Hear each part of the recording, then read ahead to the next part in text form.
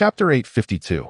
For you, I am willing. Ye Feng spoke coldly. I understand that you have indeed contributed, but setting aside the facts, can it truly be said that this is solely your merit? Had it not been for the One-Sword Gorge providing you with the secret realm, how could you have possibly brought back so many materials? One of the Strength Kings remarked. Indeed, I did take advantage of the ethereal secret realm of the One-Sword Gorge, but was it not agreed that I would receive 60%? Yet, I have devoted all the materials. Does this not still constitute a significant achievement? Ye Feng continued to counter. Ha ha ha, that is not our concern. Regardless, I have determined that you, Ye Feng, harbor discontent towards the esteemed Gorge Master.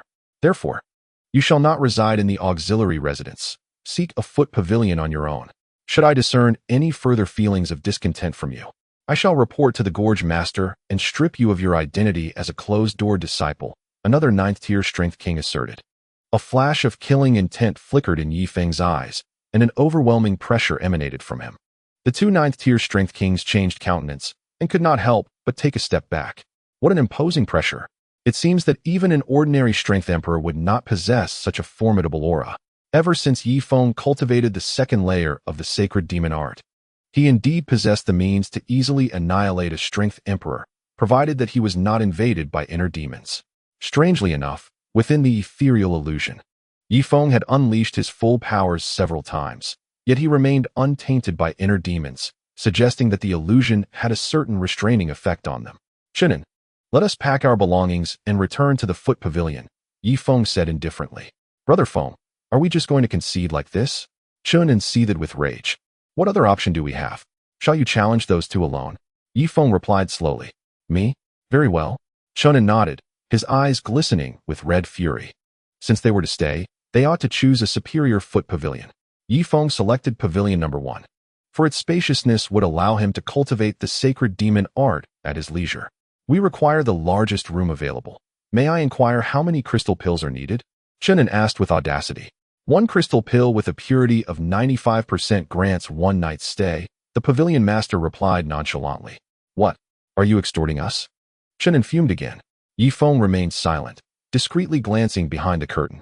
Indeed, an old fellow was observing from there. Do you wish to stay? Stay? Not a chance. Chen An stormed out of the foot pavilion, and they opted for pavilion number 247.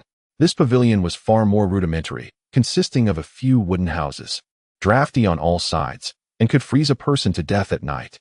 Pavilion Master, we desire to occupy the largest room in this pavilion, Chen An stated.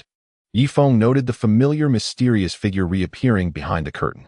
1 crystal pill with a purity of 95% allows for 1 night's stay, the pavilion master said flatly. After speaking, he cautiously glanced behind the curtain. Ye Feng observed everything, and he began to understand that someone was attempting to drive him away. What? You dare charge such a high price for this shabby foot pavilion? Enough. Ye Feng patted Chen An on the shoulder. Pavilion Master, we will take the room. This crystal pill's purity shall undoubtedly exceed 95%. After Ye Feng concluded his words, he produced the crystal pill he had refined, boasting a purity of 100%. A pristine white? It appeared devoid of any impurities. The tavern owner was overjoyed. Meanwhile, the figure behind the curtain quietly departed. Indeed, he was the 3rd elder of Yijian Gorge, a formidable powerhouse of the Strength Emperor level. The old fellows had conspired to force Ye Feng to leave. Although they could eliminate him, such an act would tarnish the reputation of Yijian Gorge, so it was preferable to drive him away, thus avoiding infamy. Ye Feng, I wonder how many crystal pills of this purity you possess, the 3rd elder remarked before returning to report. After enduring numerous trials, Ye Feng and his companions finally secured a place to rest. However, as they approached the brazier, they were once again taken aback. For there was no charcoal in the brazier, meaning they would have to rely on their own body heat to withstand the frigid temperatures of -10 degrees Celsius. While Ye Feng's strength could easily endure, what about Chen An and the others? Owner, why is there no charcoal in your room? Chen An questioned once more. The owner cunningly replied that charcoal required a crystal pill with a purity of 95% in exchange. 1 single pill could be traded for a ton of charcoal. How infuriating! Chen An exclaimed, rushing forward to strike, but was restrained by Jin Quan and the others. Here, take this and prepare the charcoal for me immediately. Ye Feng reluctantly handed over another crystal pill. Yes, it will be delivered shortly, came the prompt response. Once the charcoal was acquired, the temperature in the room finally began to rise. Chen An, I entrust you with a task. Take Bai Guogua back to Hot Spring Island, Ye Feng instructed. Brother Feng, what are you saying? We are the legendary duo, the Golden Partners. Without my strategies, you could easily face dire consequences. Chen An quickly replied. No, listen to me. Once you arrive at Hot Spring Island, inform Wang Zhihai to relocate the research institute from Na City to Hot Spring Island. Furthermore, stockpile substantial amounts of food, fuel, charcoal, and iron ore there. Additionally, those of good character from Chongqing City should also be encouraged to migrate to Hot Spring Island. Strive to acquire food, any food, quantities as vast as possible, enough to sustain 100,000 people for a decade, Ye Feng articulated slowly. Brother Feng, what exactly are you planning? Chen An began to realize. Nothing specific, just follow my instructions. By the way, I fear Wang Zhihai may not heed your commands. So I will write a personal letter to you. Deliver it to him so that he adheres strictly to the directives contained within, without deviation. With that, Ye Feng picked up a brush and began to write fervently. Bai Guogua understood Ye Feng's intentions best. She had already reached an agreement with him earlier. Ye Feng would be responsible for stealing the array plate and flags, which she would then use to establish the protective array for Hot Spring Island upon their return. Once the letter was completed, Ye Feng personally placed it into Chen An's pocket. Ride back safely, and remember to wear ample warm clothing. Do not succumb to the cold. Ye Feng advised. All right, Brother Feng, for your sake, I am willing to. With that, Chen An carefully secured the letter and departed the tavern with Bai Guogua. Ye Feng remained anxious and spent another half-day trailing behind the two individuals, ensuring they had departed from the territory of Sword Gorge before he returned to the Foot Pavilion. Time slipped by, and before long, 2 months had passed. Ye Feng and his companions were expelled from the Foot Pavilion, now wandering the streets. The Foot Pavilion had increased its fees exorbitantly. It now required 10 crystal pills for Ye Feng to secure a night's stay. Left with no alternatives, Ye Feng and his companions reluctantly became the 9th elder. Ye Feng, if this continues, we will have no place to reside in Sword Gorge. What shall we do? Asked Yu Jiao. Chapter 853.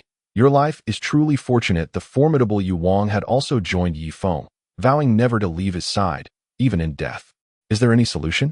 Let us endure a bit longer. One day, I shall make that rabble from Sword Gorge kneel before me, Ye Feng replied coldly. In Eternal Life City, a fleet of new sand vehicles entered the city, carrying researchers from Na City, laden with countless precious resources such as fuel and iron ore. Thunder powder was also continuously transported into Eternal Life City, subsequently shipped to Hot Spring Island by a dozen warships. On Hot Spring Island, Bai Guogua was accompanied by a group of high-ranking officials. Miss Guogua, can Feng Gu truly acquire the protective clan formation? Wang Zhihai inquired with apprehension. Of course. Mark this location for the formation flags, and ensure a substantial number of guards are assigned to prevent anyone from removing them, Bai Guogua instructed, pointing to the dock. Understood. Haltet, dispatch personnel to construct a military camp here, equipping it with 30 mortars, 10 cannons, 100 machine guns, and 50 Na City crossbows, Wang Zhihai commanded Haltet.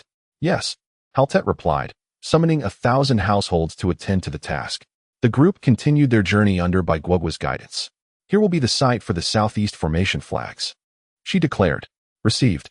Haltet, send people to establish a military camp here, ensuring the same weaponry is prepared to safeguard the formation flags. The Huangsha clan had dismantled their enclave. Ma Lebi led over 500 members back to Hot Spring Island. Not only the Huangsha clan, but also the Great Stone City, Na City, and other smaller tribes had withdrawn their enclaves, preparing to consolidate on Hot Spring Island. The angry sea remained unfrozen, likely due to frequent geological activity beneath the seabed or ongoing volcanic eruptions. 5 warships idled, dedicated solely to fishing. With only the angry sea remaining ice-free for 1,000 miles, the waters teemed with an abundance of fish. A single net cast could yield several tons. A day's work for the 5 warships could provide enough sustenance for 100,000 people for an entire month.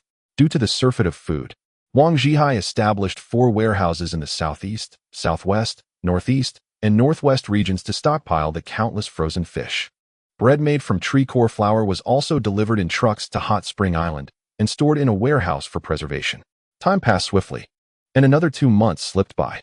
All enclaves had retreated to Hot Spring Island, and the population on the island had surpassed 20,000. Chen An felt that everything was in place and promptly boarded a sand vehicle heading towards Na City, accompanied by 7 key members of Hot Spring Island, including Tung Er, Ding Tuanshuan, Ilian, and another person, Long Wu. Upon arriving at Nanqing, Ye Feng left the sand vehicle in its place and boarded the colossal bird that had lingered in Nanqing, sustained by an endless supply of crystal orbs. The giant bird had achieved a strength level of 6, allowing it to soar freely in the frigid weather. Time continued to pass. Leaning his head against the walls of the mysterious institute, Ye Feng cautiously twitched his nose. At that moment, a bucket of cold water fell from above, drenching him completely. It was important to note that the temperature in Yijian Gorge had plummeted to 30 degrees below zero. Hiss! Yu Jiao and the others jumped up in place, shivering from the cold. 2 strength masters, carrying buckets, laughed heartily. Isn't this Brother Yi? How has he become like a stray dog? A stray dog? Do not insult the dog, please. Their current appearance was even worse than that of a dog. After a round of mockery, the 2 returned to the mysterious institute with their buckets. Ye Feng shuddered, and with the power of the sacred demon art, he easily evaporated the water from his body. However, Yi Xiaoqiao and Jin Quan were still trembling from the cold. Quick, let's start a fire here and dry our clothes first, Ye Feng said, releasing a flicker of flame. Uft! Another bucket of water was poured over, extinguishing the fire. No fires allowed on the street, the strength master announced before heading back. You are being too excessive. Yi Xiaoqiao nearly broke down, collapsing into her grandfather's embrace, weeping. Ye Feng, how is it? Have they prepared the formation plate and flags? Yu Jiao inquired.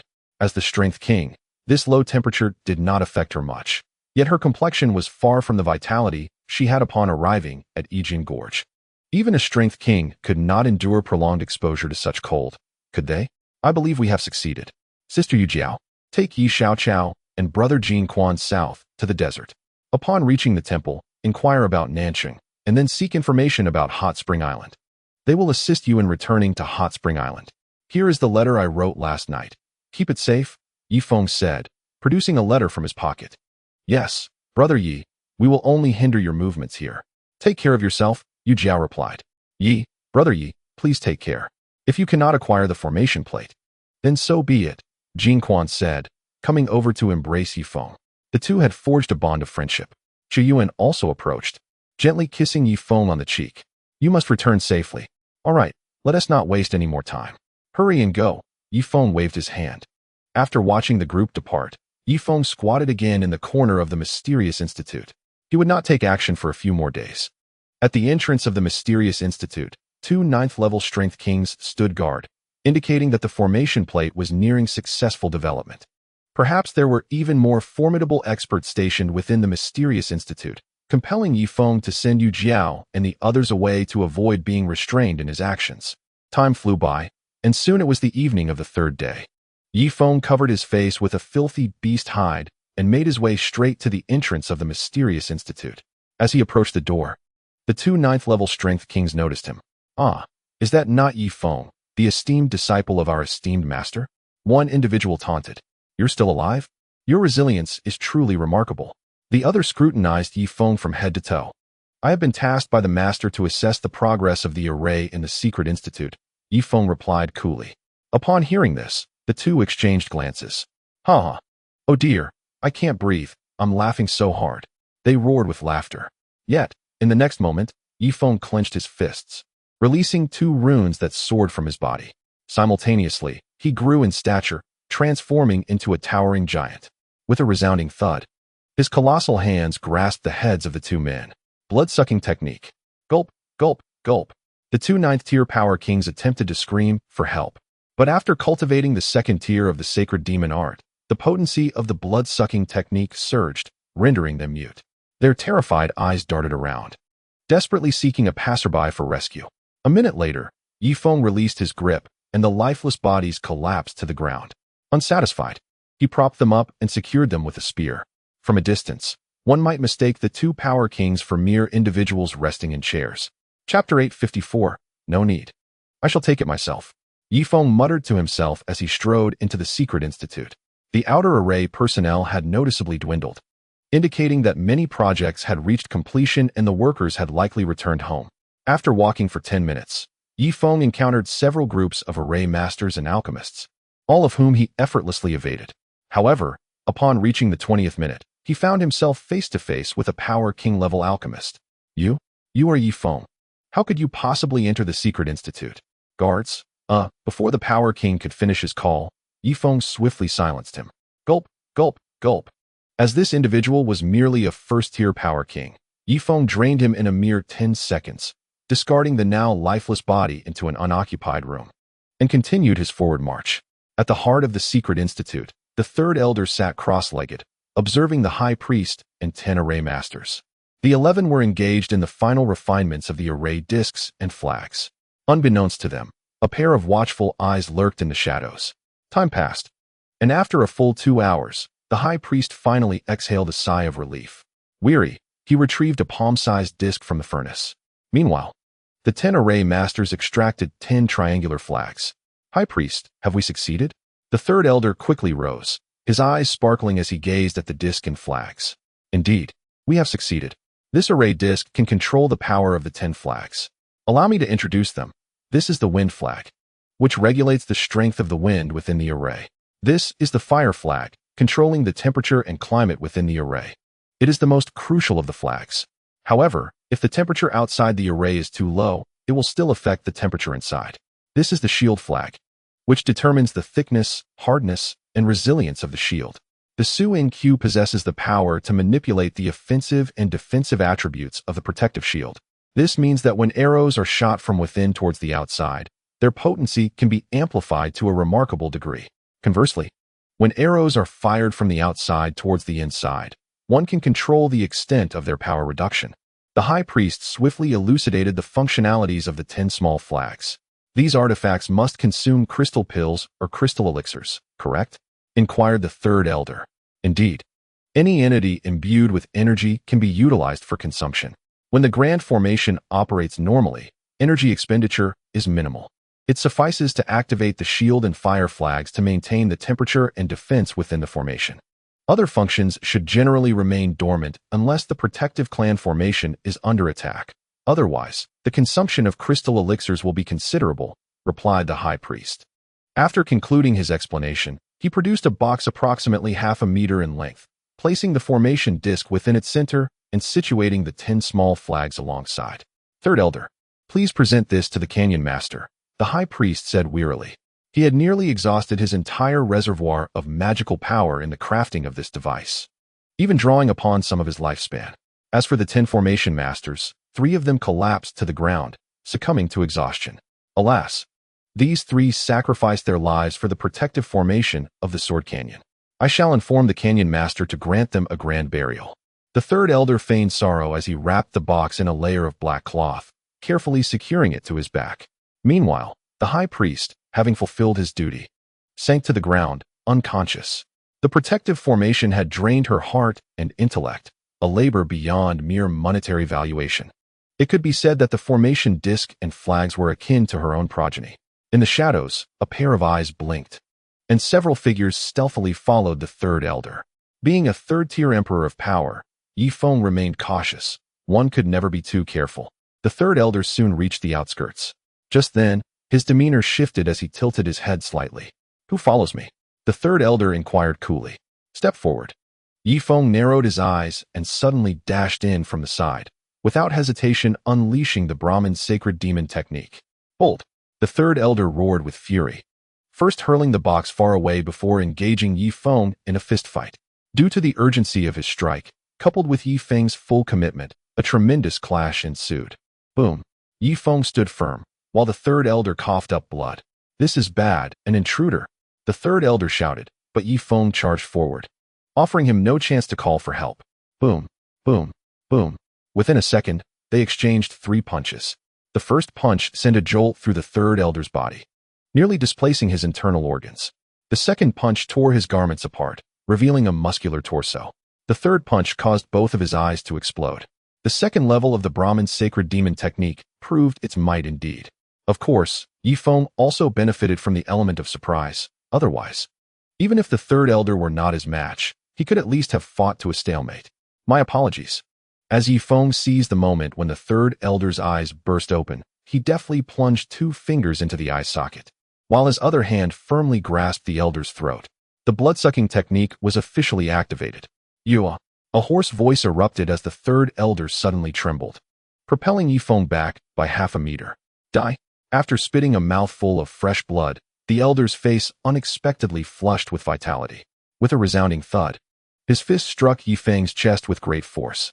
The impact shattered one of the Sanskrit inscriptions, causing Ye Feng's expression to darken as he, too, coughed up blood.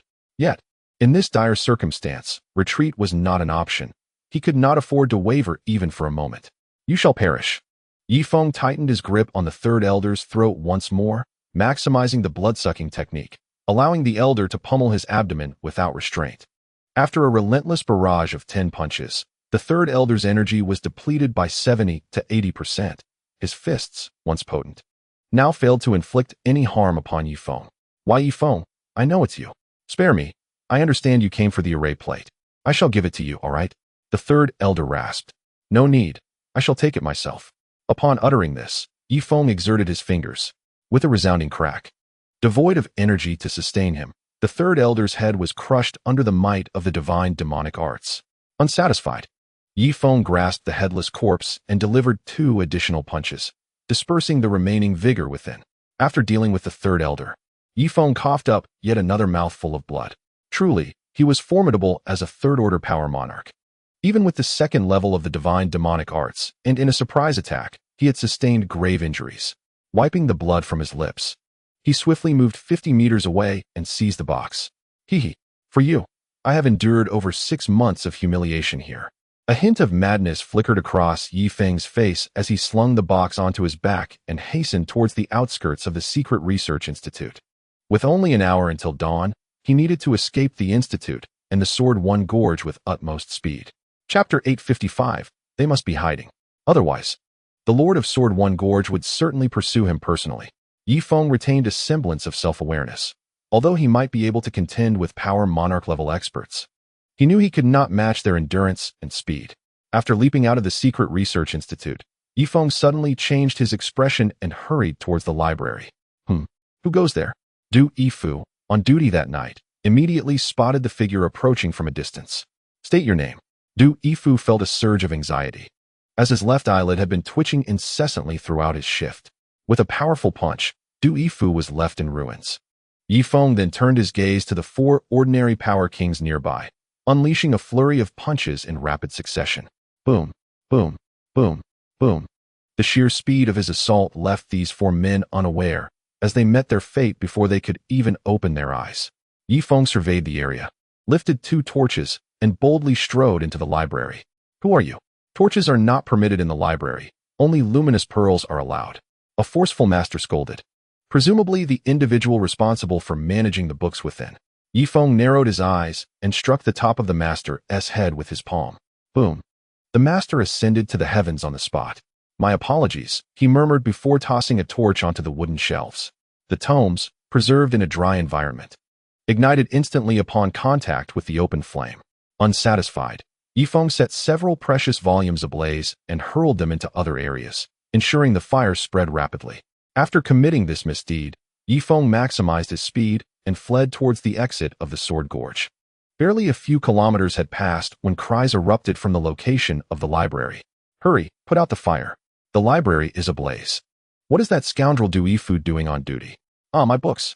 The air was filled with anguished screams echoing throughout the gorge. At this moment, Ye Feng had reached the edge of the Sword Gorge, where stood a grand foot pavilion, the first of its kind. He gleefully kicked 2 braziers onto the pavilion's roof and surged forth from the gorge's mouth. Good heavens, someone is setting fire on the roof of the pavilion, quick. Extinguish it. In the distance, he could hear the pavilion master's frantic cries. Beyond the Sword Gorge lay numerous bustling markets. Ye Feng stole 3 horses and galloped southward, moving with the swiftness of lightning. He rode 1 horse while leading the other 2. After covering 100 kilometers, 1 horse collapsed, frothing at the mouth. Ye Feng mounted another. Another 100 kilometers later, the second horse met the same fate.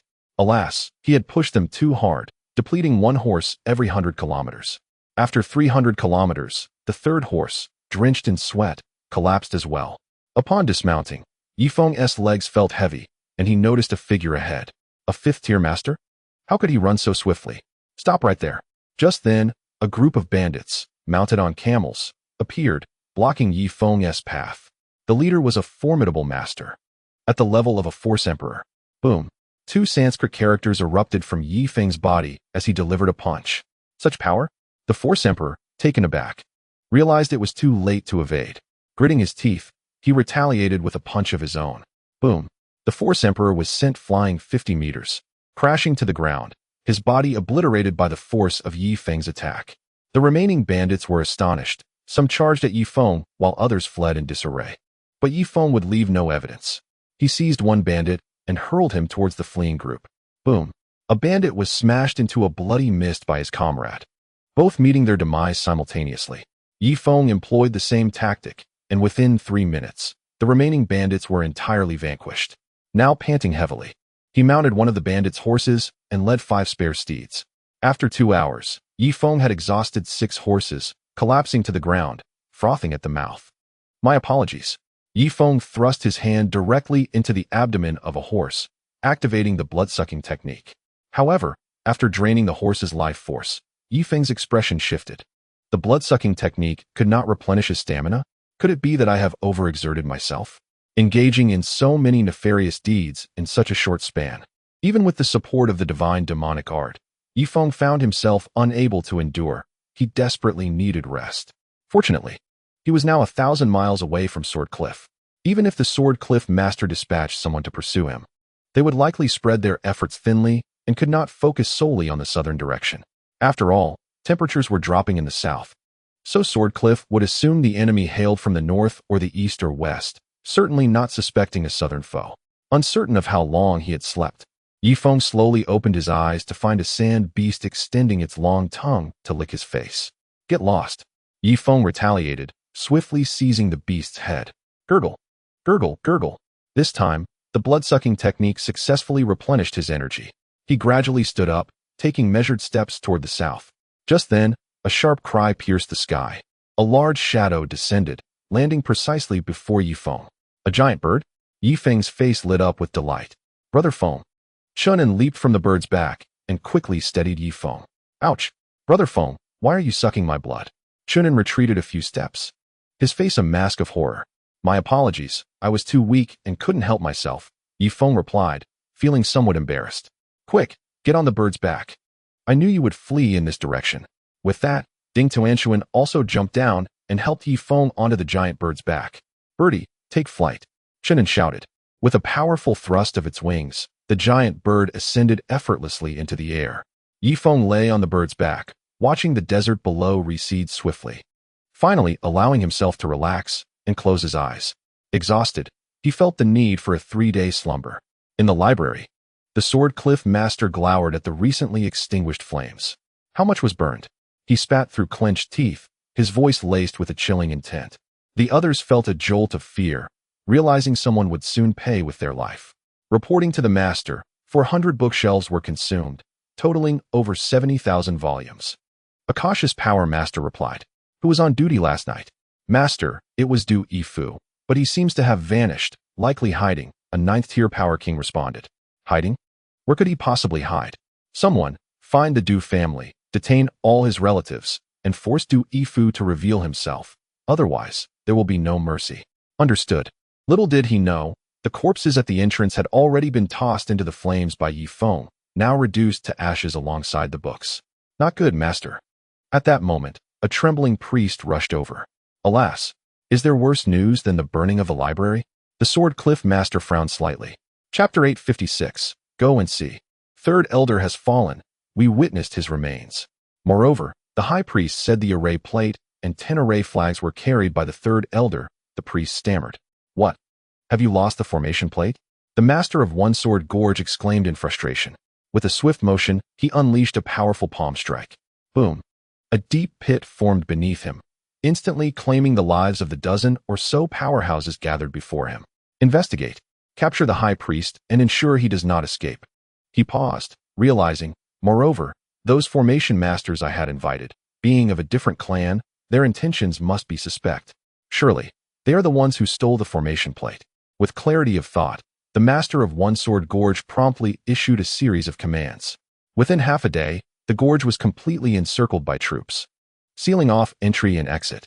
Subsequently, several elders led squads of soldiers to search each residence meticulously. Anyone even remotely associated with the formation plate was apprehended and subjected to severe interrogation in the square. If information could not be extracted, they were executed on the spot. The formation plate was pivotal for their survival amidst this calamity.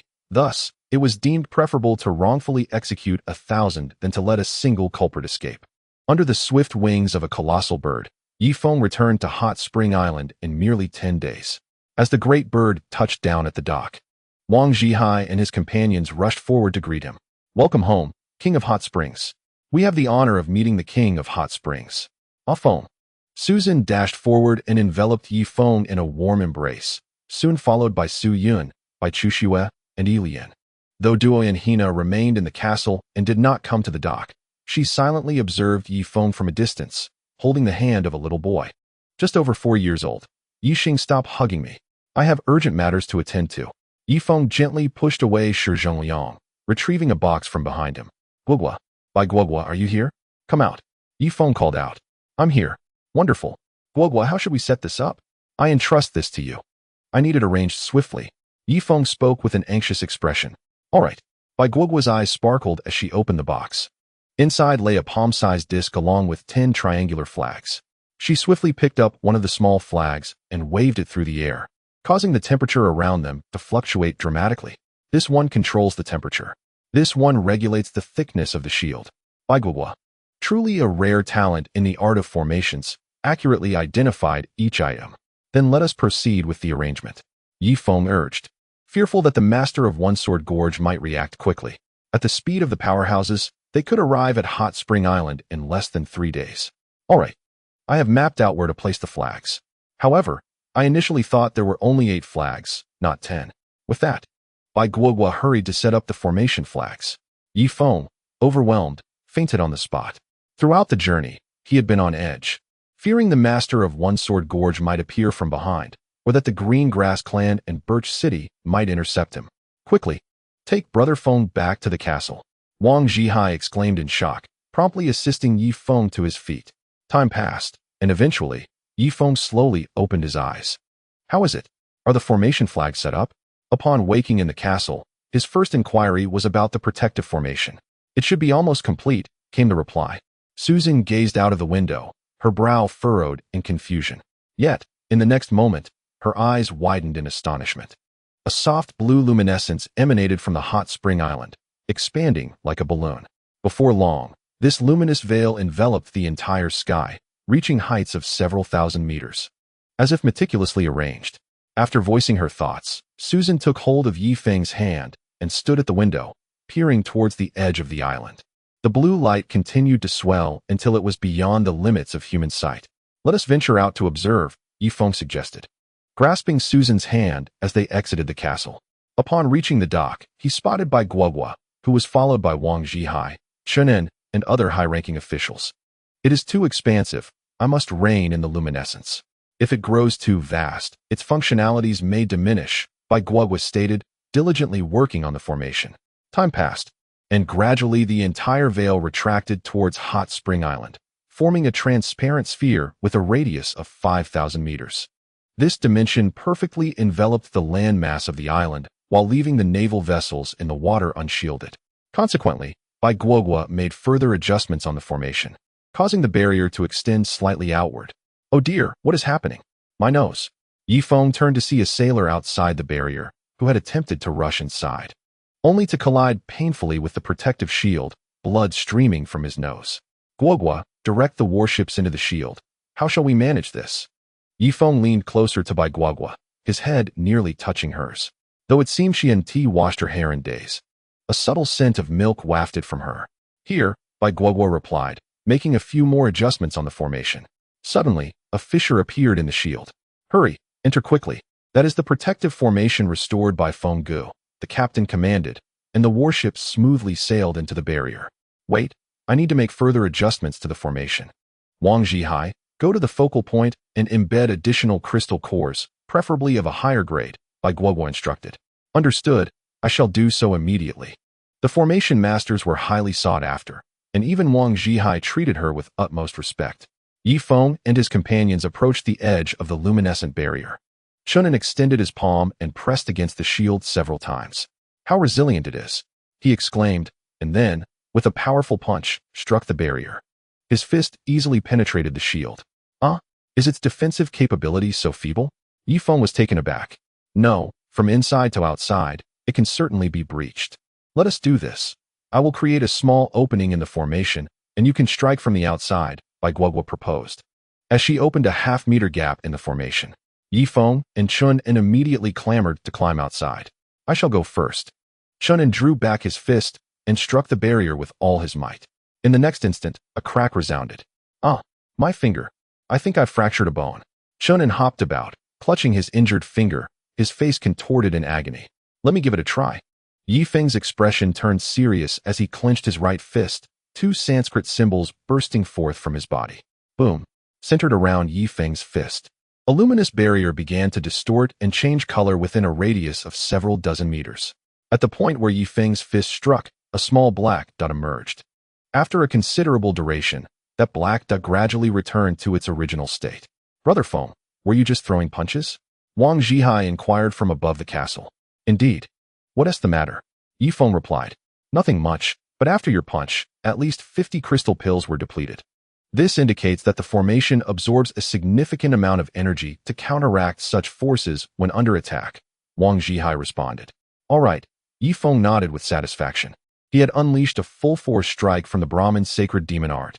If such an impact merely caused slight damage to the shield, then a strike from a fifth-order power monarch would likely not breach this luminous barrier either. "Guogua, open the barrier, we are coming in." Shortly thereafter, Ye Feng and Chen An slipped inside. "Now, let me regulate the temperature within the barrier," Guogua said, proceeding to manipulate the array plate. The flags in the southwest direction emitted a brilliant glow. Simultaneously, the temperature within the barrier began to rise steadily. In the dock area, a household was on the verge of freezing to death, unable to afford charcoal, and the identity of the smuggler prevented them from seeking employment. However, after a brief moment, they curiously opened their eyes. "Is the neighbor on fire? Why do I feel a bit warm?" A middle-aged man wearily looked around. The temperature continued to escalate, quickly rising from -120 degrees to about -10 degrees. As it reached 5 degrees, the surrounding ice began to crack, as if it were about to melt. "Ouch! Guogua, stop adjusting the temperature. Over 100 crystal pills shattered just now. That's an extravagant expense." Wang Zhihai roared from within the castle, lamenting that these crystal pills were purchased with hard-earned money. "Indeed, quickly, keep the temperature around -5 degrees. Don't raise it too high. Although we have stored quite a number of crystal pills, we shouldn't waste them so recklessly," Ye Feng urged. -5 degrees is still quite cold for ordinary people, but at least it wouldn't lead to freezing to death. "Good." After a while, the temperature adjusted to around -5 or 6 degrees. "Zhihai, how is it? What is the rate of crystal pill consumption?" Ye Feng called out from afar. "It's manageable, as long as it doesn't exceed 0 degrees. The consumption rate isn't too rapid, but it still stings a bit." Wang Zhihai wiped the sweat from his brow. His baldness was now permanent. No matter how much his strength increased, it would never return to a normal state. After a moment, Wang Zhihai swooped down from the castle, landing steadily beside Guogua. "Guogua, reduce the barrier's size to protect only our castle. As for the other areas, they are temporary workers, not citizens of our hot spring island, so we need not concern ourselves with their fates," Wang Zhihai suggested. "No. Let us protect the entire hot spring island. After all, there are top talents residing in various fields in those other areas," Ye Feng countered. "We cannot monopolize everything. We must allow others a space to exist," Ye Feng lamented with a heart full of compassion. "Indeed, Brother Feng, but we need not safeguard the dock district, for it is rife with shameful smugglers. I dispatched a law enforcement team to cleanse it, but they were met with violence." Wang Zhihai pointed to a large bump on his head. "Smugglers are human too. Their willingness to undertake perilous journeys to our warm springs island signifies their acceptance of our system. Therefore, starting today, I decree that anyone, regardless of how they arrive here, who resides on Warm Springs Island for 3 years will be granted permanent residency. We must offer them a glimmer of hope and humanity. It is paramount that we do not eradicate all possibility." Ye Feng continued. Guogua, who had been engrossed in arranging the formation, could not help but glance up. Gazing deeply at Ye Feng, Brother Yi, may I become a citizen of Warm Springs Island? I find your system here quite comfortable and relaxed, she expressed. Of course, but Warm Springs Island is not solely my domain. I can offer you a nomination, and the citizens will collectively vote on your acceptance. If the votes surpass 51%, you shall be a citizen, Ye Feng responded with gravity. The sanctity of voting rights must never be overlooked. Even if Bai Guoguo's presence bore immense significance for the safety of Warm Springs Island, he could not disregard the principle of voting rights.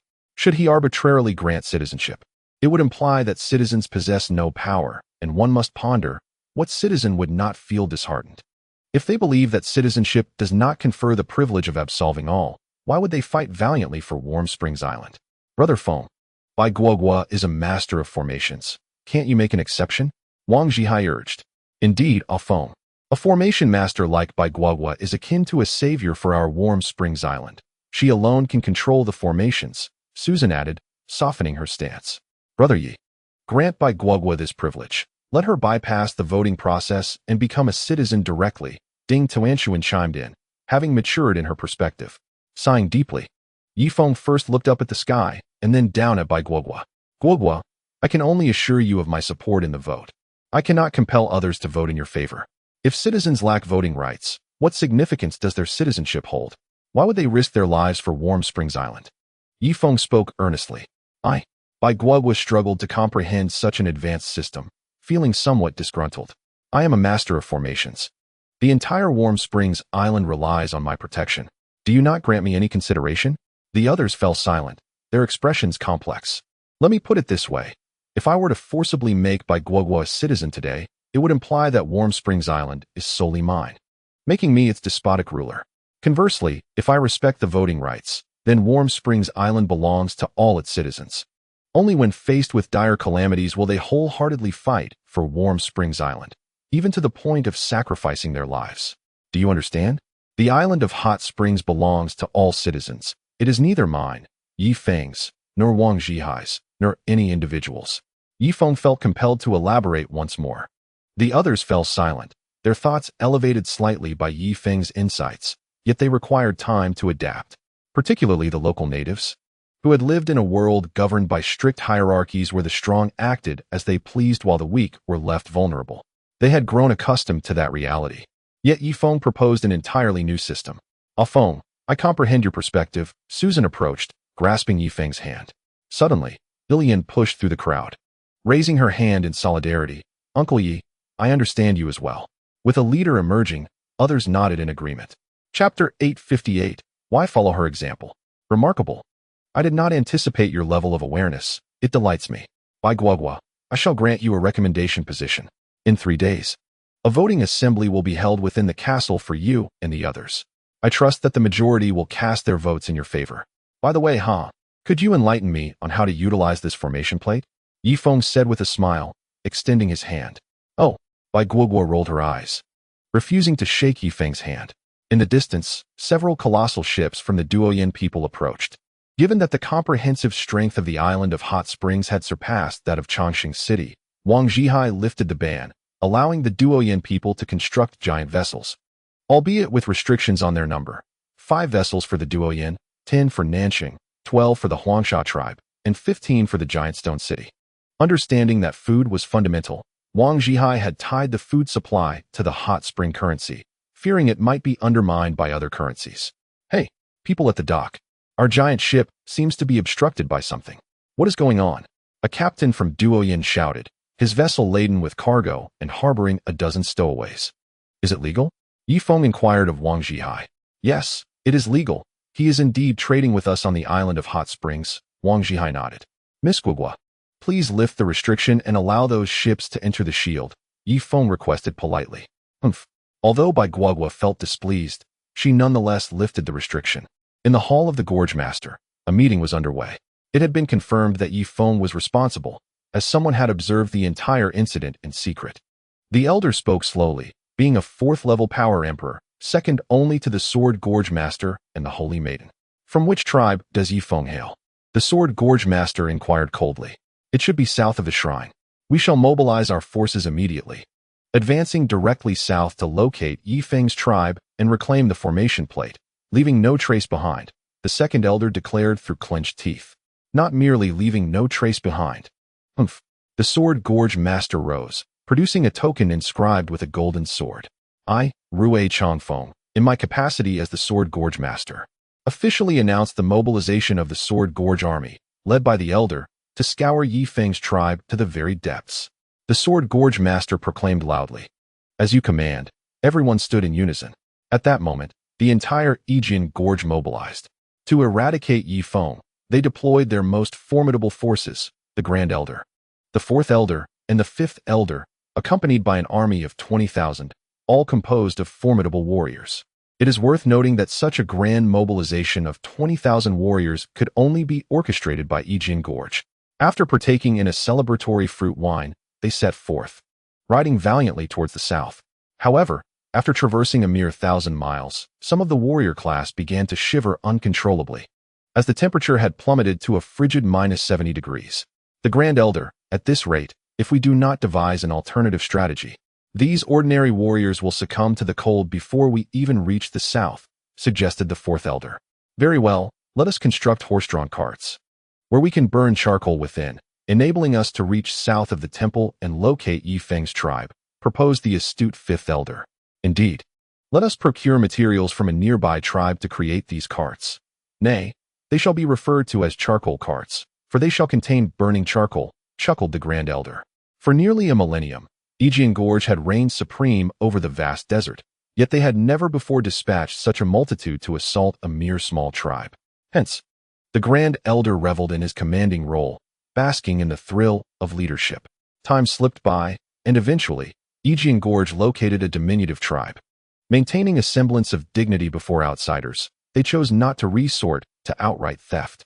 Instead, they exchanged inconsequential crystal pills for timber and compelled the tribespeople to assist in constructing the charcoal carts. By the time all the carts were completed, a month had elapsed. The temperature had once again plummeted, and the warrior class could only endure outside the charcoal carts for 2 hours. Let us depart from this place, commanded the Grand Elder. And with that, 2,000 charcoal carts set forth in grand procession from the small tribe. However, the small tribe faced dire consequences. Coughing echoed throughout as, in conditions of scarcity, 1/10 of their population contracted the parasitic disease. Hurry, chief. Please provide me with additional crystal pills. I have heard that in the city of Na, south of the temple, there exists a remedy for the parasitic disease. I must procure more. One leader implored. Very well, take these crystal pills. This is our savings accumulated over 20 years. Ensure you return with the remedy, the chief replied. More than a month passed, and the army of Yijian Gorge arrived at the temple. Within its confines, several hunting teams remained. The Grand Elder hesitated momentarily before producing a small vial from his robes and downing its contents in one gulp. Is that holy water? One leader exclaimed. Envy etched upon his face. Indeed. Ha ha ha. We of Yijian Gorge have also mastered the art of refining holy water. However, the materials are rather elusive. We can only produce a limited quantity each year. As the Grand Elder, I receive 15 vials annually, he proclaimed with pride. Such is the privilege of power. For him, consuming holy water was a monthly occurrence, while for the other elders, receiving merely 2 vials a year was a considerable fortune. For those at the level of warrior kings, holy water was a rare treasure, for Yijian Gorge was a place that revered status and hierarchy. In the early stages, the holy water indeed prolongs life. However, this does not imply that it loses its efficacy later on. The holy water not only facilitates a swift restoration of vitality, but also enhances one's cultivation. If available in ample quantities, it can even breathe life into the lifeless. When advancing in rank, consuming a vial offers a chance to break through significant bottlenecks. Within the temple, several hunting squads observed the grand procession of Yijian Gorge, promptly positioning themselves obediently to either side. In contrast, the soldiers of Yijian Gorge held their heads high with pride, unabashedly flaunting the intricate embroidery adorning their attire. Nearly every individual bore an embroidered long sword, while those of higher status displayed a small sword embroidery solely at their cuffs. Consequently, these inner disciples turned their sleeves outward for the hunting squads to admire. Oh, Yijian Gorge, how I wish to be one of its members. I could ride in a carriage and flaunt my status, remarked a strength practitioner with envy. I too aspire to join Yijian Gorge, but as an inner disciple. Although their small swords may seem modest, the embroidery is exquisitely refined and even gilded. Another strength practitioner added, "Let us return to the Iron Tower. It is warm there with the charcoal burning. As strength practitioners, we cannot linger outside for too long, lest we risk contracting the parasitic disease," a voice called, prompting a group of strength practitioners to head back to the Iron Tower. On Hot Spring Island, Ye Feng strolled alongside Xiao Yexing and Duo Yanhina. With the protective clan formation in effect, the temperature on Hot Spring Island had risen to a manageable -5 degrees, allowing ordinary people to venture outside clad in animal skins. Duo Yanhina donned a snow-white mink coat that perfectly accentuated her elongated figure. This exquisite garment was the result of 30 Duoyan individuals laboring for a month, showcasing meticulous craftsmanship, impeccable tailoring, and deliberate stitching, with even the placement of each thread being of significance. Such is the power of currency. "Hina, how much did this attire cost?" Ye Feng inquired. 50,000 hot spring coins for a custom piece," Duo Yanhina replied nonchalantly. "What? 50,000 hot spring coins? As the island master, I earn only 60,000 coins a month. You spent nearly all my salary on a single garment?" Ye Feng lamented, feeling a pang in his heart. "Fear not. This was a gift from Wang Zhihai and did not cost you anything," Duo Yanhina stated matter-of-factly. "Tomorrow, you shall return the coat to Wang Zhihai. As a woman, cannot you sew your own clothes? Come, let us venture to the Eastern District to select some materials, and you can craft your own upon our return. Wealth is not meant to be squandered thus," Ye Feng admonished. "Do not bully my mother," Xiao Yexing exclaimed, jumping up to deliver a playful punch to Ye Feng. Meanwhile, Chen An ambled carelessly alongside Xiao Shui. Although they had not yet divorced, their relationship had become one of mere appearances devoid of genuine connection. On another street, Wang Zhihai cradled a child in each arm, followed by 7 women. First wife, second wife, third, fourth, fifth, sixth, and 7th wives. Choose as you wish. I, Wang Zhihai, possess ample wealth, he declared, eyeing the expensive garments at the market, each priced at over 10,000 hot spring coins. Although Bai Guoguo had become a citizen of Hot Spring Island, she found little joy in her new status. Because she felt that Ye Feng did not value her, she never imparted the knowledge of controlling the grand formation to others. "Brother Feng, look. It seems that Yu Jiao and the others have returned." Chen An pointed to a military ship outside the protective shield. "Oh." Ye Feng stepped forward and focused his gaze. On the deck of the ship stood Yu Jiao, Jin Quan, Yi Xiao Chao, along with her grandfather and several unfamiliar faces. "Hi, Ye Feng, I'm here." Yu Jiao waved excitedly at Ye Feng, having spotted the hemispherical protective shield of Hot Spring Island from a distance. She was pleasantly surprised that Ye Feng had indeed managed to steal back the formation disk. Since they had taken a leisurely route back to Hot Spring Island, their journey had been 2 or 3 months slower than Ye Feng's, and they had only just discovered the island's location. Bai Guoguo, quickly open the shield, Ye Feng shouted to the back. Bai Guoguo reluctantly opened the protective shield. "Hina, you are so clever. Take some time to establish a good relationship with Bai Guoguo and sneakily learn her formation knowledge. Otherwise, if she is the only one capable of controlling the protective formation of Hot Spring Island, it will inevitably lead to chaos," Ye Feng remarked as he turned back. "Why should I learn from her? I already know all this knowledge," Duo Yanhina replied nonchalantly. "Ah, my wife, really?" Ye Feng exclaimed with delight. Duo Yanhina was not one to joke. If she claimed to know, then she certainly did. At that moment, Yu Jiao and the others had rushed into the protective shield and were advancing towards Ye Feng. Chapter 859. It was just a misunderstanding initially. Yu Jiao was at the forefront, but Qiu Yin air quickened her pace, directly pouncing towards Ye Feng as if to leap into his embrace. Ye Feng's expression changed, and he hurriedly dashed forward to embrace Jin Quan instead. "Ha ha ha, brother Jin Quan, it's been so long. I didn't expect you to arrive at Hot Spring Island so late. Welcome.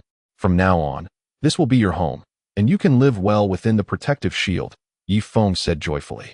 When it came to Yu Jiao, Ye Feng merely offered a symbolic handshake, and then he shook hands with Qiu Yin air and the other women, without any embrace. "Allow me to introduce you. This is my legitimate wife, Duo Yanhina, and this is my son, Yi Xing," Ye Feng announced. Yu Jiao was taken aback. Qiu Yin air's expression darkened slightly. Yi Xiao Chao's eyes brimmed with tears. It turned out that Ye Feng already had a legitimate wife. During their journey, she had begun to feel jealous. pondering who would take the primary role upon entering Hot Spring Island. Consequently, Ye Feng, you can take care of them yourself. Son, let us go, duo Yen Hina. Seeing Ye Feng's somewhat awkward demeanor, could no longer contain her irritation and immediately pulled Yi Xing away. On the city walls of Chongqing City, a soldier from Duo Yin was on duty in the Arrow Tower. Inside the tower, not only was charcoal burning, but he was also clad in 3 thick layers of beast hide. Even so, the temperature inside the tower still plummeted to -40 degrees, leaving him shivering and with a runny nose. Just then, his expression shifted, and he opened the wooden window slightly. Am I seeing things? So many horse-drawn carriages? He rubbed his eyes, and then picked up the telescope made in Hot Spring Island. Is it really carriages? Moreover, there are over 2,000 carriages. Has the Isle of Hot Springs acquired some formidable weaponry? As time passed, the 2,000 carriages came to a halt at the city gate. Whoosh! A figure soared into the sky, landing precisely beside the Arrow Tower. Hiss! With such prowess, you must be of the master level, right? The Doyen soldier gazed in astonishment at the 5th elder. Indeed, the people from small places lack experience. I ask you, is this not Eternal Life City? The 5th elder inquired. Yes, which tribe do you belong to? The Doyen soldier responded. Did I permit you to question me? It is I who is inquiring. Is Ye Feng present in Eternal Life City? The 5th elder reiterated. He had already gathered information, but it was somewhat distorted, leading them to believe that Ye Feng resided in Eternal Life City. Ye Feng, you refer to Master Yi, correct? He is not in Eternal Life City. Are you here to conduct trade with him? The Doyen soldier asked. Then I must ask you, where exactly is Ye Feng? The 5th elder became agitated, for the locals recognized Ye Feng. Whoosh! 2 more figures landed upon the city walls. The 1st elder and the 4th elder had also made their appearance. Below, a multitude of experts from the Sword Canyon emerged from the carriages like a swarm of locusts, swiftly leaping onto the high city walls and dispersing towards Eternal Life City. This is Ye Feng's Eternal Life City. Leave no one behind. The 1st elder spoke coldly. Understood. Immediately, the experts from the Sword Canyon infiltrated the stone houses, unleashing a massacre. Ah, no, please don't kill me. Why are you doing this? Ah, spare me, spare me. The once tranquil Eternal Life City became a scene of chaos, as the Doyen people hiding within the stone houses fled in terror, staining the snow with blood. My lords, why must you act thus? The Doyen soldier exclaimed in shock, his eyes wide with disbelief at the devastation within the city. Isn't Ye Feng one of the inhabitants of Eternal Life City? He dared to steal my Sword Canyon's formation disk. I will annihilate his clan. The 5th elder replied coldly. No. Ye Feng is not one of us from Eternal Life City. He is from the Isle of Hot Springs. Why are you killing my kin? The Doyen soldier pleaded desperately. The 3 elders exchanged glances, their expressions shifting. Ye Feng is truly not one of Eternal Life City, yes, people? The 1st elder spoke up. Of course not. Ye Feng hails from the Isle of Hot Springs and has even had conflicts with our Doyen people. The Doyen soldier, astute as he was, understood that this group bore a grudge against Ye Feng. Thus he also fostered enmity with him. The enemy of my enemy is my friend. Surely this group would refrain from further bloodshed. Halt. Indeed, the 1st elder shouted within the city, prompting the Sword Canyon experts to cease their slaughter. Meng Yanmingxin, hearing the commotion within the city, rushed in with a battalion of golden armored guards, only to behold the multitude of experts within. Master level, king level, and especially the 3 old fellows standing on the city walls. Their strengths were unfathomable. Upon witnessing this, she discarded her weapon and hurried towards the city wall. I am Meng Yanmingxin, a junior, and I have met the 3 esteemed lords. Might I inquire what grievance exists between my Eternal Life City and the 3 lords? Flames of fury flickered in Meng Yanmingxin's eyes. Moments ago, chaos ensued as countless lives were tragically extinguished. Oh, it was merely a misunderstanding. I assumed Ye Feng was one of Longxing City's own. Young lady, I now inquire, where is Ye Feng? The Grand Elder lowered his gaze, focusing on Meng Yanmingxin, who stood in the corner. A misunderstanding? You 3 have taken the lives of tens of thousands from Longxing City, and you dismiss it as just a misunderstanding? Meng Yanmingxin seethed with rage. And what of it? Do you intend to exact vengeance on their behalf? It was the 5th elder who spoke, showing no regard for the insignificant Longxing City. Me? Meng Yanmingxin's chest heaved, her teeth clenched tightly. She seemed truly incapable of seeking revenge. Very well. Who can blame her for her weakness? She would have to swallow this bitter pill. Now I ask you, where is Ye Feng? The Grand Elder pressed. He is in that direction. You must take a boat to reach Hot Spring Island. Meng Yin Mingxin replied coldly. Excellent. How many boats do you possess? I, from Yijian Gorge, shall requisition them all, declared the Grand Elder. However, we need these boats for fishing. Otherwise, how will the hundreds of thousands of citizens of Longxing City sustain themselves? Meng Yin Mingxin countered. Hundreds of thousands of citizens? The Grand Elder raised an eyebrow. If there were merely a few thousand citizens, would that suffice for sustenance? His words dripped with menace, implying that should Meng Yin Mingxin continue her defiance, he would slaughter Longxing City down to a mere few thousand. I comply. I shall have them bring the great ships forth immediately. After a brief interlude, all soldiers of Yijian Gorge boarded the grand vessels. 20,000 men occupied 110 ships, varying in size, all powered by the energy system of Hot Spring Island. Quite advanced, astonishingly, the lower decks lacked oarsmen. Observe, though this place is weak, their tools are impressive. Once we have annihilated Ye Feng's kin, we shall reclaim these advanced contraptions. The Grand Elder stood upon the flagship, gazing into the distance. Understood, a chief nodded. Grand Elder, Ye Feng unexpectedly hails from a small island. If he were the island's lord, it would be one thing. If not, does that not suggest that there are even mightier beings upon that isle? We must exercise caution. The fourth elder spoke slowly. What? Are you afraid?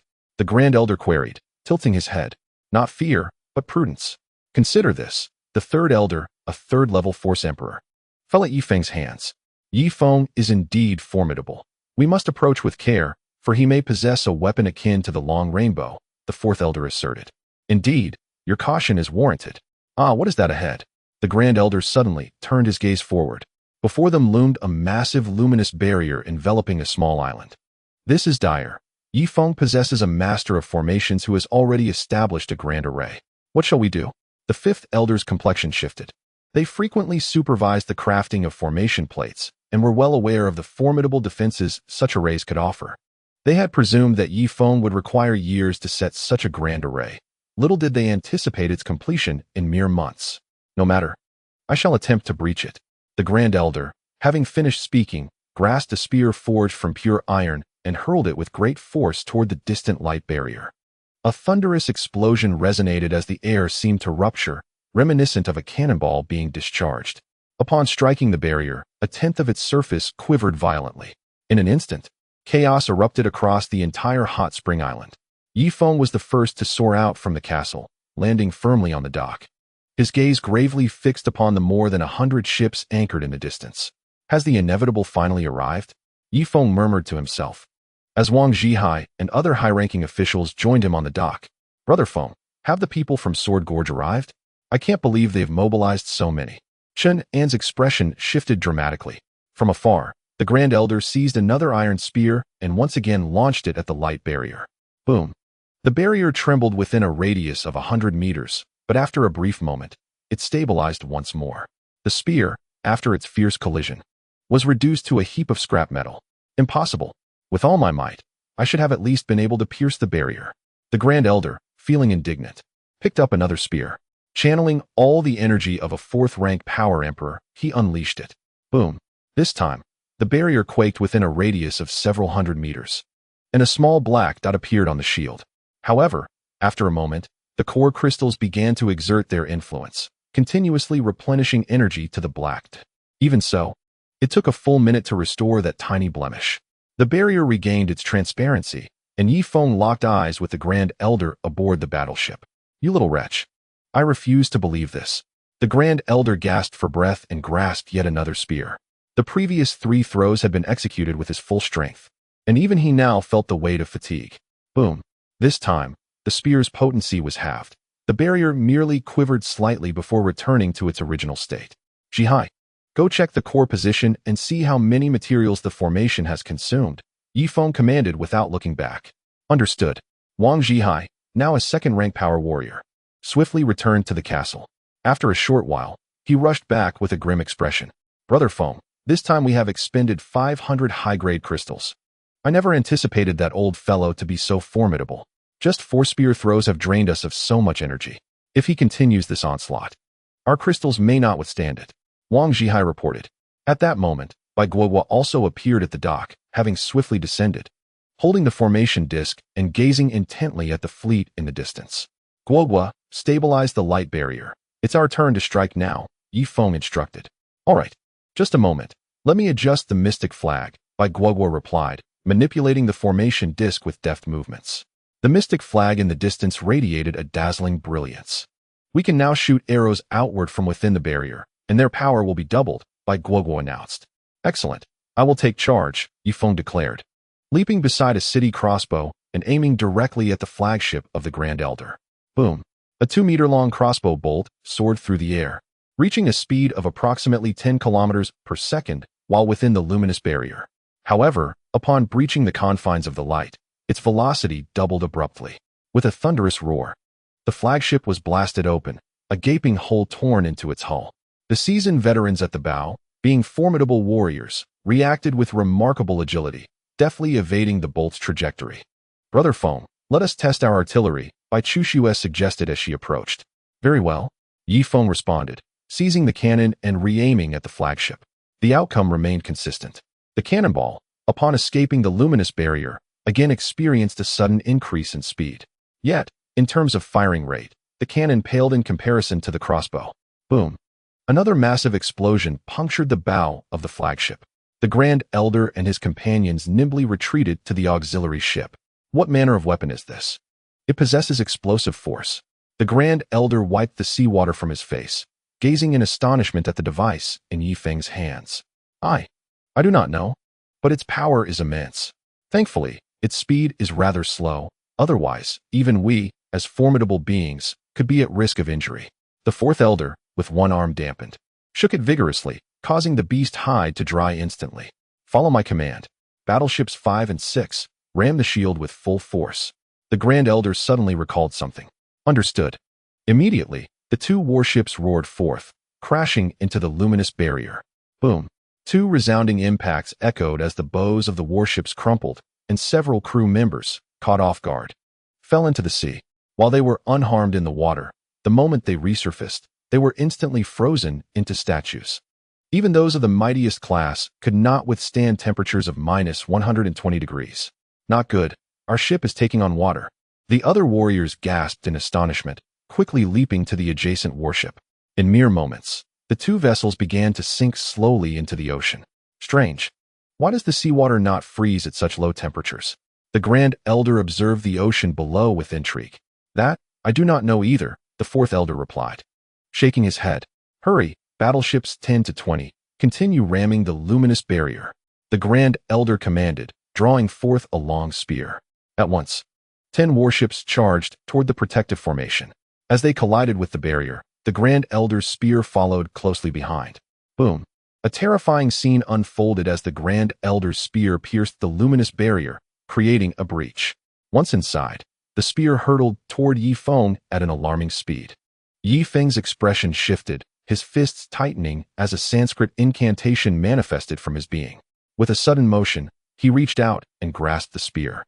Thanks to Guogua activating the mysterious formation, the spear's momentum waned significantly upon penetrating the barrier, and its power was halved by the mystical flag, allowing Ye Feng to catch the Grand Elder's spear single-handedly. Even so, the onlookers were left pallid with fear. Not good. Quickly, transport the crystal cores to the formation's core. We are running low.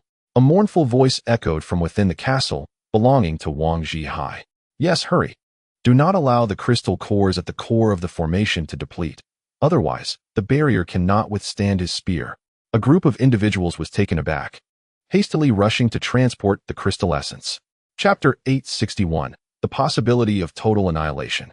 Fortunately, Wang Zhihai had previously acquired all the tribes south of the shrine using the hot spring coins, nearly storing all their crystal essence in the hot spring bank. With a continuous supply of crystal essence, the barrier, once pierced by a spear, began to gradually mend itself, restoring its prior transparency. On board the flagship, the Grand Elder gasped for breath.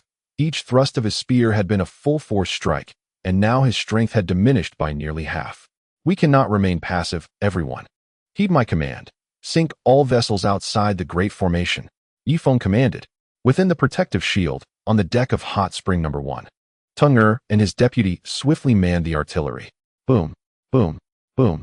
The vessels of the Duoyan people, constructed entirely of wood, could not withstand the bombardment of the artillery. In mere moments, over 30 massive ships were obliterated. A cacophony of screams filled the air. Some of the strongmen who fell into the sea never resurfaced, instead becoming frozen into floating ice. The Grand Elder's countenance changed dramatically as he leaped backward. The massive ship he had just stood upon was perforated by artillery fire and was slowly sinking towards the ocean floor. Swish, swish. The fourth and fifth elders landed beside him. What shall we do? Ye Feng's weaponry is formidable. If we remain outside the barrier, total annihilation is likely.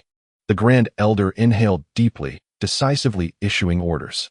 All massive ships, turn around and retreat 6 kilometers. Understood. The remaining 70-odd ships began to veer left, preparing to distance themselves.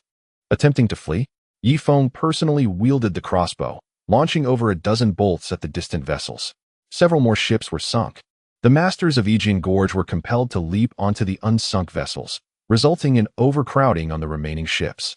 10 minutes later, only 40 massive ships remained from Yijian Gorge, stationed 6 to 7 kilometers away, facing off against Hot Spring Island. Brother, what shall we do? The 3 elderly men gathered together. Let me think. You are to summon all leaders here. I wish to hear everyone's opinions. After all, Hot Spring Island must be annihilated, and the protective array must return to Yijian Gorge. Otherwise, we cannot survive the cataclysm that occurs once every 80 years. The Grand Elder stated. Understood. Meanwhile, Ye Feng could momentarily breathe easier. The crossbow's power could not reach 6 kilometers. The artillery, although newly developed, had decent power but could not match the range of previous naval cannons, only reaching 5 kilometers. As for the machine guns, they had only 5 rounds remaining, and Ye Feng decided to conserve them for true masters, such as the leader of Yijian Gorge. Brother Feng, look outside the barrier. Chen An suddenly pointed towards the waters beyond the shield. Ye Feng's expression shifted, his eyes widening in astonishment. Outside the barrier, the once eternally unfrozen furious sea began to slowly solidify. As the cold wind swept through, the water above the raging sea was directly frozen. Moreover, the ice layer is extending across the vast ocean, centered around the luminous veil. In a mere moment, the surrounding waters spanning dozens of kilometers have entirely frozen over. What is happening? Ye Feng furrowed his brow. If the furious sea has turned to ice, how shall we procure fish for sustenance? Wang Zhihai inquired anxiously. No, it is merely the waters outside the great formation that have frozen. The waters enveloped within the formation remain unchanged, still liquid. Bai Guoguo pointed towards the bay adjacent to the dock. Ye Feng approached for a closer look, and indeed, it was as she said. The temperature within the formation maintained a chilling 5 to 6 degrees below zero, which is why it did not freeze. In contrast, the temperature outside has plummeted to a staggering 150 degrees below zero. Even with the geological activity beneath the furious sea, the waters are bound to freeze. This implies that in the future, fishing can only be conducted within the formation, as all other areas will be permanently encased in ice. Unless they resort to ice fishing, the severe cold would likely cause any openings they create to freeze over almost instantly. Of course, they may catch some fish, but the efficiency would undoubtedly be dismal, with a significant risk of capture resulting in death by frostbite. Wait a moment, however, our formation is centered around a nucleus, forming a spherical shield that encompasses several kilometers. Other sea creatures cannot swim into our protective barrier. Bai Guoguo suddenly had a realization. Yes, if the formation remains intact, it implies that fish from other maritime regions cannot venture into the confines of our Hot Spring Island-esque formation. Consequently, even if our seawater remains unfrozen, we will still be unable to catch fresh seafood. Chen An also grasped the gravity of the situation. The expressions of the others darkened as they turned their pleading gazes towards Ye Feng. Don't look at me. I am not a master of formations, Ye Feng replied, his countenance darkening. Suddenly, everyone's attention shifted back to Bai Guoguo. Sister Guoguo, is it possible for you to dismantle the shield covering the lower hemisphere? Ilian inquired. I could. But if I remove the luminous barrier beneath sea level, and the people from Yijian Gorge dive into the Hot Spring Island, what then? Yidigu, you may be able to contend with ordinary Li Huang, but the Grand Elder from Yijian Gorge is a 4th-tier Li Huang, not to mention the 4th and 5th elders. Bai Guoguo remarked. Ye Feng's expression changed as he directed his gaze towards the hot spring bay. That area of water is but a few thousand square meters. Indeed. Let us aim all our crossbows and cannons at that bay. If those 3 old men dare to dive in, we shall bombard them relentlessly, putting their lives at stake. Ye Feng declared. That is a commendable plan, but the soldiers operating the crossbows must be extraordinarily quick-witted. Otherwise, they may not have time to launch the crossbows before the 3 Li Huangs surge from the sea, Bai Guoguo responded. Ye Feng felt another wave of frustration. Very well. We still have enough frozen fish to last over a year. From now on, everyone shall only have 2 meals a day, and food will be rationed among all the inhabitants of the hot spring island. This way, we can sustain ourselves for a few more years, Ye Feng concluded. After all, the combined population of citizens and laborers on the hot spring island has nearly reached 200,000. On such a diminutive island, housing 200,000 souls incurs a significant expense. Yet, dear brother Yi, there is no need for excessive worry. The Grand Elder lacks the gift of foresight. Should we find ourselves deprived of sustenance, we can quietly lower the protective barrier below sea level under the cover of night, allowing us to procure food once more. Bai Guoguo suggested. Indeed, given the frigid conditions, they would likely be reluctant to dive, for even the mightiest among them would struggle to withstand such low temperatures. Ye Feng nodded in agreement. Does this imply that we need not scrimp and save? Shi Zhengliang exclaimed with delight. Yes, let us adhere to our customary 3 meals a day, but let us not indulge excessively. I declare that today, having repelled the forces of Yijian Gorge, Hot Spring Island shall host a grand feast.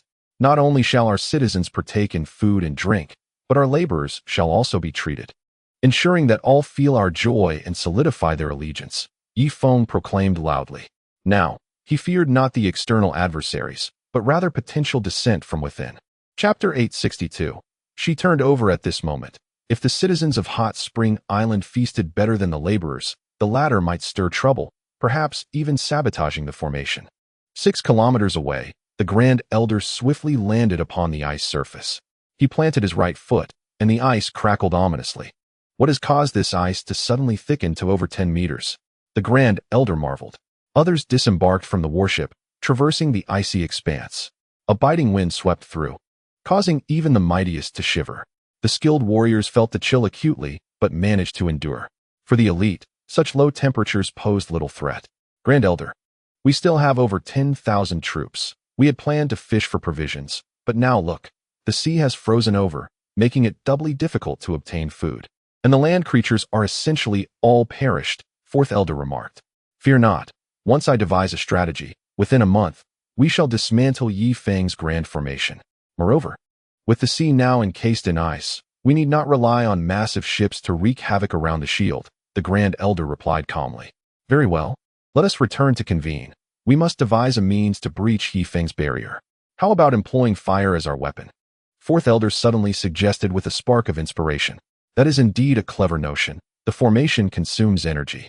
If we employ fire, Ye Feng would be compelled to continuously replenish the formation with crystal cores. Over time, even if his hot spring island is abundant in crystal cores, it would not sustain the formation's operation indefinitely, the Grand Elder nodded. Let us proceed to Chongqing City. We shall enlist the aid of the Duoyan people to gather timber. Once we acquire the wood, we shall compel them to stack it around the shield. When the time comes, a towering inferno shall ensure the depletion of their crystal cores. 5th Elder chuckled. Everyone disembarked and walked back to Chongqing City. We have important endeavors ahead. With a command given, the remaining 18,000 soldiers disembarked, advancing through the biting wind toward Chongqing City. Meanwhile, on Hot Spring Island, Ye Feng stood atop the castle, raising a toast to all present. Despite the indulgence in lavish feasting, you may not possess the status of citizens. Nonetheless, you partake in the same exquisite cuisine as I do, for we are not lacking in provisions. Oh, how splendid! Long live Ye Feng! Long live Ye Feng! The title of King of Hot Springs echoed, though it was unclear who initiated the chant. King of Hot Springs! King of Hot Springs! King of Hot Springs! The chorus quickly unified, resonating across several kilometers. The main forces of Yijian Gorge had already departed for Chongqing City, yet a contingent remained to monitor Hot Spring Island. Captain, I am so hungry. What are they feasting on? Frozen fish, grilled fish, while we are left gnawing on ice scraps. One of the mighty warriors swallowed hard. Just endure a little longer. Once the Grand Elder breaches Hot Spring Island, those inhabitants will witness us devouring fish, replied a 9th-tier warrior, also swallowing. his stomach growling audibly. Indeed, a ninth-tier warrior could withstand hunger for an extended period, but such abstinence came at the cost of energy depletion. If a ninth-tier warrior refrained from sustenance for half a month, his overall strength would diminish to that of a fifth-tier warrior. Coupled with the frigid temperatures, their hunger would escalate swiftly, and their power would decline even more rapidly. The festivities on Hot Spring Island continued well into the night before gradually dispersing. 6 kilometers away, several warriors could no longer bear their hunger. Grabbing their curved blades, they began hacking at the ice surface. Had Ye Feng not flaunted the food within, they might not have felt as ravenous. Now, however, they were akin to spectators of a culinary broadcast, famished despite their inability to partake. In desperation, they resorted to chiseling through the ice to fish, even if it meant consuming raw fish, simply to quell the rumblings in their bellies. After hours of arduous labor, they finally excavated a deep ice hole by dawn. Ha ha, so many fish. One warrior chuckled, but a gust of cold wind swept through, freezing their hard-won hole once more. Quickly, one person must stir the icy water while another catches the fish. Hurry, or it will freeze again. Instantly, the group sprang into action. Exhausted from their relentless toil until noon, they managed to catch a mere handful of small fish. I feel that the few fish we've caught hardly compensate for the fat we've expended. I shall never chisel ice again. Alas, I must rest for a while, declared one of the Yijian Gorge warriors, collapsing onto the ice. Do not sleep here. Do you wish to freeze to death? With temperatures this low, once you close your eyes, you may never open them again. Wake up. The others rushed over, delivering firm nudges to rouse him. Within the castle, Ye Feng lay bare-chested upon the bed, cradling Duo Yanhina in his right arm. After much coaxing the previous night, he had finally persuaded her to join him once more. Given the profound psychological impact he had left on her during their first encounter, he was exceedingly gentle this time, striving to prevent the resurgence of any unpleasant memories. Little Yexing was now under dedicated care, ensuring that his intimate moments remained undisturbed. Although the temperature on Hot Spring Island plummeted to -5 degrees, the castle enjoyed radiant floor heating, complemented by protective clan formations, resulting in a cozy atmosphere of around 25 to 26 degrees within its walls. It must be said, it has grown rather warm. Duo Yanhina, in the midst of slumber, kicked off her blanket, revealing a slender, fair leg. She turned over, exposing her pristine back to Ye Feng. Gulp. Ye Feng swallowed hard, his face flushing as he leaned closer. In her drowsy state, Duo Yanhina experienced yet another sensation. Did you do something again? Why do I feel so stifled? Duo Yanhina finally awoke, casting a gaze at Ye Feng. Haha, let us not dwell on unpleasant matters. It's midday. Let us take the child for a stroll. It has been ages since we returned home, and I still need to inspect the various departments of Hot Spring Island, such as Hot Spring University, the Hot Spring Armory, the Hot Spring Shipyard, Hot Spring Mining, and the 4 major granaries in all directions. Ye Feng affectionately brushed her delicate nose with his hand. Very well, I shall change into a lighter outfit. It is sweltering. Today, I will wear a single garment, the one Sister Susan made for me. Shortly thereafter, Duo Yanhina emerged from the fitting room clad in a deep neckline dress. She hesitated momentarily before twirling before Ye Feng. Having chosen to forgive, she resolved to adopt a more relaxed mindset and refrain from dwelling on her first encounter with Ye Feng. Hina, you are the most beautiful woman I have ever encountered. Truly, after all these years, and having seen many women, please don't misunderstand. By seen, I merely mean observed. You are the most stunning of them all, not only in appearance but also in essence, as I experienced last night. Ye Feng spoke earnestly. Come, let us see our son. Thus, the two set out with little Yixing to oversee their affairs. In the city of longevity, Meng Yin Mingxin was ousted from her seat, which was now occupied by the Grand Elder, flanked by numerous masters from Yijian Gorge. With such meager strength, you dare call yourself the Heavenly Khan? How amusing. That Heavenly Khan. I now command you to organize all the inhabitants of the city of longevity to transport all the fuel and timber along the frozen sea to Hot Spring Island. Can you manage that? The Grand Elder asked nonchalantly. Moments earlier, he had casually displayed his prowess, instilling fear in all the masters of the city of longevity. Me? Understood. Meng Yin Mingxin replied, a flicker of humiliation crossing her face. However, for the survival of her kin, she had no choice but to comply.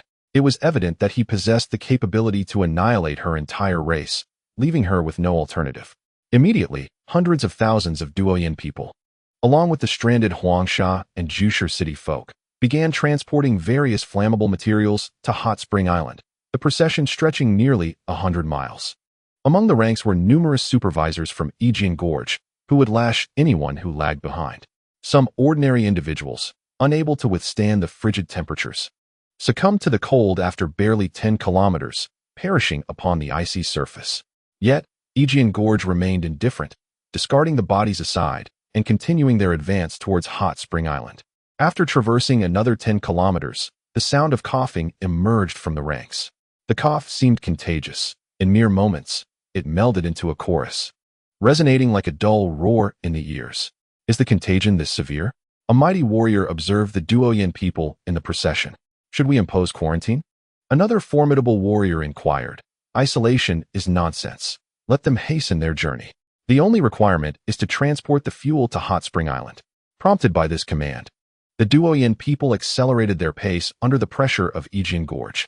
Those of weaker constitution fell to the ground after a short while, their bodies rapidly stiffening. The elders and higher-ups, of course, did not walk. They rode on steeds cloaked in animal hides, for such frigid temperatures would be unbearable for the horses otherwise. Stop!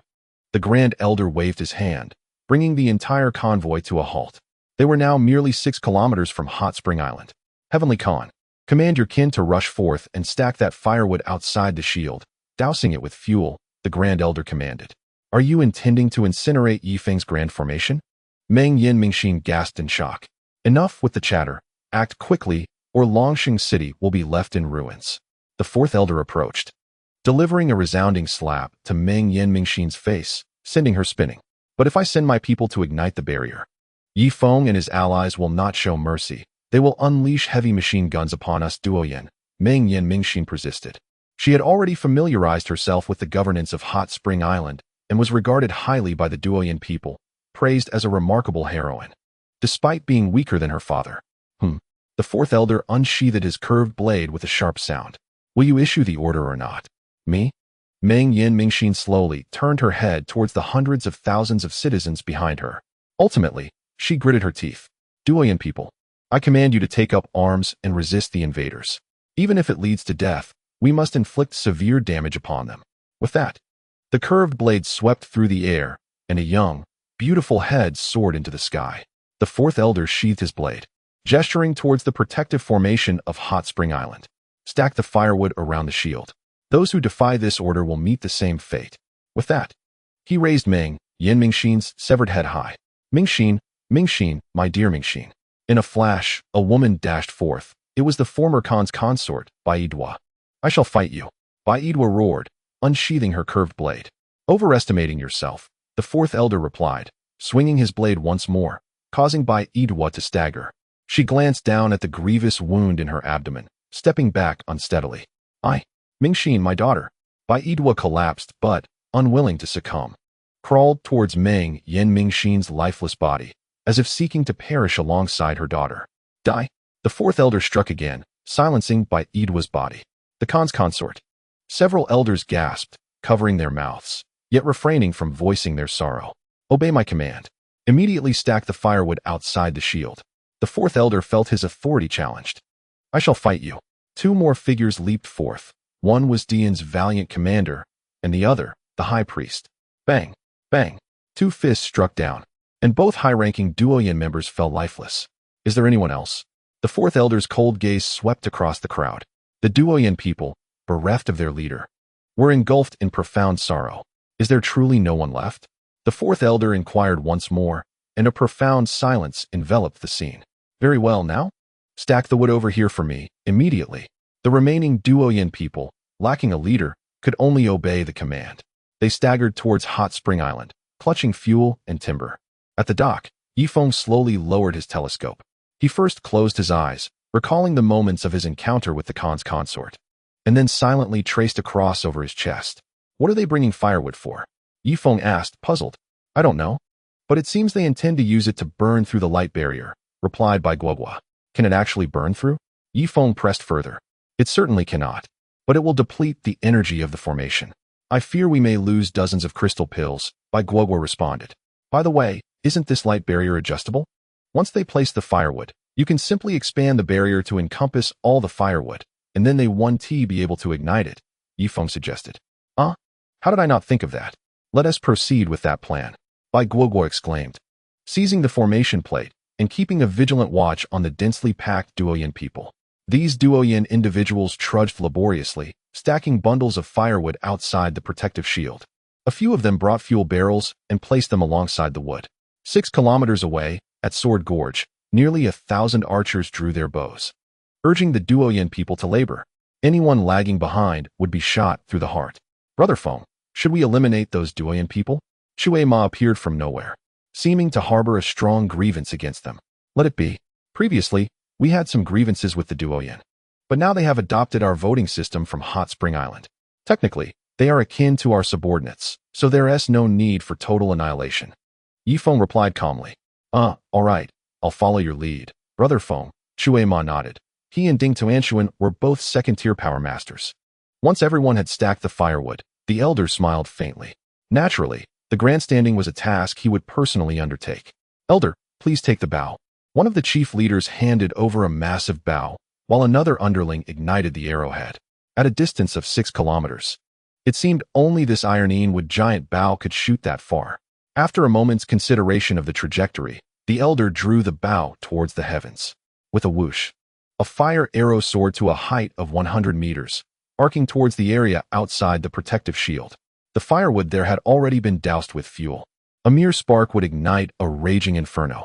Everyone craned their necks, eagerly watching the flame in the sky. 1,000 meters, 500 meters, 300 meters. 100 meters, the fire arrow was about to strike the pile of wood. The elder's mouth even broke into a grin. Yet, in the next moment, the light barrier of Hot Spring Island flickered, expanding outward by 5 or 6 meters, perfectly enclosing the firewood within the formation. Bang! The fire arrow collided with the shield and was instantly extinguished. What? This shield possesses such a function? The fourth elder was utterly astonished. Though they possess a superficial understanding of the formation, they are leagues behind Bai Guoguo. Have we, then, toiled in vain? Ye Feng, come forth and face me like a man in a duel. The fifth elder was the first to lose his composure. Ye Feng, are you still a man? Why do you cower within your shell? Step out and challenge me. If you can withstand 3 of my strikes, I shall withdraw my troops and spare your Hot Spring Island. The Grand Elder, consumed by fury, uttered such foolish words. Ha, I apologize. But I have no inclination for bravado, Ye Feng replied coldly, his voice resonating 10 kilometers away. Do you truly believe that by hiding, I am powerless against you? If I were to besiege this place for a year, or even a decade, do you think your provisions could sustain you for 10 years? Listen, emerge and duel with me now. Perhaps I will spare your life. However, if I am compelled to drag you out in 10 years, I shall leave no survivors on Hot Spring Island.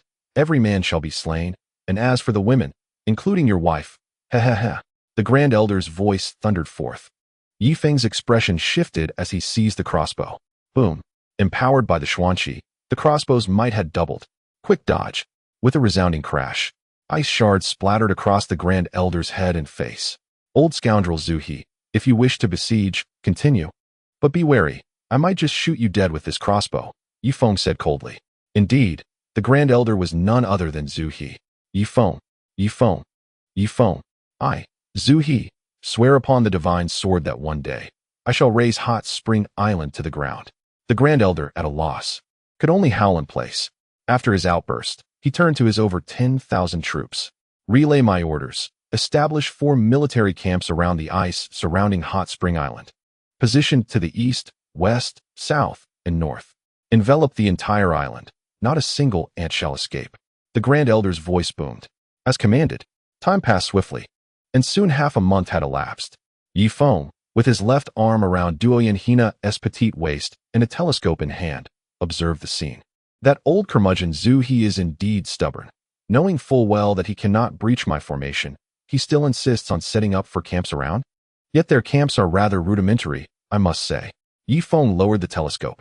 A Feng, it's quite uncomfortable to let them encircle us like this. Why not stir up some chaos for them? Duoyin Hina smiled slightly. My dear, whatever you say shall be done. I shall heed your every word. Now come. Give me a kiss, my little horse. After the kiss, Ye Feng held a lavish banquet within the light screen, insisting that everyone sit beside it, deliberately feasting in front of the people of Yijian Gorge. Several power masters from Yijian Gorge, 6 kilometers away, peered through their telescopes, observing Ye Feng's hot spring island. The telescopes had been seized from Chongqing City, which now stood deserted and at their mercy. How delightful! The food in Chongqing City has been exhausted. Quickly, send someone to drill through the ice and catch fish. We must eat too, commanded one of the power masters. Immediately, several power masters set off to execute the order. However, the current temperature has plummeted to a frigid minus 160 degrees. The mighty warriors have labored to break the ice, only to have their efforts thwarted as the bitter cold instantly freezes the openings they have created. They toiled exhaustively without capturing a single fish, leaving them in a state of profound hunger. One of the third-tier warriors, after expressing his plight, collapsed lifeless upon the icy surface. The exertion spent in his futile quest for sustenance had drained his vitality, and upon realizing his hope had vanished, he departed this world. The Grand Elder was patrolling his eastern camp, which housed a total of 5,000 soldiers from the Sword One Gorge. Suddenly, he caught a whiff of something. Ye Feng, manipulating the mysterious banner, allowed the enticing aroma of food to waft over great distances. Gurgle, even one of the mightiest, who could withstand a year without nourishment, would eventually succumb to hunger. However, abstaining from food incurs a toll on one's energy. He too felt the pangs of desire. Yet as the commander of the 3 armies, he must exercise restraint. Just then, a warrior coughed nervously, hastily covering his mouth in terror. 3 days prior, the first signs of the cursed insect disease had begun to manifest among the warriors. Consequently, Zhuhi decreed that anyone infected would be incinerated on the spot. What are you all standing there for? Take him out and burn him. Please, Grand Elder, I haven't been infected. It's merely a chill I've caught. Spare my life. The voice gradually faded, and soon the warrior was reduced to a pile of ashes. Nearby, a group huddled around a fire. I never imagined my junior brother's flesh would smell so delectable. Several of those warming themselves exchanged glances, seemingly understanding each other's intentions. They extinguished the flames and dragged the charred corpse into the shadows. The biting cold wind howled, particularly across the frozen sea, penetrating to the very marrow of their bones. Even the mightiest among them could no longer endure it and sought refuge in their tents to warm themselves. Meanwhile, within the protective array of Hot Spring Island, the populace was well fed and began to revel with song and dance. The host, Wang Zhihai, stood upon the stage, brandishing a faux microphone. Below him sat all the citizens of Hot Spring Island, alongside some non-citizen technicians, totaling over 40,000 spectators, indulging in snacks of dried fish and small meat jerky, with fruit wine and other beverages adorning the tables. I, Wang Zhihai, hereby declare the inaugural edition of the Desert Island Sound, officially commencing. The sounds of meat colliding resonated within the protective barrier of Hot Spring Island. Please welcome our first group of contestants, Ye Feng and Nair Riemiko. Upon concluding his announcement, Wang hastily covered his ears and retreated to a safe distance.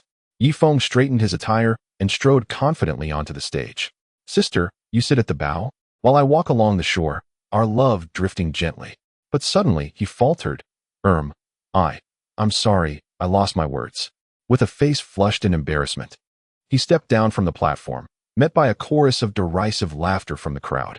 Now, let us welcome contestant number 2, Nair Riemiko. Upon hearing this, Wang Zhihai eagerly removed the animal hide from his ears and looked on with anticipation. Riemiko grasped the faux microphone.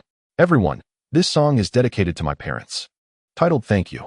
I miss them dearly and wonder how they are faring now. Upon hearing Riemiko's words, the expressions of those hailing from civilized society instantly darkened.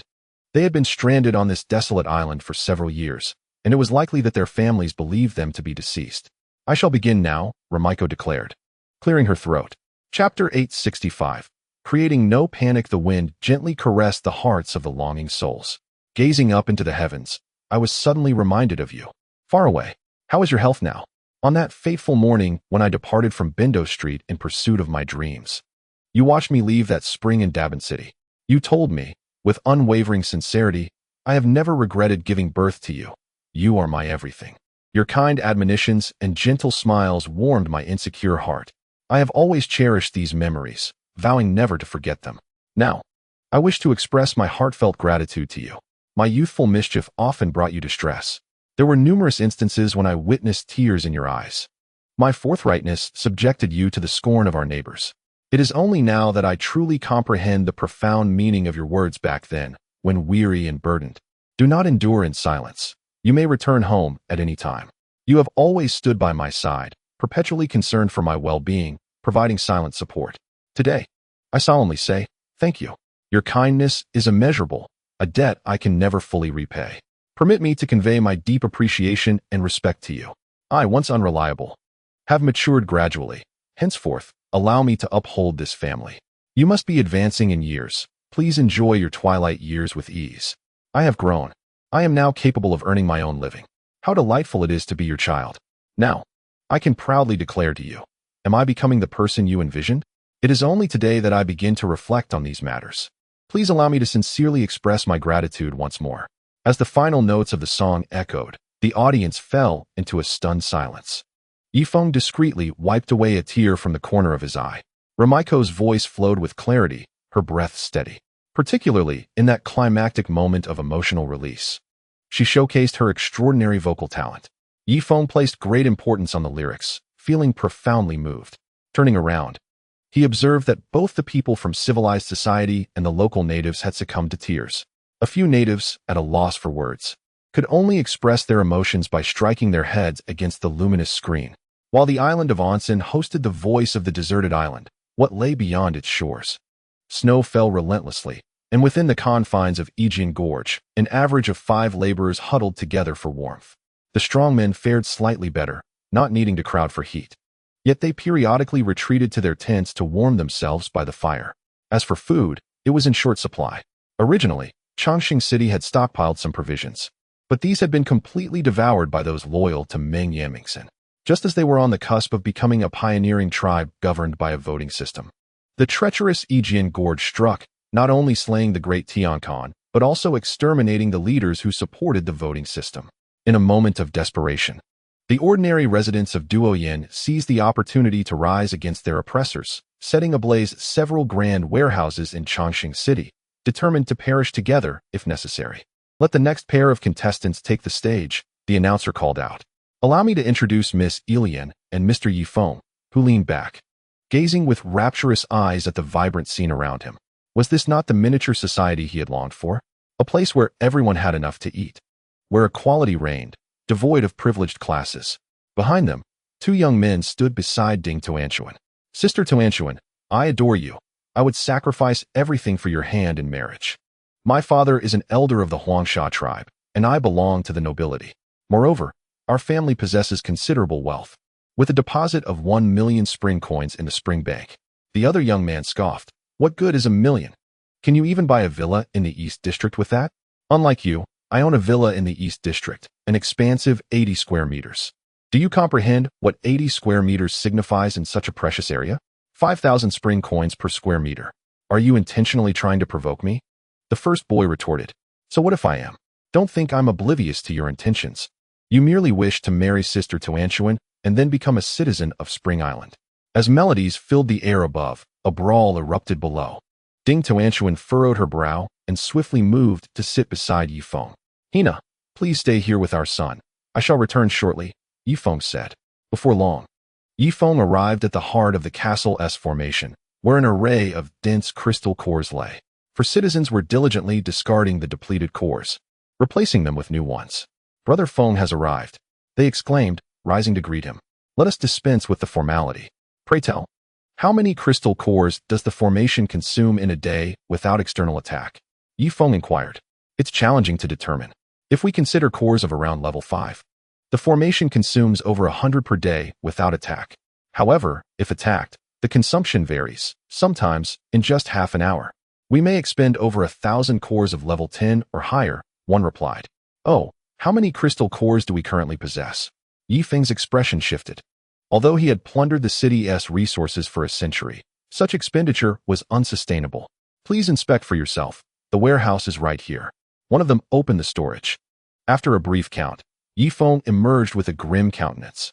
The protective formation was formidable, yet its maintenance costs were exorbitant. Even merely ensuring warmth and shielding for daily operations could deplete their reserves significantly. Listen well, all 4 of you. From this moment forth, no one is permitted to retrieve crystal cores for cultivation, including Nuduo and Baichushua, Ye Feng declared solemnly. But what of our citizens' daily cultivation? They protested. Let that be postponed. I estimate that these crystal cores will suffice for maintaining the formation's basic operations for a year. However, if we face an attack, I fear these cores may not last even a month. At that point, we shall rely on the strength of our warriors and masters to channel our energy into the formation, Ye Feng replied matter-of-factly. If energy is to be conveyed artificially, it signifies that all individuals of the strength level above that of a warrior on Hot Springs Island would have to work in 3 shifts, tirelessly laboring before the formation, returning to recuperate, only to return the next day to take over. What distinguishes this from slavery? Most importantly, if this continues for an extended period, it would undermine the very foundation, resulting in a stagnation of cultivation. Brother Feng, perhaps we should maintain the temperature at around -20 degrees. This way, it would prevent fatalities, one citizen suggested. Are you attempting to conserve a bit of crystal essence? It is utterly unnecessary to save such a trivial amount. Let us keep the temperature within the formation at -5 degrees to avoid causing panic, Ye Feng replied calmly. Indeed, Brother Feng, the 4 nodded in agreement. Ye Feng proceeded to inspect 10 formation flags. Each flag was positioned differently, and around each flag stood a military camp, each housing 500 men, overseen by a captain to ensure no one would dare remove the flags. At that moment, a large dark shadow surged forth from the icy expanse, leaping directly onto Ye Feng. Little licking dog, my goodness, how have you grown? Ye Feng affectionately patted the creature's head. It had now reached nearly 5 tons in weight, its fur glossy and black, unmistakably a 5th-level sand beast. Such was the wealth of Hot Springs Island.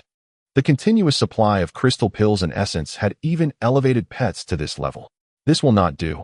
I must find a way to acquire some crystal essence. However, with the sword cliff surrounded, how can I procure it? Brother Feng, come quickly. At that moment, a citizen shouted from atop the watchtower. Ye Feng narrowed his eyes and, with a few swift movements, leaped to the watchtower. Those below, engrossed in the ongoing talent show, abandoned their performance to crowd around the watchtower. In the frigid landscape, 7 figures approached, their attire unmistakably that of the sword cliff. However, the leader brandished a white flag. Stop! If you do not halt, I shall shoot. Chen An raised his crossbow menacingly. Wait, they approach with a white flag. They must have something to say. Ye Feng remarked coolly.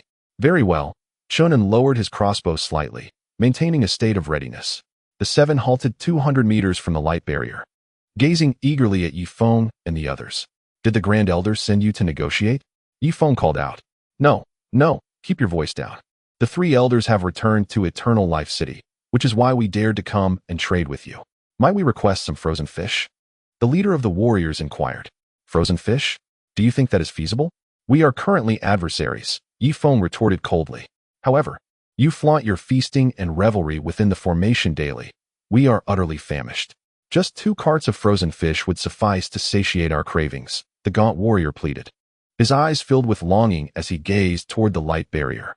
Brother Feng, why waste words with these people? We should simply eliminate them. Chen An raised his crossbow once more. Very well, then let us proceed with the killing, Ye Feng replied, his expression turning icy. Wait. If you provide us with frozen fish, we are willing to exchange something in return. Look, I have a thick stack of hot spring coins, obtained from the City of Eternal Life. One of them produced a substantial bundle of hot spring coins. The City of Eternal Life possessed little cash, as most nobles had deposited their wealth into the hot spring bank. When Wang Zhihai contracted the concession, he relocated all the funds. Thus, the entire city had scant resources. Even if one were to scour every individual's belongings, it would barely amount to a mere 1,000,000 hot spring coins. After all, the Doyan people were quite astute, knowing to save their money in banks to earn interest, often carrying only small denominations, with even a 1,000-coin note being a rarity. Ha, using hot spring coins? Chen An was about to mock, but Ye Feng interrupted him. All right, how many hot spring coins do you possess? Step closer to the light screen. I want to see you count them clearly, Ye Feng suddenly declared. Brother Feng, hot spring coins aren't worth much now, so why? Chen An, are you questioning me? Not at all, Chen An replied, obediently closing his mouth. Ye Feng approached the light screen, and the 7 others followed suit. 2 men locking eyes across the imposing meter-thick array. Let me count.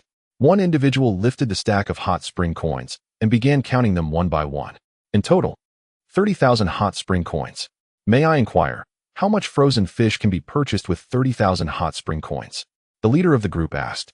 Previously, frozen fish were priced at 10 coins per pound, but circumstances had changed. The entire ocean was frozen, and the land-based meat was infested with parasites. Therefore, I declare that 100 hot spring coins can buy a pound of frozen fish. How many pounds would you like? Ye Feng inquired. The others appeared hesitant to speak. But Wang Zhihai's expression shifted. He seemed to sense Ye Feng's intentions. Let us buy it all. 30,000 hot spring coins should buy 300 pounds of frozen fish. Right? The leader remarked. Very well. Chen An, prepare 300 pounds of frozen fish. Remember, do not add any fillers to the fish. We must conduct this transaction with integrity. Understood. Before long, the 300 pounds of frozen fish were ready. Ye Feng then instructed by Guogua to open a half-meter square hole in the array. Toss the money through this opening, Ye Feng called out. All right. The individual promptly threw 30,000 hot spring coins into the grand array. Once Ye Feng confirmed the count was accurate, he instructed them to push the 300 pounds of frozen fish through the hole. Seal the array, Ye Feng commanded. Bai Guogua waved her hand, and the array returned to its original state. Ha ha ha, splendid. Let us return and inform the great chief. Who would have thought hot spring coins could indeed be used for purchases? The Doyan people did not deceive us. The 7 jubilantly carried the frozen fish home. Upon returning to their tent, they encountered a 9th-tier strength king, with the 3 elder leaders having retreated to the city of eternal life for warmth. The command here fell upon the shoulders of the 8 great chiefs, all of whom were 9th-tier strength kings. Great chief, we truly can procure goods with hot spring coins. Look, this is the frozen fish that Ye Feng personally provided to me. However, it costs 100 coins per pound, which I find quite reasonable. Considering the ocean is frozen and only the protective array of Hot Spring Island allows for fishing. The leader pointed to the frozen fish behind him. Oh, the words of those individuals from Yin indeed contained a kernel of truth. The hot spring coins could indeed procure numerous items. From this moment forth, I command you to escort 50 individuals back to Chongqing City, without informing the other chieftains. We shall discreetly amass all the hot spring coins and utilize them to purchase frozen fish. I have heard whispers that with an ample supply of hot spring coins, one could even acquire sandcarts and cannons. Expedite your efforts, scour the land thoroughly, and bring all the hot spring coins here. Understood. Immediately, 7 individuals set off to fulfill the task. Little did they know that one of the strong men quietly departed the tent and ran to another chieftain to lodge a complaint. On the surface, the one-sword gorge appeared as solid as iron, yet internally, they were rife with intrigue and rivalry. Today, I place a pawn beside you, and tomorrow, I will insert a spy within your ranks. The haunting melody of the voice of the deserted island continued, while Ye Feng fought off drowsiness. Brother Feng, they have returned. Someone whispered. A wave of excitement coursed through Ye Feng as he began to piece together their intentions. A large group of high-ranking individuals soon surged to the holographic screen, their eyes fixed on the approaching silhouettes in the distance. The foremost figure raised a white flag, followed by a horse-drawn cart. Ye Island Master, we come to trade. Do not fire, they called out. The 10 individuals swiftly reached the vicinity of the holographic screen. Exchanging glances with Ye Feng. What do you offer in exchange for our food? Ye Feng inquired. I possess hot spring coins. Here are 10,000. And we intend to fill this cart with frozen fish, the strong man declared with a grin. Are you jesting? 10,000 hot spring coins for an entire cart of frozen fish. You could carry 100 pounds back yourself with one hand. Chen An mocked. No. Ha ha ha. I have items brought by my master, which I believe can be exchanged for a considerable amount of fish. Look here, the man replied, deftly extracting a piece of black cloth from a sack and carefully unfolding it. Crystal cores? Ye Feng's eyes sparkled with interest. Indeed, this is a crystal core from a level 21 sand beast. How much can it fetch? The strong man asked. Ye Feng maintained a stoic expression, yet internally, he was elated. Just when he thought he would be left wanting, fortune had smiled upon him. He had been fretting over the lack of crystal cores to sustain the formation. Chapter 867. A moment of hesitation. The crystal core from a level 21 sand beast could equate to 500 level 5 crystal cores, meaning that just this one would suffice to sustain the consumption of the grand formation for 5 days. Name your price. I shall see if I can accommodate it. Ye Feng stated. Initially, he had intended to demand 100,000 hot spring coins, but fearing that these individuals might take offense and leave in a huff, he chose to relinquish the bargaining power to them, planning to negotiate a fair price afterward. 50,000, not a single coin less, the strong man asserted, holding up 5 fingers. What? Ye Feng gasped in disbelief. Is it not worth 500 pounds of frozen fish, considering it is a level 21 crystal core? The strong man replied, his voice wavering with uncertainty. When he proposed 50,000 hot spring coins, he felt a twinge of doubt, anxious that Ye Feng might refuse to exchange. Very well. As it is our first transaction, let us settle on 50,000. Raimai, bring me 50 banknotes of 1,000 each, Ye Feng instructed. Excellent. Raimai rejoiced. For all of Hot Spring Island was well aware of the significance of crystal cores, especially given the heavy consumption required to maintain the protective clan formation. Moments later, a breach in the formation appeared, and the transaction was conducted with the exchange of money for goods. The strong man counted out the 50,000 yuan notes in his hand, a broad smile illuminating his face. We have been dispatched on a mission. Let us do this. With this 50,000 plus the 10,000 we brought, please exchange it for 600 pounds of frozen fish, which I intend to take back entirely, he stated earnestly. Not a problem. Bring forth the frozen fish. Remove the ice debris and enhance its presentation, Ye Feng commanded. Immediately, individuals set about preparing the fish. At that juncture, Wang Zhihai suddenly stepped forward with a change in demeanor. Gentlemen, have you all decided to purchase frozen fish with the money you just received? Have you not considered pocketing a portion for yourselves? He inquired. What do you mean by pocketing? One of them responded, puzzled. This 50,000, when you return. Simply claim that the 21st grade crystal elixir sold for only 40,000. We shall assist you in maintaining the ruse. Additionally, the remaining 10,000 can be divided among the 10 of you, yielding 1,000 each. Should a food crisis arise in your military camp, this 1,000 thermal coins could prevent you from starving, Wang Zhihai said with an enigmatic smile. The strong man furrowed his brow, quickly exchanging glances with his 9 companions. In that fleeting moment, they recognized the resolve in each other's eyes. This complicates matters. Let us settle for 500 pounds of frozen fish, he nodded in agreement. He promptly counted out 10 notes from the stack and handed the remainder to Ye Feng. Very well, 500 pounds of frozen fish it shall be. But in recognition of our shared understanding, I shall also gift you a starfish, Ye Feng stated grandly. The transaction was swiftly concluded, and the 10 individuals, riding their horse-drawn cart, made their way back to the military camp, their faces alight with hidden delight. Each of them pocketed a 1,000 yuan note. A potential lifeline for sustenance in dire times, a strategic reserve of sorts. Wang Zhihai, your tactic is quite commendable. You have extended the reach of corruption into the enemy's camp. However, do not employ such tactics on Hot Spring Island, understand? Ye Feng remarked with a measured tone. Rest assured, Brother Feng, Hot Spring Island is our own. I would never engage in corruption there, Wang Zhihai replied, somewhat sheepishly touching his nose. In the military camp of Sword Gorge, a chief stared at the cart brimming with frozen fish, a crooked smile spreading across his face. Excellent, excellent. At least we have resolved the food issue. Initially, I had suggested a price of 50,000, which was indeed a bit inflated. After all, sand beasts are plentiful in the vast desert, and a 21st grade crystal elixir is not worth such a sum. 40,000 it is, so do not take it to heart. The chief consoled the 10 individuals. Chief, I believe that if we are to exchange, we should procure more frozen fish. If you have any crystal elixirs remaining, it would be prudent to sell them for currency and convert all of it into frozen fish. Other chiefs will certainly recognize this opportunity, as the sea is frozen. And how much frozen fish can Ye Feng's small hot spring island possibly provide? We must act swiftly to stockpile some, allowing us to charge double the price when selling to the other chiefs, thus reaping substantial profits, the strong man suddenly proposed.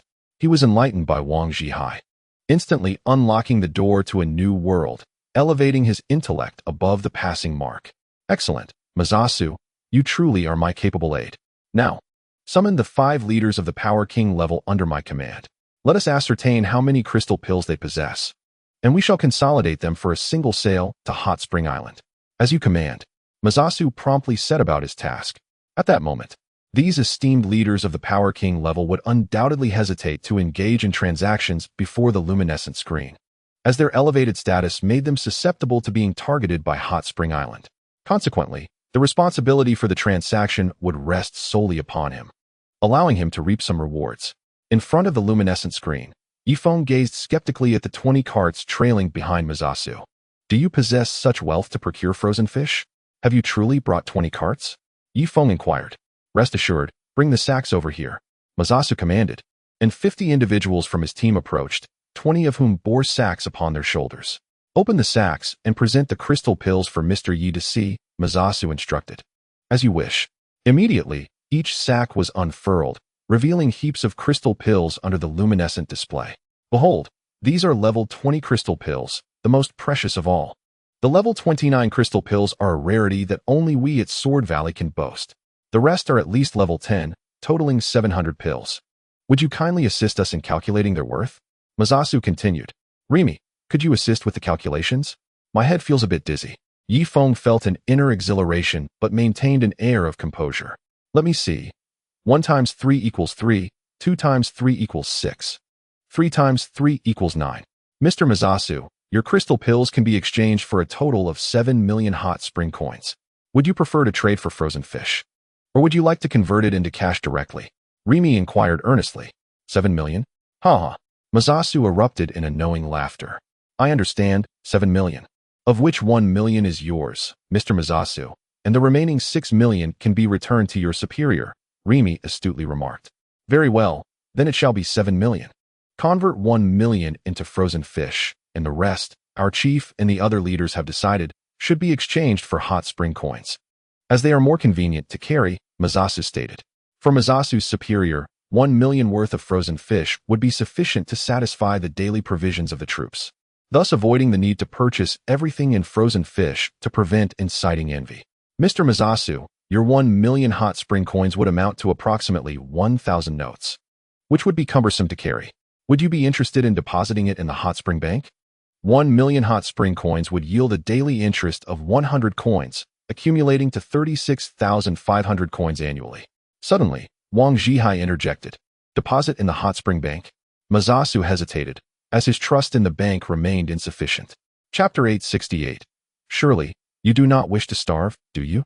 You may be unaware of the credibility of our hot spring bank.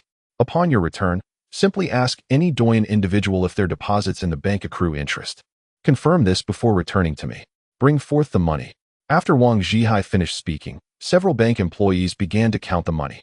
Given the substantial amount of 7 million, it required a considerable amount of time to tally. An hour later, the 7 million hot spring coins were finally counted, and Masasu had also poured countless crystal pills into the breach of the Great Formation. Farewell, Master Yi, President Wang, and Miss Remy. I shall return after clarifying the situation and consider whether to deposit the money into the hot spring bank. With that, Masasu departed with his team. After walking 5 kilometers, Masasu halted and distributed the kickbacks among 50 brothers, awarding each one 10,000 hot spring coins.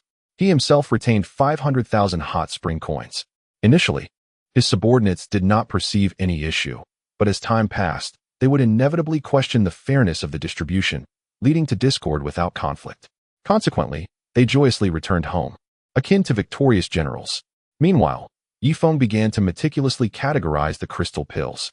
The high-grade crystal pills were reserved to be placed at the heart of the formation when the enemy launched their assault, while the lower-grade ones were intended for the daily maintenance of the formation's operations. Ye Feng remarked casually, Yes, understood, Brother Feng. Certainly. All right. Subsequently, Wang Zhihai personally led a team to escort the crystal pills to the formation's heart. This batch of crystal pills, if the formation remained unassailed, could sustain the entire structure for over a year. Ye Feng felt it prudent not to be overly rigid, so he withdrew 2 high-grade crystal pills to reinforce the cultivation of the divine demonic art. At the eastern camp of the Sword Gorge, jubilant cheers echoed as everyone set up large cauldrons, casually chopping chunks of massive ice to place into the pots.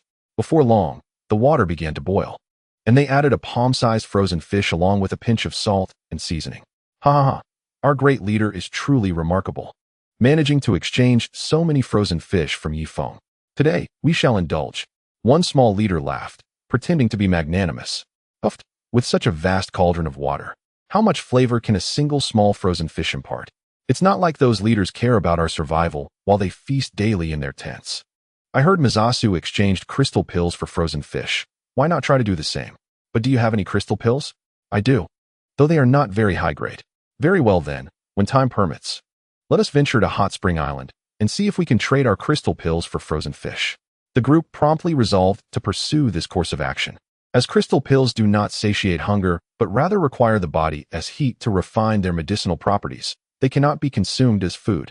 At this juncture, the significance of frozen fish became apparent. Have you heard? Chongqing City has begun to resort to cannibalism, but those who partake seem to develop a peculiar affliction afterward. Is it the worm disease? No, it is an entirely new malady, difficult to describe. Those afflicted alternate between laughter and tears, succumbing 3 days later. Oh, how terrifying. Have any eaten horse meat? Yes, but they found fine parasitic worms appearing as soon as the horses were slain. What?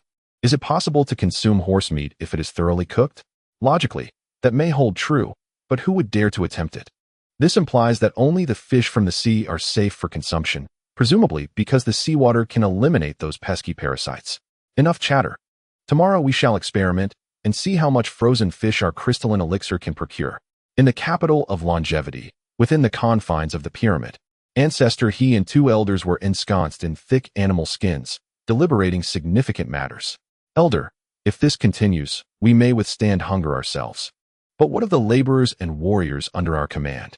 They may revolt out of desperation, cautioned the 4th elder. What alternatives do we have? Encourage them.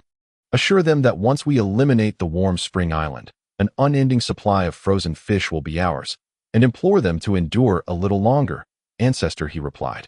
Troubled and unable to face the soldiers in the camp, he saw discontent reflected in their faces. Empty promises would not suffice. They were laborers and warriors, and real sustenance must be provided. I have devised a plan. I shall send people to scour the various tribes for supplies, commandeering provisions. However, it seems there are no sea fish in the desert, and the land creatures are too fearful to consume. The 5th elder wore a similarly troubled expression. Perhaps we could have the Gorge Master dispatch food from One Sword Gorge?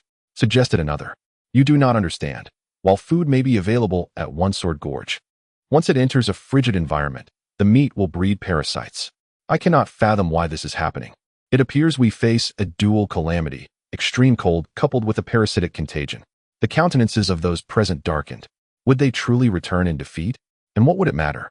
When the cold wave reaches One Sword Gorge, they would still face starvation or succumb to infection. The high-ranking warriors might endure slightly longer, but if the cold persists for over a decade, even they would meet their demise. Their sole hope lay in retrieving the array plate. I have made my decision. Mobilize all the Doyen people to fish by chiseling through the ice of the frozen furious sea, and whatever they catch shall support my 20,000 troops. The elder rose decisively. Elder, the Doyen are notoriously slow by the time they carve a hole in the ice. The frigid temperatures will refreeze the seawater. This means they must continuously chip away at the ice, and the fish they catch may not even suffice to replenish the energy expended in their efforts. Another voice interjected with concern. You know nothing. The Doyen's lives are inconsequential.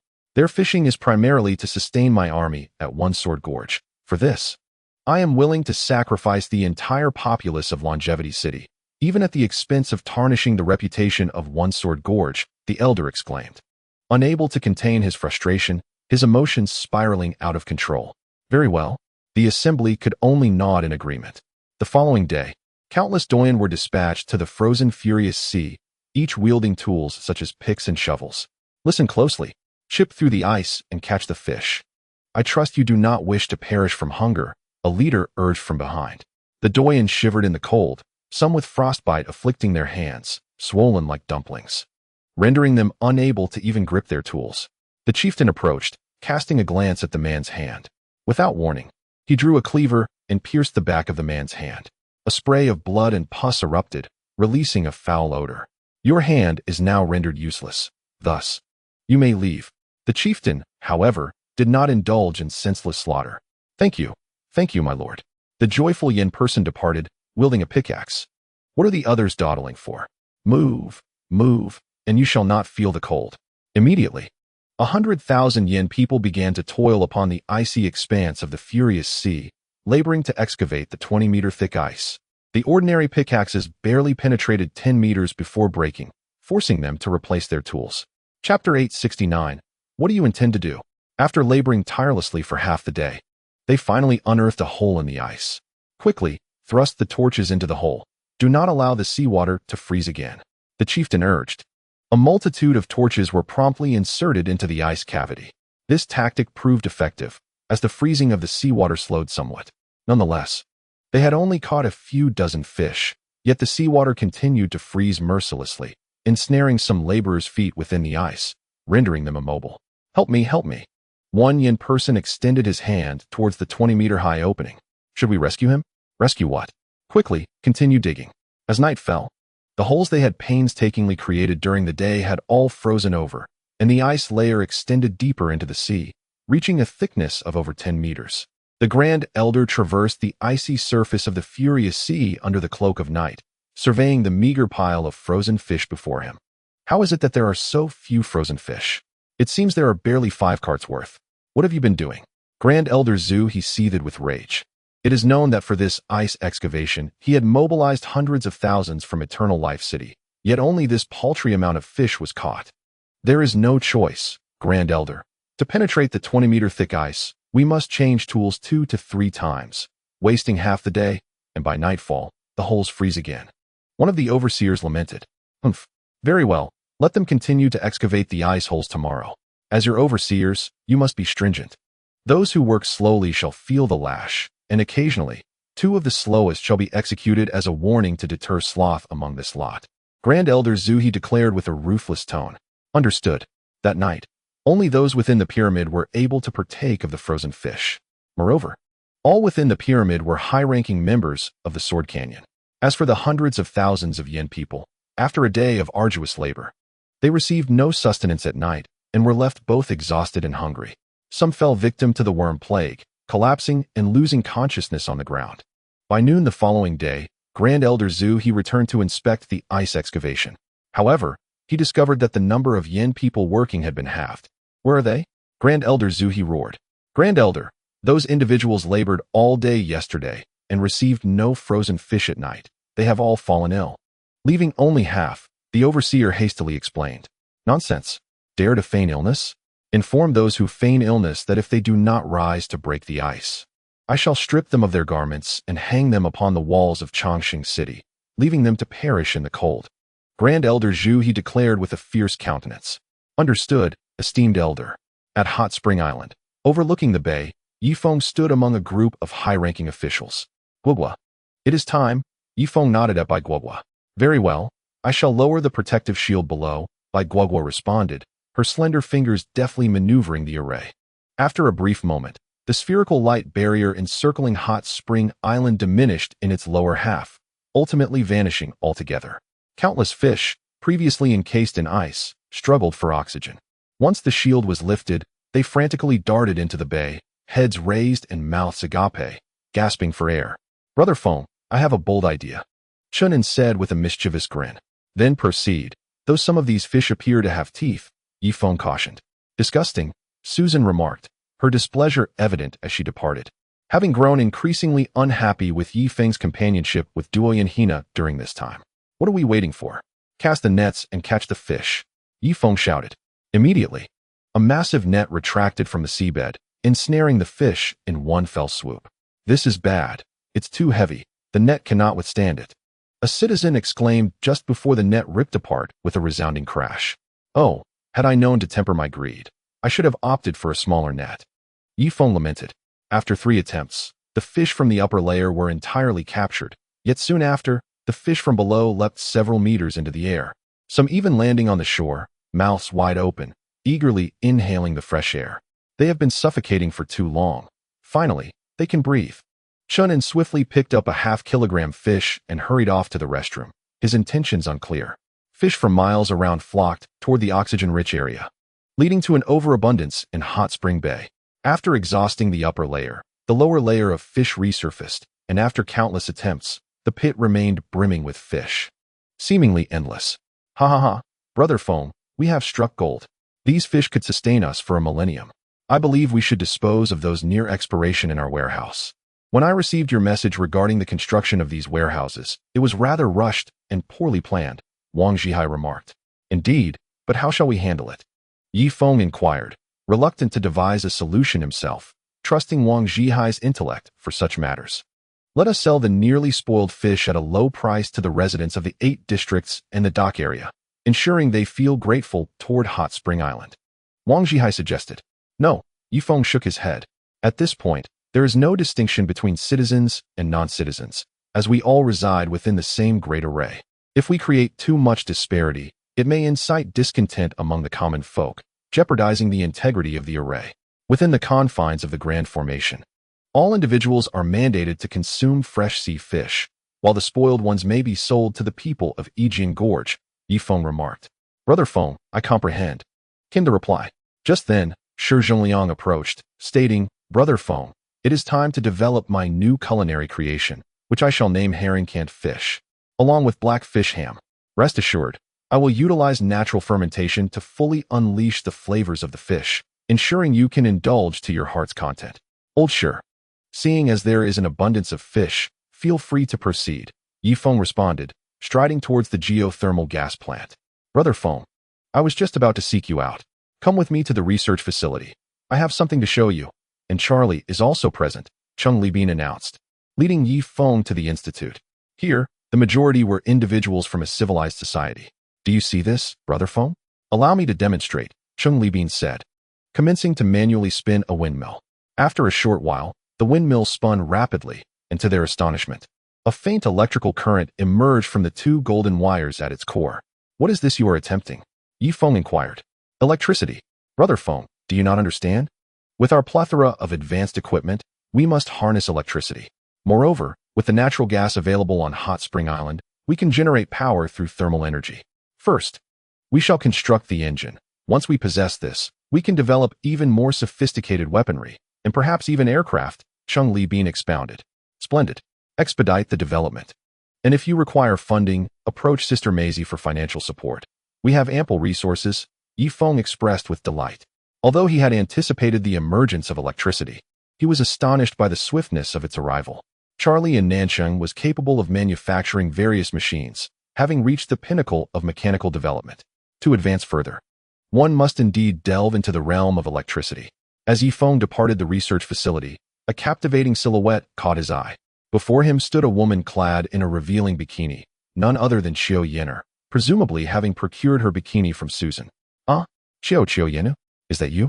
Ye Feng stammered, feeling a surge of embarrassment. Brother Feng, there is an abandoned factory over there. Come, no one else will know. I wish to leave your seed, Qiu Yin'er declared, pulling Ye Feng into the derelict building. Despite his initial resistance, Ye Feng found himself unable to withstand her considerable strength. Even his second layer of the Fan Shun Mo Gong yielding to her force. A half-hour later, Ye Feng adjusted his trousers and stealthily exited the factory. After a further 10 minutes, Qiu Yin'er emerged as well, her cheeks flushed with a rosy hue. On the 7th day, some of the strongmen in the military camp, unable to endure their hunger, raised white flags and approached the light barrier, clutching a meager handful of crystal pills.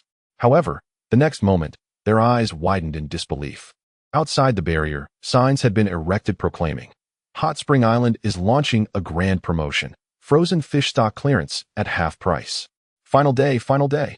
At that moment, several strongmen rushed over, eagerly exchanging their low-grade crystal pills for an abundance of frozen fish. Wang Zhihai generously gifted them some dead crabs as well. Ha!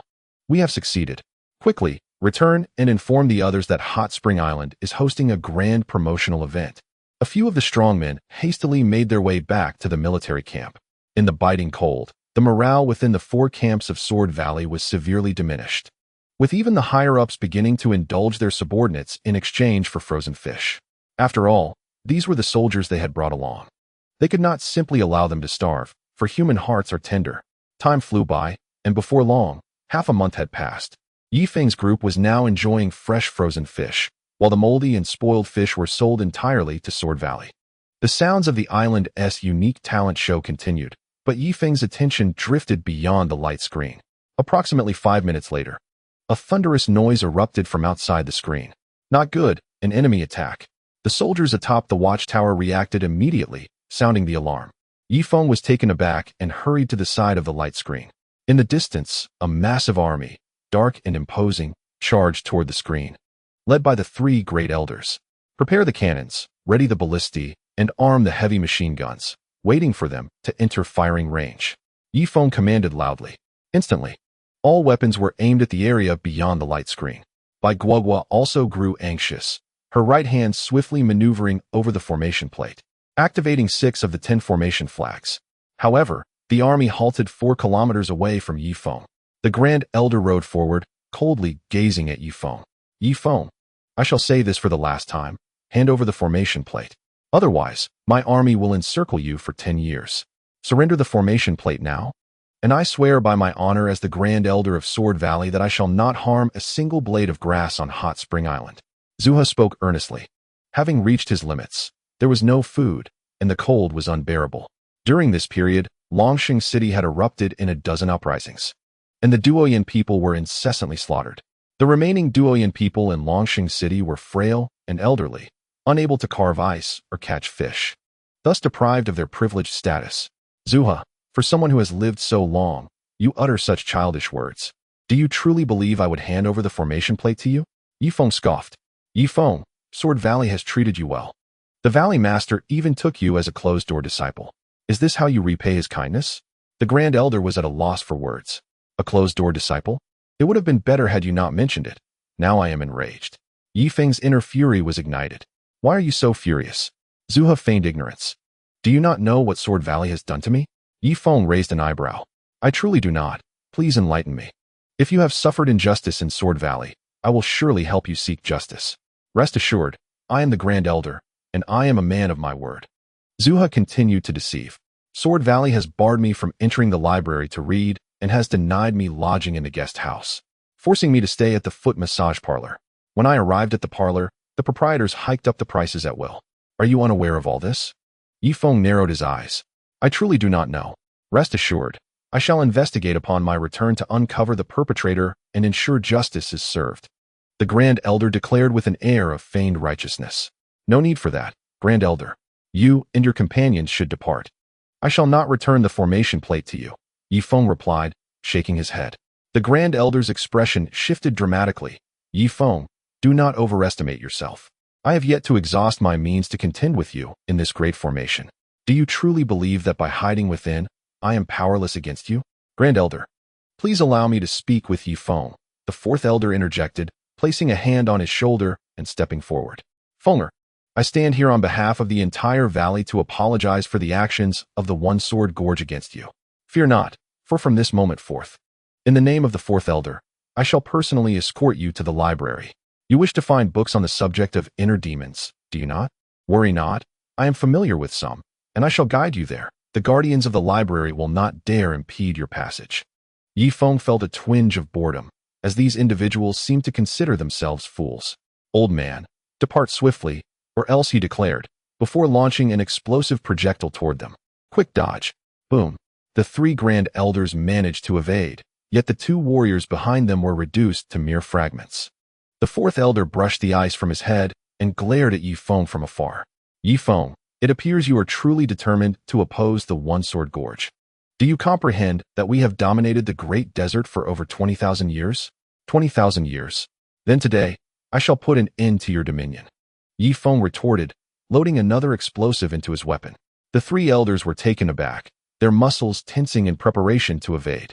You do not employ your intellect. Do you truly believe our reign over the great desert for 2 millennia rests on mere trivialities? I assure you, while we cannot break through the protective ancestral formation, do you think we lack stratagems? The 4th Elder replied coldly.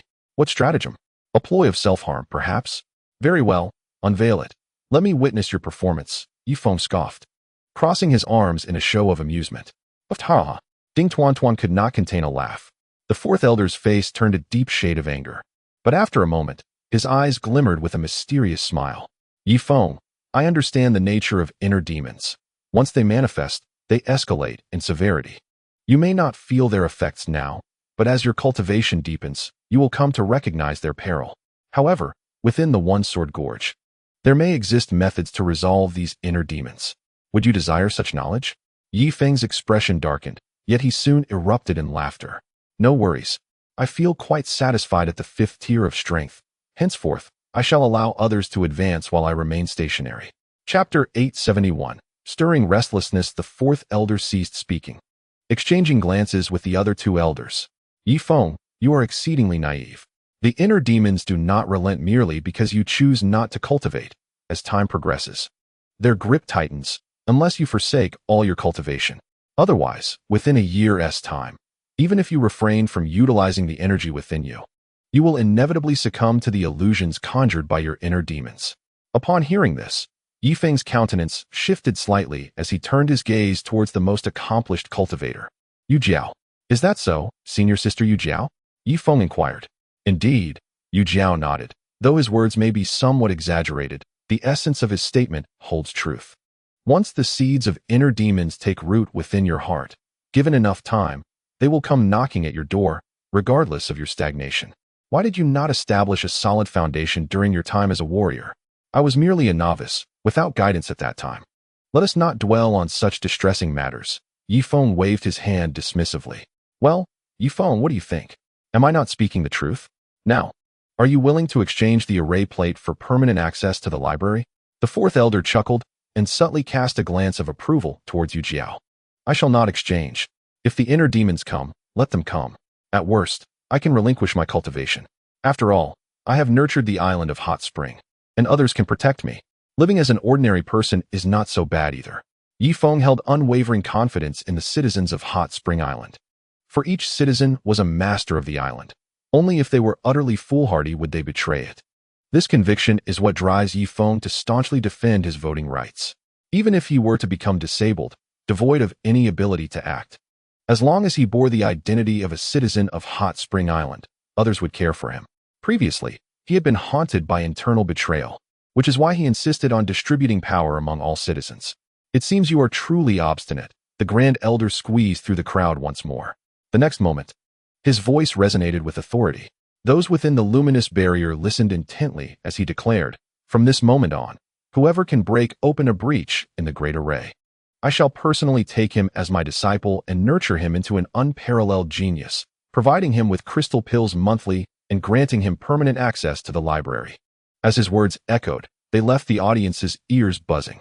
Ye Feng let out a cold laugh, surveying the expressions of everyone on Hot Spring Island. A few citizens could not help but burst into laughter. Ever since they became aware of the island's system, they effectively considered themselves its masters. Would an emperor betray his own realm? Certainly not. As for the laborers from other districts, while they might feel some inner stirrings, they lacked weapons, equipment, and power, and were forbidden from entering the castle or approaching the flags of the array, even if they dared to stir up trouble. Ye Feng was confident he could eliminate them without a trace in mere moments. If you understand my intent, I now command you to collectively strike against Ye Feng, to kill him and create an opening in the great array to allow me entry. The Grand Elder's voice continued to resonate. Within the luminous barrier, there was an eerie silence. After a considerable time, Chen An stepped forward. Oh, the Grand Elder's eyes sparkled with intrigue. Indeed, no matter how powerful a team, it cannot be entirely united. Look, with just a simple ruse, I have unearthed the vulnerabilities of Hot Spring Island. Grand Elder, is what you stated earlier true? Chen An asked loudly. Of course. Very well. However, I have an additional request. Chen An revealed a hint of hesitation. Regardless of your requests, I shall oblige. The elder remarked nonchalantly. Do you have a wife, daughter, or perhaps a granddaughter? I, Chen An, seek a companion. If you send one over for a month's amusement, I shall quietly grant you a breach in the great array. Chen An's voice resonated across the entirety of Hot Spring Island. Laughter erupted, a chorus of amusement. Was Chen An jesting? If he truly intended to betray, would he announce his plans for all to hear? The elder's face flushed crimson. His piercing gaze directed at Chen An, who felt as if his very essence was being laid bare under the weight of that scrutiny. The might of the powerful was indeed formidable, their gaze imbued with an overwhelming pressure. Listen, all citizens of Hot Spring Island. I maintain my stance. Whoever retrieves the array plate for me shall be rewarded with all resources, elevating them to a proud inhabitant of the canyon, the elder continued. Proud? Canyon? Can your canyon match our Hot Spring Island? The Sword Canyon is nothing but a pitiful entity. The crowd began to jeer. At that moment, Ye Feng raised his hands to quell the uproar. As citizens of Hot Spring Island, must we not exhibit a semblance of decorum? He then turned toward the dark mass of the Sword Canyon army. To those from Sword Canyon, I announce, beginning now, Whoever delivers books pertaining to the heart demon to Hot Spring Island shall receive 10 million hot spring coins immediately. Though I, Ye Feng, lack the authority to mobilize such funds, fear not. I can arrange for installments with the Hot Spring Bank, even if it takes thousands or tens of thousands of years. The impact of Ye Feng's proclamation was palpable. The warriors had witnessed the credibility of the hot spring coins. Instantly, expressions shifted among them. Ha ha ha, Ye Feng. My sword canyon is renowned as the premier canyon. Do you truly believe they will be swayed by your words? The elder chuckled. Yet his amusement waned as he observed the warriors' shifting gazes. As a creature of ancient wisdom, he understood the implications behind their eyes. He then turned to address the over 10,000 troops behind him. Whoever dares to deliver the heart demon books to Hot Spring Island, I, representing Sword Canyon, shall eradicate their entire lineage, leaving no trace behind. The elder's words carried a weight of intimidation, causing the restless warriors to bow their heads. However, at that moment, Ye Feng's voice echoed once more through the luminous screen. Fear not. After obtaining the heart demon books, you may bring your families to Hot Spring Island. I possess a protective ancestral array to safeguard you from the wrath of Sword Canyon. You? The elder felt a sense of suffocation, unable to articulate his frustration. For ages, he had wielded his authority unchecked, believing himself infallible as the elder, with no one daring to oppose him. Yet now, Ye Feng repeatedly placed him at a disadvantage, leaving him grappling with a constricted chest. Within the light of the screen, Ye Feng persisted, undeterred. Brothers of Yijian Gorge, I, Ye Feng, lay my trust before you. Should you manage to procure the heart demon techniques, I shall grant you entry into the Grand Formation. Observe, the temperature here hovers around -5 or 6 degrees. And yet we wear but single layers. You, however, resemble inflated spheres in your attire. Moreover, a cold wave will inevitably engulf the entire world. Those of the Strength Monarch and Strength Emperor ranks may survive, but what of you? What will you wield against the impending chill? When the temperature plummets to -30 or 40 degrees, even flames shall be frozen. Ye Feng's words struck a chord deep within the hearts of the Yijian Gorge warriors. The Strength warriors were not the only ones stirred. Even the Strength Masters exchanged furtive glances. The energies of the Strength King and Strength Emperor might withstand such frigidness. But the rest of you would succumb to the freeze within a month. At that moment, Bo Qin emerged, leading Tuba's child, brothers of Yijian Gorge. One more thing. If you can find holy water, an ample supply of it, our Hot Spring Island shall offer you sanctuary. Ye Feng slapped his forehead, nearly forgetting this crucial detail. This splendid opportunity could be seized to enlist the aid of the Yijian Gorge denizens in the search for holy water. He had to attempt to save Tuba, no matter the cost. Not only holy water, but any valuable items would suffice, such as crystal pills or rare herbs. Did you not collect a 60% tax last time? Bring forth the herbs from the secret realm, and I shall assess their worthiness before deciding whether to allow you refuge in the Grand Formation to escape the impending calamity. Ye Feng's voice resonated powerfully. In the distance, the forces of Yijian Gorge stood resolute, yet various schemes began to brew among them. In the face of survival, what need is there for loyalty and honor? The priority is, of course, to endure. A few Strength Masters began to devise plans on how to feign injury in the line of duty, so they might return to Yijian Gorge to pilfer their tomes. Ye Feng, you are quite amusing. Do you truly believe the people of Yijian Gorge are so easily deceived? I command you all to return to camp, no lingering about. Anyone who dares approach the light barrier shall be met with swift retribution, declared the Grand Elder, startled, as he hastily issued the order to retreat. Immediately, the troops began to vanish into the snowstorm, leaving behind only 3 elderly figures of the Strength Emperor rank. Ye Feng, your verbal prowess is commendable. I have heard my subordinates have recently sought to exchange frozen fish with you. Is that true? Inquired the Grand Elder. What? Do you wish to trade as well, Grand Elder? Ye Feng raised an eyebrow. Preposterous. I, the esteemed Grand Elder of Yijian Gorge, would stoop to barter with you. A mere denizen of the Hot Spring Island. Old Fourth, Old Fifth, we retreat. With that, the Grand Elder turned his steed and rode back. Upon returning to the military camp, he discovered many Strength warriors huddled together, whispering darkly. What are you doing? The Grand Elder bellowed, causing the warriors to hastily cover their mouths and obediently take their posts. Yet, after only a brief time, they were rendered numb from the cold. Though they donned 7 layers of beast hides, the biting chill pierced through to their very bones. Seeing that he had quelled this group of soldiers, the Grand Elder swaggered into the central military tent.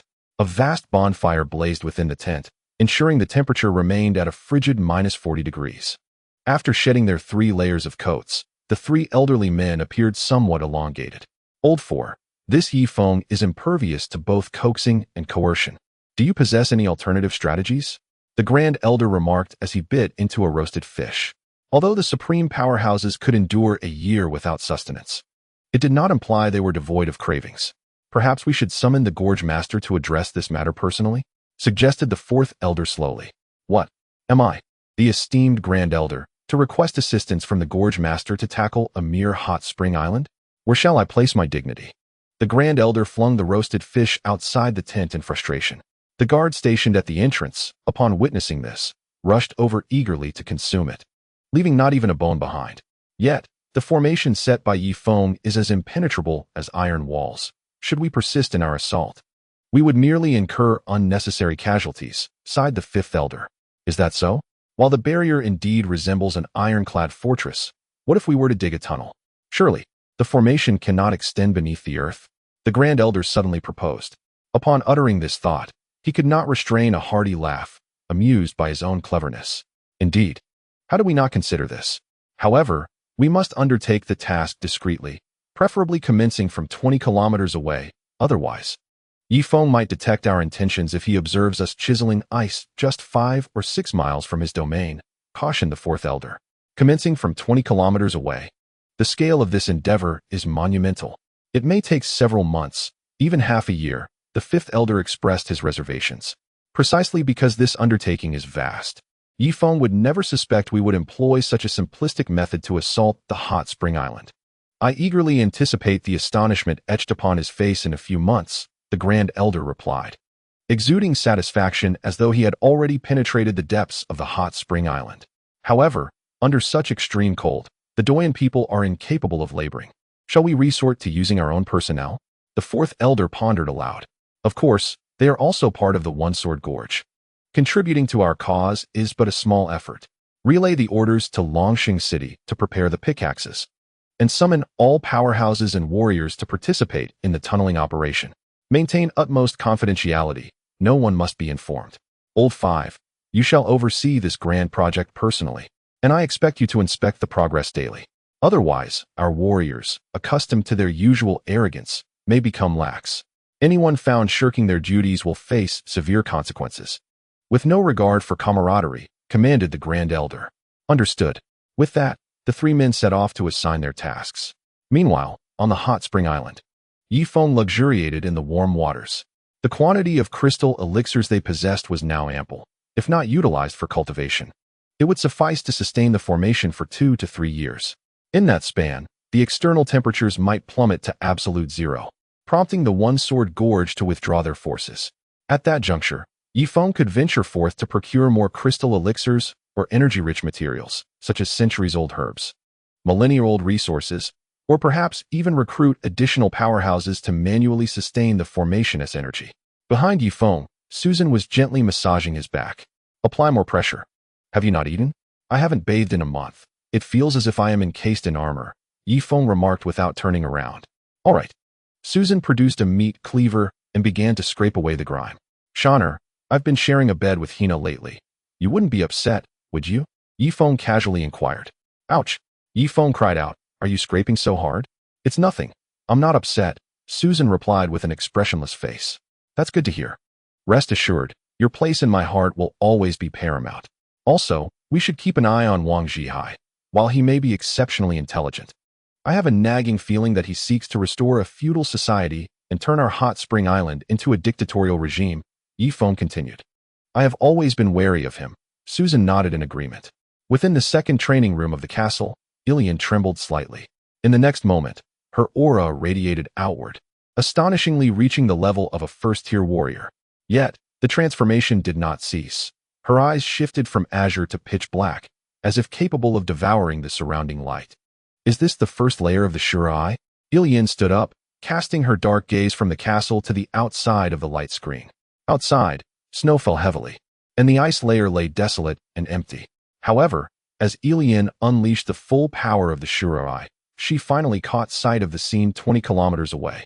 In Chapter 873, can one wait for such an extended period? A group of warriors busied themselves in a snow pit, excavating large amounts of shattered ice, which had already formed a small mountain at the cave's entrance. What on earth are these people from Yijian Gorge doing? Yijian tilted her head, deciding to report this matter truthfully to Ye Feng. After his bath, Ye Feng returned to his office. The room was adorned with several significant documents. Now that he had resumed his role as island master, many official papers required his personal review and signature. Ye Feng opened the first document, sent by Cheng Libin. It was an approval for the construction of the Hot Spring Electric Company, necessitating a financial allocation of 500 million hot spring coins from the finance department. Without hesitation, Ye Feng affixed his signature. The electricity sector was pivotal for the future development of Hot Spring Island. This expenditure was non-negotiable.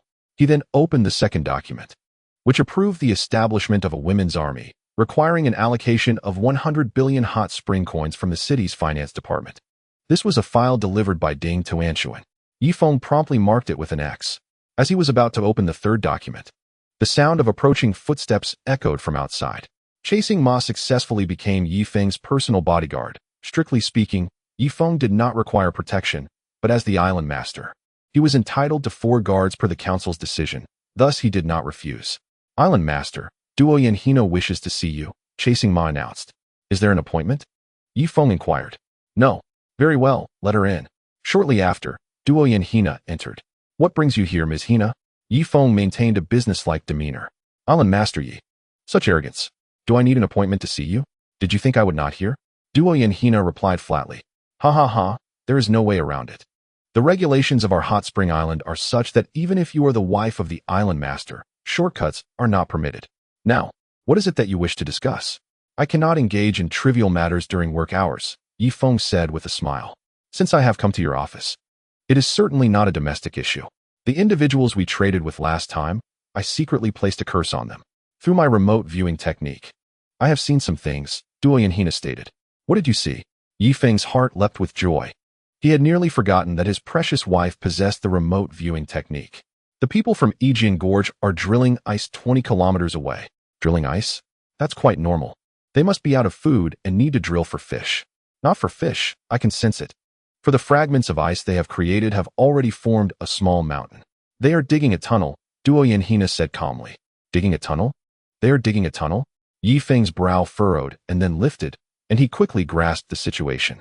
It seems our concerns were not unfounded. Those from Yijian Gorge can no longer hold steady and are attempting to invade our hot spring island from below. However, they are mistaken, Ye Feng coldly chuckled. It's nothing. You may return to care for the child. Ye Feng waved his hand. Very well, Duo Yanhina replied and exited the office. Ye Feng then turned to the doorway. Chasing horse, summon Wang Zhihai, by Guogua, Harder, and Tinger to my office immediately. Yes, island master. Before long. The conference room was filled with people, and once the door was closed, they began to discuss significant matters in hushed tones. 2 hours later, they finally finalized the details, and the sounds of flesh colliding echoed through the room. After sending everyone away, another visitor arrived uninvited. Xiao Yan, I must apologize, but I hardly recognize you. You have grown so much. Ye Feng exclaimed in astonishment at Xiao Ilian. By my calculations, she should be 17 now. Uncle Yi, I have successfully refined the first layer of the Shura Eye. Just now, I saw something 20 kilometers away, Xiao Ilian reported. Excellent. Now we have 2 living radars on Hot Spring Island. Can you see up to 20 kilometers at most? Ye Feng politely poured Xiao Ilian a cup of hot water. Currently, I can see up to 20 kilometers. Strictly speaking, I can see a straight line distance of 20 kilometers, but I can turn it well within 10 kilometers. Xiao Ilian explained. Very well, Xiao Ilian. You shall serve in the military, and I will arrange a position for you as a 100 households officer, Ye Feng declared. All right. Uncle Yi, I shall take my leave now. Xiao Ilian swept her golden hair back, and despite her young age, there was already a hint of allure on her face. European and American women mature quickly, Ye Feng sighed. I wonder what kind of husband she will choose in the future, if she opts for a Caucasian. It seems there is only Charlie among my ranks. Strictly speaking, Charlie can only be considered a descendant of both Caucasians and indigenous people. 20 kilometers away from Hot Spring Island, a kilometer-long underwater tunnel has emerged. The fifth elder personally oversees the work at the tunnel's base. Everyone, please expedite your efforts. You are all masters of strength. Do not hold back. Once we reach Hot Spring Island, we shall indulge in a grand feast and seize the guardian array. At that time, I shall commend each of you to the Gorge Master, intoned Elder Wu with a grave tone. In the narrow tunnel, over 2,000 strength masters and warriors had gathered. Upon hearing these words, they surged with renewed vigor, perspiration glistening on their brows. Indeed, once we conquer Hot Spring Island, we can plunder all their provisions, and there are many beautiful women there, fair as snow. Ha! I've heard that Ye Feng has several women inside. I am eager to experience the allure of Ye Feng's women. During our last trade, I noticed his main wife was quite stunning, especially her calm gaze. It could enchant anyone. Stop daydreaming. Focus on digging. In unison, the 2,000 experts intensified their efforts, their spirits high. Elder Wu stroked his beard, nodding in satisfaction. This excavation team was composed of elite members. He believed that within a month, they would breach the earth beneath Hot Spring Island, emerging to unleash chaos. Yet, Ye Feng must not perish just yet. He needed to be captured alive and brought to Sword Gorge, where he could be tormented for a decade or so to quench their vengeance. Suddenly, a continuous rumbling echoed through the tunnel. Although these diggers were skilled, their strength waned, and hunger began to plague them. Elder Wu, we are famished. Could we procure some fish to eat? Otherwise, this endeavor may come to a halt. One strength master could no longer contain his plea. Elder Wu furrowed his brow and glanced at the foremost diggers. Indeed, without sustenance, their pace had diminished drastically, decreasing by several folds. At this rate, it would take them over a year to complete the tunnel. But could they afford such a prolonged wait? In a year, the external temperature would plummet to a chilling -200 degrees, and even the strength masters would hesitate to venture outside. Wait here.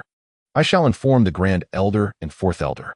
We must find a way to secure food for you, Elder Wu declared, hastening toward the exit. Upon reaching the military camp, the three elder figures mobilized all soldiers to begin ice fishing. However, the frigid temperatures rendered their efforts futile. As soon as they broke through the ice, a gust of icy wind swept in, refreezing the seawater. What shall we do, Grand Elder? The ice fishermen are also exhausting their strength, and the fish caught barely suffice to replenish their energy. It is utterly disproportionate, Elder Wu expressed anxiously. The Grand Elder's face darkened, his hands clasped behind his back as he paced on the icy surface, where temperatures lingered below -100 degrees. There is no alternative. Those 2,000 men will require at least a month to complete the tunnel, and their food supply cannot be interrupted. Let us seek a trade with Ye Feng. His array must consume energy, and I shall exchange crystal pills for frozen fish, the Grand Elder resolved. But aren't we then inviting danger? It is essential to acknowledge that we are currently in an adversarial relationship with Ye Feng, remarked the Fourth Elder with evident reluctance. Indeed, we are in opposition. However, I firmly believe that Ye Feng must require crystal pills to sustain the operation of the Grand Array. Conversely, we are in need of frozen fish. Rest assured, as long as we can exchange sufficient provisions for 2,000 individuals over the span of 2 months, I shall refrain from providing him with any more crystal pills or crystals. At that point, we shall procure them ourselves. The Grand Elder's eyes glimmered with a cold light. Let us proceed. Gather a few of the chief leaders, and we shall return with an ample supply of frozen fish. Shortly thereafter, several elderly figures made their way toward Ye Feng's Hot Spring Island, accompanied by a total of 200 individuals and 100 horse-drawn carriages. Possessing crystal pills of a remarkably high caliber, their potential exchange for frozen fish was substantial. The crowd halted 5 kilometers from the luminous barrier. The Grand Elder hesitated momentarily. The caravan shall remain here. The Fourth and Fifth Elders, we 3 shall negotiate with Ye Feng. Indeed, Grand Elder. Very well. The 2 nodded in agreement and prepared to approach the radiant barrier. At that instant, a powerful practitioner stepped forth, offering the Grand Elder a white flag with utmost consideration.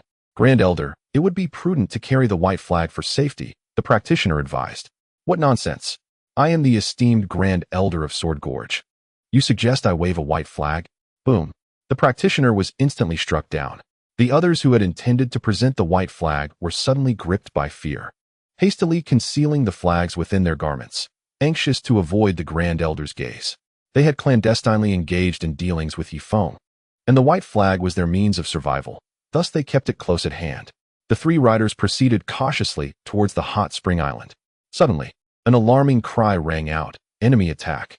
At the dock, dozens of cannons unleashed their fury, executing a comprehensive bombardment. Haste! Exclaimed one of the elders. Boom, boom, boom. The thunderous cannon fire shattered the ice, stripping away its thick layer. Fortunately, the three elders possessed extraordinary strength, deftly retreating to a distance of 5 kilometers. Even so, the fifth elder, slightly weakened, was grazed by shrapnel, blood streaming down his cheek, which quickly froze into crimson ice. Are you injured, fifth elder? Inquired the grand elder. It is but a minor wound, replied the fifth elder, still shaken. He had not anticipated that Hot Spring Island would resort to such an extensive bombardment, leaving him with no choice but to endure the onslaught physically. Do any of you possess a white flag? The grand elder's expression darkened as he surveyed his subordinates. Over 200 individuals fell silent, their heads bowed in submission. I am inquiring about the white flag. Prepare one for me. The grand elder pressed, suppressing his anger. I have one here. Do not misinterpret. I found it on the ground, stammered a Force King as he stepped forward, presenting the white flag with both hands. Humph. The grand elder, astute as he was, discerned from the Force King's flag that he too had been secretly trading with Ye Feng. Yet, given the gravity of the situation, he resolved to eliminate Ye Feng first and settle accounts later. Subsequently, the fifth elder held the white flag aloft as he led the way, with the grand elder and fourth elder following closely behind on horseback. Within the luminous barrier, Ye Feng narrowed his eyes, ultimately opting not to give the order to fire. He discerned that the formidable physique of the Sovereign of Strength was exceedingly powerful. Even when struck directly by artillery, it would only result in a degree of disarray, incapable of inflicting fatal harm. Brother Feng, what do those three old geezers approach us with a white flag for? Chen An inquired. There are but two possibilities. First, they have come to persuade me to surrender the formation plate. Second, with the seas frozen, they dare not consume the flesh on land. Perhaps they seek to procure food from us, Ye Feng replied with a cold smile. Before long, the three old men were but a few hundred meters from the light barrier. Is Ye Feng present? The elder asked. I am here.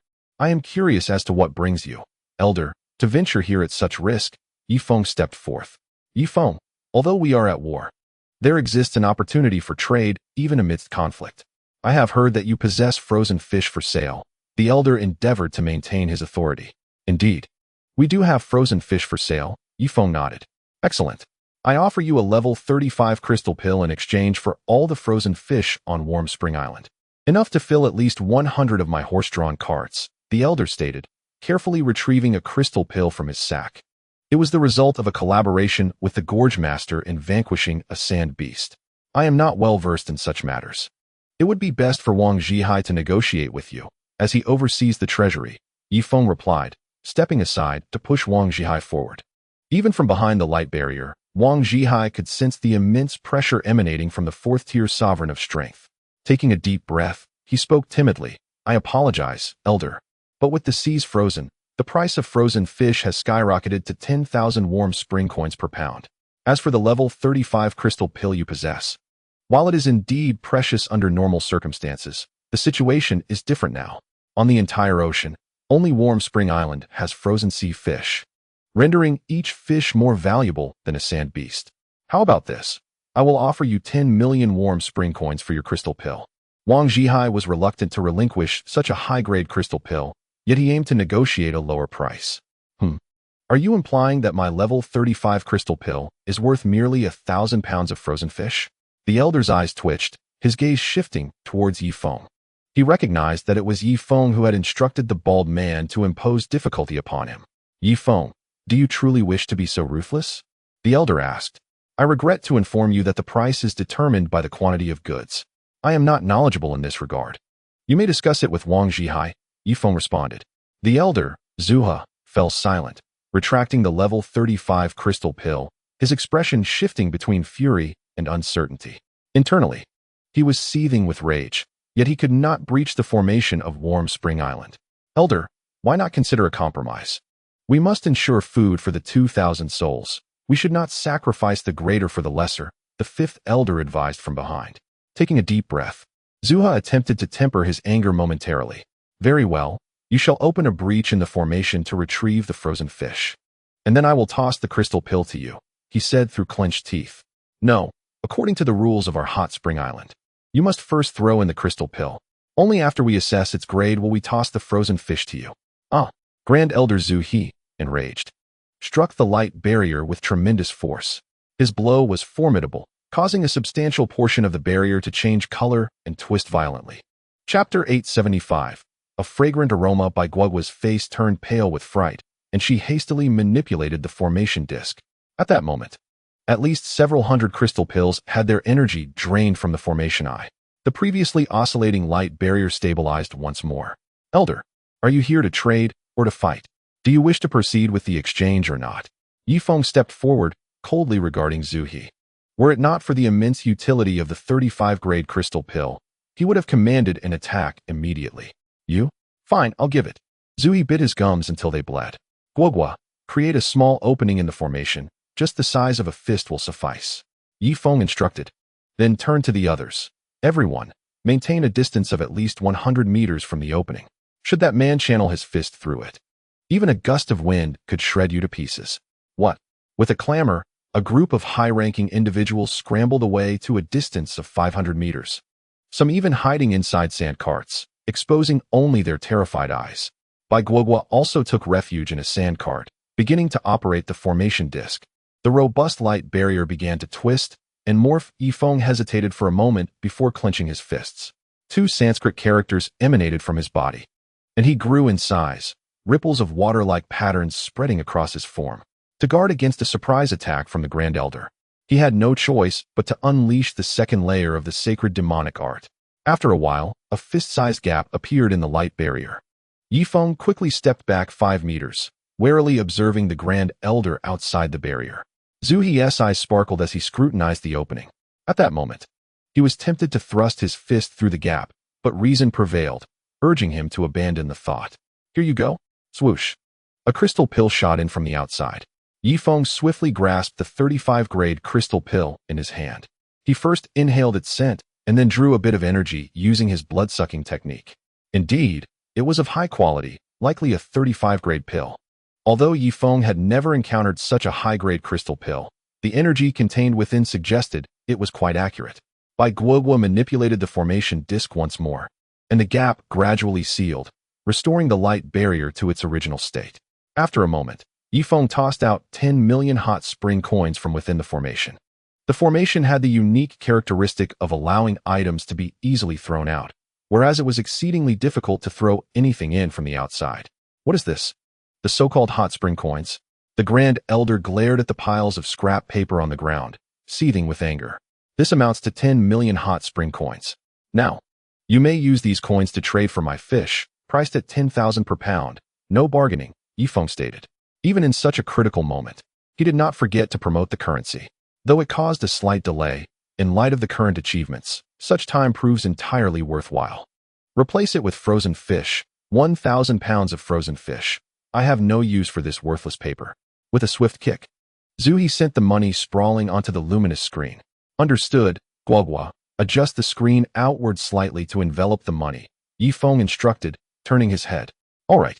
The screen expanded instantaneously by 2 meters, perfectly encircling the money within the grand formation. Zhu He's expression shifted.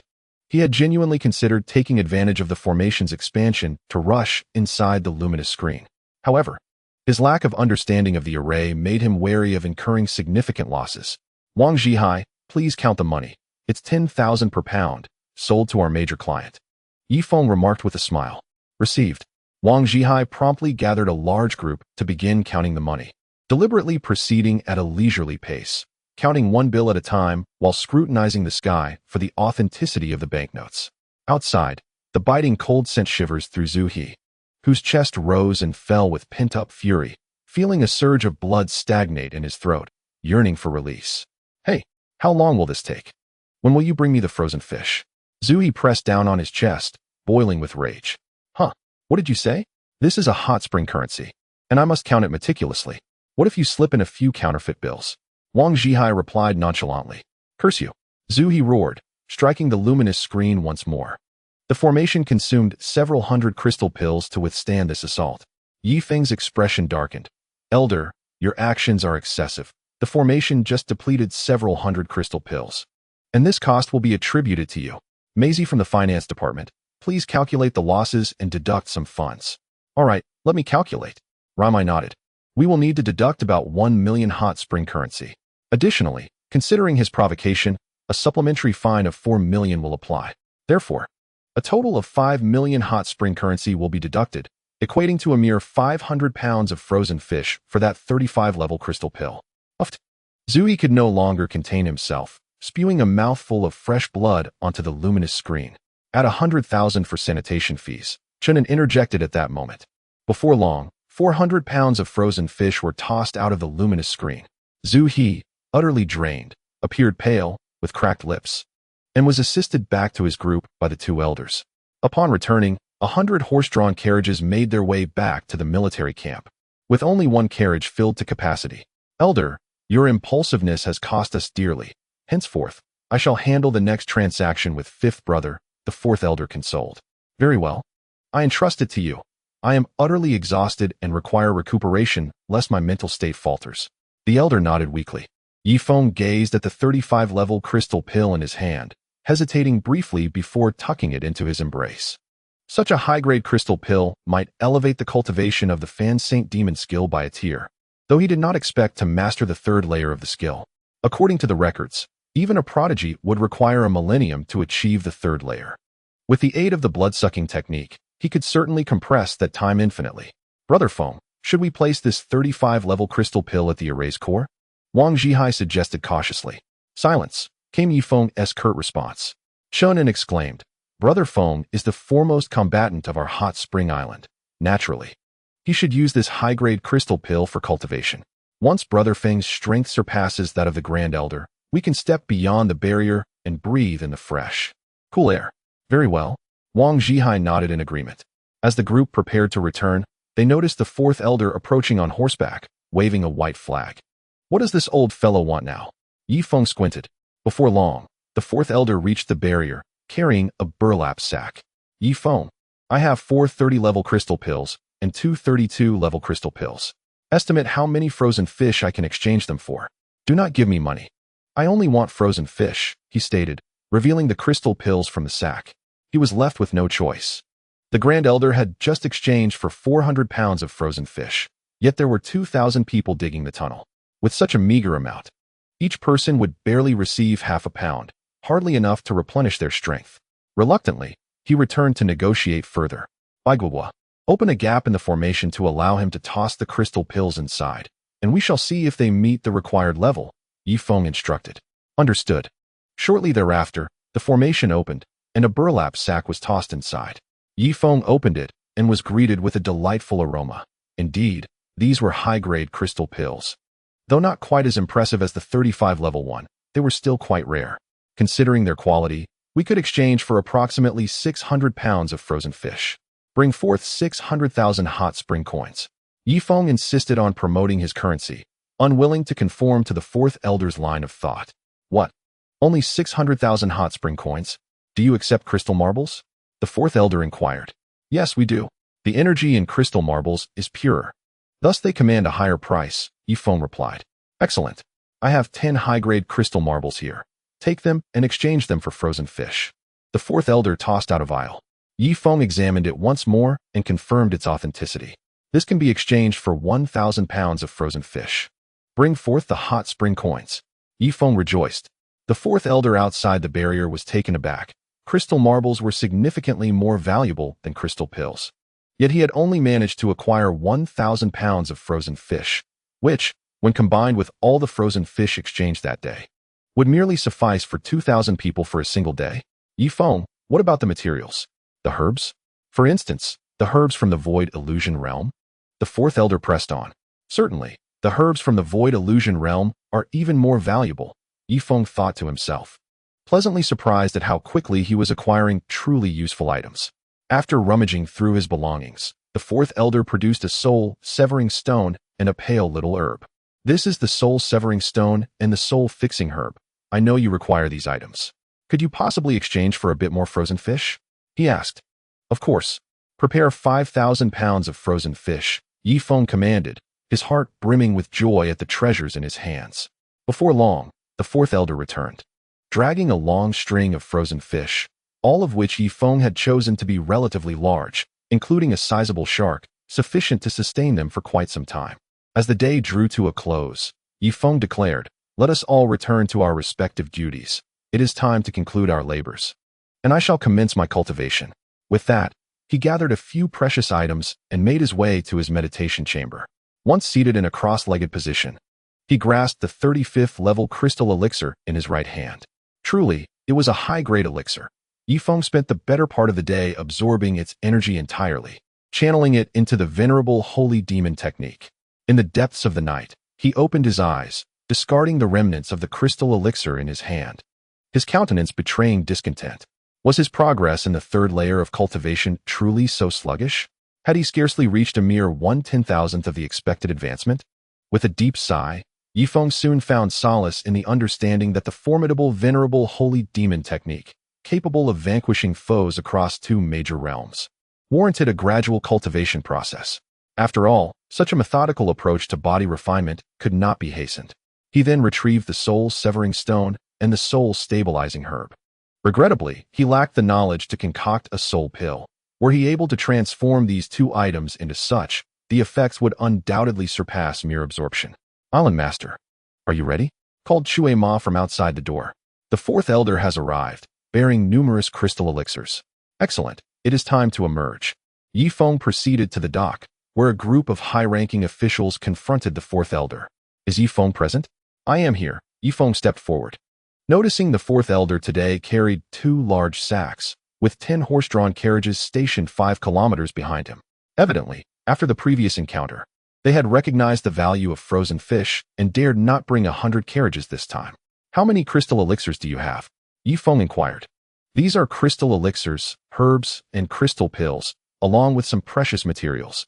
All can supply energy to the grand formation. Please provide an estimated worth," the fourth elder replied, his expression impassive, though internally he had resolved that once the underground passage was completed, he would leave no survivors on Hot Spring Island, particularly targeting Ye Feng's women to be taken to Sword Gorge as maidens, with the men of Sword Gorge venting their desires upon them. The thought made the corners of the fourth elder's mouth twitch upwards. "Wang Zhihai, please assess the value." Ye Feng turned to his companion. "Certainly. Let me see. I would estimate a total of 100 million hot spring coins, which equates to about 10,000 pounds of frozen fish." Wang Zhihai swiftly calculated. "What? This represents all the crystal elixirs and pills from our army, and you offer merely 10,000 pounds of frozen fish?" The fourth elder snapped back to reality, having envisioned enough provisions for 2,000 men over the course of 2 months. 10,000 pounds of frozen fish was hardly sufficient. "Regrettably, it is merely 10,000 pounds of frozen fish. Do you wish to proceed with the exchange?" Wang Zhihai remarked nonchalantly. "I shall not engage in this trade." The fourth elder retorted, grabbing the sacks and departing. "Wait. Ha ha ha. Surely we can negotiate," Ye Feng called after him. "Negotiate? These are all high-grade crystal elixirs and pills, especially the rare materials, which have become extinct in this world. I will offer 100,000 pounds of frozen fish," the fourth elder declared, demanding a steep price. 100,000? No, no, no. I shall give you 500,000, Ye Feng countered. 75,000, 55,000, 60,000. Ultimately, the 2 parties reached an agreement for 600,000 pounds of frozen fish. Ye Feng had devised a plan to first transport all the goods from that location, thereby rendering the forces at Yijian Gorge incapable of training. Furthermore, consuming the crystal pills would provide resistance against the invasion of parasitic diseases. Naturally, Ye Feng intended to acquire all available crystal pills, with the temperature expected to drop further.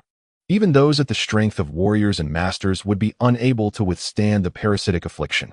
At that point, they would resort to purchasing their own anti-parasitic medicine, allowing for the true plan to be realized. Ye Feng gazed into the distance, filled with ambition. The quantity of 600,000 pounds of frozen fish was far too much for the fourth elder's cart to carry, necessitating additional carts to transport all the fish away. Upon returning to the military camp, the fourth elder could not contain his laughter. "Great elder, we now have 600,000 pounds of frozen fish, sufficient to feed 2,000 people for 2 months. Once we excavate the tunnels, we can reclaim the formation plate. The fourth elder immediately sought to take credit. Excellent. It seems you, my fourth, excel in social engagements. Inform everyone that tonight we shall prepare an extra fish in the pot, allowing all to enjoy a thicker fish porridge. A faint smile appeared on Zhu He's face as he cast a cunning glance towards the direction of Hot Spring Island. Time swiftly passed, and in the blink of an eye, more than a month had gone by. In the hot spring bay, Ye Feng had stripped down to merely his undergarments and plunged into the sea. He skillfully avoided the dense schools of fish before diving to a depth of 20 meters. Meanwhile, on the shore, Bai Guoguo was diligently manipulating the formation plate, her brow tightly furrowed. After a brief wait, Ye Feng reached out to touch the luminous barrier below the surface. Unlike before, the barrier was no longer entirely open but had transformed into a grid-like structure. Each grid was approximately the size of a human head, ensuring that fish could enter while humans could not. After confirming the barriers in other locations, he resurfaced with a splash, a large crab perched atop his head. Brother Feng, did you succeed? Bai Guoguo asked anxiously. It was her first experience transforming the barrier into a grid, leaving her uncertain. It has been successful.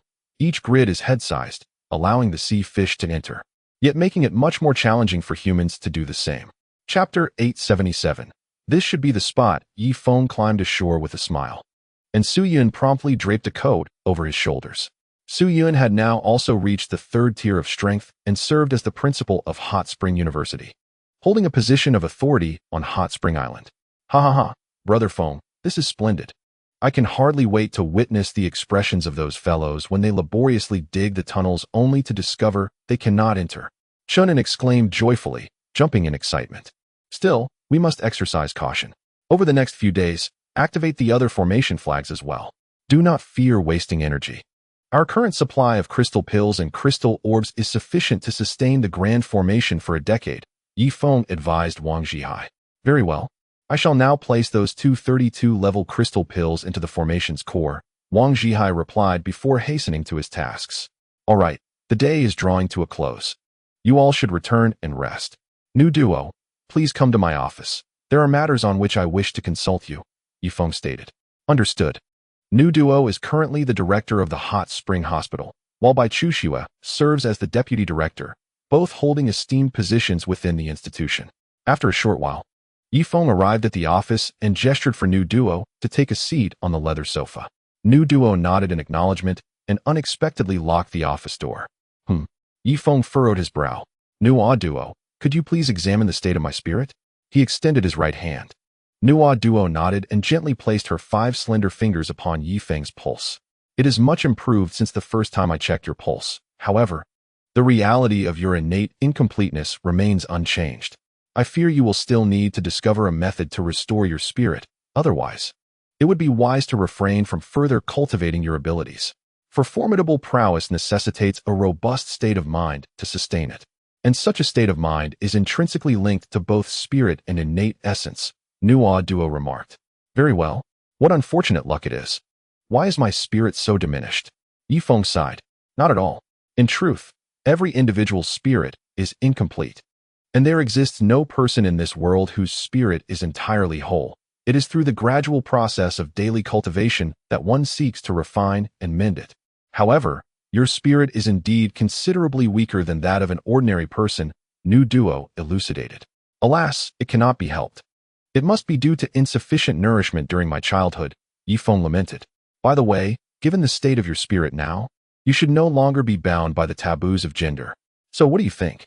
As Duo spoke, she gently pulled down the beast's skin draped over her shoulders, revealing a small portion of her snow-white shoulder. Was this inappropriate? I am indeed a man with a wife. Ye Feng shook his head in refusal, yet his gaze involuntarily lingered upon the fragrant shoulders of New Duo. Rest assured, I possess a sense of propriety and shall not speak indiscreetly. Furthermore, as a pharmacist, I possess a profound understanding of the male anatomy. Do you wish to experience an unprecedented sensation? I assure you, you shall not be disappointed. As she spoke, Ongwa leaned forward, allowing the contents of her neckline to partially reveal themselves before Ye Feng. In truth, she harbored her own intentions. Though Hot Spring Island appeared to be fair and just, it was entirely reliant on Ye Feng's singular support. As a prominent pharmacist, she naturally sought a robust ally. Furthermore, She had heard whispers that nearly every woman of slight beauty on Hot Spring Island had shared an intimate connection with Ye Feng. To establish her foothold on the island, she could hardly avoid this predicament. Moreover, after Ye Feng advanced to the second tier of the sacred demon arts, his complexion became fair and alluring. She, too, was a woman of ordinary desires. If she must submit to a man's will, why not choose Ye Feng, the most pleasing man to her eyes? Could it be true? Surely, this is not a jest, is it? Ye Feng retorted, I certainly do not jest. Moreover, the probability of your spirit being hit is rather low. Hence you need not wear the protective charm. You may proceed directly. I shall keep this matter confidential and will not pursue any formal recognition, for as a strong woman, I require no such titles. After finishing her statement, Nu Duo adjusted her trousers, revealing a portion of her fair, slender calf. Though her skin was not pale, it bore a healthy, wheat-like hue. You said it yourself, so I shall not hold back, Ye Feng declared, before charging forward with a fervent cry. An hour later, Ye Feng stood up with a look of contentment on his face. Meanwhile, Nu Duo was enticingly posed on the desk, her body partially obscured by scattered animal skins. Indeed, your comprehension of the male physique is quite profound, Ye Feng remarked as he playfully pinched her cheek. You wicked person, I must admit my oversight. I never anticipated you to be so robust. Ouch. Nu Duo nestled her delicate face into Ye Feng's hand, implying her discomfort. No, it is exceedingly pleasurable, an unparalleled sensation. Since time is still on our side, if you are not in a hurry, perhaps we could. A hint of flirtation danced across Nu Duo's face. With a playful cry, Ye Feng lunged at her once more. Their second encounter lingered on, the office resonating with melodious harmonies, accompanied by the creaking of chairs and tables. Unbeknownst to them, a pair of bright eyes observed from the shadows. Dove, her face flushed with embarrassment, quickly shielded her eyes and fled. Originally, she had intended to inform Ye Feng about a labor company that enforced a 12-hour workday, seeking his opinion on whether to impose a hefty fine upon them. But she stumbled upon this scandalous scene instead. On Hot Spring Island, the workforce labors for merely 5 hours a day, while the upper management, including Ye Feng, is required to work 8. As for the labor companies outside the island, the Hot Spring Labor Bureau possesses the authority to oversee them, mandating strict adherence to labor laws. Nevertheless, most outsourcing firms tend to ignore regulations, navigating around policies with ease. A 6-meter-wide icy passage extended deep beneath the ground. Within the passage, another laborer was being extracted. Prolonged exposure to the work environment, with only one passage providing oxygen, often left workers faint from asphyxiation. The fifth elder stood with his hands clasped behind his back, observing the laborers being carried out one by one. Halt, he commanded, then swiftly moved to the end of the passage, pressing his hand against the icy wall. It is close. I can sense the energy field of the array. Go. Inform the first elder and the fourth elder to summon all the elite fighters of the king of strength level. Together, we shall shatter the final ice layer and directly breach the light barrier. The fifth elder commanded. Understood. A laborer dashed towards the exit of the passage. Time passed, and over 40 individuals emerged from the icy passage, led by the first elder and the fourth elder. Fifth elder, has the passage reached beneath Hot Spring Island? Zuha inquired with a menacing glare. Having calculated the distance, he confirmed it to be indeed 20 kilometers. Yes, I can sense the energy field of the array. This must be the location, the fifth elder affirmed. Excellent. Next, the three of us shall strike together to break the final ice layer with all our might, leaving no opportunity for Hot Spring Island to react. With that, Zuha turned to the nearly 40 king of strength fighters behind him. You are the backbone of our forces. Momentarily, charge in without hesitation. Slay any ordinary individuals, spare the women. I intend to convert them all into concubines. And do not kill Ye Feng. I want him to witness his women transformed into concubines, slaughtered before his very eyes. Zuha issued his chilling orders. Chapter 878. Would Ye Feng show mercy? Indeed. 40 formidable warriors nodded in unison, drawing their long swords with a sense of purpose. Unbeknownst to them, the entirety of Hot Spring Island had already mobilized. Various crossbows and cannons aimed steadfastly at the bay, awaiting the emergence of their targets. Ye Feng reclined in an ornate armchair, with Duoyen Hina seated beside him. At that moment, however, Duoyen Hina was rolling her eyes, seemingly attuned to some unseen force. A minute later, her gaze returned to normal. Now was the time. Duoyen Hina nodded at Ye Feng. With a subtle wave of his hand, Ye Feng disengaged the safeties on the array of weapons, directing their aim towards the waters below. A thunderous roar erupted as the entire hot spring island trembled, and the water in the bay surged nearly 100 meters high, with fish being obliterated by the sheer force. Inside the tunnels, torrents of seawater surged in. Do not fear the water, as long as we rush into the formation. The temperature shall not be so frigid. Charge. Upon uttering these words, Zhu was the first to plunge into the advancing waves. In an instant, everyone in the passage found themselves submerged in seawater. The warriors of the king level fared better, while those of the master level found their bodies rendered rigid by the icy grip of the water. The seawater continued to spread, rushing towards the tunnel's exit with an unstoppable momentum. Hurry, hold your breath, swim forward. The passage soon became entirely submerged, and the king-level warriors gritted their teeth, propelling themselves forward. Through the murky depths, they glimpsed a source of light above, revealing the hot spring bay. Bubbles erupted as a group of them excitedly exhaled, their eyes glimmering with anticipation. Zhu, his legs thrashing with urgency, propelled himself towards the luminous source. Bang! In the next moment, his head collided with a solid object. A trickle of blood spreading through the water. What is happening? Zhu was taken aback, yet found himself unable to articulate his confusion beneath the waves. Thus, he extended his hands, groping through the water. To his astonishment, he discovered a transparent wall obstructing his path to the light, its presence only detectable by touch. Invisible to the naked eye, something feels amiss. Zhu explored further and found that this transparent barrier was riddled with numerous head-sized openings. A surge of hope filled his heart. These must be windows. He eagerly thrust his head through one of the openings. However, after a few frantic struggles, his shoulders became stuck. The others also encountered the transparent barrier, floundering in a panic at the bottom. Bubbles erupted from the mouth of a fifth-tier master, as he exhaled the last remnants of oxygen from his lungs. If the temperature of the water were ordinary, he might have endured a while longer, but this frigid, piercing cold was unbearable. Dismissing all else, he hastily swam towards the passage's exit. Yet, the seawater had completely inundated the tunnel, necessitating a grueling swim of 20 kilometers to surface for air. A glint of lethal intent flashed in Zhu's eyes as he swung his sword forward. The master was cleaved in two, a crimson tide spreading through the passage, further diminishing visibility within. Others soon followed suit, mimicking Ancestor Zhu's actions as they groped around the luminous screen, hoping to discover a larger aperture through which they might escape. However, after an extensive search, it became evident that the opening seemed meticulously measured, just wide enough for a small head to pass through, yet the shoulders would inevitably become ensnared. Gurgle! A stream of bubbles erupted from Zhu's mouth. Panic surged within him, and he delivered a forceful punch against the luminous barrier.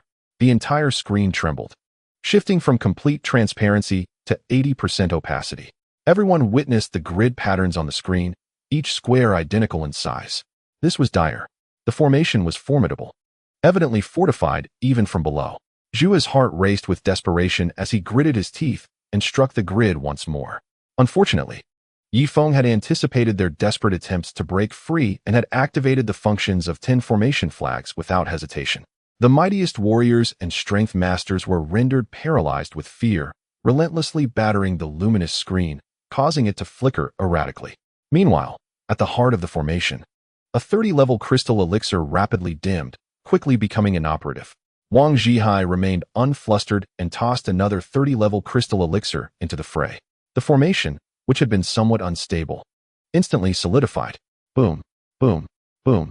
Below, everyone was futilely striking the seawater with their fists, but their knuckles became swollen, and the luminous barrier remained impervious. It seemed Zhu had an epiphany. He quickly turned to Elders 4 and 5. We must flee.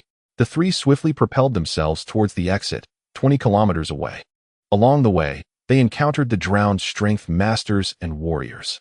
The 40 strength kings were left dumbfounded. Their lung capacity paled in comparison to that of a strength emperor. And if they attempted to swim 20 kilometers, they would likely drown midway. Gurgle, gurgle, gurgle. A 9th-level strength king squinted and suddenly struck the ice layer above with a powerful punch. They had excavated a tunnel 20 meters deep, meaning the ice above was 20 meters thick. In temperatures exceeding 100 degrees below zero, the ice was nearly as hard as iron, approaching the quality of mystical ice. Boom.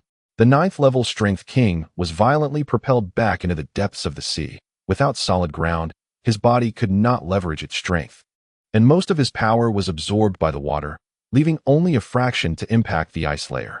A few chunks of ice fell, but in comparison to the 20-meter thickness, it was utterly insufficient. The other strength kings, paralyzed with fear, unleashed their full array of techniques. Some wielded swords, others struck with their fists, and some even attempted to ram their heads into the ice. Bang, bang, bang. On Hot Spring Island, Ye Feng felt a series of tremors beneath his feet, as if an earthquake were occurring. Except for Ye Feng, everyone else bore expressions of anxiety, fearing that the 3 strength emperors might burst through the luminous screen. There is no need for concern. The full power of the formation is engaged. Even a 9th level strength emperor cannot breach it, Bai Guogua confidently asserted. Only then did the crowd exhale in relief. Sensing the time was ripe, Ye Feng suddenly rose, clad only in a tattered garment. I shall dive below to investigate. You all remain vigilant above. With that, Ye Feng plunged into the depths, swiftly descending over 20 meters deep. Through the transparent light barrier, he swiftly beheld 40 formidable warriors outside, alongside the lifeless bodies of several high-ranking combatants who had succumbed to drowning. No fewer than 200 or 300 corpses littered the scene. The warriors, upon spotting Ye Feng, hastily pounded against the barrier, their eyes reflecting sheer terror. Some clasped their hands together, seemingly in prayer, while others fervently nodded in his direction, bubbles escaping their mouths. A few resorted to sign language, their expressions fraught with urgency. Ye Feng, suspended in the water, gazed coldly at this group. As time ticked away, approximately 20 minutes later, a first-tier warrior began to flounder in the water, resembling a dying fish. After a minute of desperate struggle, his body became motionless, his pupils dilating slowly. The other warriors, paralyzed with fear, either banged their heads against the barrier or attempted to convey messages through lip movements.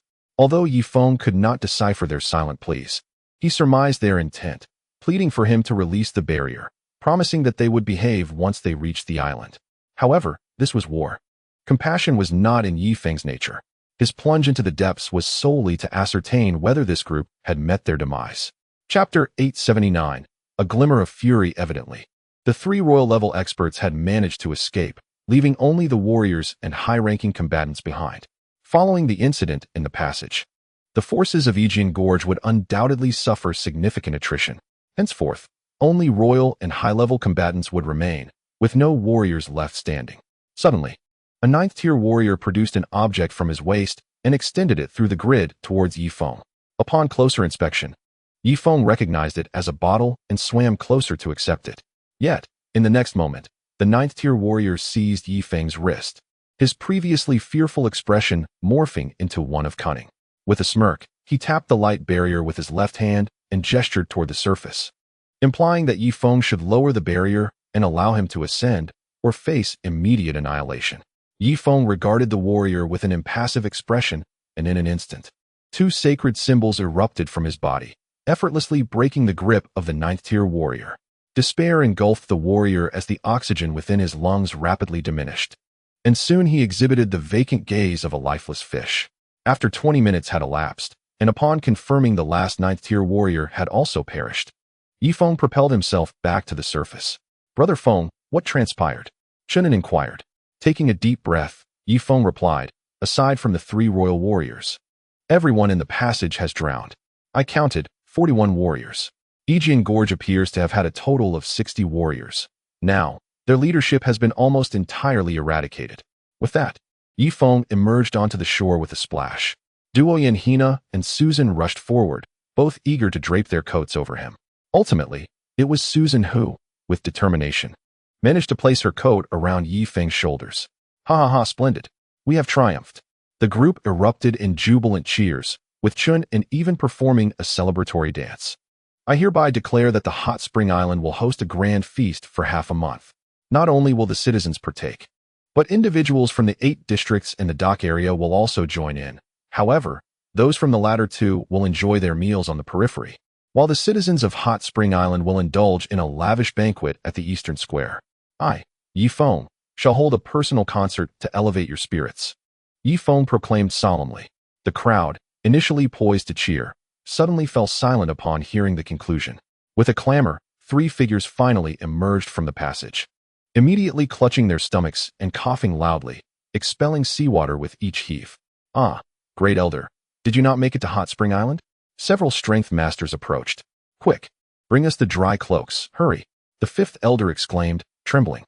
Yes, bring the dry cloaks, and assist the 3 elders in removing their icy armor."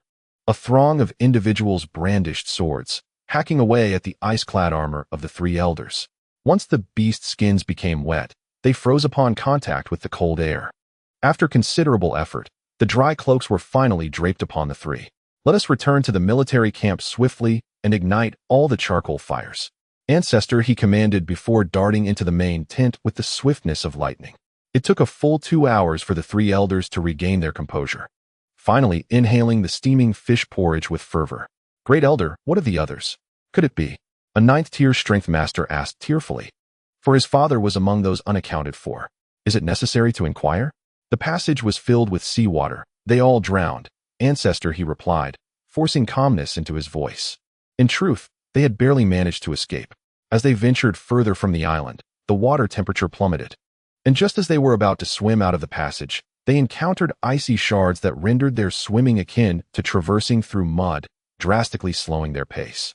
There is no need to speculate. The seawater in the passage is now completely frozen, and those from Sword Gorge within should have been encased in ice by the surging waves. The strength master was taken aback, retreating several steps, his eyes reddening with anguish. "My father, he perished within. Alas, you must bear your sorrow. In war, death is an inevitability," the 4th elder admonished, his expression strained. They had indeed blundered, leading to the drowning of over 40 strength kings from Sword Gorge due to their oversight. It is worth noting that there were scarcely 60 strength kings in total. This calamity may well result in a significant rift within Sword Gorge. Another 9th-tier strength master stepped forth. "So, does this mean that our 2 9th-tier strength kings from the Rue family also perished within?" Though this strength master lacked exceptional prowess, his lineage from the Rue family made him a figure of note, one whom even the Great Elder could not dismiss lightly. "Rue Ming, I share in your grief. Yet this is not the time for such discussions," the 4th elder interjected. "Not for discussion?" Rue Ming burst into a long, mocking laugh. "You 3 old fools have made such a grave error, and you would stifle conversation about it? In this recent channel plan, over 40 powerful warriors perished, along with thousands of skilled practitioners and fighters. They each had families, and I wonder how you will explain this to the orphans and widows upon your return. Truly, those from the Rue family possess commendable courage, daring to confront the 3 esteemed elders. Rue Ming, I have stated that war will inevitably incur casualties. Now, you must leave, as I have urgent matters to discuss with the 2 elders, the 4th elder said, suppressing his fury. They were in the wrong, thus feeling somewhat intimidated before a mere practitioner. "Urgent matters? Is it yet another issue that will lead to the demise of thousands?" Rue Ming retorted. At this moment, Ancestor he finally raised his head, casting a chilling gaze upon him. "Do not make me repeat myself, leave." His voice was laced with lethal intent. "Me?" Rue Ming was taken aback. "Why should I leave?" From this moment forth, bang! With a single strike, Rue Ming was propelled into the heavens. "Remove the body and clean the floor," Ancestor he coldly commanded. The other practitioners, witnessing this, flashed a glimmer of anger in their eyes. Yet they obediently carried the body away, while no one dared to return to cleanse the blood-stained ground. "What shall we do? We have lost more than half of the powerful warriors from Yijian Gorge. Upon our return, both the Holy Moon and the Gorge Master will undoubtedly hold us accountable, perhaps even targeting the 3 of us." The 4th elder spoke with a worried expression. Chapter 880. I share your mother. Humph. What is there to fear? I am the Grand Elder of Yijian Gorge, and you all are elders as well. How many sovereigns does our entire Yijian Gorge possess? As long as we stand united, neither the Gorge Master nor the Holy Maiden can do anything to us. The pressing issue now is to devise an alternative method to enter Hot Spring Island. Ancestor, he remarked nonchalantly. An alternative method? It seems the only option is to forcibly breach the formation, yet that formation is exceedingly strong. Not even a 9th-level sovereign could shatter it. Unless, of course, a legendary true martial realm expert were to appear. But such beings have been extinct in the Great Desert for millennia. The 5th elder lamented. Alas, Rue Tian has misled us. Had he not lost Changhong in the secret realm, A single sword would have sufficed to sever the protective array of our clan. But now we are left to squander so much time. The Grand Elder stood, pacing within the tent. Just then, a commotion erupted outside. Go to hell. Hand over the money. Why should I? I exchanged crystal pills for it. The three elders' expressions darkened as they stepped outside. They beheld two factions of practitioners in a standoff.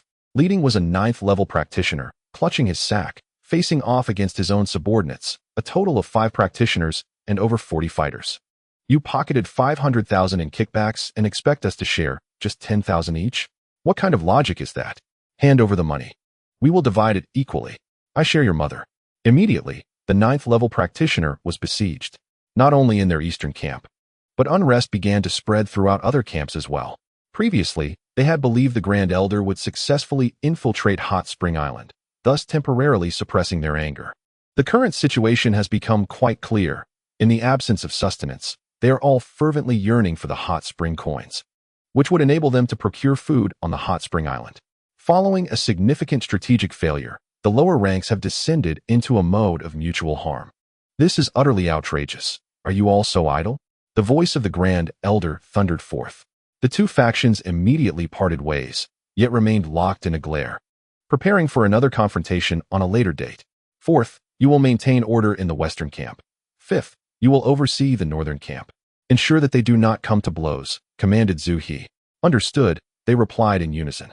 Thus, the 3 Grand Elders were compelled to disperse and take their respective posts.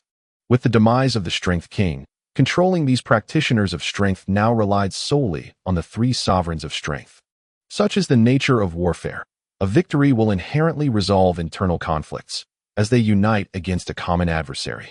Conversely, in the wake of defeat, the higher echelons will blame one another, and unity among the lower ranks will dissipate as they begin to contemplate their own welfare, seeking to acquire more wealth and tangible benefits. In the southern camp, devoid of a sovereign of strength or a strength king, it transformed into a lawless enclave. Within, a dozen 9th-tier practitioners of strength cast wary glances at one another. Some hastily mounted their steeds and fled toward Sword Gorge, intent on pilfering tomes related to heart demons to exchange for entry into Hot Spring Island. The calamity ahead is unmistakable. It will engulf the entire world, and only the protective ancestral formation can assure their survival. In just a single afternoon, half of the over 4,000 individuals in the southern camp had fled. Disguised in common attire and masked with animal hides, the Grand Elder stealthily infiltrated the southern camp for an undercover investigation. He discovered that the remaining 2,000 were engrossed in gambling, utilizing hot spring coins for their wagers. Come, let us settle this in one decisive round. After all, we are all destined to starve. It would be better for the winner to amass enough wealth to enter the grand formation of Hot Spring Island, proclaimed a 9th-tier practitioner within a tent. Surrounding the table were more than 40 practitioners and warriors, each holding bills and contemplating their bets. Soon enough, a flurry of gambling ensued, with both losses and gains. Zhu He's expression shifted as he suddenly removed his disguise, forcefully pinning the 9th-tier practitioner onto the bed. You mean to say, with sufficient hot spring coins, one can gain entry into the grand formation? Zhu He inquired. Ah, Grand Elder, what brings you here? The 9th-tier practitioner gasped in astonishment. Do not concern yourself with that. Tell me the truth. Zhu He pressed on. Indeed, I have heard from others that with 1 million hot spring coins, one qualifies for entry into the grand formation, with a certain probability of becoming a citizen of Hot Spring Island. Even if one cannot attain citizenship, it matters not. 1 million hot spring coins can secure permanent residency on the island, thus preventing us from perishing in the cold, the 9th-tier practitioner explained. Nonsense. If I possess 1 million hot spring coins, would Ye Feng also allow me entry into the grand formation? Zhu He retorted, not easily deceived. Oh, I almost forgot. 1 million hot spring coins is the prerequisite. To enter the grand formation, one must not only possess this sum, but also pass various assessments, such as character evaluation, sincerity examination, and merit appraisal. Once these criteria are met, one may gain entry to the great formation of Hot Spring Island. The 9th-tier power master exclaimed in terror. Humph. I knew it wouldn't be that simple.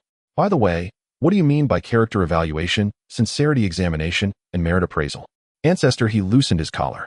The character evaluation likely examines our inherent nature and the actions we might take under extreme circumstances. The sincerity examination requires us to demonstrate our earnestness by eliminating a few high-ranking members of the One-Sword Gorge. This also increases our chances of entering Hot Spring Island. Upon hearing this, the Power Master gazed at Ancestor He with trepidation. This is outrageous.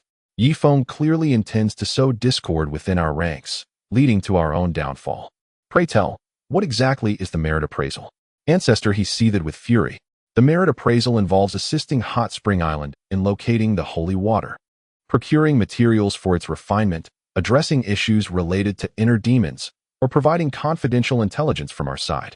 That is what constitutes a merit appraisal, the 9th-tier Power Master concluded, trembling as he crouched down, fearing the elder's wrath. I understand. What is your name? Ancestor He inquired, hands clasped behind his back, his tone cool and collected. My junior is called Ye Feng. Very well, Ye Feng. I shall remember you. Perhaps in a few days, you will prove invaluable.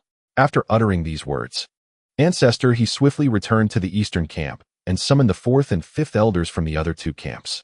Half an hour later, Ancestor He finally concluded his discourse. Elder, are you suggesting that we offer some precious items to Hot Spring Island, and then have a 9th-tier Power Master infiltrate the island to steal the formation plate? The 4th elder questioned. Indeed, we have no other option. In recent days, we have witnessed Hot Spring Island's credibility. Though they are unscrupulous, they honor their word. And they are fervently striving to uphold the value of Hot Spring coins, signifying their importance to them. Thus, we could send someone to test the waters. We shall pool all the Hot Spring coins from everyone to reach 1 million and entrust them to a 9th-tier Power Master. Additionally, I possess a tome that I believe will suffice for the sincerity examination. Ancestor He concluded, producing a book with a flourish.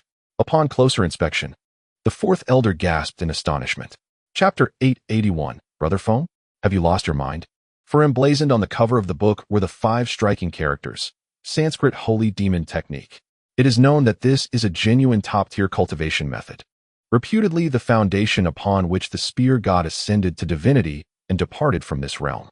Elder, how can you possibly offer such a divine technique to Hot Spring Island? The 4th elder exclaimed, visibly discontented. The Sanskrit Holy Demon Technique is utterly untrainable. Even with our utmost effort, we could not master even the first layer. In comparison, it is rather superfluous. Besides, I have a handwritten copy on my person. What is there to fear? I plan to entrust it to this child, Xiao along with 1 million Hot Spring coins, urging him to seek allegiance with Ye Feng. He should infiltrate the Grand Formation first, and then look for an opportunity to disrupt the formation's core or create an opening. Ancestor He articulated. Well, you did mention that there are evaluations of character and merit, Elder Wu inquired. Character evaluation, huh? Who truly understands the essence of character? Zua scoffed. I believe that as long as Xiao gathers the 3 necessary items, he can infiltrate the Great Formation. And what of the merit evaluation? Are we truly to allow Xiao to present a high-ranking head to see Ye Feng? Elder Wu pressed further. Zuha fell silent, his sharp gaze sweeping across the faces of the 2 elder figures. The 4th elder felt a sudden jolt of alarm, sensing a palpable aura of menace. Could it be that the great elder would? Elder Wu's expression also shifted, instinctively placing his hand upon the hilt of his blade. However, he quickly reconsidered. How about this? We simply slay a strong man, sever his head, and let Xiao take it to Hot Spring Island. After all, the man is already dead, and Xiao could claim he was a 9th-rank power king. Ye Feng would be none the wiser. Zuha remained silent, bowing his head, his eyes darting back and forth. He had become consumed by madness, having suffered so severely at Ye Feng's hands. If he did not annihilate Hot Spring Island, it was feared that his mental state would shatter, imprisoning him forever at the 4th-rank power emperor level. Ye Feng was no fool. Thus he was left with but one method. A slight smirk curled at the corners of Zuha's mouth as he fixed his gaze on Elder Wu. Great Elder, you wouldn't? I would. Ye Feng has seen your face. You are Elder Wu, and it is time you made the ultimate sacrifice for the clan. Suddenly, Zuha rose, an overwhelming aura erupting from him. Boom. The entire tent was torn asunder, the resounding chaos echoing throughout the camp. 5 minutes later, the battle concluded. Zuha drew his curved blade, first bowing deeply to the corpse of Elder Wu before delivering the fatal blow. He lifted the severed head triumphantly. The 4th elder clenched his teeth, trembling slightly, whether from fear or fury was uncertain. The members of the Jinxia slowly encircled, gazing at the great elder. who resembled a vengeful specter. A chill surged from their feet, ascending to their very souls. The great elder, he has killed Elder Wu? Xiaotian, come forth. Zuha called, his hair disheveled and wild, addressing the crowd. After a prolonged silence, the ninth-rank power master known as Xiaotian timidly emerged. Take the head, along with this book and 1,000,000 hot spring coins. With that, he cast the 3 items at Xiaotian's feet. Great elder, do I truly have to go to Hot Spring Island? Xiaotian's voice was hoarse, for he had never witnessed the fall of a power emperor, leaving him deeply shaken. Make haste. This is the only way for you to penetrate the great formation, Zuha urged, waving his hand. Yes, as you command. Xiaotian picked up the hot spring coins and the sacred tome, but upon seeing the gruesome head of Elder Wu, he trembled uncontrollably, unable to muster the courage to grasp it. Xiaotian, once the task is accomplished, I will report to the Gorge Master, recommending you as his disciple. And I shall also reward you with a high-purity crystal pill, Zuha added, his concern evident. Xiaotian took a deep breath, finally lifting the head of the 5th elder and staggered towards the location of the hot spring island. The frozen sea lay flat, and the fierce wind grew stronger without any obstruction, reaching a speed of about 8 levels. The 4th elder glanced at the headless corpse on the ground, his gaze flickering towards Zhu He. Elder, I have a suggestion. Why not let me return to Sword Gorge to fetch reinforcements? You can stay here to hold the fort, and once I bring back the Gorge Master, he will surely have a way to break the great formation. The 4th elder spoke dryly, his heart pounding incessantly. Are you thinking of fleeing in the heat of battle? Zhu He tilted his body slightly. No, it's not that I wish to escape. If the elder does not agree, then I shall remain here, the 4th elder replied anxiously. That is more like it, old 4. I had to resort to such desperate measures earlier, so do not take it to heart. We are in extraordinary times. Only by obtaining the array plate can we survive this once-in-80 years catastrophe. Therefore, although my methods were somewhat ruthless, from a broader perspective, I did not err. Do you understand? Zhu He tossed aside the curved blade, gathered his disheveled hair behind him, and resumed his dignified demeanor. Yes, the elder is right. Your perspective is indeed sound. The 4th elder could only nod in compliance, overly courteous. Ye Feng observed the figures outside the light screen, his gaze wavering. Mr. Xiaofeng, the hot spring coins are not an issue. There is indeed 1,000,000. The venerable sacred demon art is also in order. However, I must inquire how you managed to kill the 5th elder. As far as I know, he was a power sovereign, while you are merely a 9th-level power master. Are you truly so formidable as to slay an opponent 2 realms above you? Upon hearing Ye Feng's words, Xiaofeng's breath quickened, and he shrank back slightly. The truth is, the 5th elder was gravely injured. I took advantage of a sneak attack to sever his head. Xiaofeng's voice was somewhat hoarse. Ever since witnessing the elder slay a fellow clansman, his pride as a member of the Canyon people had been shattered. Previously, he had considered himself a person of Sword Gorge and looked upon other races with a sense of superiority. Yet now, he felt that his own kin were the most terrifying. The 5th elder could be killed at will, let alone someone like him, a 9th-level power master. What if he failed to complete the task? Would the elder then eliminate him as well? Bragging, do you think you're Fengge? You think you can kill an enemy 2 major realms above you? Chen An scoffed. Ye Feng scrutinized Xiaofeng's eyes, and after a moment, he slowly nodded. Very well, I believe you. Someone, open a gap in the light screen and let this brother in. Fengge, are you mad? He asked clearly. Chen An's mouth was covered by Wang Zhihai. Wang Zhihai was more astute than Chen An and sensed that Fengge was up to something. In a short while, the light screen opened, and Xiaofeng felt a warm air rush out, instantly causing every pore in his body to open, as if he had fallen into a hot spring. Come in, Ye Feng gestured invitingly. Just like that, you're letting me in? Xiaofeng hesitated. Chapter 882. On such a cold day indeed, my hot spring island is a bastion of integrity. You have fulfilled 3 prerequisites: 1,000,000 hot spring coins, a sincerity review, and a merit assessment. As for the subsequent character evaluation, it can be conducted gradually within the light screen. Ye Feng chuckled. Me? Very well. Xiaofeng's gaze flickered as he cautiously stepped into the light screen. In the next moment, the light screen began to close. Hey, what is this? Xiaofeng was startled, instinctively retreating a step, fearing that Ye Feng might slay him. Do not be afraid. Had I intended to kill you, I could have shot an arrow at you within the formation just now. Come, let us walk and converse. Chen An, toss this head into the center of the formation. After all, it belongs to the Strength Emperor, and it may still harbor some residual energy. Ye Feng tossed a severed head into Chen An's arms. Oh my goodness! Chen An was horrified by the grotesque visage, and with a swift kick, sent the head flying onto Wang Zhihai. Get lost! Wang Zhihai retaliated with another kick, sending the head to Harder. My word! Harder kicked it again, propelling it into the castle. Mr. Xiaofeng, I am well aware that you were sent by the ancestor river to pilfer my formation plate. Ye Feng's first sentence rendered Xiaofeng utterly disconcerted. With a swift flick of his wrist, he unsheathed his sword. However, in the next instant, Ye Feng deftly grasped his hand and returned the sword to its sheath. What? Xiaofeng froze in place, his face alternating between shades of green and red. Do not worry. As I mentioned, had I wished to kill you, I could have acted within the formation earlier. The reason I allowed you to enter is to demonstrate the system of my hot spring island. Now, let us proceed to view our castle. After stating this, Ye Feng proceeded forward, seemingly lost in his own thoughts. Xiaofeng suddenly turned back, only to find a 6th-tier strength royal woman gazing intently at him. She was Yijiao. Mr. Xiaofeng, allow me to introduce this individual. This is Yijiao. She is a 6th-tier strength royal. Why do you not inquire why she has lived on my hot spring island for so long without becoming the leader? Ye Feng chuckled. Why? Xiaofeng mirrored the confusion on his face.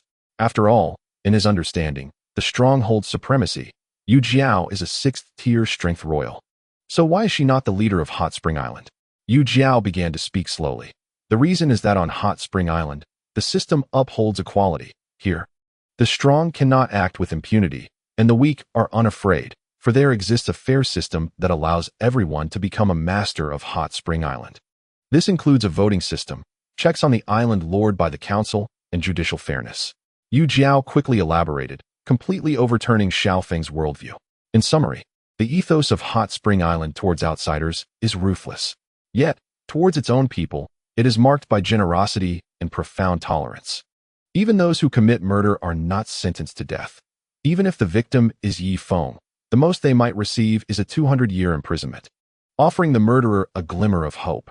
Xiaofeng couldn't help but recall their grand elder, who had ruthlessly slain the 5th elder of the Sword Gorge for a mere illusionary plan. It can be said that the Sword Gorge does not belong to him, but rather to the formidable Emperor Li. Furthermore, it cannot merely be referred to as Li's Sword Gorge. It is more accurately the Sword Gorge of the Gorge Master, the Holy Matron, and the Grand Elder. These three possess the strongest abilities, granting them the power to act at will, and they are afforded a modicum of superiority before the foreign tribes. However, should this 9th-tier strength master dare to confront those of the Rue family, he too would face the annihilation of his lineage. Very well, Yijiao, please escort Xiaofeng to arrange a room in the Eastern District. A month hence, I shall grant him a recommendation position, and the citizens will vote to determine his eligibility to become a citizen of Hot Spring Island, Ye Feng declared. Understood, Senior Brother Yi. Yijiao nodded in acquiescence. 5 kilometers away, Zuhi withdrew his telescope, a sly smile creeping across his face. Ha ha ha, Hot Spring Island is but a mere trifle. They easily admit newcomers. Xiaofeng is a 9th-tier strength master. With him within the Grand Formation, he is certain to achieve remarkable feats.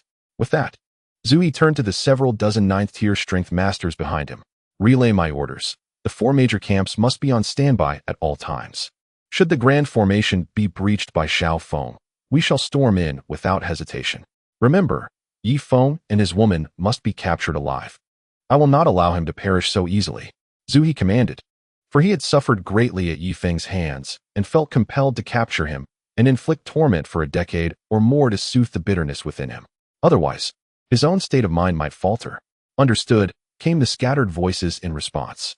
These 9th-tier strength masters, having endured prolonged hunger, had seen their abilities wane to the level of 6th-tier strength masters.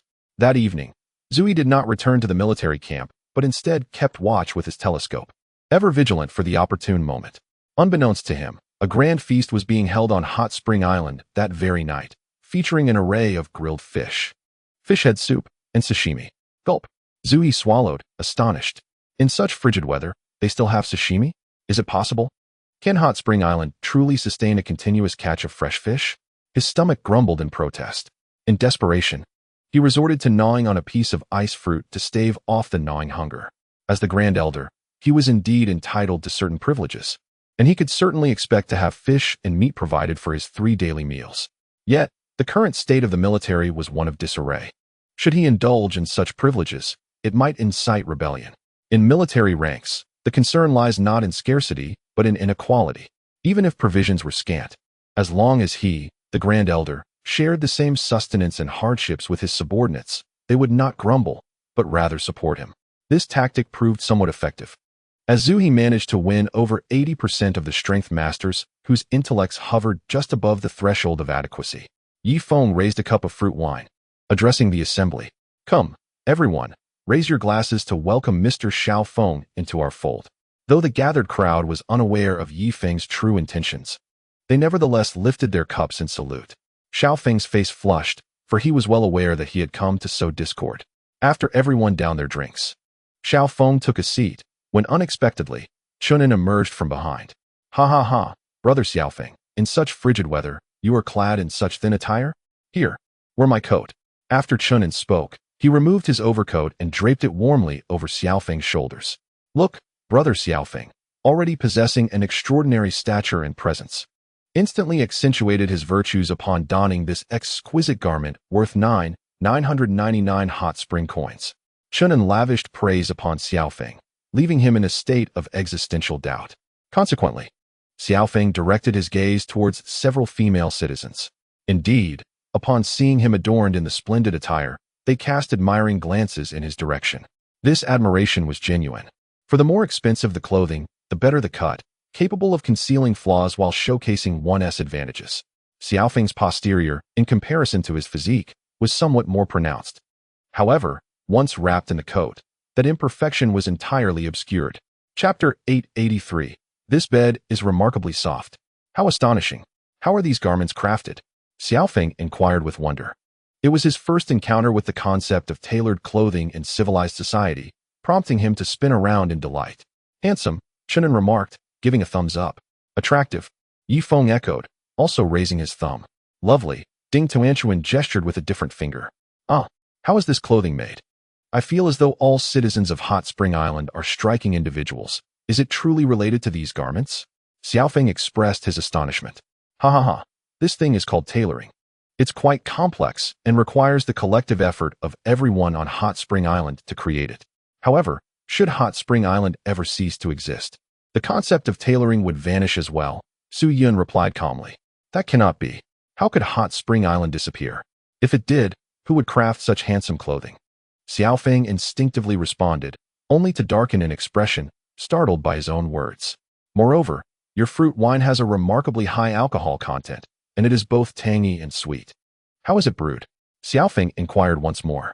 "Well, that too relies on the entire assembly line of Hot Spring Island. Once it is gone, you shall no longer taste the hot spring fruit wine," spoke Shi Zhongliang. "Oh." Xiao Feng fell silent, grappling with inner conflict. On one hand, he was a denizen of Sword Gorge, intent on undermining Hot Spring Island. On the other, he was reluctant to see such treasures come to an end. Furthermore, the citizens of Hot Spring Island were so amiable, all praising him. Even Ye Feng, the island's leader, mingled freely with everyone, embracing them. It is worth noting that he was indeed the ruler of an entire island. Xiao Feng could not help but reflect on the consequences of mingling so closely with the island's leader. The outcome would likely be dire. The banquet continued until the late hours before dispersing. Yu Jiao approached him. "Mr. Xiao Feng, let us proceed. I shall arrange your accommodations at the edge of the castle." "Very well, I appreciate your assistance," Xiao Feng replied. "Do not refer to me as adult. Simply call me madam. There is no need for excessive reverence. On Hot Spring Island, as long as you abide by the law, you may live freely and with dignity. This is not a savage tribe like the Sword Canyon," Yu Jiao declared. Leading the way toward the castle, Xiao Feng swallowed hard and hurried to follow her. 10 minutes later, Yu Jiao brought him to the guest room, an 80-square-meter suite. "This bed is incredibly soft. What is it made of?" Xiao Feng inquired as he sat on the bed, experiencing an unprecedented comfort with its remarkable elasticity. "This is a Simmons mattress. It contains something called springs, which is rather complex, developed by the Hot Spring Iron Factory," Yu Jiao explained. "I shall teach you how to use the flush toilet. After each use, you see this cord? Pull it firmly." With a whoosh, a surge of hot water erupted, swiftly washing away any waste, leaving the restroom utterly devoid of any unpleasant odors. Xiao Feng caressed the immaculate stone tiles in the bathroom, sniffing the air. Not a trace of odor lingered, so different from his previous dwelling where a chamber pot was placed at the foot of his bed. And he would fall asleep each night, inhaling the ammonia-laden stench. Especially when the heat flared up, the smell was utterly unbearable. Where are the stones? Xiao Feng wondered, searching around but finding nothing to wipe with. Who still uses stones? It's utterly unsanitary. This, Yu Jiao pointed to a roll of pale yellow tissue, is hygienic. Use it after you finish. I see. So we use this to wipe? How marvelous. In my previous residence, we shared a stick. After one person used it, the next would follow, leaving us often with a sticky situation. With this, does it mean we can be thoroughly clean? Enough of this disgusting topic. I must take my leave. With a look of distaste, Yu Jiao retreated to the adjacent room. Of course, Ye Feng was concerned about Xiao Feng, so he assigned Yu Jiao to monitor him around the clock. Once Yu Jiao departed, Xiao Feng felt the warmth of the room. How is it so warm without a charcoal fire? He mused. Indeed, it felt a bit hot. He carefully removed his coat, laying it gently on a nearby chair, fearful of damaging such a fine garment. That night, Xiao Feng enjoyed a splendid sleep, dreaming of building a snowman with his wife and children on Hot Spring Island. He chuckled softly in his slumber until suddenly a figure stood at the foot of his bed. Ah, you are awake. Ye Feng smiled warmly. Xiao Feng wiped the drool from the corner of his mouth and, without warning, knelt before Ye Feng. Master Island Lord, I wish to join Hot Spring Island. I wish to join Hot Spring Island. Please grant me this. It is so comfortable and not tiring at all, he pleaded, gazing up at Ye Feng with a look of desperation. Do not kneel, and do not call me master. Ye Feng helped him to his feet. On Hot Spring Island, kneeling is forbidden. It is our island's rule. If you kneel so easily, how are we any different from a barbaric tribe? Lord of the Isle, allow me to be candid. I have come at the behest of the Grand Elder. The situation is as follows. Xiao Feng recounted his intentions with unwavering honesty. Ah, I was aware of your intentions the moment you arrived, bearing the head of the fifth elder. Yet, it matters not. In a place like my Hot Spring Isle, anyone who resides here for 3 days is bound to become enamored. Now, do you wish to stay at Sword Gorge?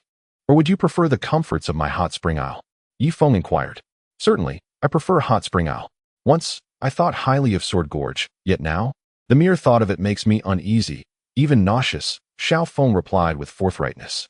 Excellent, I promise you this. Upon the successful completion of our endeavor, I shall recommend you for citizenship at Hot Spring Isle. However, your loyalty must be tested first. Thus, I require you to undertake the following task. Ye Feng's tone shifted to a conspiratorial whisper. Understood, I comprehend, Xiao Feng said earnestly as he rose to his feet. Within the luminous screen, Ye Feng observed Xiao Feng's retreating figure, a sly smile gracing his features. Is there wisdom in 1,000 days of vigilance against a thief? Although the Grand Elder cannot breach the formidable defenses of Hot Spring Isle, his prolonged presence outside is quite bothersome.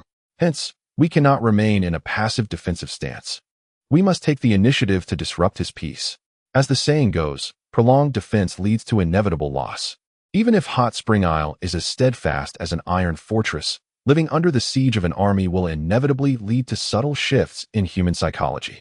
They have emerged. Zhu He exclaimed, peering through a telescope amidst the swirling snow, gazing at the luminous screen of Hot Spring Isle. While he possessed a modicum of understanding regarding the Grand Formation, it was limited. He surmised that as long as Xiao Feng emerged alive, he would have surely accomplished something significant. Before long, Xiao Feng arrived at the eastern camp. Grand Elder, after a night of careful observation, I discovered that the Hot Spring Grand Formation is safeguarded by 10 banners. Last night, I stealthily destroyed 5 of these banners, rendering them powerless, Xiao Feng stated solemnly. Then why did you not destroy all 10 banners? They are of no use, Zhu He rebuked sharply. This remark darkened Xiao Feng's expression. Indeed, Sword Gorge was incomparably inferior to Hot Spring Isle. A minor misstep on his part resulted in the Grand Elder's reprimand. Speak plainly. What good does merely destroying 5 banners do? Zhu He queried. The 4th Elder, who had remained silent until now, wore a complex expression. By eliminating 5 banners, the potency of the Hot Spring Grand Formation has been halved. With the Grand Elder's prowess, a full-force assault would undoubtedly breach the formation and reclaim the array plate. Xiao Feng articulated, his demeanor appearing convincing, his acting impeccable. Oh, Zhu He fell silent, seemingly weighing his options. At that moment, the fourth elder interjected. He speaks the truth. With your strength, a single spear could mar the formation. Now that its power has diminished by half, I have faith that you can succeed. The fourth elder's words instilled within him a resolute conviction. Indeed, this is the case, yet we must deliberate carefully, the grand elder replied, still exhibiting a hint of hesitation. Elder, do not deliberate any longer. My proposal is to have everyone simultaneously bombard the great formation, supplemented by the full might of both you and the fourth elder. With relentless assaults, the formation is bound to collapse eventually. Otherwise, there exists a prodigy of formations on Hot Spring Island. What if he manages to restore those 5 formation flags? Time is of the essence. I implore you to make a decisive judgment. Xiao Feng urged earnestly. This ancestor he's gaze flickered, sensing an underlying issue, yet he could not articulate it. Brother, the situation is as such. Let us all exert our strength together. For with each passing moment, the temperature outside grows colder, and many may flee. Last night, over 300 individuals escaped to the north. Unable to endure the frigid conditions here, the fourth elder also pressed for action. Ancestor, he rhythmically tapped his fingers on the armrest. Crack! The armrest shattered under his touch. Very well, issue my command to the camp. Bring forth all the frozen fish to prepare fish porridge. Once we are satiated, we shall jointly shatter the hot spring formation. Understood? Yes. The 9th tier power users below rose in unison. They could no longer endure the harshness, yearning to indulge on Hot Spring Island. Regardless of the outcome, they desired no further delays. In an instant, the camp erupted in jubilation. The warriors from Sword Canyon had never endured such hardships. They filled their bellies with the food they usually dared not consume. The elder donned his attire meticulously, layering 3 inner garments, topped with 2 outer layers, and finally draped a black cloak over himself, resembling a plump ball. Warriors of Sword Canyon, I command you to feast heartily and fill your stomachs with this food. For shortly, I shall require your utmost strength to assault the formation. Rest assured, I shall not stand idly by. Everyone must contribute. Believe me, if we unite our efforts, we shall celebrate our victory on Hot Spring Island before dusk falls. Upon hearing this, the warriors of Sword Canyon erupted in cheers. At that moment, the fourth elder made his presence known. Esteemed comrades, once you are well fed, surely you shall seek some amusement? Ha. There are many beautiful women on Hot Spring Island, particularly Ye Feng's wife. She is simply irresistible. Fear not, after I have had my turn with the elder. You may line up behind me. The fourth elder's words undoubtedly invigorated everyone's spirits. Ha. Indeed, after satisfying our hunger, how could we not seek fun? Ye Feng's wife, finally, we can indulge. Yes, let us eat heartily, and afterward, pursue Ye Feng's wife. On Hot Spring Island, Ye Feng stood at the heart of the formation. Brother Feng, Wang Zhihai stood behind 10 bank managers, each carrying a box filled with the entirety of the Hot Spring Bank's crystal pills and elixirs. Ye Feng nodded. Immediately, the 10 bank managers opened the boxes and poured the contents into the formation's core. Brother Feng, this is our bank's entire savings. Wang Zhihai lamented. No matter. As long as we can exhaust Ancestor He, I would not hesitate to deplete all my resources, Ye Feng replied coldly. Bai Guogua held the formation plate firmly in hand.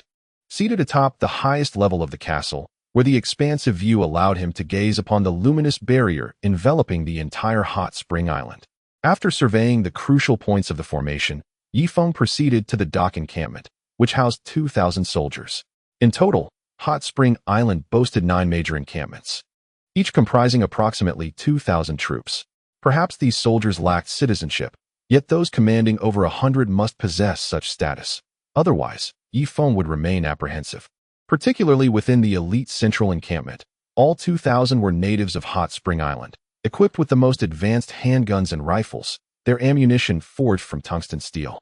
They also possessed the latest generation of sand vehicles. How prepared are we? Ye Feng inquired, directing his attention to Qianhu Kelsu. In response to Brother Feng, all artillery is aimed beyond the barrier, ready to fire at a moment's notice, Kelsu replied. Excellent. Remember to heed orders. I will command you to fire. Only then shall you do so. Can you maintain control of the rhythm? Ye Feng asked, his concern evident, fearing this individual might shoot independently. I can absolutely maintain control of the rhythm, Kelsu assured, saluting respectfully. Gouda, Let us proceed to inspect the other encampments. Just then, a soldier atop the watchtower sounded the horn. Ye Feng slowly lifted his binoculars to gaze southward. Through the swirling snow, a multitude of soldiers approached, cloaked in dark uniforms. They arranged themselves into square formations, approximately 100 strong, wielding various weapons. Intriguingly, interspersed among the formations were several outdated first-generation sand vehicles. There was no need for speculation. These vehicles had been seized from Chongqing City.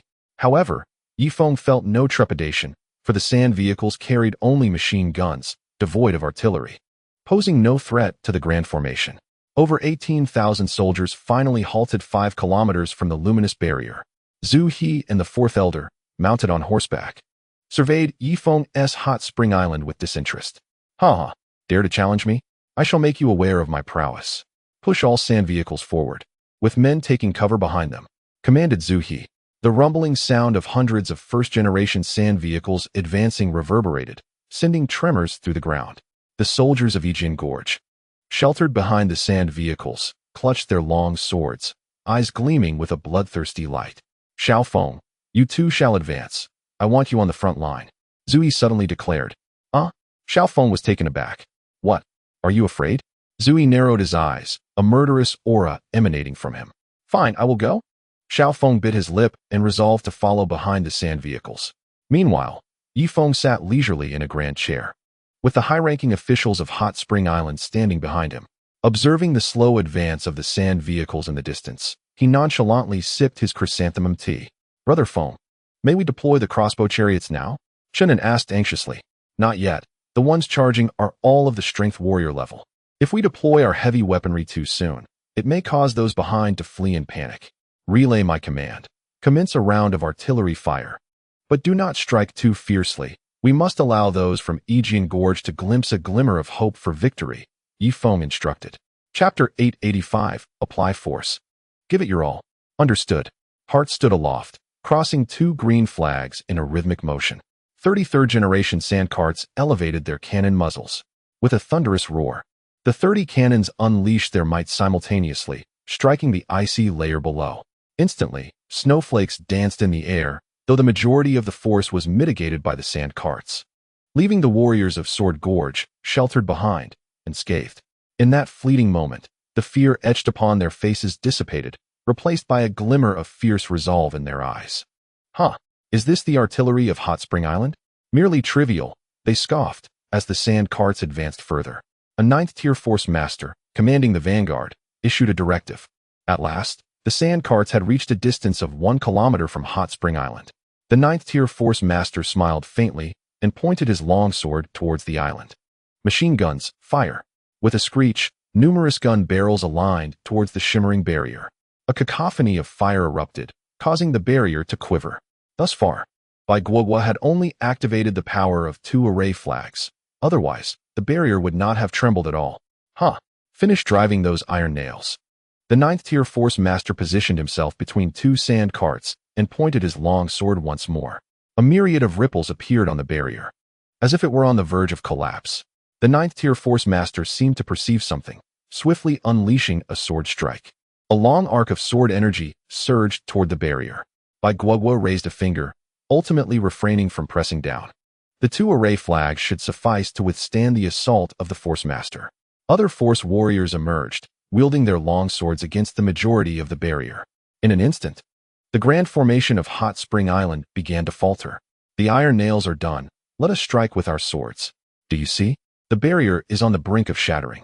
Upon uttering these words, the 9th-tier force master summoned all his energy. Boom! Countless black dots appeared upon the barrier, only to be gradually restored by the energy at the formation's core. In the distance, the Grand Elder lowered his telescope and suddenly drew forth a spear. Behold! He pulled his body back, muscles taut with might. Boom! The spear, imbued with unparalleled force, struck the barrier. Not good. Bai Guogua gasped in alarm, hastily activating the formation disc. In an instant, 4 array flags were ignited. Yet, it was too late. Boom! The spear pierced through the barrier, hurtling towards the dock. Boom! A violent explosion erupted at the dock, claiming the lives of at least a dozen laborers. Zhu He laughed heartily, retrieving another spear. All troops, heed my command. The great formation of Ye Feng can no longer sustain its energy. With that, he hurled another spear. Boom. The spear successfully breached the barrier and landed in the dock area, where the forces of Sword Gorge were most densely concentrated, resulting in the heaviest losses. Onward. Close in. And strike the barrier with your long swords. Everyone, exert your strength. His energy cannot replenish in time. The fourth elder concluded, spurring his steed into a gallop. Fourth, do not run so fast. Let us advance together. The grand elder urged, cracking his whip as his steed galloped forward. Upon witnessing the unfolding scene, the master of forces raised his longsword high. Charge forth. The hot spring island lies just ahead. Strike fiercely and breach the great formation of Hot Spring Island. A thunderous roar erupted as nearly 20,000 warriors from the Sword Gorge surged forward, casting a shadow over the city. Within the luminous barrier, all the high-ranking officials instinctively took a step back. Although they knew the assailants could not penetrate their defenses, the overwhelming sense of impending doom was palpable, evoking fear and astonishment in everyone present. Only Ye Feng remained composed in his grand chair, taking another sip of chrysanthemum tea. What is there to fear? They cannot breach our defenses, he remarked with an air of tranquility. Wang Zhihai, should we retaliate? We must not allow them to approach the barrier. Wang Zhihai stuttered with anxiety, fully aware of what the presence of Sword Gorge warriors within the formation would entail. No, we must refrain from attacking for now. If we strike and they retreat halfway, they will merely regroup and camp from a distance, akin to bothersome flies. I intend to vanquish them all at once. Ye Feng asserted, slamming his teacup onto the table with conviction. Very well. You are the leader. Your word is law, Wang Zhihai gasped, panting heavily. At last, all the soldiers from Sword Gorge reached the vicinity of the luminous barrier. Those capable of unleashing sword energy did so, while others resorted to striking the barrier with their swords. The entire barrier flickered ominously, as if on the brink of collapse. Zhu He and the fourth elder remained cautious, positioned 100 meters away and concealed behind a sandcart, exposing only their heads. If Ye Feng opted for a crossbow attack, his reflexes would easily allow him to evade it. The air was filled with the resounding clashes of nearly 20,000 skilled warriors, resonating like the mournful cries of a dying sand beast. A smirk crept across Zhu He's face as he grasped the long spear, exchanging a knowing glance with the fourth elder. Old Four, let us both hurl our spears, aiming for Ye Feng. Indeed, they concurred, tightening their grips on the spears. Inside the formation, Ye Feng's gaze swept over the gathered assembly. Apart from Duo Yan He Na, everyone else bore ashen faces, reflecting the gravity of their predicament. Guogua, activate the power of another formation flag, Ye Feng instructed, turning to Bai Guogua above the castle. Understood. Bai Guogua deftly activated the sixth formation flag. At that moment, two long spears hurtled through the air, striking the barrier with precision. Boom. A significant portion of the barrier trembled, yet the spears did not penetrate. Instead, they left two enduring black marks upon the surface. Ha ha ha, I comprehend now. Hot Spring Island has exhausted its strength. Relay my orders. Kill, kill, kill. Zui could no longer maintain his composure, drawing his long sword with a sharp sound and joining the fray. Each of his strikes caused the formation to quiver violently. The fourth elder, not to be outdone, delivered blow after blow upon the barrier, relentless until its flickering intensified. Do not slacken. Utilize all your strength. Zhu urged the soldiers below as he continued his assault. Exhausted, the warriors from Sword Gorge were on the verge of collapse. Yet the elder's command compelled them to muster their energy, striking the barrier time and again. After enduring hundreds of relentless assaults, the inhabitants of Yijian Gorge found themselves nearly exhausted, their strength diminished by more than half. Guogua reduced the power of one formation flag. Ye Feng fixed his gaze intently upon the luminous barrier, firmly controlling the rhythm of the battlefield. Bai Guogua swiftly dismantled the functionality of a formation flag. Indeed, under the incessant barrage, the barrier quivered once more, igniting a flicker of hope within Zhu He. To be truthful, he had nearly called it quits moments ago. Push. Give it everything you've got. Do not cease. The moment we pause, the barrier will automatically repair itself. We must strike with unyielding force. Zui gasped for breath, swinging his sword anew. Clang. The long sword, riddled with gaps, shattered into two pieces. Quick, bring me a spare sword. One of his aides promptly handed him another long sword. The reason Yijian Gorge was named as such was due to the iron essence infused within their swords, rendering them not only sharp but also resilient.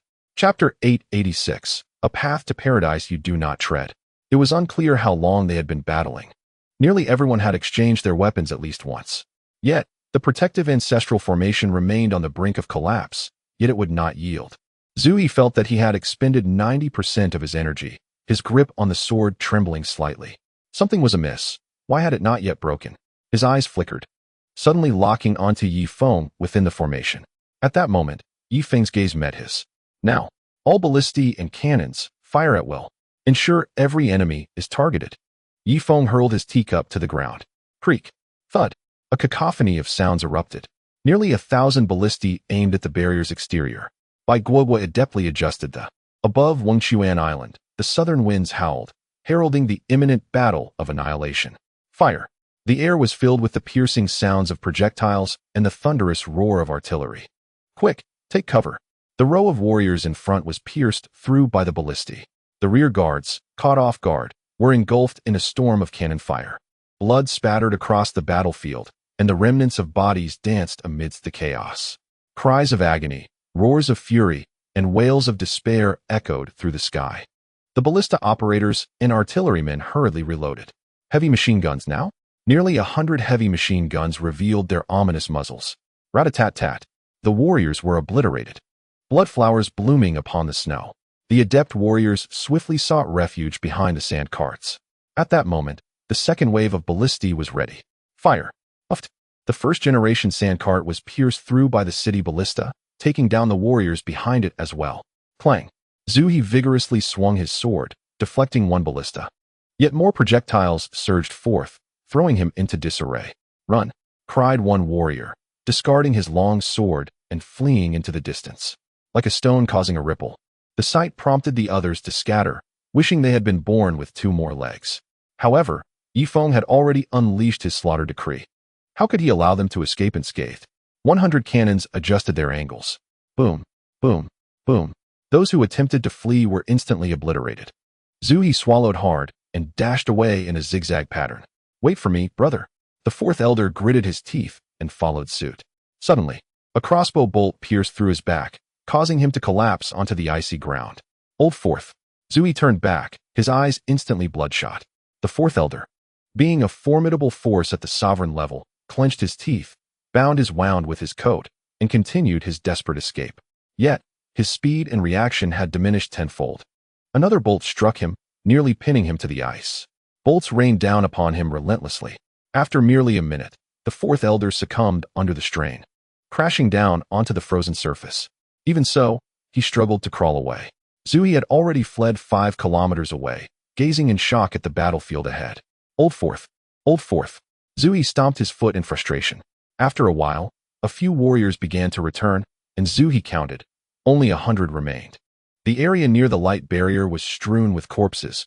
Out of a total of 18,000, only 100 were left, exhausted and enraged. Zui spat out a mouthful of blood. Elder, don't fall. What shall we do next? A warrior supported him. Zui, as if rejuvenated, pushed the warrior aside and pointed his sword towards Hot Spring Island. Ye Feng, come out and face me in a duel. Do not cower within your formation. Do you possess the courage? His voice carried for dozens of kilometers, ensuring everyone within the formation could hear. Old man, our brother Feng does not indulge in reckless bravado. If you dare, come in yourself. Chen An stepped forward, his voice booming in response. His strength had now reached the 7th tier of warriors. After all, Hot Spring Island was affluent. Otherwise, with Chen An's aptitude, he would never have attained even the 1st tier. Ye Feng, are you too scared to face me directly? Sending your underlings instead? Zui continued to berate from a distance. Old dog Zui, if you have the guts, come in yourself. Ha ha. Brother Yi awaits you within the formation. Ding Tuanshuan also stepped forward. In this dire circumstance, Zui had lost the privilege to challenge Ye Feng. It was sufficient for the younger ones to do so. Ha ha ha. Ye Feng, do you only hide beneath a woman's skirts? Zui deliberately sought to provoke Ye Feng, for he had no other means left. As for retreating, with over 20,000 troops lost here, how could he face the Canyon Lord or the Holy Maiden of Qingyue upon his return? What face would he have to confront the orphans and widows? At that moment, Ye Feng slowly rose, tossing aside his armchair. Zuha, in the past, you relied on your numbers to intimidate me, which is why I refrained from confronting you directly. However, today is different. I shall witness firsthand the merit that has earned you the esteemed position of Grand Elder. With that, Ye Feng advanced steadily toward the luminous barrier. What? Wang Zhihai exclaimed in astonishment, quickly grasping Ye Feng's arm. Brother Feng, have you lost your mind? That is a fourth-stage power sovereign. And what of a fourth-stage power sovereign? He has likely succumbed to hunger and cold, his strength diminished to that of a third stage. Moreover, having exhausted his energy earlier, he is now at best an ordinary power sovereign. Ye Feng shrugged off Wang Zhihai's grip and, in a flash, dashed out beyond the barrier. A gust of frigid wind swept through, causing Ye Feng to shiver. Splendid. The Grand Elder, Ye Feng, has emerged. A power master exclaimed in exhilaration. Grand Elder, capture Ye Feng alive. Use him as a hostage to compel Wangchuan Island to lower the barrier. Yet, Zuha's expression darkened. His previous bravado stemmed from a belief that Ye Feng would cower in fear and avoid confrontation. Now that Ye Feng had indeed stepped out from behind the barrier, he hesitated. Memories of the Third Elder's demise flashed through his mind. If a third-stage power sovereign had perished at Ye Feng's hands, what chance did he have? With his current strength merely equivalent to that of an ordinary power sovereign? As Ye Feng drew nearer, Zuha's breaths quickened. Conversely, the power masters were filled with elation, their gazes eagerly fixed upon Zuha. Grand Elder, Ye Feng is but half a mile away. Hurry, do not let him slip back into the barrier, they urged. For the brothers who fell at Yijian Gorge, press on. Exhausted, these power masters felt utterly incapable of facing Ye Feng, leaving their hopes resting solely on Zuha. Taking a deep breath, Zuha tightened his grip on his sword. Ye Feng, you turn away from the path to heaven, yet boldly tread into hell. Very well. Today I shall capture you alive and compel them to open the barrier. With that declaration, he soared into the air, sword aimed directly at Ye Feng. Clang. Without hesitation, Ye Feng unsheathed his curved blade. Clash. The weapons collided, shattering into two pieces with ease. Zuha lunged forward, seizing Ye Feng by the collar. In retaliation, Ye Feng grasped Zuha's collar as well, both engaged in a struggle, attempting to lift one another. Grand Elder, use your strength. You are a formidable fourth-stage power sovereign. Why is it so arduous to subdue a mere power master? The people of Yijian Gorge were genuinely alarmed. If even the Grand Elder could not overcome Ye Feng, their chances of escape would vanish. Rip! Their collars tore apart simultaneously, finally freeing them from their entangled state. Panting heavily, Zuha felt his stamina waning rapidly. In contrast, Ye Feng appeared merely flushed, showing no signs of exhaustion. Die? Zuha grounded himself and delivered a powerful punch. You die? Ye Feng retaliated with a forceful strike of his own. Amidst the icy expanse, a resplendent golden sun ascended slowly, only to erupt with a deafening roar. The sound reverberated continuously, as a considerable chasm was carved into the 20-meter-thick ice, unleashing torrents of seawater that gushed forth from below under immense pressure. However, as the water soared 5 meters high, it was instantly transformed into crystalline formations by the frigid temperatures. Ye Feng retreated 5 steps, unscathed, while Zuhi remained steadfast, though a trickle of blood escaped the corner of his mouth. Come again, Zuhi declared, planting his feet firmly and tightening his fists. Ye Feng smiled subtly, sensing the impending full force. With that, he clenched his fists, his body rippling like water. Simultaneously, 2 golden runes spiraled rapidly around him, emanating a brilliant golden aura. Is that the venerable saint's divine demonic art? And at its second level, Zuhi exclaimed in astonishment. His keen intellect quickly connected the dots. I see now. It was you who killed Rui Tian in the illusory void, he said in shock. Correct. Now, you shall join him, Ye Feng responded, thrusting his fists forward. A resonant hum filled the air, and Zuhi felt a profound force surge towards him, overwhelming in its intensity, each wave more formidable than the last. With gritted teeth, he retaliated, unleashing his own fists. Inside the hot spring island, everyone closed their eyes. A magnificent beam of light shot skyward 5 kilometers away, as torrents of seawater erupted from beneath the ice, sending sprays soaring over 1,000 meters high, which soon transformed into hailstones that rained down from the heavens. This cataclysmic explosion persisted for a full half-minute before subsiding. As the snowflakes settled, only a solitary figure remained. Zuhi stood as still as a statue, his garments entirely obliterated. After a moment, he slowly raised his head. With a sudden gasp, he expelled a mouthful of blood, his aura diminishing to that of a mere strength master. In contrast, Ye Feng's 2 runes dissipated simultaneously, leaving only a faint golden glow surrounding him. Indeed, the venerable saint's divine demonic art is formidable, Zhu He praised, raising his thumb in admiration, only to collapse to the ground moments later. Alas, the Grand Elder has been defeated. We must flee. The remaining 100 individuals scattered in panic. Thinking of escaping, Ye Feng swiftly pursued them, delivering a lethal blow to the leader. The others stared at him with wide, terrified eyes. Senior brother Yi, please spare us. We are innocent. Innocent? Ye Feng chuckled darkly. As the world around him began to shift, morphing into a desert, then an icy landscape, and finally a primordial forest. Shaking his head vigorously, he sought to stabilize his surroundings. Everyone, hands on your heads. March towards Hot Spring Island. If any of you dare to flee again, I shall eradicate you completely. Ye Feng commanded coldly. The nearly 100 strength masters hesitated, as reason dictated they should yield. Yet, the pride of the Sword Gorge forbade them from surrendering unconditionally. Disregarding all else, they fled in all directions, doubting that a mere Ye Feng could annihilate them all. In that moment, 2 9th-tier power masters dispersed and ran for their lives. Seeking death? Ye Feng was truly enraged this time. The sacred inscriptions on his body shimmered as he leaped forward, swiftly catching up with the individual fleeing to the east and seizing him by the throat. Dai, the 9th-tier power master desperately pounded Ye Feng's abdomen. With each strike, his finger bones shattered. After delivering 7 blows, both of his fists were rendered useless. Ye Feng would not grant him another chance. Instead, he swung the man's body in a wide arc and hurled him towards the fleeing 9th-tier power master in the west. Boom! The 2 bodies collided, erupting into a cloud of crimson mist. The remaining power masters who were preparing to flee were taken aback, halting in their tracks and gazing at Ye Feng with terror-stricken eyes.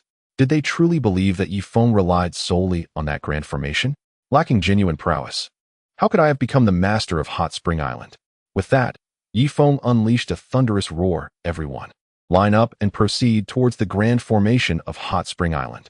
If even one more person dares to flee, I shall eradicate every one of you 100 power masters without mercy. As he spoke, his voice reverberated like the roar of a mighty beast, leaving the gathered power masters' ears ringing. In truth, should all 100 power masters mount a coordinated attack, Ye Feng might not be able to eliminate them all, and there was a chance of being countered. Yet, human nature dictates that none dared to be the first to charge. The earlier 2 9th-tier power masters exemplified this, resulting in a lack of leadership among them.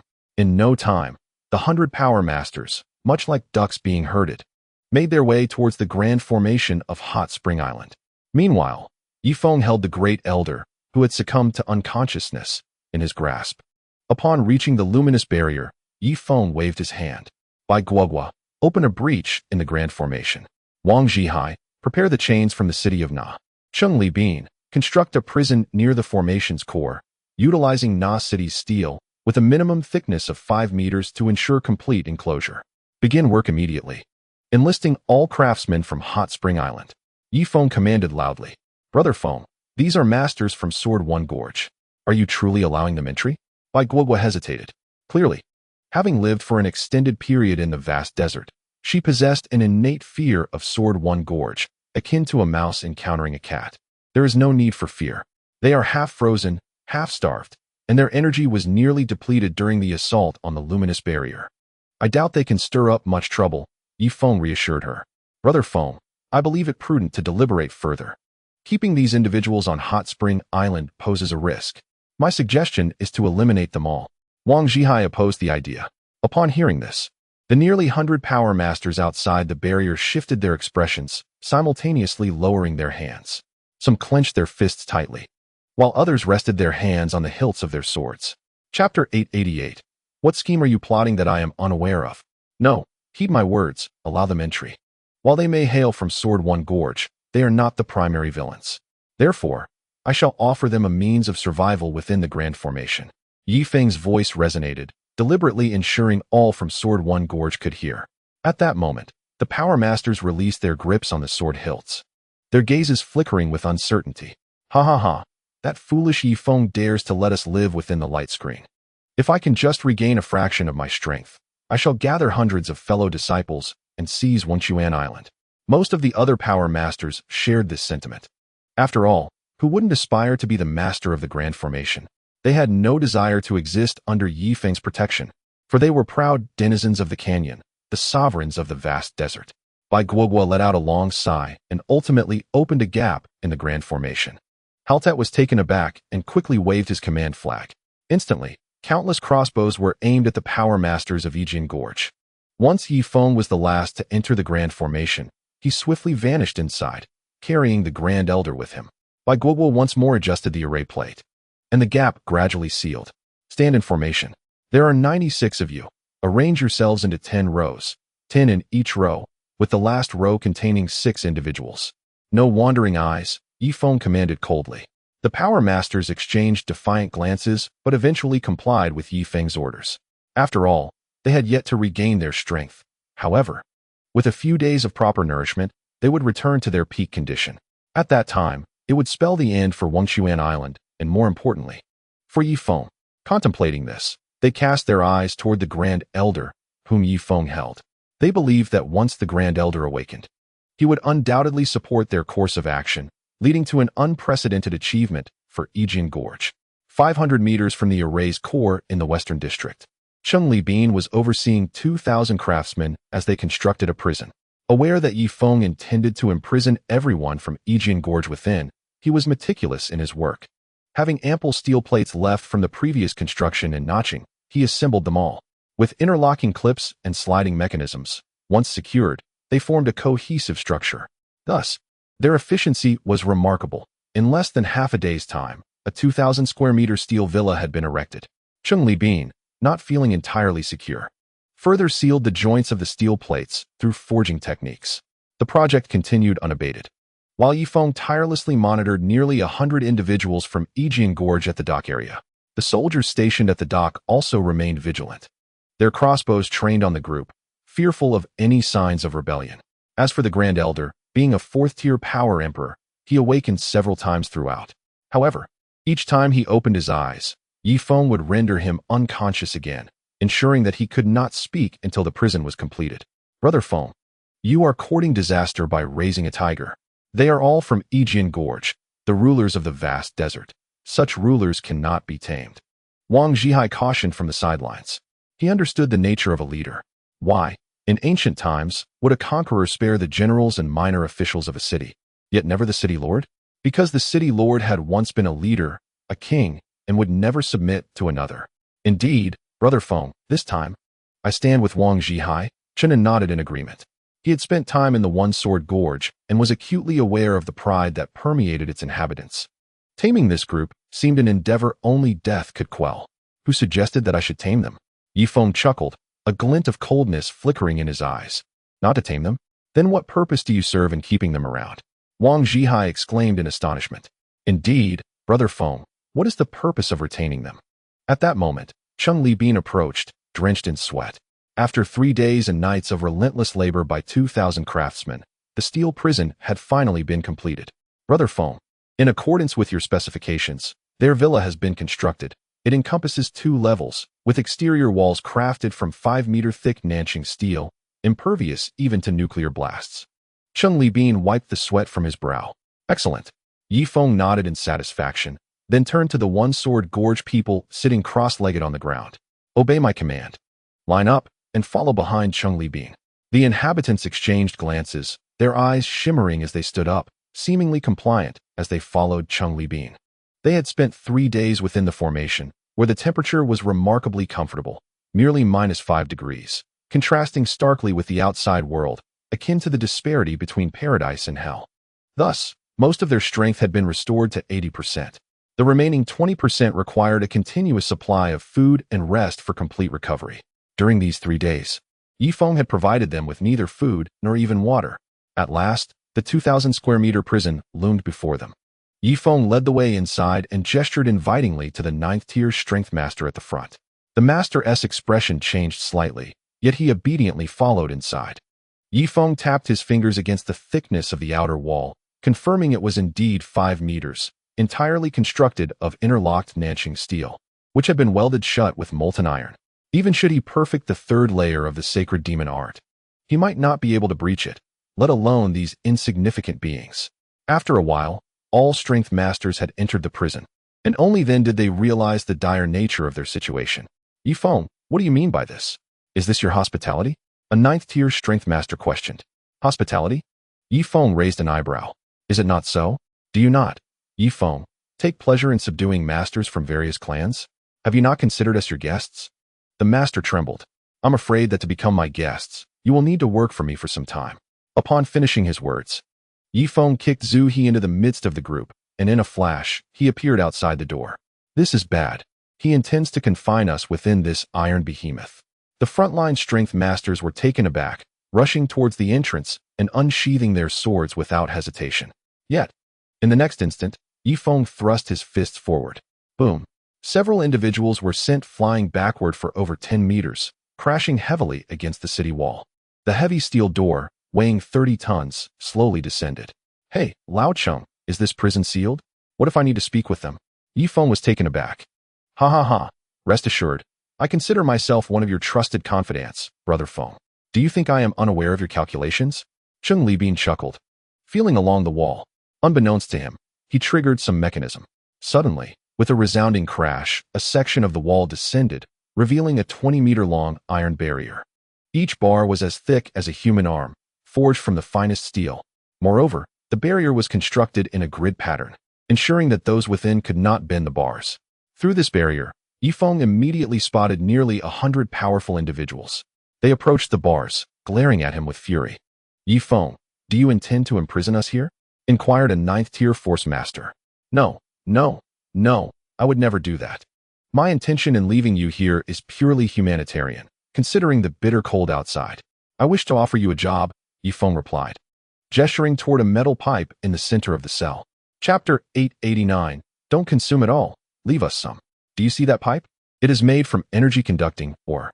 In the days to come, I expect you to work in shifts, channeling your energy into that pipe and transmitting it to the core of the array, Ye Feng stated coldly. What? Ye Feng, do you regard us as slaves?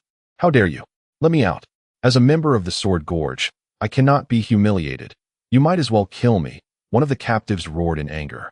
They drew their swords, some striking the iron bars, others attacking the walls, creating a cacophony of clattering sounds. Brother Feng, this is troublesome. The Sword Gorge individuals are notoriously difficult to tame. Perhaps it would be best to eliminate them, Wang Zhihai suggested.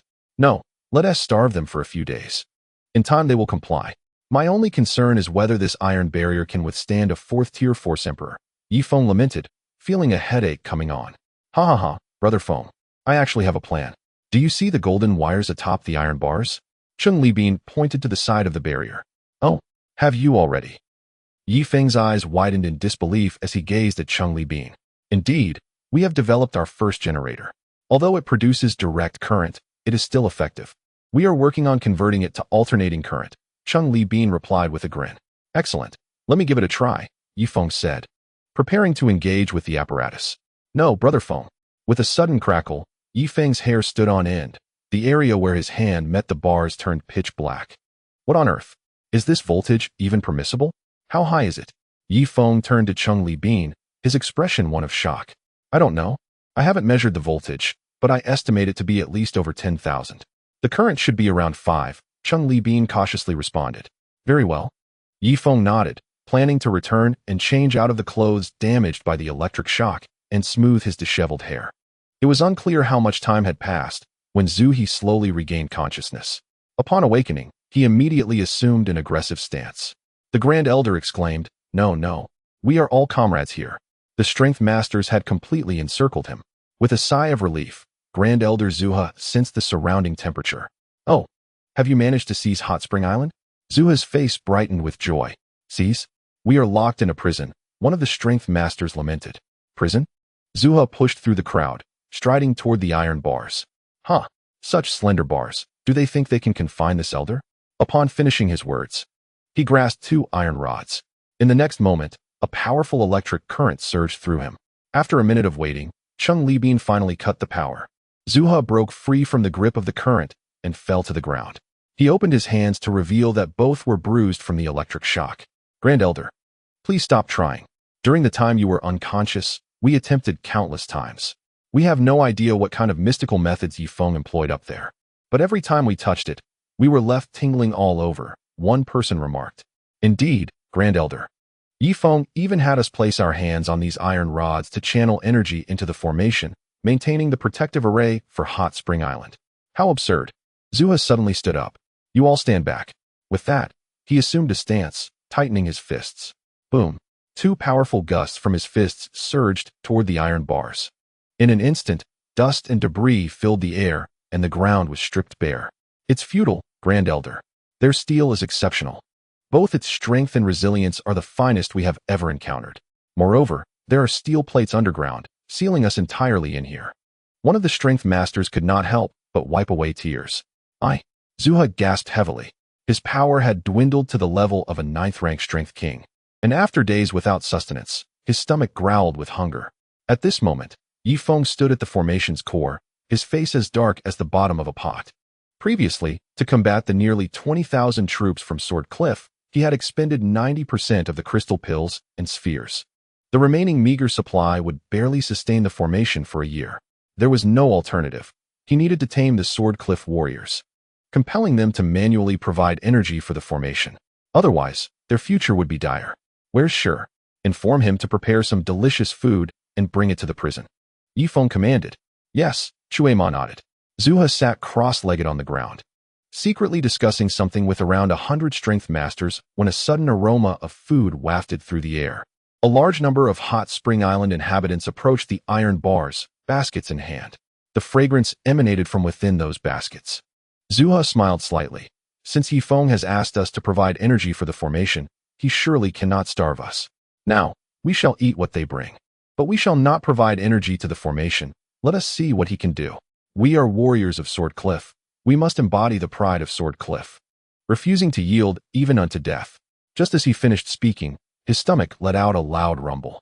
Others seemed to be infected as well, hurriedly clutching their stomachs. Ding Tuanshuan was the first to approach, though she concealed half of her body behind the sand cart.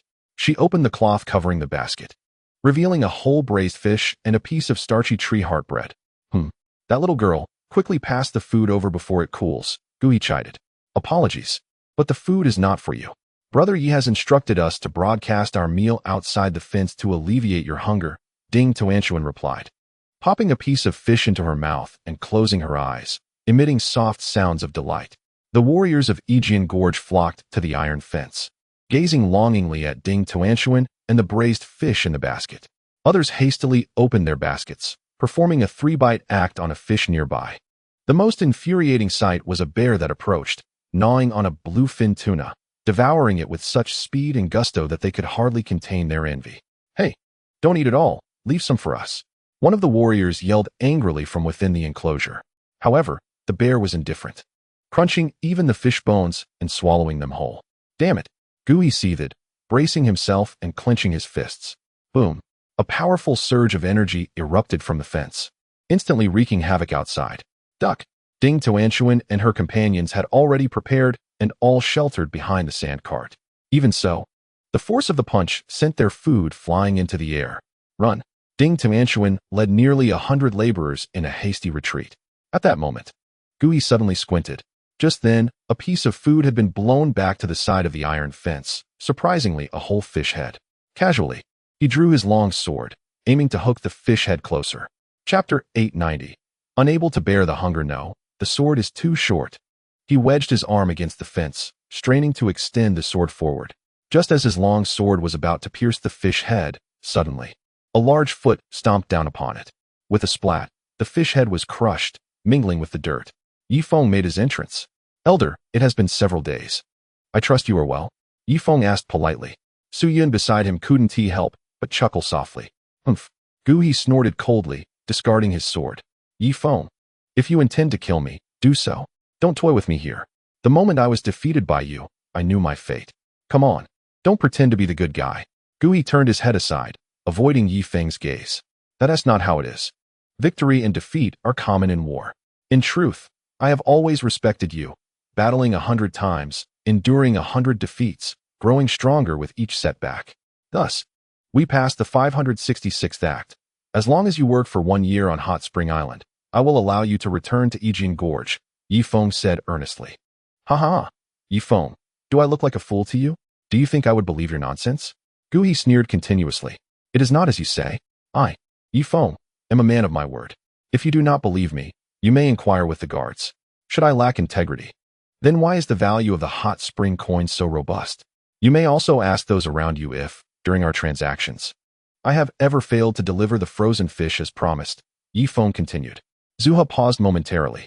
He had indeed heard of the reputation of the hot spring coin, and as the commander of the 3 armies, he was acutely aware of the subtle maneuvers of his subordinates.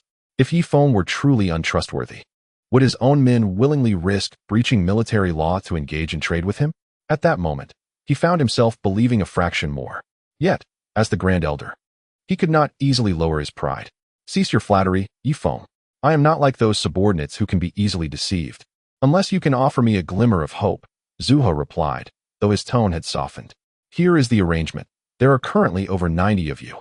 I require you to split into 3 teams, each working 4 hours continuously to supply energy to the Grand Formation. This will be a round-the-clock endeavor. No one is permitted to be absent. If you diligently comply, I shall provide you with sustenance and ensure your future cultivation. Furthermore, should your performance meet my expectations, I may even accommodate you within the Grand Formation to help you weather this extreme calamity. I, Ye Feng, have risen from humble beginnings, and my achievements are not solely due to strength, but rather my integrity. Am I not correct, Zhihai? Ye Feng glanced at the nearby Wang Zhihai. Indeed, Brother Feng's integrity is impeccable. Once you become citizens, we will absolve you of all past transgressions and grant you the status of masters of Hot Spring Island. Allow me to elaborate on the benefits of citizenship, Wang Zhihai eloquently expounded. After a lengthy discourse, a significant portion of the laborers found themselves swayed. Moreover, Wang Zhihai's assertions were grounded in reality, presenting tangible prospects. For instance, they had observed citizens of Hot Spring Island meandering about, adorned in finely crafted fur coats, while non-citizens endured far inferior conditions. Zuha himself felt a flicker of temptation. After all, who is not afraid of death? As he transitioned from a fervent state to a more composed one, the fear of death grew increasingly palpable. Ye Feng, are you speaking the truth? Inquired a 9th-level laborer. I, Ye Feng, swear by the name of Chen An that I speak truthfully, Ye Feng declared, raising his right hand. Brother Feng, why do you invoke my name so frivolously?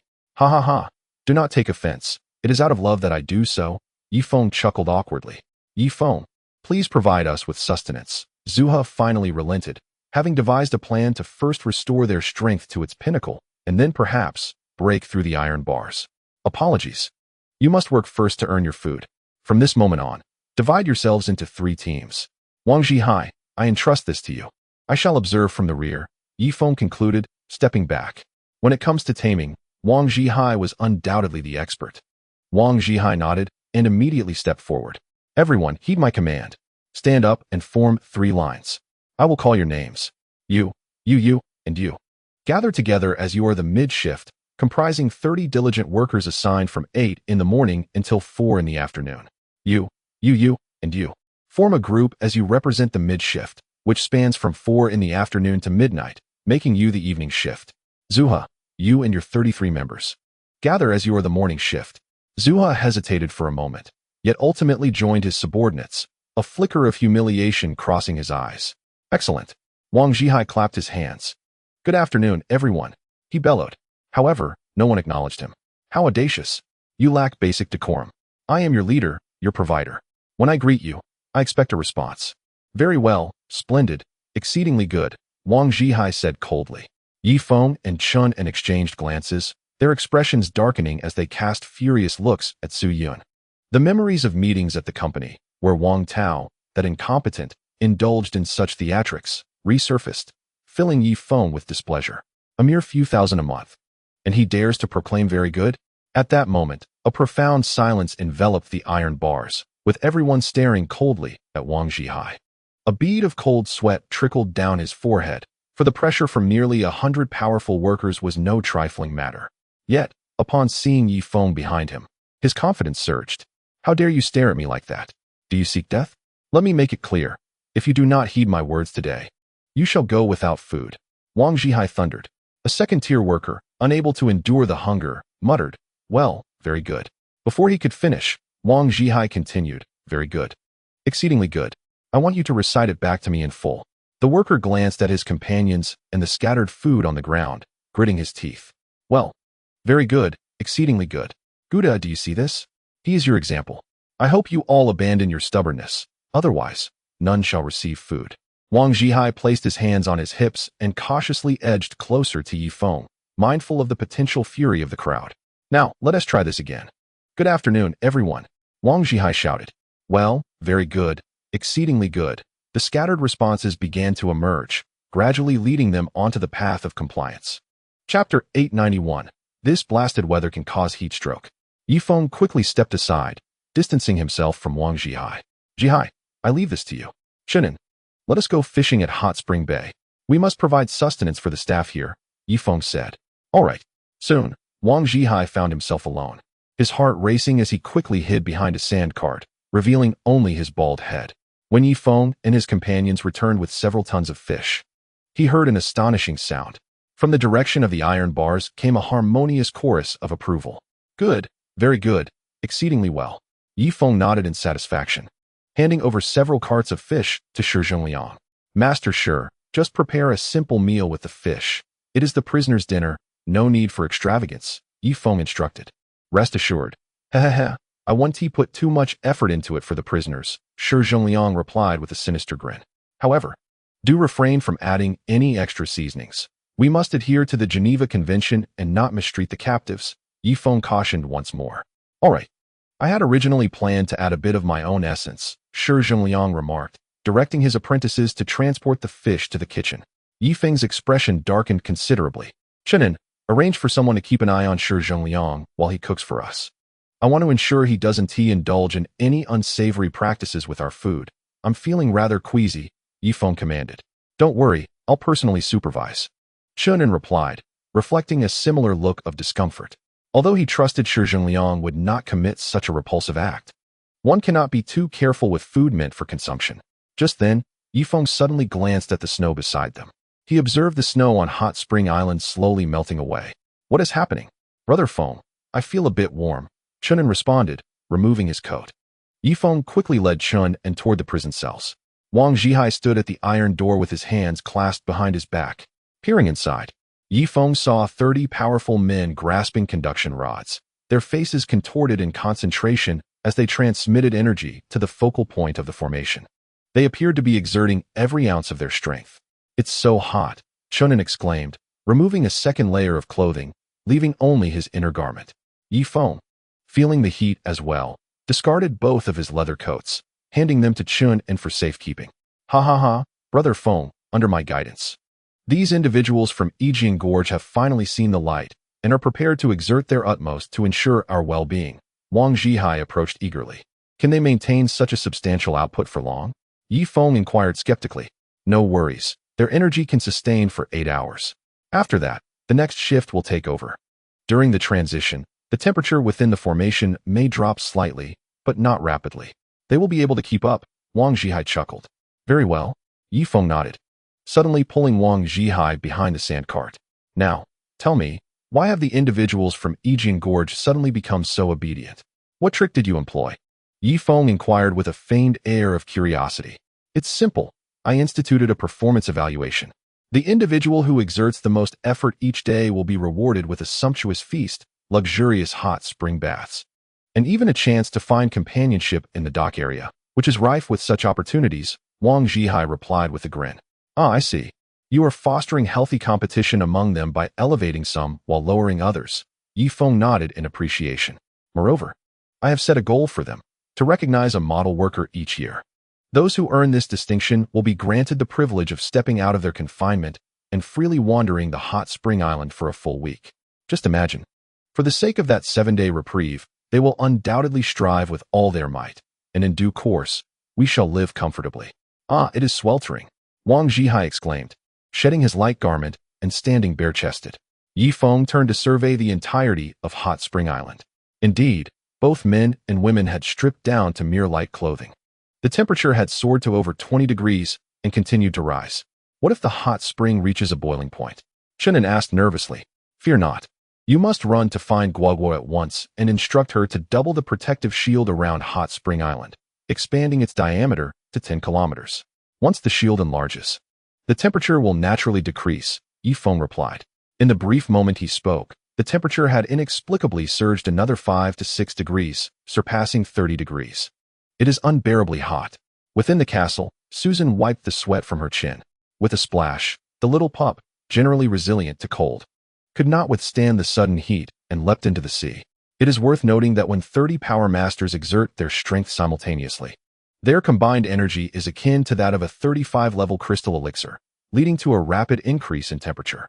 The most encouraging aspect is that as long as the power masters are well fed, they will consistently generate energy, unlike the one-time use of a crystal elixir. Chase Ma, notify the swimwear factory to custom make a batch of swim trunks. Oh, and also order a selection of bikinis for in a few days. I intend to take my wife and children to the beach to showcase our figures, Ye Feng instructed Chase Ma. What is a bikini? Chase Ma asked, puzzled. You should ask Susan. She will understand, Ye Feng said, patting him on the shoulder. Very well. Just as Chase Ma departed, the protective shield around Hot Spring Island shuddered and gradually expanded outward. Some battered warships were soon enveloped within the shield. As the shield continued to grow, it swiftly transformed into a colossal formation with a 10-kilometer diameter. Indeed, the temperature dropped somewhat, settling around 7 to 8 degrees. Keep pushing. Our brother Feng has already instructed the kitchen to prepare a grand feast for you. Work diligently and channel the energy into the core of the formation. Wang Zhihai encouraged the 30 power masters. The power masters of Yijian Gorge are no ordinary practitioners. They possess the capability to defeat foes beyond their level. Having spent their formative years under the guidance of esteemed mentors, they have invested considerable time in establishing a solid foundation, resulting in energy that is more robust and inexhaustible than that of typical power masters. With determination, these masters once again amplified the transmission of their energy. Within the 10-kilometer shield, the temperature rose anew. 10 degrees, 15 degrees, 25 degrees, 30 degrees, 34 degrees. At last, the temperature stabilized at around 34 degrees. Ye Feng, drenched in sweat, hurriedly removed his garment, revealing his muscular torso. Old Wang, it seems we must urge the garment factory to expedite the production of short-sleeve shirts. Otherwise, this infernal heat might cause a heat stroke. Ye Feng remarked. I too find it rather warm. However, this sensation is truly delightful, and I do not wish for them to cease their efforts. Wang Zhihai pointed to the melted snow on the ground, revealing the soil beneath. It has been quite some time since I last beheld genuine soil. Now, as the snow melts, the earth is exposed. Brother Feng, I have a suggestion. Why not plant some edible vegetation within? Tree heart bread could be cultivated in abundance. Wang Zhihai's expression shifted suddenly. Very well. You may arrange for this. Prepare the documents and place them in my office. I shall sign them and allocate the funds. 100 million. Will that suffice? Ye Feng inquired. That is more than adequate. Exceedingly so, Wang Zhihai laughed heartily. At the military camp dock on Hot Spring Island, the entire thermal flag emitted a dazzling radiance, seemingly activated to 20%. Bai Guoguo's expression changed abruptly as she hurriedly regulated the thermal flag, capping it at 20%. With sufficient energy, the flag might be ignited to 100%, potentially transforming the entire island into a furnace. Very well, you may go about your tasks. I too must attend to my duties. Upon concluding his statement, Ye Feng made his way toward the castle's training room. As he entered, a wave of heat rushed toward him. By heaven, is the boiler not turned off in this sweltering weather? Someone, notify them that those 2 boiler workers are on paid leave. Yes, I shall arrange it.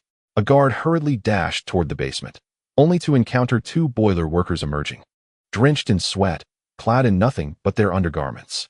We cannot continue. It is unbearably hot. Let others take on the role of boiler workers, they exclaimed, rushing out of the basement and plunging into the sea with a splash. Ye Feng returned to the training room and settled in, each hand grasping a crystal pill. In a short while, steam began to rise from his head. 2 streams of energy surged into his body, circulating through a grand cycle before settling in his dantian, becoming an integral part of his essence. The divine Saint demonic art truly deserves its status as a divine-level technique. Every incremental advancement is fraught with difficulty. Nevertheless, the benefits are distinctly apparent. not only enhancing one's physique, but also slightly replenishing the spirit. In the icy wrath of the ocean, a sand cart sped forth, carrying 7 individuals. At the forefront was the esteemed apothecary Chen An from Eternal Life City. She had become aware of the situation on Hot Spring Island, knowing that Ye Feng had vanquished the forces of Sword Cliff. Hence, she was on her way to convey significant news to him. Amidst the swirling snow and wind, the sand cart finally arrived at the edge of the light barrier. Through the gaps in the cart, Chen An gazed in astonishment at the interior of Hot Spring Island. Good heavens! She beheld a multitude of individuals swimming in the sea, with some even lounging on the beach in short sleeves. Truly, the protective clan formation must maintain an astonishingly high temperature within. Chen An could not help but tighten her fur coat. Even someone as slender as she, clad in 7 layers of fur, appeared as round as a ball. With a determined resolve, she gritted her teeth and maneuvered the sand cart closer until it collided with the shimmering barrier, coming to a halt. One by one, the 7 apothecaries leaped from the cart, their hands tucked within their sleeves, gazing enviously at the inhabitants of the hot spring island beyond the luminous screen. Who goes there? A voice called out. Isn't that apothecary Chen An? Demandi approached, clad only in shorts, accompanied by his wild wife and their illegitimate child. Demandi, could we possibly come in to warm up? It's freezing, especially out here on the icy ocean surface, and the cold wind cuts right through to the bone. Chen An stammered, her lips tinged with a bluish hue from the chill. Though merely a meter separated them from the barrier, the contrasting environments were worlds apart. What a pity. For the sake of our past collaboration, I shall seek out Wang Zhihai for approval, Demandi remarked, hastily departing to find Wang Zhihai. What do you mean by come in? What if she doesn't leave once inside? Wang Zhihai promptly declined. With Ye Feng in seclusion, Wang Zhihai held the highest authority on the hot spring island. Well, I just feel a bit sorry for her, Demandi admitted sheepishly. Thus far, aside from Ye Feng, Wang Zhihai wielded the greatest power on the island. Apothecary Chen An, President Wang has denied your entry request. Here, take this, Demandi said, tossing a steaming grilled fish through the barrier. The protective array had its advantages. It allowed items to be easily passed outside, while preventing those outside from entering, unless by Guogua opened a breach. The grilled fish, still warm within the array, instantly transformed into a block of ice upon landing outside. Forget it. Demandi, please inform Ye Feng that the current celestial sovereign of Eternal Life City is I, Chen An. As elected by vote, Chen An stated, you needn't bother telling Brother Feng, right? You all can decide among yourselves in Eternal Life City. After all, we are not of the same race. Demandi raised an eyebrow. No. While you on the hot spring island may not regard us of Eternal Life City as kin, we have always viewed your island as an elder brother. So I must inform Mr. Yi, Chen An replied humbly. At that moment, a clear voice resonated. Guogua, open a breach in the array. Our guests have traveled a long way. Is this not the way of hospitality? With that, Ye Feng strode forward. Mr. Yi. Chen An's eyes brimmed with tears, which quickly froze. Yes. Ha Guogua. Swiftly open a breach in the array. Brother Feng is magnanimous, unlike that miserly Wang, Demandi exclaimed joyfully. Ye Feng shot him a glare. Wang Zhihai is, after all, the deputy island master. Is it appropriate to speak of him thus in my presence? Ye Feng remarked coldly. I understand. It shan't happen again, Demandi said, leading his wild wife away. Before long, the array trembled and split open a breach. A chill gust swept through, making Ye Feng retract his neck against the cold. Chen An hurriedly ushered her companions into the barrier. Quickly, seal the array. Ye Feng clenched his jaw, realizing he was still bare-chested. After securing the grand formation, Ye Feng invited Chen An to the dining hall, ensuring that the unfortunate 7 sisters were well-fed and satisfied. After all, they were guests. And given that the Doyan people had adopted a voting system reminiscent of that of Hot Spring Island, they were, in essence, not much different from the people of that island. After consuming 7 grilled fish in succession, Chen An finally patted her chest and began to remove her coat, piece by piece, until she was left in a single garment. Suddenly, with a mischievous glint in her eyes, she stripped off that garment as well, revealing only a layer of wrap cloth beneath. Ye Feng swallowed hard. He had emerged from his seclusion, not due to the successful cultivation of the divine demon art, but rather because he was running low on crystal pills. Mr. Yi, I have an unusual request that I hope you will grant me, Chen An said, grasping Ye Feng's hands tightly. Lady Qing, Please maintain your decorum. Ye Feng casually withdrew his hands from her grasp. If you have something to say, please do so directly. Well, I wish to live within the light screen. Is that permissible? Rest assured, my character is impeccable. If you doubt me, you may inquire with new duo. She was once our grand alchemist, Qing Lan implored, and at that moment, her 6 sisters knelt in unison. Are you not the newly elected Tian Kahan of Eternal Life City? Can you truly abandon such a prestigious position? Ye Feng countered. What is the significance of the Tian Kahan? The power of 10 Tian Kahans pales in comparison to being a citizen of Hot Spring Island, or rather, to being a laborer there. Moreover, Eternal Life City has run out of food. The Doyan people are resorting to whatever they can find to eat, even using their coats to make soup. Qing Lan lamented. I'm afraid I must decline your request. You are the Tian Kahan. You cannot forsake your subjects. There must still be hundreds of thousands of Doyan people in the city. Are you truly willing to abandon them? Would you allow them to perish from cold and hunger? Ye Feng responded. But given our current circumstances, even if I return, I cannot save them. Besides, how many people are left in Eternal Life City? Perhaps not even 100,000. Qing Lan shook her head. Since the temperature had dropped, Sword Canyon had isolated them from Hot Spring Island, leading to a lack of food and fuel. Some had frozen to death, others had starved, while most succumbed to infections from the cursed insects. This is a calamity. Let us do this. Ye Feng turned to Wang Zhihai beside him. Zhihai, organize a group of people to prepare 50 of the most advanced sand vehicles, loaded with fuel and food, to send to Eternal Life City. After all, our seas are teeming with fish. There is more than enough to sustain the 10,000 citizens of Eternal Life City. Why should we concern ourselves with their plight? We must prioritize our own well-being. Wang Zhihai replied, visibly resistant. No, since the Doyan people have emulated our voting system, they are akin to our younger brothers. Can an elder brother stand by and watch his younger brother starve? Please, do it for me, Ye Feng urged gently. Very well. I shall inform Duo Ming to lend a hand as a laborer, Wang Zhihai conceded, striding off into the distance. The 7 sisters of Qing Lan were already in tears. In that moment, Ye Feng was their savior, their deity. Mr. Yi, whatever you ask of me now, I am willing to comply. Please, tell me what you need us to do. Qing Lan lifted her head, gazing resolutely at Ye Feng. In this moment, even if Ye Feng commanded her to face death, she would unequivocally obey. It is not as dire for you as it is for me. While food and fuel are fundamental for you, I am not in want of such resources. I have natural gas and a sea rich with fish. However, there is one matter for which I must trouble you. The crystal pills and crystal orbs. Please scour Changxing City and see how many you can procure. Regardless of the quantity, bring them to me for a fair exchange.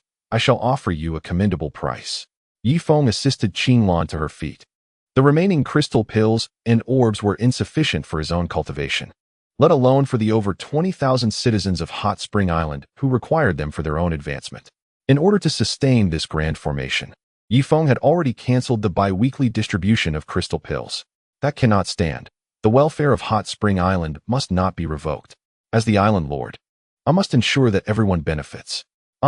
Very well. There should still be some crystal pills to be found in Changxing City, though certainly not in abundance. However, I can mobilize the 100,000 citizens of Changxing City to spread the word throughout the vast desert, encouraging those tribes lacking food to come to you with crystal pills and orbs in exchange for currency. They can then trade the currency for food and fuel. Qing Lan's resourcefulness surprised Ye Feng. Excellent.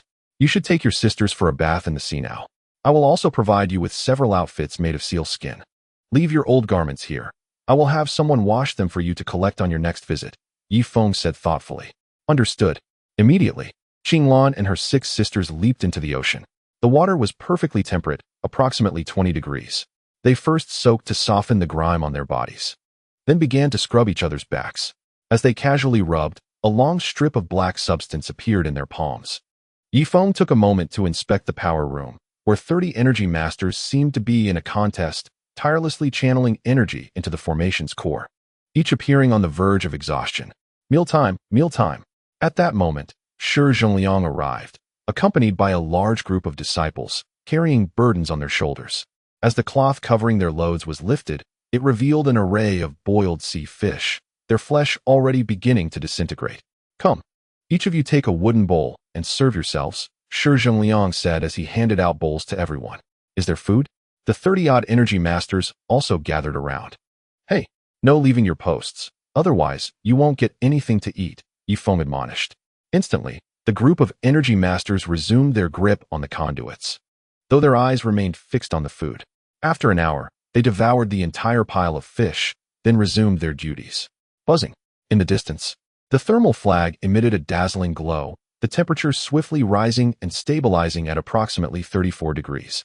Indeed, after a hearty meal, their work ethic was markedly enhanced. All right, those who just finished their shift, you may rest on the second level, where beds have been prepared for you, complete with a restroom that automatically disposes of waste into the abyss, Ye Feng added.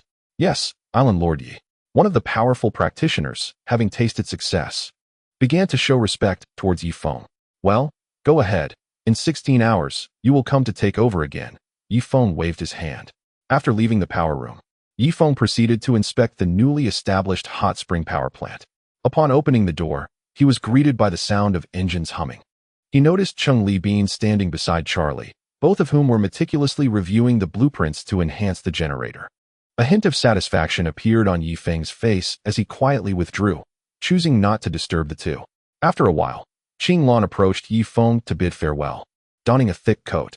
Mr. Ye Feng, Daman will accompany the sand convoy back to Eternal Life City, so you need not worry, he will return before long.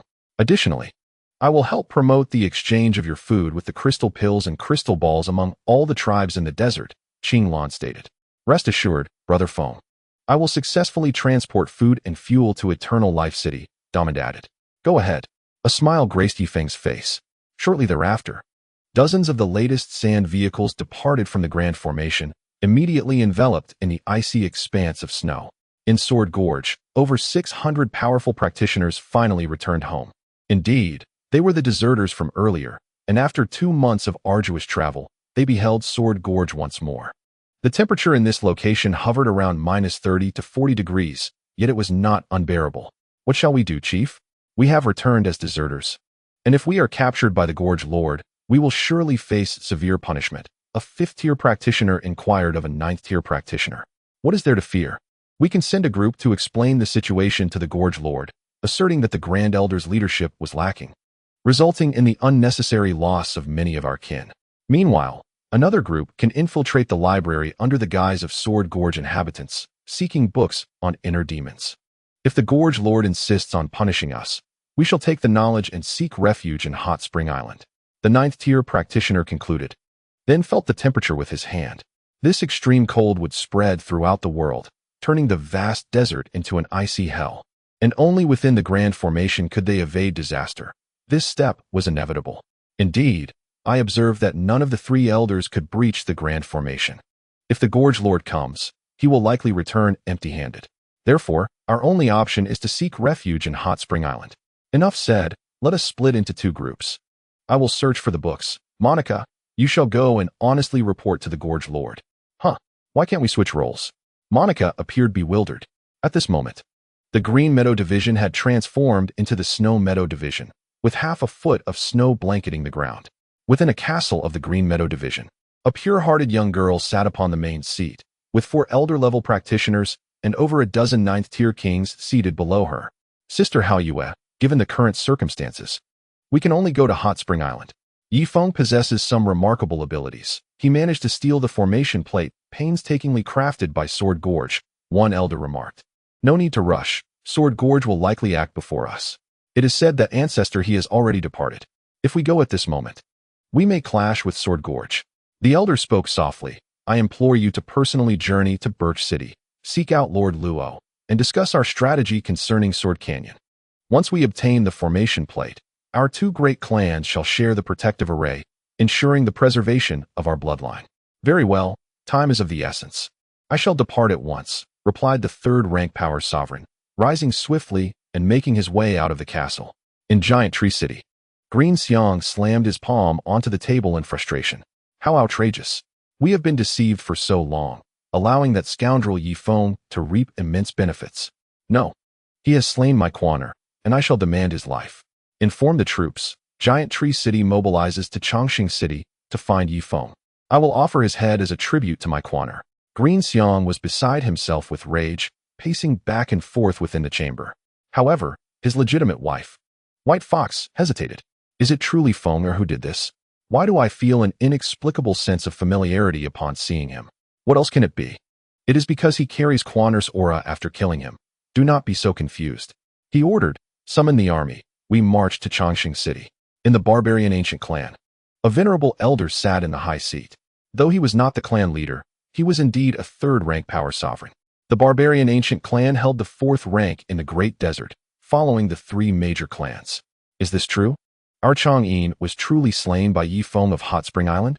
Absolutely. Many witnessed the fierce battle that lasted for quite some time. At that time, Ye Feng was not well known, but after he set fire to the Sword Canyon's library and stole its formation plate, I recognized his name from the portrait. A bald man stated, "Humph.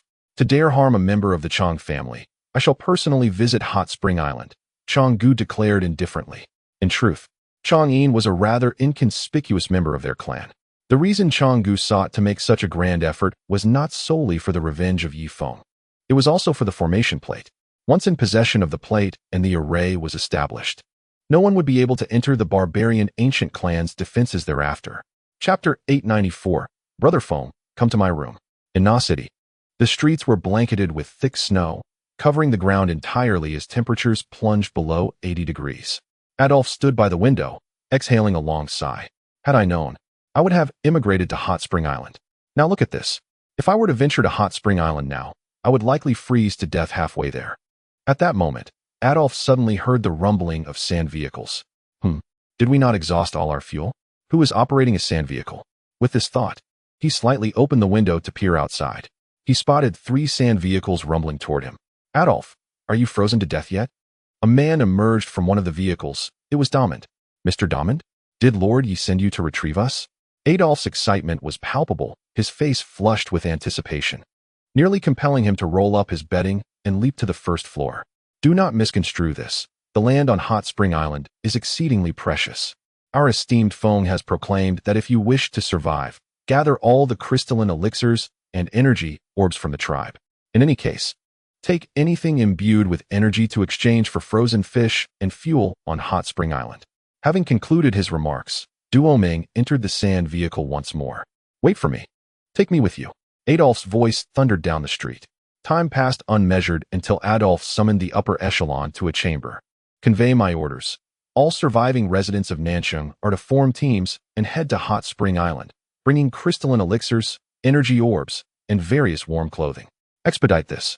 As you command, my frere, they replied in unison. Immediately, the populace of Nanchung mobilized. While a few individuals might perish in the frigid temperatures of Hot Spring Island, a collective effort would provide mutual support, significantly increasing their chances of survival. Not only Nanchung, but also the Huangsha tribe and the City of Giant Stones received the summons for Hot Spring Island. They were instructed to gather all items of energy and proceed to exchange them for sustenance and shelter. Ye Feng cast a glance at the final crate of crystalline elixirs, hesitant to expend them further. Should the group in the iron prison decide to strike, he would be left without any elixirs, and the temperature on Hot Spring Island could plummet to -200 degrees. Feng, hurry to the bay, something spectacular awaits. Chen An rushed into the fray. What could possibly be so captivating in that minuscule expanse of Hot Spring Island? Ye Feng replied, laden with ennui. He yearned solely to procure some crystalline elixirs, even the most basic variety, for he harbored distrust towards the people of Yijian Gorge. They represented an uncontrollable variable. Let us go. I assure you it will be worth your while. Chen An insisted, dragging Ye Feng from the castle. In the next moment, Ye Feng widened his eyes in astonishment. The beach was adorned with an abundance of bikini-clad beauties, particularly Ding Tuanshuan, whose youthful and alluring figure stood out amongst the crowd. Concurrently, another woman caught Ye Feng's attention. Meng Yanle? It seemed that since she had accompanied her mother, Jinyu, to Hot Spring Island, he had scarcely acknowledged her presence. However, he was taken aback by her impressive form in a bikini. Fifth brother. Ye Feng sighed, observing Long Wu bathing in shorts, albeit completely solitary within a radius of several dozen meters. Fifth brother, how are you finding life here? Looking at Long Wu's robust physique, though strong, his skin bore a purplish hue, akin to that of a corpse, sending a shiver down Ye Feng's spine. Long Wu turned, managing to utter a few fragmented words. Feng. Understood, fifth brother. You shall now enjoy your twilight years on Hot Spring Island. It was apparent to him that while Long Wu had regained some semblance of awareness, he had likely only retained memories of a few pivotal individuals, forgetting the rest. Nevertheless, it mattered not. As long as the crystalline orbs or holy water were secured, there was a possibility of fully restoring Long Wu's memories. Brother Feng. At that moment, Meng Yanlu approached. Her previous air of delicacy had faded, revealing a semblance of humility. Ah, quite well, she has matured. Ye Feng nodded in satisfaction. Brother Feng, do you have time this evening? The drain in my room is clogged. Could you assist me in unblocking it? As Meng Yanlu finished her request, her cheeks flushed instantly. Ye Feng regarded her with a look of skepticism, discreetly glancing towards the distance. Indeed, her mother, Zhenyu, was casting her an encouraging glance. Clearly, this was a tactic taught by Zhenyu. Otherwise, how would the young girl comprehend such an approach? Just then, Chen An suddenly sprang forth. I can help you with that, no worries. I'm quite skilled at it. I'll prepare the tools shortly. Upon seeing Chen An, the rosy hue on Luer's face quickly dissipated, and she adopted a more aloof demeanor. No, only Brother Feng knows how to handle this. You definitely do not. Who says I can't? I was involved in the design of the drain. How could I not manage it? Just leave it to me. Leave. Do not linger here. I wish to speak with Brother Feng alone. Luer grew anxious. Chen An, why not accompany Wu Gu and converse with him to help awaken his memories? Ye Feng suggested nonchalantly. Sigh. Very well. Chen An led Long Wu away to a distant spot. The protective formation enveloped the entirety of the hot spring island, causing even the surrounding waters to gradually warm. However, just beyond the barrier of the formation, an icy expanse lay, with chilling winds howling, a stark contrast of heaven and hell. Some members of the Duoyan tribe gradually approached the outer edge of the light barrier, their eyes filled with longing as they gazed upon the luxurious life within. The ambassador of goodwill, Ding Tuanshuan, took the initiative to step forward and toss some grilled fish out from within the barrier, instantly igniting a commotion. Miss Ding, I recognize you. Please let us enter the barrier. It's far too cold, truly too cold. A middle-aged man, icicles hanging from his nose, knelt outside the barrier, weeping profusely. It's unfortunate. Although Brother Feng has expressed a desire to shelter the refugees outside, Wang Zhihai disagrees. If you must harbor resentment, direct it towards Wang Zhihai. Ding Tuanshuan deftly implicated Wang Zhihai. What? That scoundrel Wang Zhihai. I curse his ancestors for 18 generations. In an instant, the crowd outside erupted in fury. Oh no. Luer slipped and fell directly into Ye Feng's embrace, her entire form landing against him. What a clumsy mishap. Ye Feng helped her to her feet, peering above to see the profound darkness within the chasm. Come, Brother Feng, let us go to my room. After saying this, Luer took the initiative to grasp Ye Feng's hand. Ye Feng had initially thought to send a worker along with her, but reconsidered. Workers too required rest. As the island's master, he could not afford to be overly aloof. Learning to unblock a drain was a skill worth acquiring. Just then, Xiao Feng suddenly emerged from behind. Brother Feng, may I visit the iron prison to see my former fellow disciples? He inquired. He was the only one from Yijian Gorge not confined within the iron prison. You betrayed them. Do you not fear the wrath of the ancestral river might strike you down? Ye Feng asked. Chapter 895. There must be a price. What will you offer in exchange? I harbor no fear. Ultimately, I must confront them, for they are my fellow disciples. Xiao Feng remarked. You are quite sentimental. Well, for that reason alone, I shall personally escort you. Chen An, accompany Luer to her chamber and assist her in clearing the drainage. Ah, very well, I understand. Chen An exclaimed excitedly, bounding towards Luer. Before long, Ye Feng arrived alongside Xiao Feng at the iron cage. It was now the mid-class time. With 30 individuals channeling energy into the formation, each drenched in sweat. Should this persist for an extended period, their foundations would be jeopardized, leading to a lifetime of stagnation in their progress. Fortunately, the members of the One-Sword Gorge possessed a robust foundation, enabling them to endure longer. Ah, is that you, senior brother Xiao Feng? Yes, indeed, it is he. Xiao Feng, is it truly you? I thought you had perished. A few among them noticed Xiao Feng. Yes. Are you all well? Xiao Feng awkwardly greeted them. Are you blind? One of the strength practitioners pointed towards the iron bars. Just then, Zui suddenly raised his head, scrutinizing Xiao Feng from head to toe. Why are you outside the iron cage? Zui inquired with a casual tone. Although he had become a prisoner, the aura of the Grand Elder remained intact. Me? Xiao Feng hesitated to reply. At that moment, Zhuai Ma stepped forward. Don't you know? Xiao Feng deliberately lured you into a trap, exhausting your energy so that our hot springs island could reap you one by one.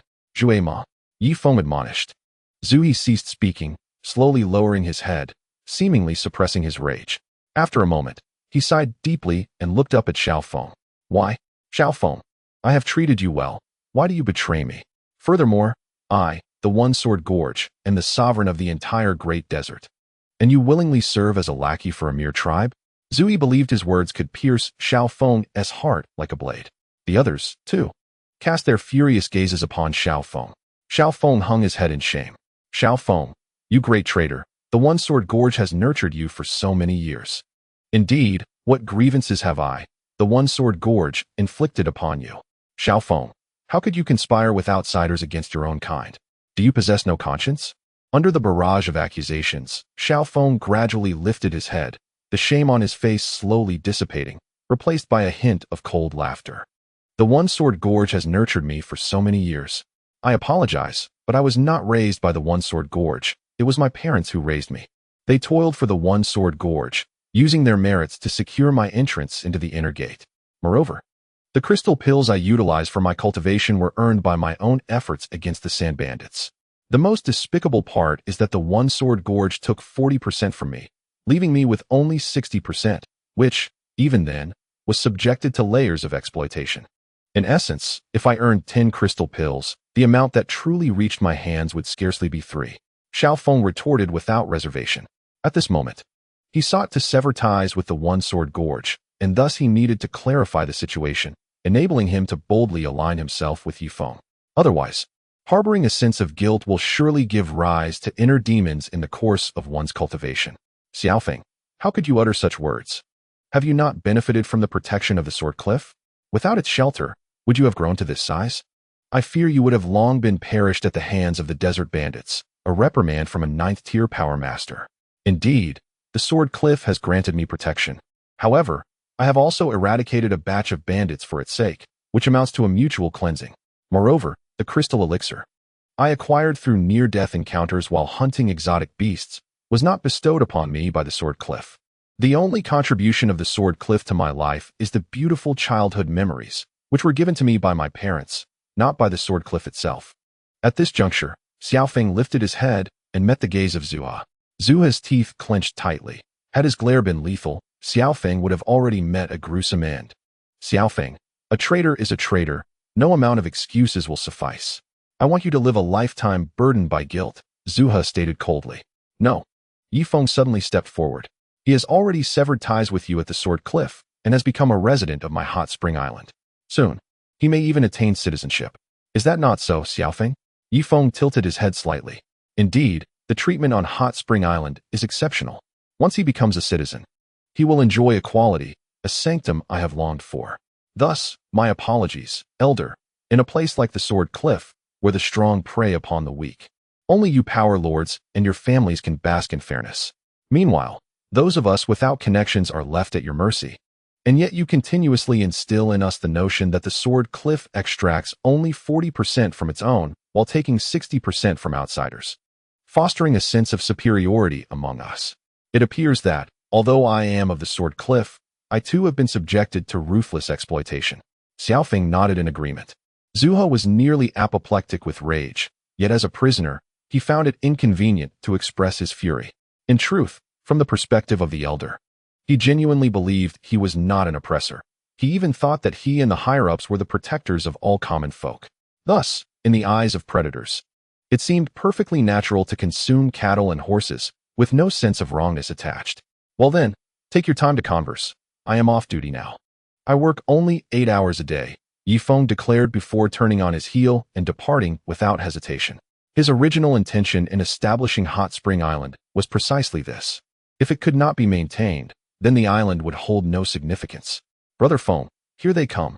At that moment, Haltet rushed over, pointing toward the shimmering light barrier. Ye Feng squinted, and through the swirling snowstorm, he beheld a throng of people migrating towards them, resembling a horde of zombies besieging a city. From a distance, these individuals appeared to be bundled like spheres, donning at least 7 or 8 layers of insulated beast skin garments, predominantly made of sand beast hide, as it provided superior warmth. Let us go take a look, Ye Feng suggested, and with a few swift movements, he positioned himself beside the light barrier, scrutinizing these foreign beings. Which tribe do you hail from? Ye Feng called out loudly. The newcomers, still reeling from the shock, seemed as though they had stumbled upon a new continent. Is this, indeed, the fabled sanctuary known as Hot Spring Island? An elderly man removed his mask, and the vapor from his beard instantly crystallized into ice. A sanctuary? Ye Feng's expression was one of confusion. We were informed that Hot Spring Island is a sanctuary, where the island's master, Ye Feng, would provide us with an endless supply of food and even fuel. Is this truly the case? The old man inquired with hopeful anticipation.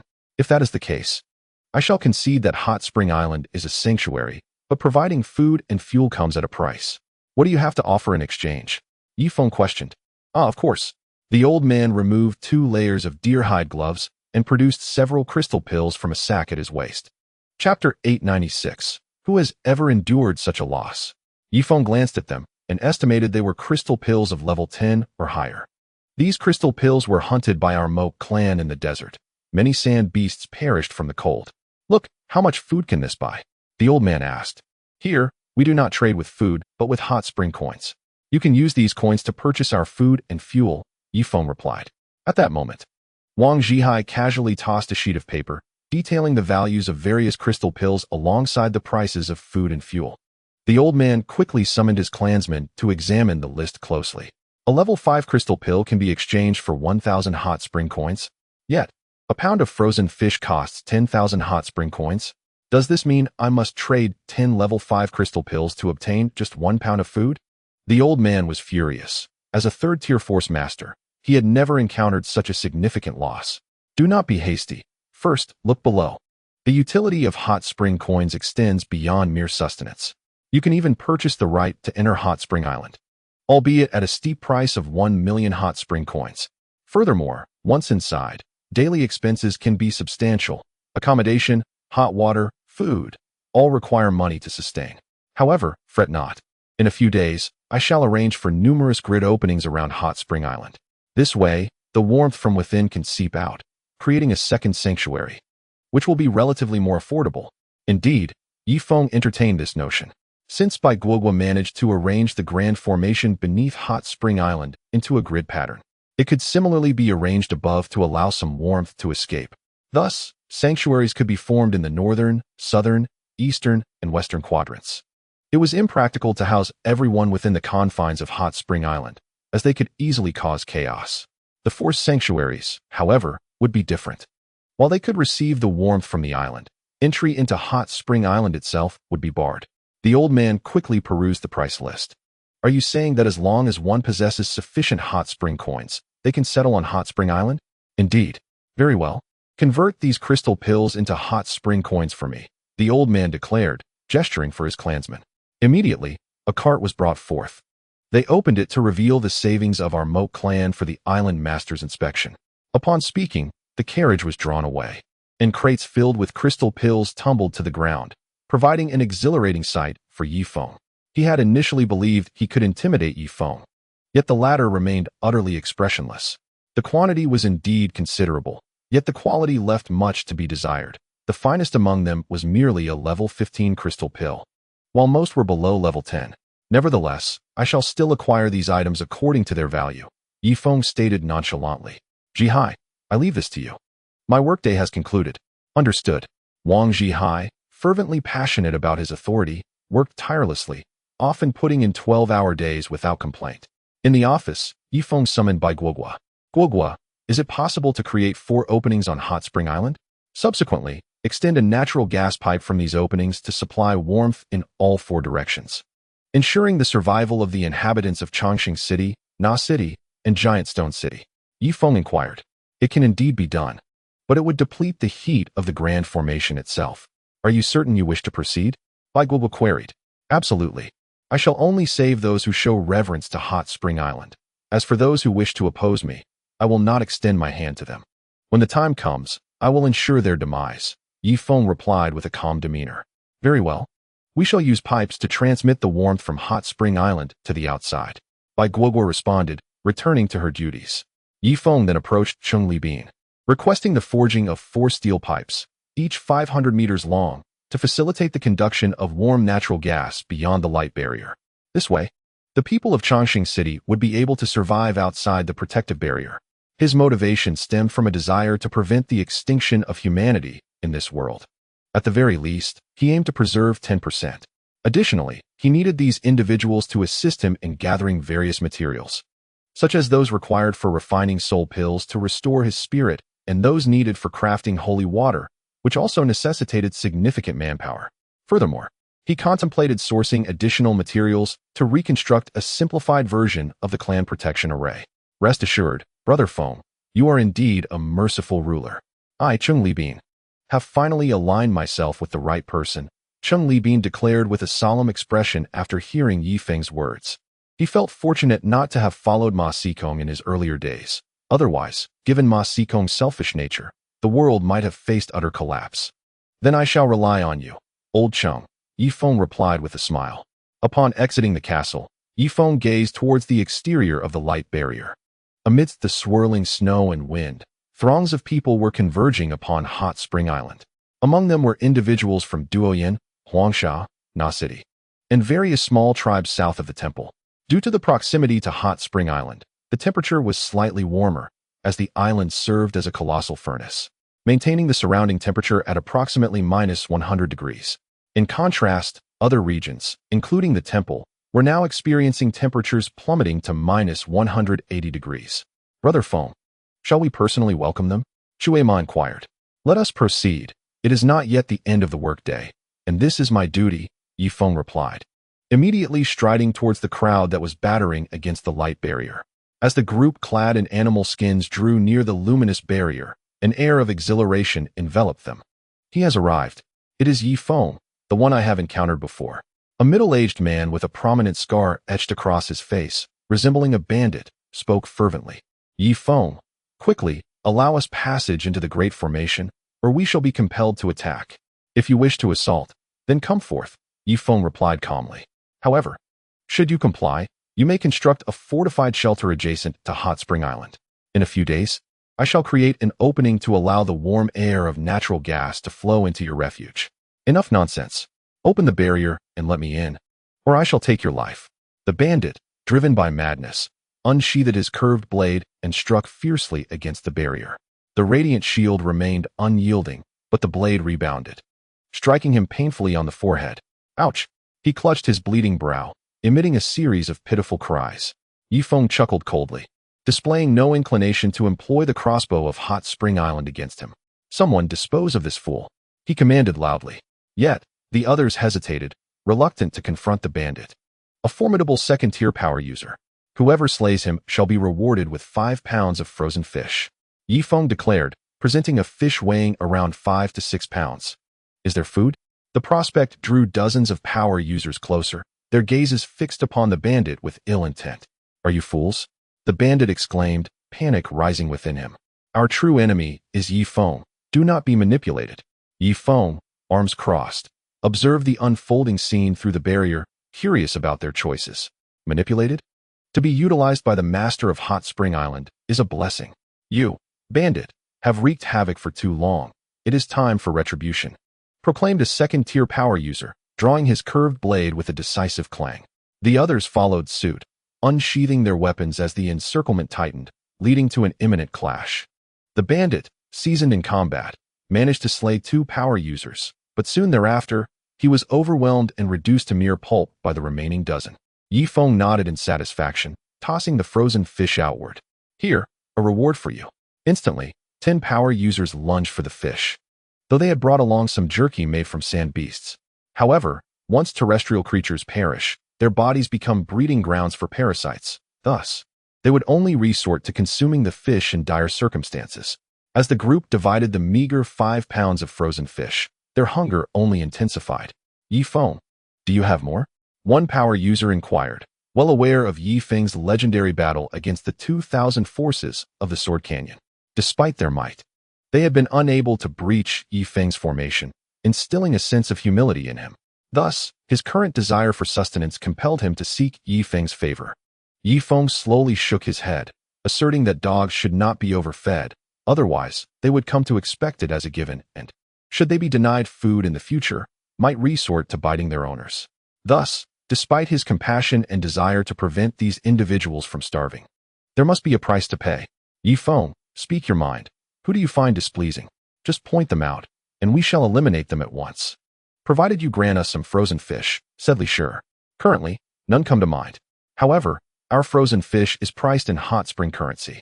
I sell it to Yijian for 10,000 per pound, but since you are not from Yijian, I shall offer it at 100 per pound. How much hot spring currency do you possess? Ye Feng inquired calmly.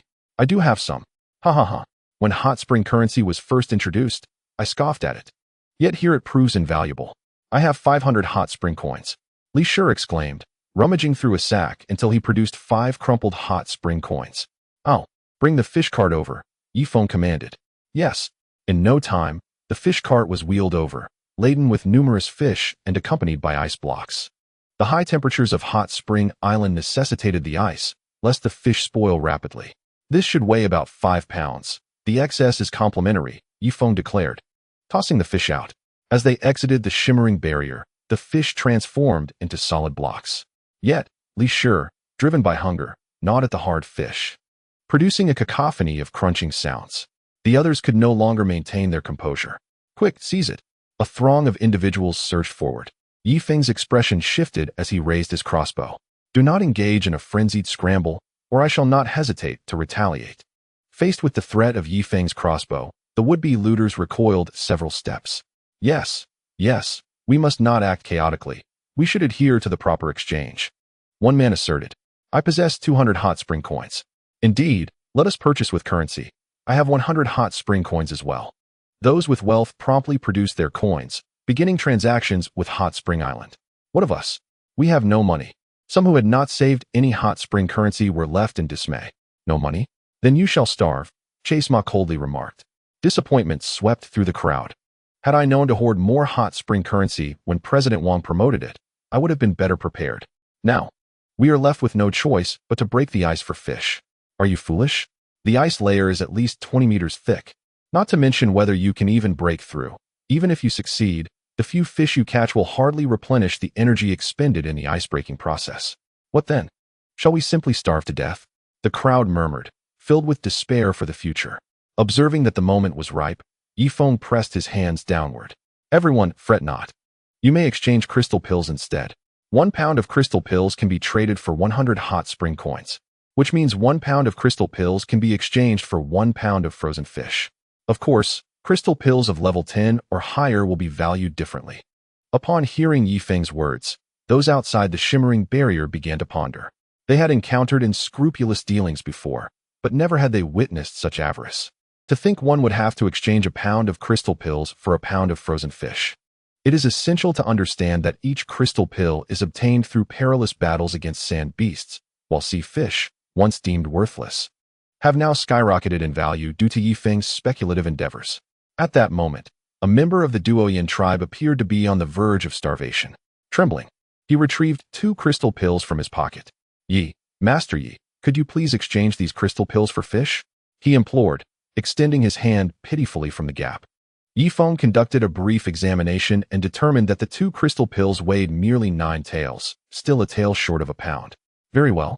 Although it's not quite a pound, I shall consider it as such.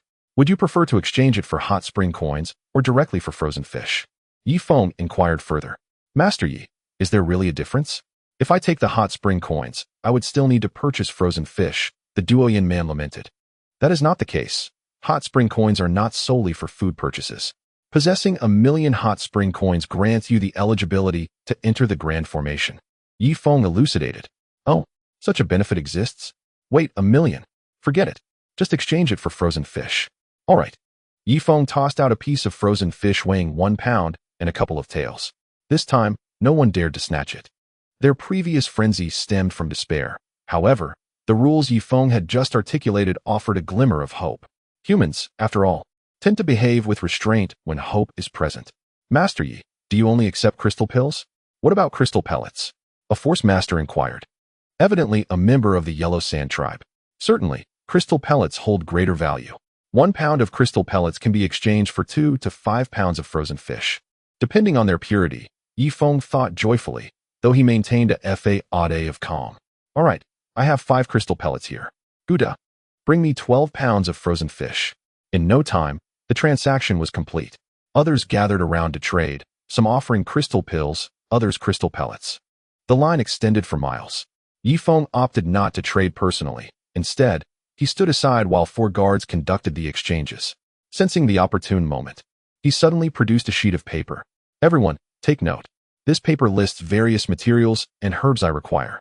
If you assist in gathering these herbs, I will also exchange them for hot spring coins. With that, Ye Feng tossed the paper into the crowd.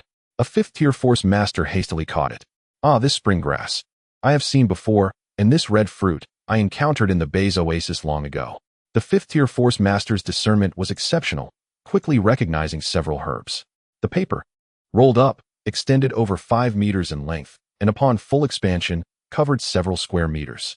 Other force masters gathered around, committing the shapes, scents, and colors of the herbs firmly to memory. Esteemed colleagues, Ye Feng clasped his hands together. I kindly ask you to transcribe this paper hundreds of times and disseminate it widely. For every herb you can procure, I will exchange it for hot spring coins. And should you find any of the rare herbs, I am willing to offer 1 million hot spring coins. 1 million hot spring coins? Is it not the case that whoever discovers the rare herb may gain entry into the hot spring formation? The 5th-tier power master inquired with skepticism. Quite correct, indeed. However, the price I shall offer for the first individual who locates the rare herb will be substantial, while subsequent finders will receive a lesser reward, for rarity dictates value. Ye Feng decided to incite a competitive spirit amongst them. Otherwise, the pace of material collection would slow considerably. After exchanging glances, 2 power masters promptly produced beast skins to transcribe the necessary materials. With these 2 leading the charge, others began to pull out paper and pens to jot down notes as well, pausing intermittently to breathe warmth onto their feathered quills, lest the ink refuse to flow. The barbarians' ability to replicate was remarkable. Their acquaintance with written language was brief, predominantly relying on pictographs. Ye Feng stood with his hands clasped behind his back, observing the flurry of activity outside. He had not forgotten his intention to resurrect Tuber. Most of the materials required were for the concoction of holy water. Furthermore, if he were to immerse 5th brother in the holy water, it might just restore all of his memories. Tuber and Long Wu were truly regarded as brothers by Ye Feng. Previously, he had been unable to attend to them due to his own limitations. However, the circumstances had changed. The hot spring island would become the sole sanctuary in this world, and he was determined to wield his authority to bring his brothers back to life and ensure a life of ease and joy for the living. Father, at that moment, little Yixing rushed in from behind and clung to Ye Feng's thigh. Having accepted Ye Feng, despite his tender age, he could feel the love emanating from him. Son, come here, let me hold you. Ye Feng lifted him into his arms. In the Sword Gorge, the Gorge Master, Rui Yijian, sat upon his throne. Below him, 2 9th-tier power masters knelt. This is the situation. The Grand Elder has led the troops poorly, causing us to suffer from hunger and cold. We could endure it no longer, which is why we returned. We beseeched the Gorge Master to see our plight. Both 9th-tier power masters bowed their heads to the ground. So, you claim to be deserters? Rui Yijian was unconcerned with the details. His sole focus was whether these individuals had obeyed orders. Yes, but boom. Before they could finish their sentence, they were struck down with a single blow. Dispose of the bodies, feed them to the dogs. A heavy aura of bloodlust surrounded Rui Yijian. The library had been set ablaze by Ye Feng, and the formation discs crafted by the array masters of the entire desert had been stolen by him. Such grievances would not go unpunished. It would be a disgrace for a leader to remain idle. Brother Rui, what shall we do next? I suspect that the ancestral river cannot breach the protective clan formation. The one who spoke was the Holy Maiden of Qingyue. Holy Maiden, what is your perspective? Rui Yijian countered. After a moment of contemplation, the Holy Maiden finally spoke. Though I am no expert in formations, I am aware of the formidable power of the protective clan formation. It is likely that even if all the power emperors of Sword Gorge were to unite, they could not penetrate it. Our only option now is to devise a way to forge divine weapons. Divine weapons? However, during the last attempt to forge the Changhong, we exhausted all our iron essence and meteorite materials, failing over 9,000 times before finally producing a single Changhong. Do you believe we have that much time left? To take a step back, even if time were abundant, what are the materials? Iron, or can be purified with some effort. But meteorites from beyond the heavens are irreplaceable resources. Rue Yijian sighed, regretting allowing Rue Tian to bring Changhong into the secret realm. That little rascal has managed to lose Changhong. Alas, Qingwei sighed, choosing to remain silent thereafter. At that moment, the second elder, seated at the lower end, shifted his expression. Qingwei Shingu. It is said that your senior brother has reached the 9th tier of the Power Emperor, breaking through the Gale Zone to reach the far north. Do you have any means to contact him? The second elder inquired. I cannot reach him, and entering or exiting the Gale Zone is fraught with peril. Even if contact were possible, my senior brother might not return to the Great Desert, considering the thin spiritual energy here, which is detrimental to cultivation. Only north of the Gale Zone is there a slight chance of attaining the true martial realm, Qingwei replied, shaking her head. What a pity. Both the second elder and Rue Yijian expressed a hint of disappointment simultaneously. Ever since the cataclysm a millennium ago, the Gale Zone has isolated our Great Desert from other regions, and all the spiritual energy here has been siphoned away. Were it not for this, with my talent, I would have long achieved the 9th tier of power, Rue Yijian lamented.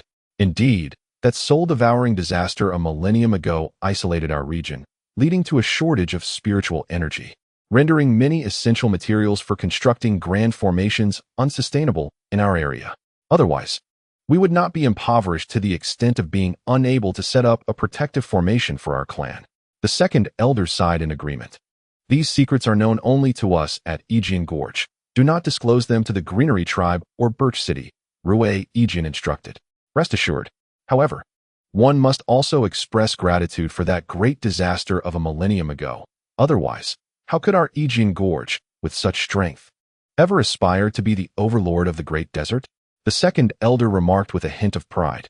Now, the primary issue remains how to reclaim the protective formation. Rue Yijian refocused the discussion. Time passed swiftly, and 2 months had slipped by in the blink of an eye. Ye Feng, clad in swim trunks, was teaching his son Yixing to swim. Outside the light barrier, those refugees had constructed 4 shelters, and in Hot Spring Island, for pipes extended, channeling warmth into their shelters. Consequently, the temperature within the shelters rose to around -50 or 60 degrees, while outside, the howling cold winds reached -200 degrees. The most comfortable place, of course, was within the light barrier, where the temperature remained around 30 degrees. After a while, 100 citizens of Hot Spring Island, clutching frozen fish, stood side by the light barrier. The people inside the shelters, unable to contain their anticipation, rolled out eagerly. Guogua, open 100 small gaps. We are ready to trade. Wang Zhihai called out above. All right. By Guogua, a rare prodigy in formation techniques, adeptly manipulated the protective formation, ready to adjust its shape at will. Soon, the light barrier quivered and opened 100 small windows, each just large enough for a head to fit through. After 2 months of collection, a considerable amount of crystal pills and crystal cores had accumulated on the Hot Spring Island. Chapter 899, Numerous Methods. Ye Feng once again employed the blood-sucking technique, purifying a portion of high-quality crystal cores to perfection. Now, Susan and Duoyan Hina had both ascended to the 1st-tier Strength Master level. The purity of the crystal cores was so exceptional that their cultivation progressed at an astonishing pace. Just then, a figure flashed by, as Chen An leaped over. He too had attained the 1st-tier Strength Master status. Brother Feng, there's a guy in the iron prison who is on the verge of collapse. After 2 months of continuously providing energy to the array's core, his foundation has crumbled, and he can no longer work, Chen An stated gravely. Very well, I shall take a look, Ye Feng replied, tossing Yixing back to the shore and striding towards the iron prison. Upon reaching the location of the iron bars, Ye Feng squinted his eyes. He saw Zua, his face etched with the marks of hardship, supplying energy to the array, his complexion a ghastly pale. Anyone who expended energy continuously for 2 months would struggle to endure. The others were no better off, most appearing drained of vitality. What a tragedy! Ye Feng glanced at a strength master lying on the ground, his eyes tightly shut, hair a lifeless yellow, and his face waxy. Open the door, Ye Feng said nonchalantly. Brother Feng, there is a 4th-tier Strength Emperor inside, Chen An said, his face filled with anxiety. A 4th-tier Strength Emperor? Ye Feng scoffed, personally unlocking the iron prison. With a whoosh, dozens of gazes simultaneously shot towards Ye Feng. After several moments of hesitation, Zuha ultimately dared not attack Ye Feng. Although his strength had indeed returned to that of a fourth-tier strength emperor, in his current mental state, he could muster barely a single strike before fainting. Ye Feng hoisted the strength master up and hurled him outside the prison. Chen An, dispose of this person beyond the light barrier, Ye Feng instructed, striding out of the iron prison. Boom. The massive door gradually descended, sealing Zuha and the others within once more. Understood. Shortly thereafter, the strength master was tossed into the icy expanse, and within moments, he had become a frozen corpse. His foundation is ruined. Even with rest, he cannot recover. Hot Spring Island will not harbor the incapacitated, Ye Feng remarked coldly. For others, Ye Feng might gradually assimilate them into the system of Hot Spring Island. But the people of Yijian Gorge were different. Having endured such suffering, they would surely be unyielding. Especially since they were accustomed to being leaders. How could they willingly remain beneath others? Brother Feng, we must find a way to replenish our manpower. Otherwise, if we exhaust all those in the iron prison, we will inevitably deplete our crystal pills, Chen An said. I am aware. From now on, anyone who causes trouble outside the sanctuary shall be captured and made into an erased servant. Ye Feng responded with a slight smile. He knew that it would not be long before the army from Yijian Gorge would arrive. Moreover, there were the Greenery Division and Birch Tree City. Ye Feng would certainly not allow these individuals to enter the Hot Spring Great Array. Otherwise, with the strength of an emperor, he would undoubtedly be unable to maintain control. However, strength masters could be freely admitted. After all, his own power was sufficient to subdue them. However, if Ye Feng does not permit the entrance of the three prominent clans, they will undoubtedly instigate a war. In such a scenario, Ye Feng would acquire a continuous influx of captives to provide energy for Hot Spring Island. No matter how formidable the captives may be, even a ninth-tier power emperor may find it impossible to breach the 5-meter-thick steel plates of the city, and would thus be relegated to the role of a mere formation slave within. In Eternal Life City, Fu Zheng and his companions, resembling a deflated ball, finally approached the dilapidated city gate. Brother Fu, something feels amiss. This does not resemble Hot Spring Island, nor is there any energy fluctuation from the formation, remarked Qing Qian, who stood beside Fu Zheng.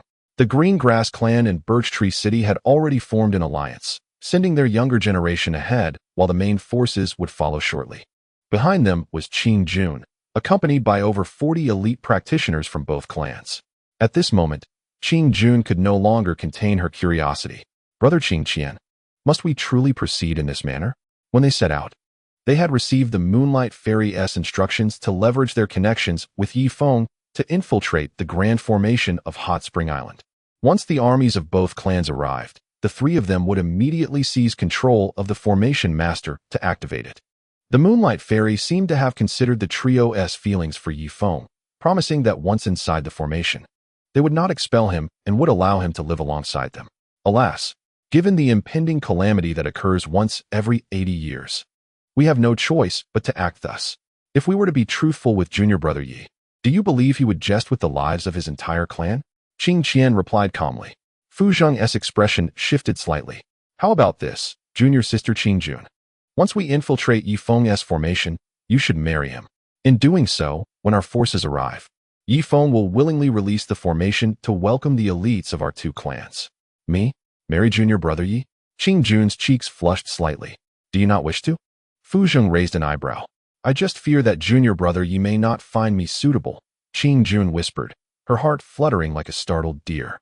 She had witnessed Ye Feng's extraordinary abilities in the illusory realm, and she feared that even ordinary power emperor-level cultivators might not stand a chance against him. Marrying Ye Feng was certainly something she would welcome. Then it is settled. Let us inquire about the location of Hot Spring Island, Qing Qian declared, kicking the door open. Inside, the room lay shrouded in darkness, and through the reflection of the snowlight, he vaguely discerned several corpses. The bodies had frozen solid, and remnants of charcoal still smoldered in the brazier. Alas, let us search the other rooms. We must find any survivors. The three immediately began their search, visiting house after house. After scouring more than a dozen residences without finding a single living soul, Fu Zheng was left utterly dumbfounded. At that moment, three power masters suddenly approached, followed by several power warriors. Upon seeing Fu Zheng and the others, their expressions shifted simultaneously. Qing Jun cleared her throat and stepped forward slowly. Excuse me, esteemed seniors, are you also headed to Hot Spring Island? The Power Masters relaxed their guard upon noticing her beauty. We have just returned from the vicinity of Hot Spring Island and are on our way to gather crystal pills and medicinal herbs elsewhere. The leader of the Power Masters replied, Gathering herbs? In this frigid weather, why do you not seek refuge in Hot Spring Island? Qing Jun inquired further. Which tribe do you belong to? Suddenly, the warrior narrowed his eyes. I am Qing Jun from the Green Meadow tribe, and this is my senior brother, Qing Qian. As for this one, he is brother Fu Zheng from Birch Tree City, Qing Jun introduced. The warrior's face darkened with fear. He had certainly heard of the illustrious names of the Green Meadow tribe and Birch Tree City, but to encounter such nobles in Eternal Life City was unexpected. Stop stalling. I ask you. Fu Zheng stepped forward, exuding an imposing aura. Is Hot Spring Island currently sheltering refugees? In response, the warrior replied earnestly, as for the master's inquiry. The population within Hot Spring Island has reached capacity. However, the benevolent island lord Yi is willing to provide us with food and has constructed 4 massive shelters outside the Grand Formation, heated by Hot Spring Island. Though both he and Fu Zheng were warriors, the latter hailed from a prominent clan, possessing many more resources. He was certainly no match. Oh, Brother Yi is indeed magnanimous. Back in the illusory realm, he deliberately flipped the coin over. It seems we did not misjudge his character, Qing Jun thought with delight, already envisioning the scenario of marrying Ye Feng as his primary wife. Shelters? Heated? Then, what would be the temperature within those shelters? Will it ensure we do not freeze to death? Fu Zheng inquired.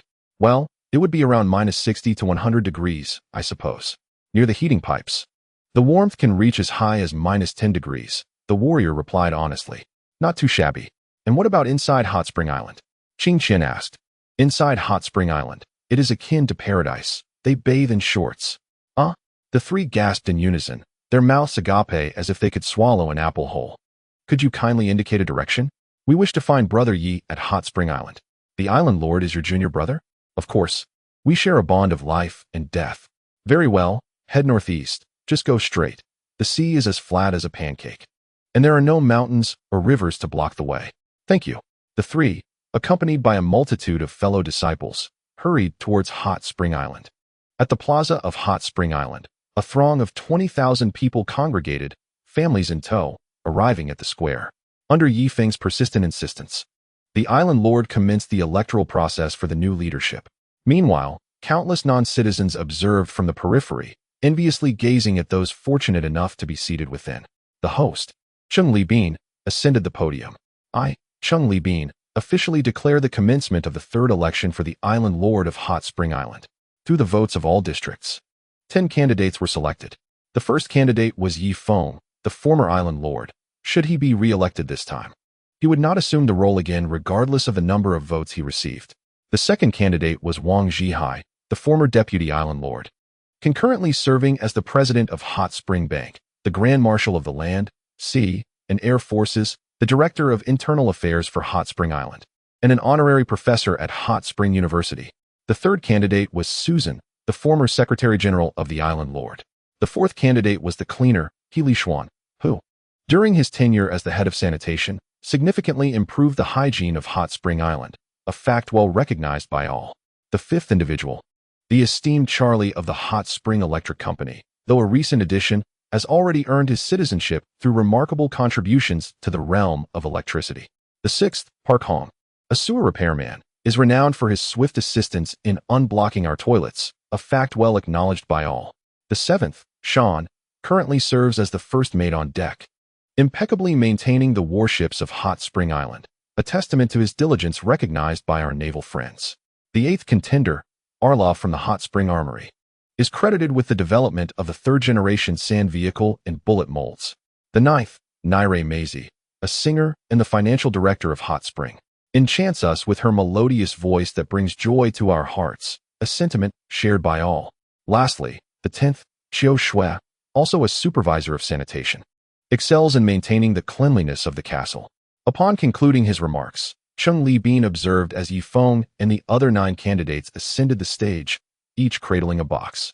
Shortly, the citizens would cast their votes into these boxes, and the individual with the most votes would be declared the leader of Hot Spring Island. Now, esteemed candidates, rally your supporters, Cheng Libin proclaimed, standing tall as he stepped down from the stage. The crowd surrounding the square was momentarily taken aback.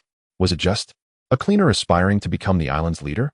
The master of Hot Spring Island, wielding control over billions of hot spring coins and the intricate formations.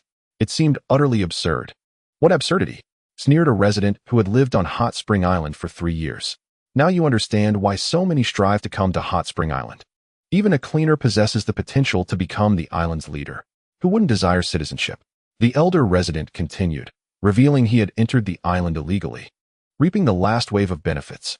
Had he arrived any later, he might not have experienced life within the warmth of the Great Formation. Clearing his throat, Ye Feng began his self-promotion. Greetings, esteemed guests. I trust you all recognize me. I am Ye Feng, the former leader of Hot Spring Island. Should I be granted another term, it shall be my final one, lasting 2.5 years. If re-elected, I shall guide us toward a prosperous future, ensuring every citizen has the opportunity to savor crystal pills thrice weekly, thus enhancing our collective prowess. After delivering his speech, he stepped back, standing composed with his box, a mask-like smile adorning his face. Go, Dad. Little Yixing cheered from the crowd, raising her fist. Greetings, everyone. I am Wang Zhihai. Should I ascend to the position of leader of Hot Spring Island, I shall lead us to become the sovereigns of the vast desert, welcoming all nations and elevating every citizen of Hot Spring Island to greatness. Wang Zhihai's succinct yet powerful words ignited the ambitions of the audience, eclipsing Ye Feng's speech manifold. Applause erupted throughout the square, a thunderous sound that reverberated in the air. Among the seated spectators was Chen An, flanked by Yijian and her child, Lu'er. Chen An, after following Ye Feng for so many years, why did you not run as a candidate? Yijian could not help but inquire. There exists a certain inevitability in this matter, for those citizens believe that I have become an esteemed figure in the presence of Feng. They would rather cast their votes for ordinary individuals than for those in positions of power. Take Cheng Li Bin, for instance, or Sister Chu Xue, or Su Yun. Their inherent authority dissuades the populace from further elevating their status. Human nature is inherently self-serving, and the candidates they have chosen this time are predominantly common folk, perhaps hoping that they too might aspire to candidacy in the future. Chen An presented a definitive response, ensuring that the entirety of Hot Spring Island was immaculate. The speech delivered by the cleaner, Heli Xian, concluded to a resounding applause. Let us propel Hot Spring Island's industry to the forefront of the world. After dedicating a full 2 hours, all candidates had finally completed their presentations. Their voices resonated with confidence and pride. After all, this is Hot Spring Island, where, as long as one does not infringe upon the law, every individual can live with dignity and without fear of offending the powerful. For there are no elites here, everyone's status is equal. Strictly speaking, the upper echelons bear a slightly lesser status, as they toil for 8 hours each day, while the lower tiers labor for merely 4 hours, or sometimes even 3. Now, let us commence. I invite everyone to line up to cast their votes. Cheng Li Bin announced as he stepped aside.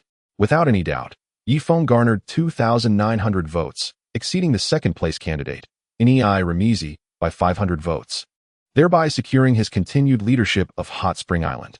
The second place, Remizi, received over 2,400 votes, earning her the role of Vice Island Master and concurrently serving as the financial director of Hot Spring. Surprisingly, the third position was claimed by Heli Xian, who became the supreme commander of the military forces on Hot Spring Island, while also assuming the role of general manager of the cleaning department. Chapter 901. Why are you dressed so lightly? Aren't you cold? The fourth position went to Wang Zhihai, whose vote count was insufficient for him to continue as Vice Island Master. However, he would serve as the president of Hot Spring Bank and the vice commander of the military. After all, Heli Xian lacked military knowledge, necessitating Wang Zhihai's assistance in that domain. The people's judgment is astute. They recognize Wang Zhihai's competence yet question his character, naturally seeking to temper his influence. Now, I would like to invite Ye Feng, the island master of Hot Spring, to the stage for a speech, Cheng Li Bin announced, ushering Ye Feng forward. Ye Feng ascended the stage gradually, resting both hands on the table, his gaze sweeping over the throng of over 20,000 souls gathered in the square. After enduring countless trials, I have finally forged the ideal society of my dreams. This feeling is unparalleled, more exhilarating than the company of 100 women. I, Ye Feng, island master of Hot Spring, hereby declare that Susan shall continue in her role as my chief secretary. While other positions will be determined collectively by the members of the House of Representatives, Ye Feng stated succinctly. He had ascended to the status of a deity on Hot Spring Island and required no embellishments to his words. A straightforward delivery was enough to elicit fervent applause. The sound of applause echoed for a full 2 minutes before gradually subsiding. Feng, have you claimed your throne? At that moment, Chen An stepped forward. To Feng Gu, you may reign as the king, and we shall refer to you as the king of Hot Springs. Wang Zhihai also stepped forward. Indeed, the king of Hot Springs. The king of Hot Springs. Yet, Ye Feng pressed his hands downward, shaking his head slowly yet resolutely. Esteemed friends, when I established this hot spring island, it was with the intention of fostering equality among all. If I were to declare myself king, would this still be known as Hot Spring Island? Ye Feng retorted. The crowd fell silent, a flicker of shame crossing their faces, as they seemed to forget that the very system Ye Feng had instituted was designed to prevent anyone from assuming a throne. At that moment, Wang Zhihai stood up. Dear friends, though Feng Gu may be reluctant to assume the title of king, I believe he is, in our hearts, our king, an uncrowned monarch. Would you not agree? Yes, an uncrowned monarch, the king who resides in our hearts, the uncrowned monarch. The square erupted once more in enthusiastic applause. Outside the square, a resident knelt down, tears streaming down his aged face. Oh, I have lived for over 70 years, and I feel as though my life has been in vain. I never imagined there could exist such a pure land in this world. In the past, I lived in a tribe where the strong preyed upon the weak, and we, the vulnerable, suffered incessantly under the exploitation of the powerful. However, Hot Spring Island is different. Even the weak are accorded respect, and no one exploits them. They are even cared for. Oh, how I long to become a citizen. Ye Feng then took to the stage with a speech in hand, delivering an extensive address. After concluding, he tossed the speech aside. Tonight, we shall hold a grand banquet. All citizens are welcome to indulge in feasting, drinking, and merriment. Feng Gu, you seem to spend half of the month hosting banquets. Is that not excessive? Wang Zhihai could not help but interject. If I cannot bring joy to the citizens, then what purpose does my role as island master serve? Since I am the island master, my duty is to ensure their happiness, to see genuine smiles upon their faces, not mere feigned or sycophantic grins. Am I not correct? Ye Feng addressed the citizens. The citizens responded with resounding applause. Ding Tuanshuan, holding a wooden stick, randomly interviewed a citizen. Sir, may I ask why you would cast your vote for Ye Feng? Ding Tuanshuan inquired earnestly. Because Hot Spring Island is truly remarkable. Feng Gu's Hot Spring Island is unrivaled, without question. I can assure you, if one day anyone dares to invade Hot Spring Island, attempting to taint our pure land, I will fight them fiercely, even to death, to deliver a crushing blow to the enemy. Should I perish, I will ensure that my son and grandson continue to battle the invaders, for Hot Spring Island is my domain, worthy of life as defense. The interviewee spoke with a measured and resolute tone, clearly not a mere follower swept away by the atmosphere, but an individual capable of independent thought. Thank you for your feedback. Ding Tuanshuan then approached a woman holding a baby in her arms. Madam, what are your thoughts on Hot Spring Island? Ding Tuanshuan inquired. I find it remarkable. Hot Spring Island is a place of true fairness and justice, a pristine paradise worth defending with all one's might. Do you see the child in my arms? He is my firstborn son, and my love for him surpasses even my love for myself. Yet, should the day come when someone seeks to invade Hot Spring Island, I would have my infant grasp a pacifier and join the fight, even if it means shedding the last drop of blood to protect my beloved island. That woman, however, appears to take liberties, treating Hot Spring Island as her own. Thank you for your feedback.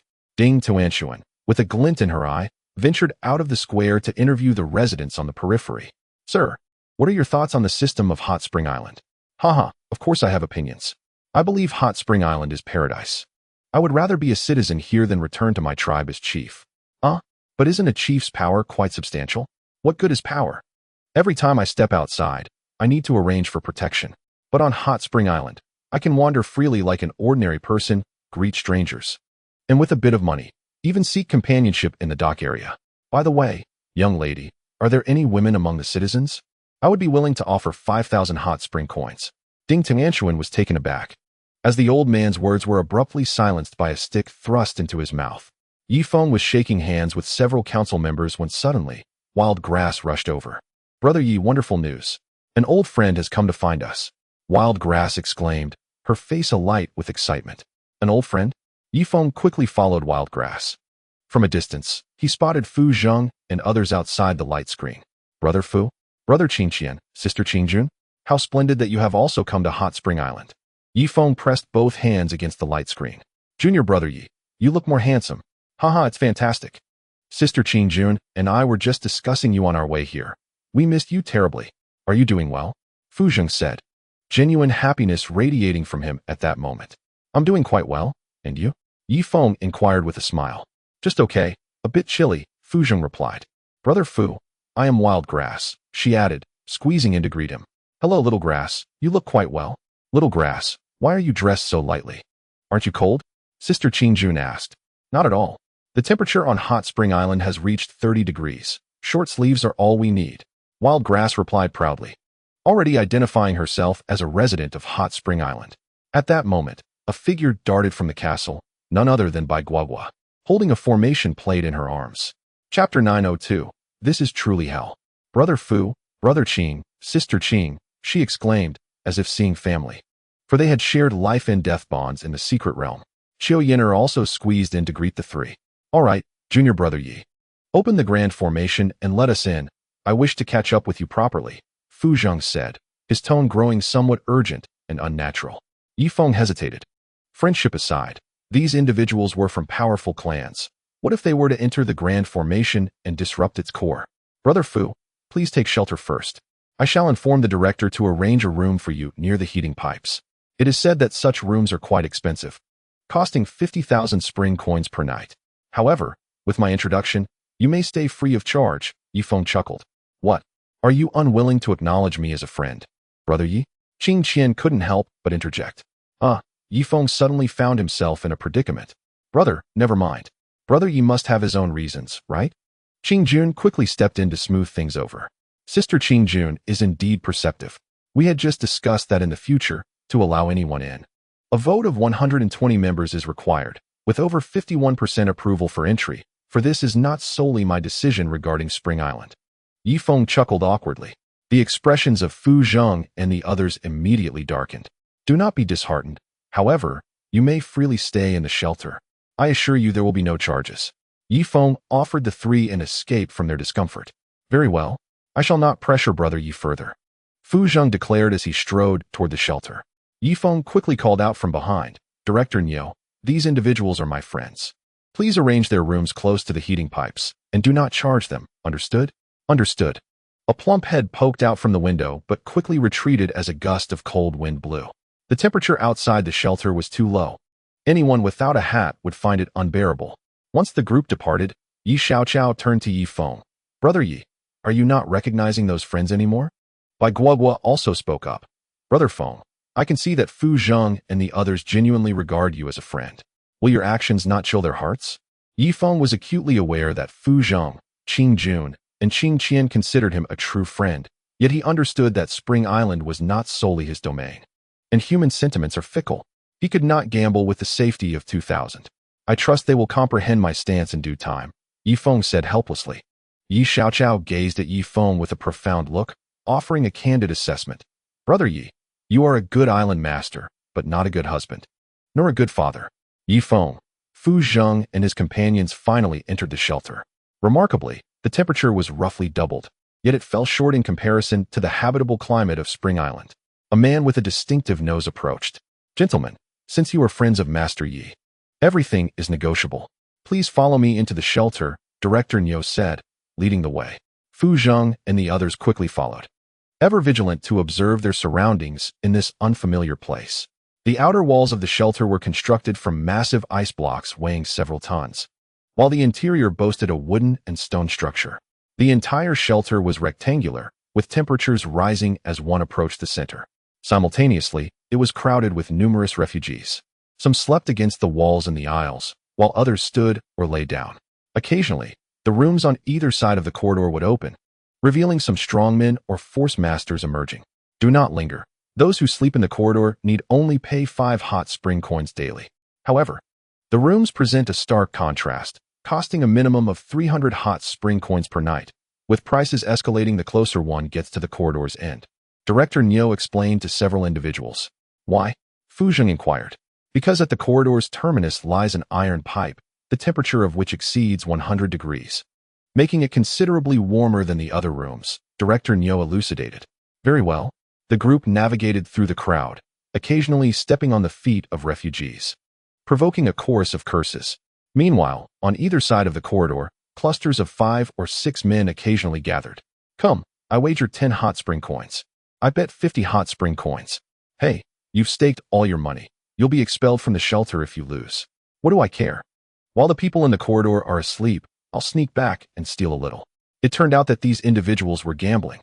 They were refugees classified below the strength of a warrior, incapable of collecting crystal elixirs or herbs, thus resorting to gambling in hopes of winning 1,000,000 coins to become permanent residents of Hot Spring Island. Here it is, this room. So warm that I hardly wish to leave it. Typically, it is reserved for the affluent, costing 5,000 hot spring coins per night, Director Niu remarked, rubbing his hands together. As the head of the shelter, do you not wish to reside there? Why not? Fu Zheng queried. He. My initial purpose in leading my people to construct this shelter was to amass 1,000,000 coins and become a millionaire, thus gaining entry to that place, Director Niu replied, pointing to the interior of the luminous screen. Through the window, Fu Zheng and the others beheld the interior of Hot Spring Island, where everyone donned shorts, splashing joyfully in the sea, their faces illuminated with blissful smiles. Hot Spring Island is truly a paradise. Qing Jun could not help but exclaim. Yet, when she diverted her gaze back to the shelter, her expression darkened. This is nothing short of hell. All right, junior sister Qing Jun, no more complaints. Since Ye Feng requires 1,000,000 hot spring coins, once our 2 clans' armies arrive, we will report truthfully. With our 2 great races, obtaining 1,000,000 hot spring coins should not be a challenge, Qing Qian said with a gentle smile. That is indeed true, Qing Jun replied, her face breaking into a smile as well. At that moment, a thunderous voice resonated from outside the shelter. Ye Feng, you scoundrel, come out and meet your demise. The voice caused the shelter to tremble slightly. Good heavens, who possesses such a thunderous voice? Do not collapse my shelter. It is, after all, a shoddy construction. Director Niu exclaimed as he rushed outside, only to hastily cover his mouth. Before him stood an army of 2,000. Each soldier possessing strength no less than that of a first-tier warrior. Having some experience, he recognized that this must be a significant clan, otherwise, a mere small clan could not muster 100 warriors. The leader was a middle-aged man. Fu Zheng and the others squeezed to the doorway, directing their sharp gazes outward. Amidst the swirling snow and wind, 2,000 leather balls lay meticulously arranged, yet the hands of the ordinary warriors gripping their spears trembled ever so slightly. Green Xiangtian stood before the shimmering screen, coldly observing the interior of Hot Spring Island. Suddenly, a flurry of crossbows aimed at the island's perimeter. Chapter 903, Unaware of Mortality. Dare to challenge me? Ye Feng and the other high-ranking officials stood before the luminescent screen, coldly gazing at Green Xiangtian's formidable army. Master, what brings you here? Ye Feng surmised the underlying tension. You treacherous wretch, you have deceived me gravely. Open the screen at once and face me like a man. Green Xiangtian's eyes, filled with fury, turned bloodshot, resembling a fierce tiger ready to pounce. Master, what is the matter? Why such a commotion? Ye Feng feigned ignorance, hoping to ascertain whether Green Xiangtian had discovered the truth. How dare you question me? You are the one who killed my beloved Quaner. Green Xiangtian exclaimed with wrath. Master, this is an injustice. Who is the scoundrel spreading such rumors? They clearly seek to sow discord between us. Ye Feng raised his hands in protest. Green Xiangtian's furious gaze momentarily cleared, yet he quickly resolved to maintain his conviction. Still attempting to deceive me? I can sense Quaner's essence on you. I initially thought you were his reincarnation. To my shock, it is you who took his life. Green Xiangtian's eyes once again brimmed with rage. Master, I fear there is a misunderstanding. Someone must be envious of my position as the heir of Giant Tree City and wishes to usurp me, becoming your disciple instead. This is the truth. Who is responsible for the slander? Ye Feng, unyielding as a resilient pig, clung to his denial.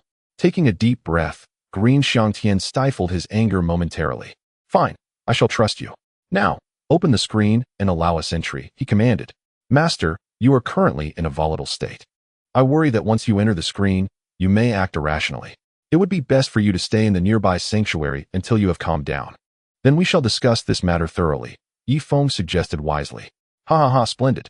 Indeed, it is you. Green Xiangtian ceased his pleasantries and gestured forward. Puppets, launch the attack. Immediately, 3 puppets stepped forth and began assaulting the screen. The current formation had only activated 2 flags, and even so, it was not something mere puppets could breach. The trio hammered against the screen for half an hour, their fists nearly shattering, yet the screen remained unyielding. All puppets, attack together, Green Xiangtian commanded. Over 20 puppet warriors surged forward, their combined strikes causing a slight tremor in the screen. Yet, it remained ineffective.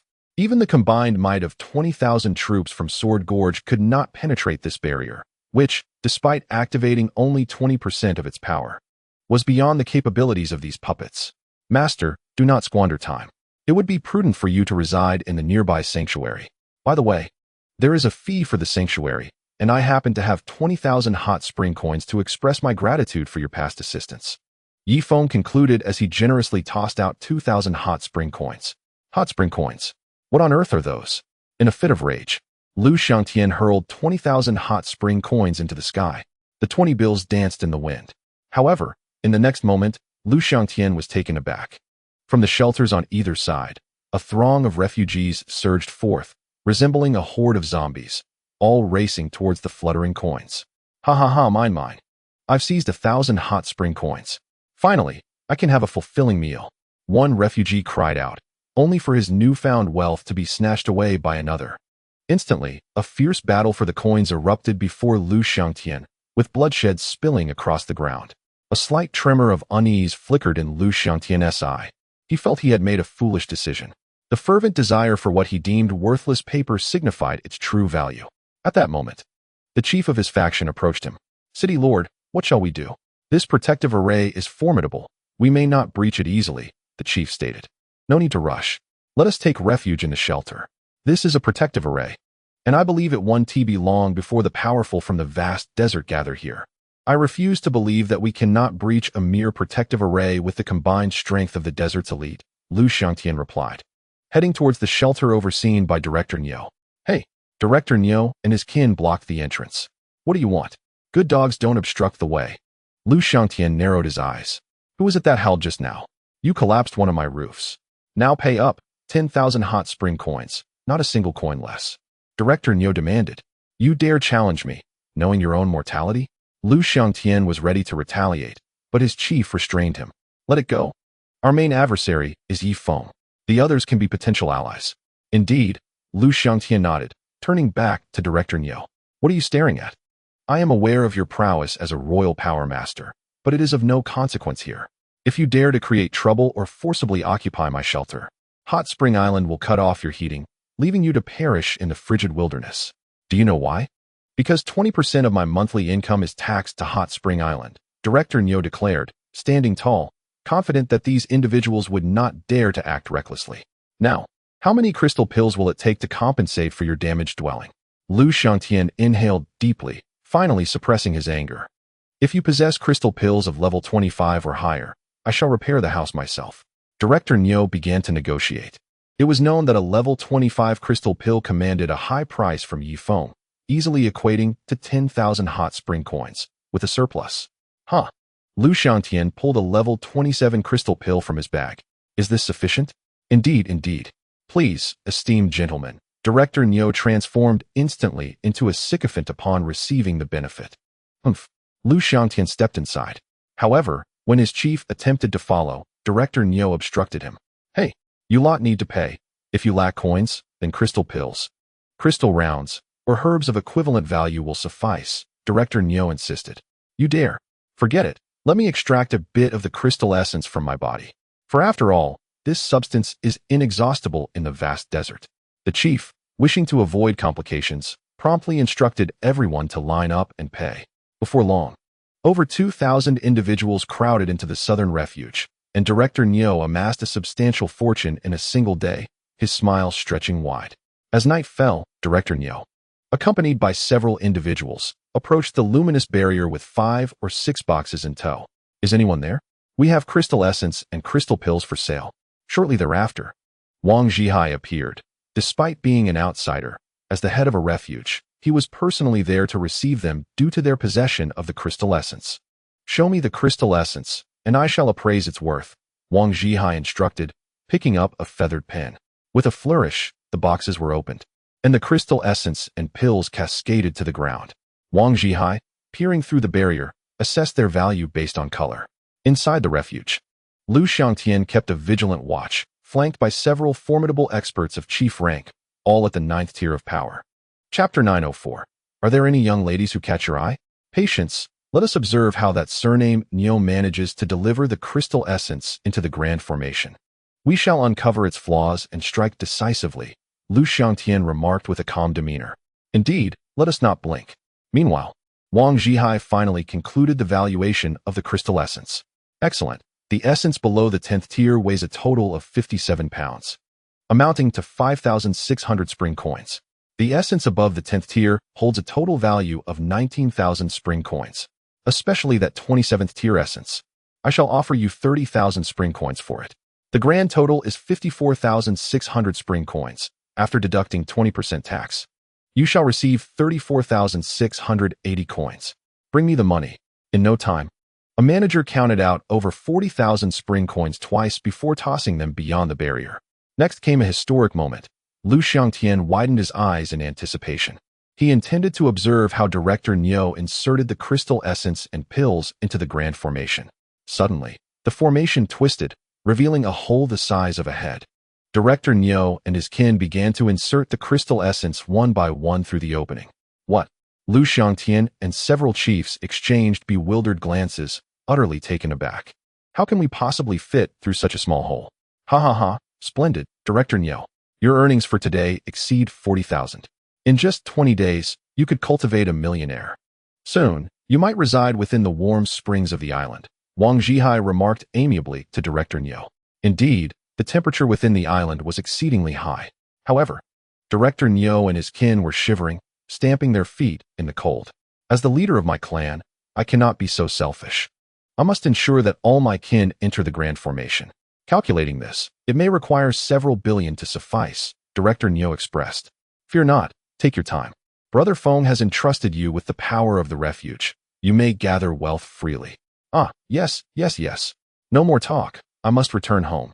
It is far too cold, Director Niu concluded, promptly leading his kin back to the refuge. As night fell, the temperature outside the luminous barrier plummeted to over 200 degrees below zero, approaching the absolute zero. Within the training chamber, Ye Feng once again grasped 2 crystal pills. With his enhanced abilities, the suction of the blood-sucking technique had grown increasingly potent. In merely 2 seconds, the 2 level 15 crystal pills shattered into dust.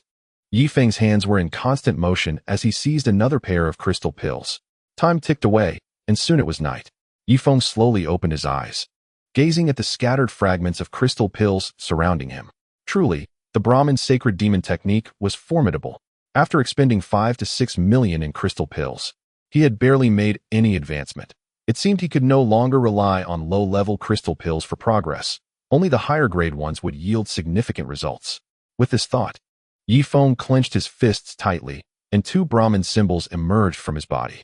Simultaneously, a faint golden aura enveloped him. The Brahmin symbols were slightly larger than before, and the hue of the aura was deeper than it had been previously. Ye Feng then gripped his curved blade and struck fiercely at his own body. Clang!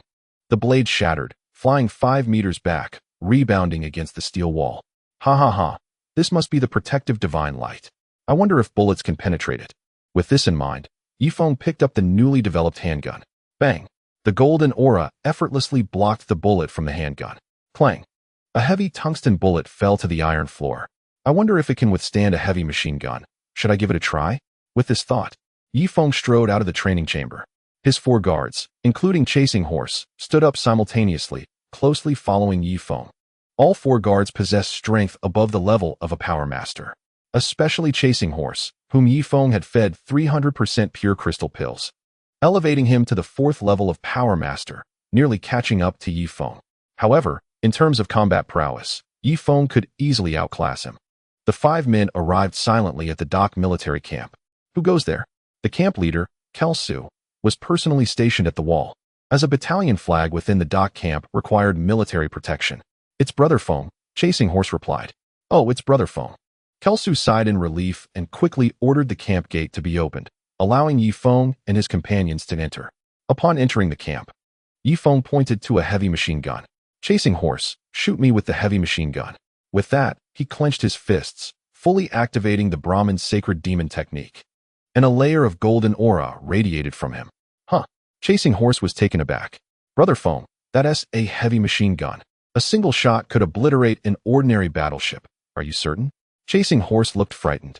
Do not aim at my center. Place the gun's muzzle against the edge of the golden aura and shoot. Let us see if it can penetrate the aura, Ye Feng instructed. All right. Chasing Horse picked up the heavy machine gun and positioned the muzzle against the side of the golden aura. Brother Feng, here I go. Thud. The golden aura trembled violently, yet remarkably withstood the bullets from the heavy machine gun. Phew. Ye Feng let out a long sigh of relief. With the current strength of his physical body, he was already comparable to the 5th level of Power Emperor.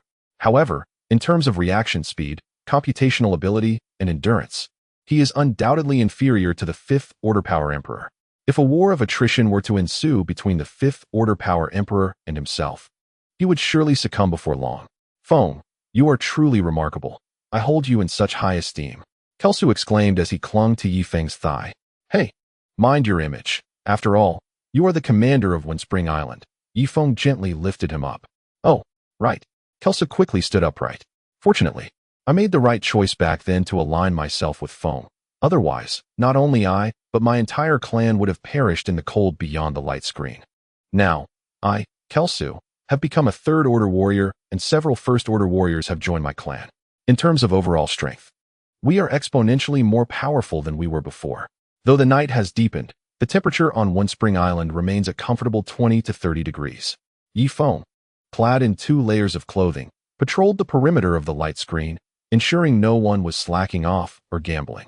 Given the island's modest size, merely a 10-kilometer radius, it would take Ye Feng and his 4 companions only half an hour to complete their rounds. Chasing Horse, having been a citizen for so long. Have you found a girl of interest? Ye Feng inquired casually, hands clasped behind his back. Not yet. As one of the 4 guardians of the island, I must devote all my energy to you. Feng, Chasing Horse replied. Ye Feng suggested, you should really consider marrying and starting a family. With Windspring Island's favorable policies. Once you have children, you won't have to worry about raising them. The island will support them until they are 18. Chasing Horse gazed ahead at the relaxed figure of Ye Feng, feeling an inexplicable sense of security. The atmosphere was simply delightful. Reminiscent of childhood nights spent walking in the wilderness with his master, the croaking of frogs by the riverbank, the vast starry sky, and the enormous moon. Just then, Chasing Horse's expression shifted as he spotted a figure beyond the light screen. Feng, there's someone. He called out. Chapter 905, Tonight. Ye Feng had already taken note of the presence and approached the light screen, observing a figure amidst the swirling snow. Master, what are you doing out here in this frigid temperature? Ye Feng instantly recognized El Shantian.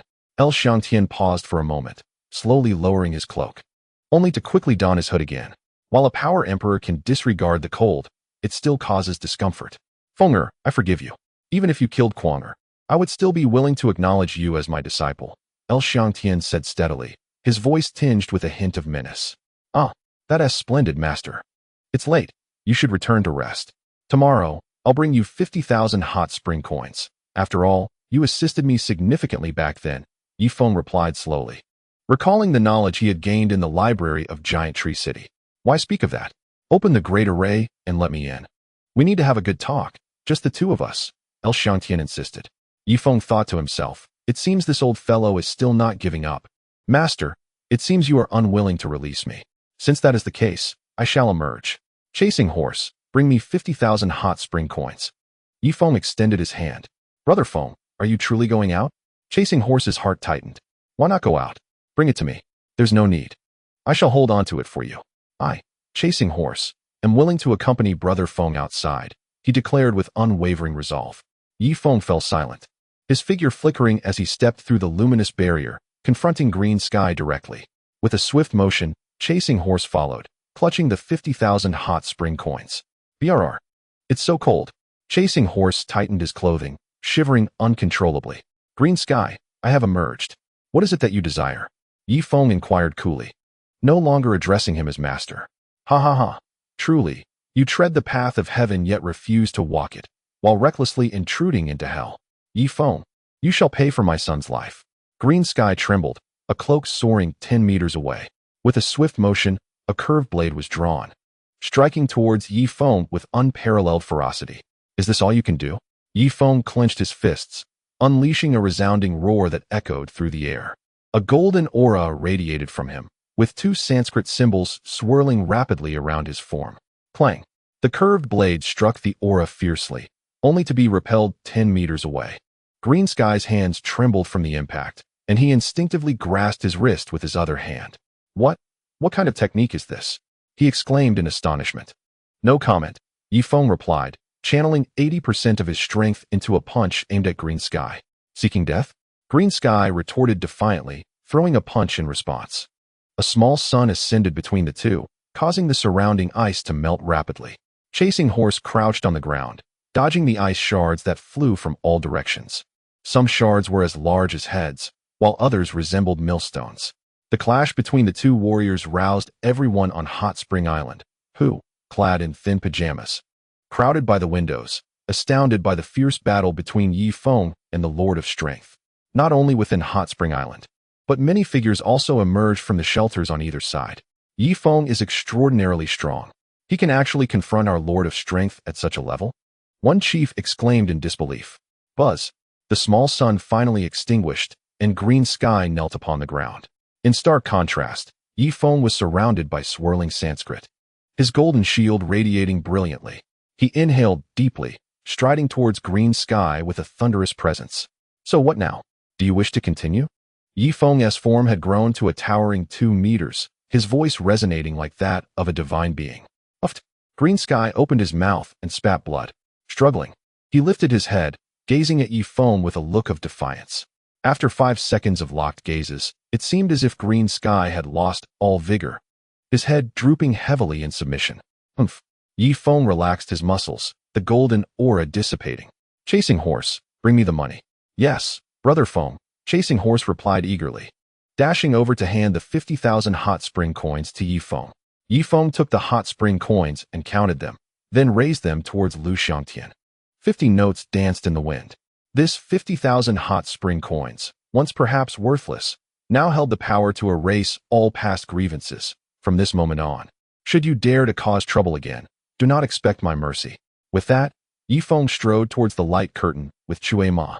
Bai Guoguo's eyes sparkled with excitement as she swiftly opened a half-meter square hole for Ye Feng and Chui Ma. What? Ye Feng's expression darkened. Guoguo, do you intend for me and Chui Ma to crawl in like dogs? He exclaimed angrily. Apologies, but that is your rule, from now on. Anyone entering must do so through a half-meter square hole, or else enemies will flood in, Bai Guoguo replied. Ye Feng grumbled as he and Chui Ma crawled into the grand formation. After a flicker of light, the hole gradually sealed again. Time to go home and rest, Ye Feng said, wrapping his arm around Duoyan Hina. However, Duoyan Hina broke free from his embrace. You should be heading to Susan's room tonight. She pointed towards Susan in the distance. Ah, I almost forgot. Well then, I apologize for the inconvenience. Hina, you truly are understanding, Ye Feng said sincerely. It's fine. You go ahead, Duoyan Hina replied before returning home on her own. Ye Feng took a deep breath and approached Susan. My dear, rest assured. I will be fair to all, Ye Feng smiled. Humph, as if anyone cares for you. Tonight, you can stay outside and cool off, Susan retorted angrily. Abandoning Ye Feng and returning to her room, Ye Feng thought to himself that women really do become unreasonable when jealous. He sighed, deciding to let it go. Just then, Su Yun, from a distance, locked her gaze on Ye Feng and subtly beckoned him with her finger. Hee, when the east is dim, the west shines. She muttered to herself, prompting Ye Feng to quietly follow her. Once they entered the room, without uttering a word, they embraced one another. Soon, the room was filled with fluttering garments, and the sound of Su Yun's melodic voice rose in waves. Outside the light curtain, Lu Xiangtian remained seated, his thoughts heavy. As the lord of the great tree city, he had been defeated by a force practitioner. Where could he possibly hide his face? Lord, you should return. It's cold outside. The 4 leaders approached, offering their gentle encouragement. Seeing this, Director Niu also emerged. My lord, you must see things from a different perspective. Brother Feng is no longer the same as he once was. Though he is now a force practitioner, he has annihilated the army of Sword Valley. Remember, there were 3 force emperors who fell at his hands, one of whom was a 4th-tier force emperor. You should consider yourself fortunate to have escaped unscathed. As he spoke, Director Niu discreetly gathered a few large bills into his embrace. Let us return and discuss things when the army of Sword Valley arrives, Lu Xiangtian declared. Striding back to the sanctuary. Chapter 906. This time, you have achieved great merit. The 4 leaders gritted their teeth and gathered the bills from the ground.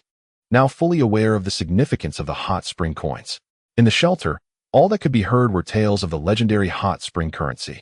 For instance, a sum of 1,000 yuan could afford one the company of any woman within the refuge.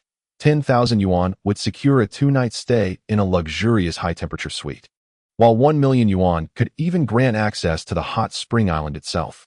The scoundrel dares to steal our money. This is the coin given to us by Ye Feng for our lord. Hand it over, they exclaimed.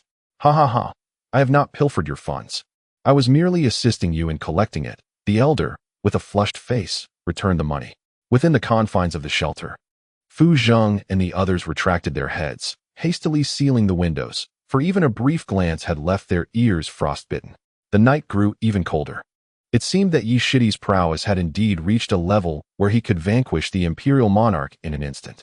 Even without this clan-protecting formation, it was doubtful that our lord of Luo City could gain any advantage, Fu Zheng remarked with a face full of envy. Indeed, it is likely that our leader, Hao Yu, would also find himself outmatched by Ye Feng, Qing Qian sighed. In contrast, Qing Jun wore a bashful expression, still unaware that Ye Feng had already taken a legal wife. As a prodigy of the Greenfield faction, she would never settle for being a mere concubine. At this moment, Chongqing City had transformed into a ghost town, as all the Duoyan people had migrated to the vicinity of the hot spring island, where sustenance was available.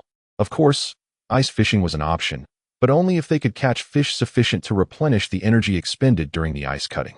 Nevertheless, the pyramid in Chongqing City still housed about 10,000 souls.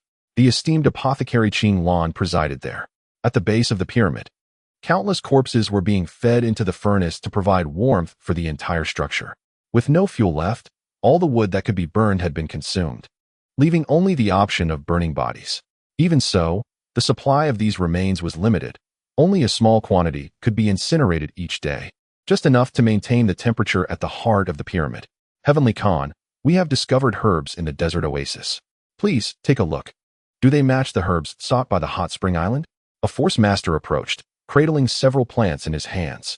Qing Lan extended her gloved hand to examine the herbs closely. It seems so.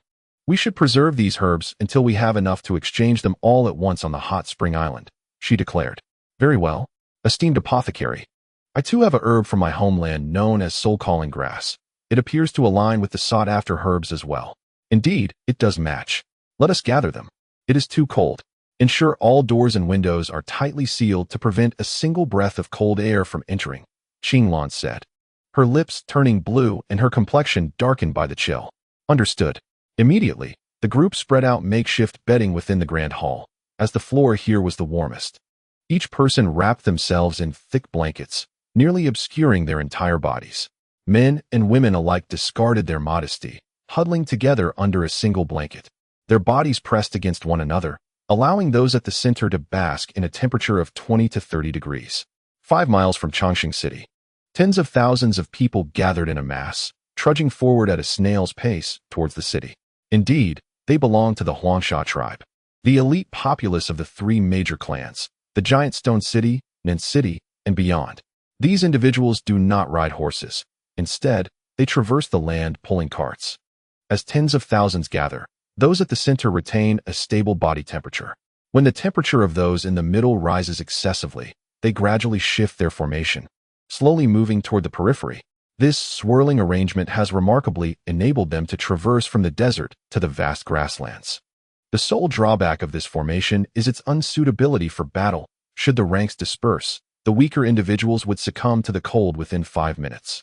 At this moment, Adolf found himself amidst the crowd, his pace leisurely. His body temperature had soared to a staggering 30 to 40 degrees Celsius. signaling it was time to shift toward the outer edge and gradually bring those on the periphery into the center to experience the warmth. Otherwise, the individuals in the center would perish from heat while those outside would freeze. Thus, this formation must continuously rotate while ensuring forward movement. Under such circumstances, their marching speed cannot be assured. Covering 10 miles in a day would be considered swift. Adolf exhaled a breath of warmth, gazing up at the feather-like snowflakes dancing from the sky. Ha. Brando, it is fortunate that your grandfather once studied the survival tactics of penguins. Otherwise, we might never reach the city of eternal life. This time, you have truly made a significant contribution, Adolf chuckled. No need for such words. Brando replied with an air of pride. Beside them stood the chieftain of the Huangsha tribe and the lord of Giant Stone City. Quickly, let us move. The temperature in the center is too high. We must gradually shift outward to cool down, lest those on the periphery freeze to death, urged the chieftain of the Huangsha tribe. All right, let us rotate, Adolf commanded, waving his flag. Instantly, the vast formation of thousands began to rotate once more, slowly drawing closer to the city of eternal life. On Hot Spring Island, Ye Feng had just emerged from a swim, lying on the beach to dry off. Brother Feng, 5 more power manipulators have collapsed in the iron prison. Cheng Li Bin approached him. I had a feeling something was amiss when the temperature dropped to 32 degrees. It used to be 34. Ye Feng rose slowly, and beside him, Duo and Hina handed him a towel. We need to find a way to supplement the manpower in the iron prison. Otherwise, their foundational strength will crumble. And we will have to use crystal pills to fill the gaps in the formation, Cheng Li Bin remarked. Bai Guogua had already taught him the basic operational methods of the formation plate. Very well. You go blow the whistle and gather the heads of the 4 major sanctuaries. I need to see if there have been any disturbances from the power manipulators outside, Ye Feng said, first donning 2 inner layers and then draping a coat over himself. Understood. Soon, Ye Feng stood beside the light screen, observing the 4 heads of the sanctuaries shivering from the cold outside. Director Nyo, have there been any troublemakers in your 4 sanctuaries recently? Ye Feng inquired calmly. Indeed, we have detained over 40 offenders here. I have over 30 offenders. I have 10. My eastern district is quite chaotic, with 100 detainees. The 4 heads quickly nodded and bowed, fearful of offending Hot Spring Island. Among the detainees, are there any at the level of power manipulators? Ye Feng asked once more. Indeed, in the eastern district, I have 10 practitioners who have committed offenses and are currently undergoing rehabilitation. In the northern district, there are 5 practitioners. The western district has merely 2 practitioners. While among the inmates in the southern district, there are 4 practitioners. The 4 responded affirmatively. Very well. Inquire with those practitioners to see if they would be willing to enter Hot Spring Island and become honorable formation servants, Ye Feng remarked nonchalantly. What is a formation servant? Cheng Li Bin interjected with an explanation.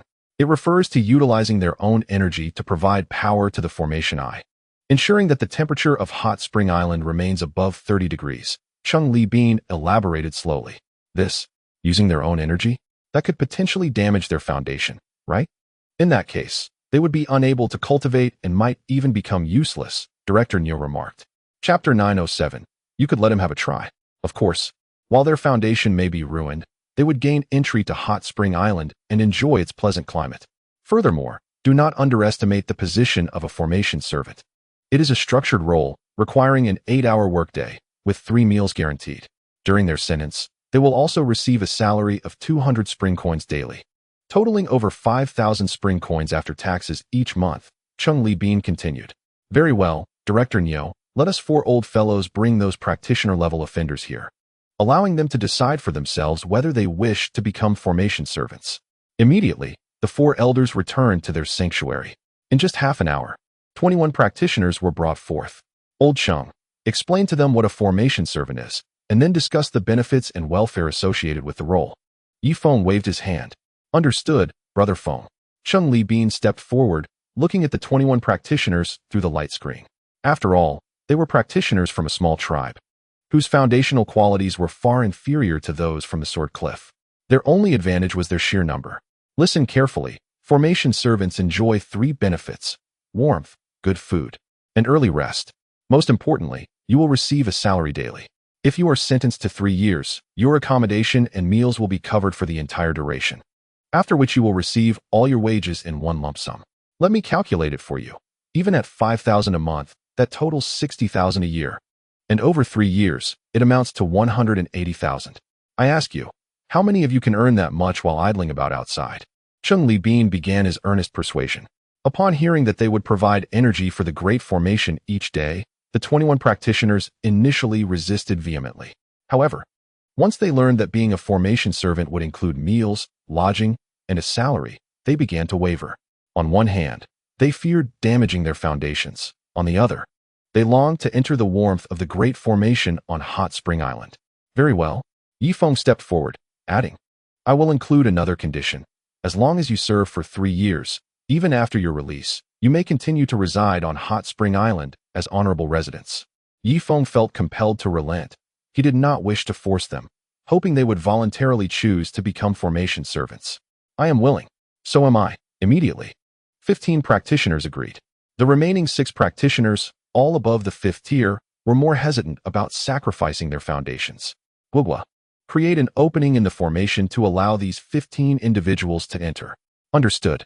Bai Guogua gestured at the array, and a half-meter square gap materialized on the luminous screen. A chill breeze surged in from outside, causing Chen An to jump about in surprise, keeping his distance from the opening. Ha ha ha, my dear brothers. How does the climate within feel? Ye Feng inquired with a smile. It is exceedingly warm. My goodness, this is truly paradise. This is my first time entering Hot Spring Island. One of them exclaimed. Oh no, I must remove my clothes. The 15 individuals hurriedly shed their layers, peeling off 3 layers of clothing until only their thin garments remained, which made their figures appear more elongated. From now on, you shall provide warmth for Hot Spring Island. I assure you, if you perform admirably and are recognized as outstanding employees, your sentences will gradually diminish. Originally, you were to spend 3 years in prison, but with exemplary performance, you may be released in as little as 3 months, provided you are deemed outstanding employees or model workers for 3 consecutive months. Ye Feng declared earnestly. Upon our release, will we be expelled from Hot Spring Island? One of the laborers asked. Not at all. I will arrange employment for you at the dock area. If your character proves satisfactory, I might even offer you a recommendation, granting you the opportunity to become citizens. Ye Feng pointed towards the castle, home to over 20,000 citizens of Hot Spring Island. What is the difference between citizens and residents? Another laborer queried. Ha ha. The distinction is vast. Lao Cheng, please explain. Certainly. Chen An stepped forward. Citizens work only 4 hours a day, and the minimum wage for citizens of Hot Spring Island is 30,000 per month. However, money is not the most important aspect for citizens. We provide free healthcare, free education, and free housing. Moreover, you will receive unemployment benefits, meaning as long as you are a citizen, even without work, you will receive a minimum of 10,000 in unemployment subsidies each month. For every child you bear, Hot Spring Island contributes a sum to support their upbringing until they turn 18. In addition, there are year-end bonuses. As long as you avoid major mistakes in your regular work, you can expect a year-end bonus, which is typically equivalent to at least 3 months' salary. For instance, if your monthly salary is 30,000, your year-end bonus would amount to 90,000. These funds can be used to purchase spirit pills and elixirs, which you can also share with your family. Furthermore, Hot Spring Island allocates 3 days each week for all citizens to receive spirit pills and elixirs, ensuring a rapid enhancement of every citizen's abilities. Chen An elaborated for quite some time, finally concluding his exposition on the benefits of Hot Spring Island. The 15 laborers were overwhelmed with excitement, their faces flushed with elation as they raced towards the prison. At that moment, hope filled their hearts, illuminating their paths ahead. Ye Feng then turned his gaze back to the luminous screen outside. The 4 directors, could you assist me in promoting the benefits of becoming a formation servant? Even those who have not committed any crimes may apply, provided their strength reaches at least the level of a force master, Ye Feng remarked casually. Indeed, they responded. Very well, no problem. Master Yi, I am also a force master. May I apply to be a formation servant? Director Niu inquired, clearly intrigued by the enticing benefits of such a position. No, you are a director. Your role is to manage the sanctuary outside the barrier. However, if there are any force masters within your clan, they may certainly come and try, Ye Feng replied. All right then, we shall go and spread the word for you. With that, the 4 promptly retreated into the sanctuary. At the formation eye, Ding Tuanshuan approached by Guogua. Sister Guogua, please hand me the formation plate. Certainly, Sister Tuanshuan. Bai Guogwa solemnly passed the formation plate to her. Ye Feng was momentarily speechless. In his recollection, Ding Tuanchuan was merely 15 or 16. How had 5 years flown by so quickly? Ding Tuanchuan had blossomed into a 20-year-old young woman, while Bai Guogwa was still 3 years her junior. As for himself, he was on the brink of his 30s, which would arrive next year.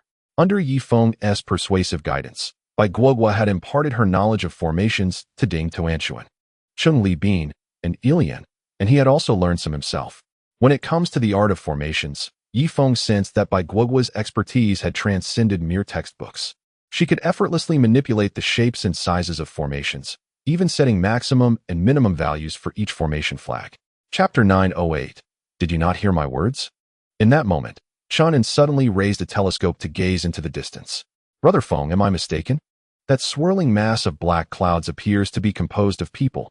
Is that so? Ye Feng took the telescope as well. The next instant, his jaw dropped in astonishment. In the distance, a colossal rotating formation made up of thousands of individuals was advancing towards Hot Spring Island at a speed of several hundred meters per hour. That appears to be Adolf, Ye Feng noted, spotting Adolf leading the formation. Their manner of movement was peculiar. They did not advance in a straight line, but rather rotated slowly around the crowd, akin to a moving galaxy. Chen An, shall we step outside for some fresh air? Ye Feng suggested with a smile. Absolutely. Being cooped up in this tiny hot spring island is driving me insane. Chen An promptly donned his coat. The two dashed out of the great formation of Hot Spring Island, heading towards Adolf and his companions. Ha ha ha, Master Yi, Master Yi. Adolf broke away from the rotating formation. Immediately shivering from the cold, Ye Feng hurriedly removed his coat and draped it over him. Much better, Adolf stomped his feet. Wait a moment, your coat feels odd. Why does wearing one of yours feel like wearing 10 of mine? Adolf examined Ye Feng's feather-light coat. Ha ha ha, this is made from fabric filled with down. We call it a down jacket, Ye Feng chuckled. 6 months ago, these individuals from civilized society crafted the down jacket. The warmth provided by the down is beyond dispute. They harvested the fur of the dolphin leopard and used it as filling for the fabric. In the waters surrounding Hot Spring Island, seals frequently emerge in alarming numbers. Ye Feng, without hesitation, instructed his team to gather a small amount of fur from each seal, ensuring that their lives were spared while allowing the people of Hot Spring Island to don down jackets.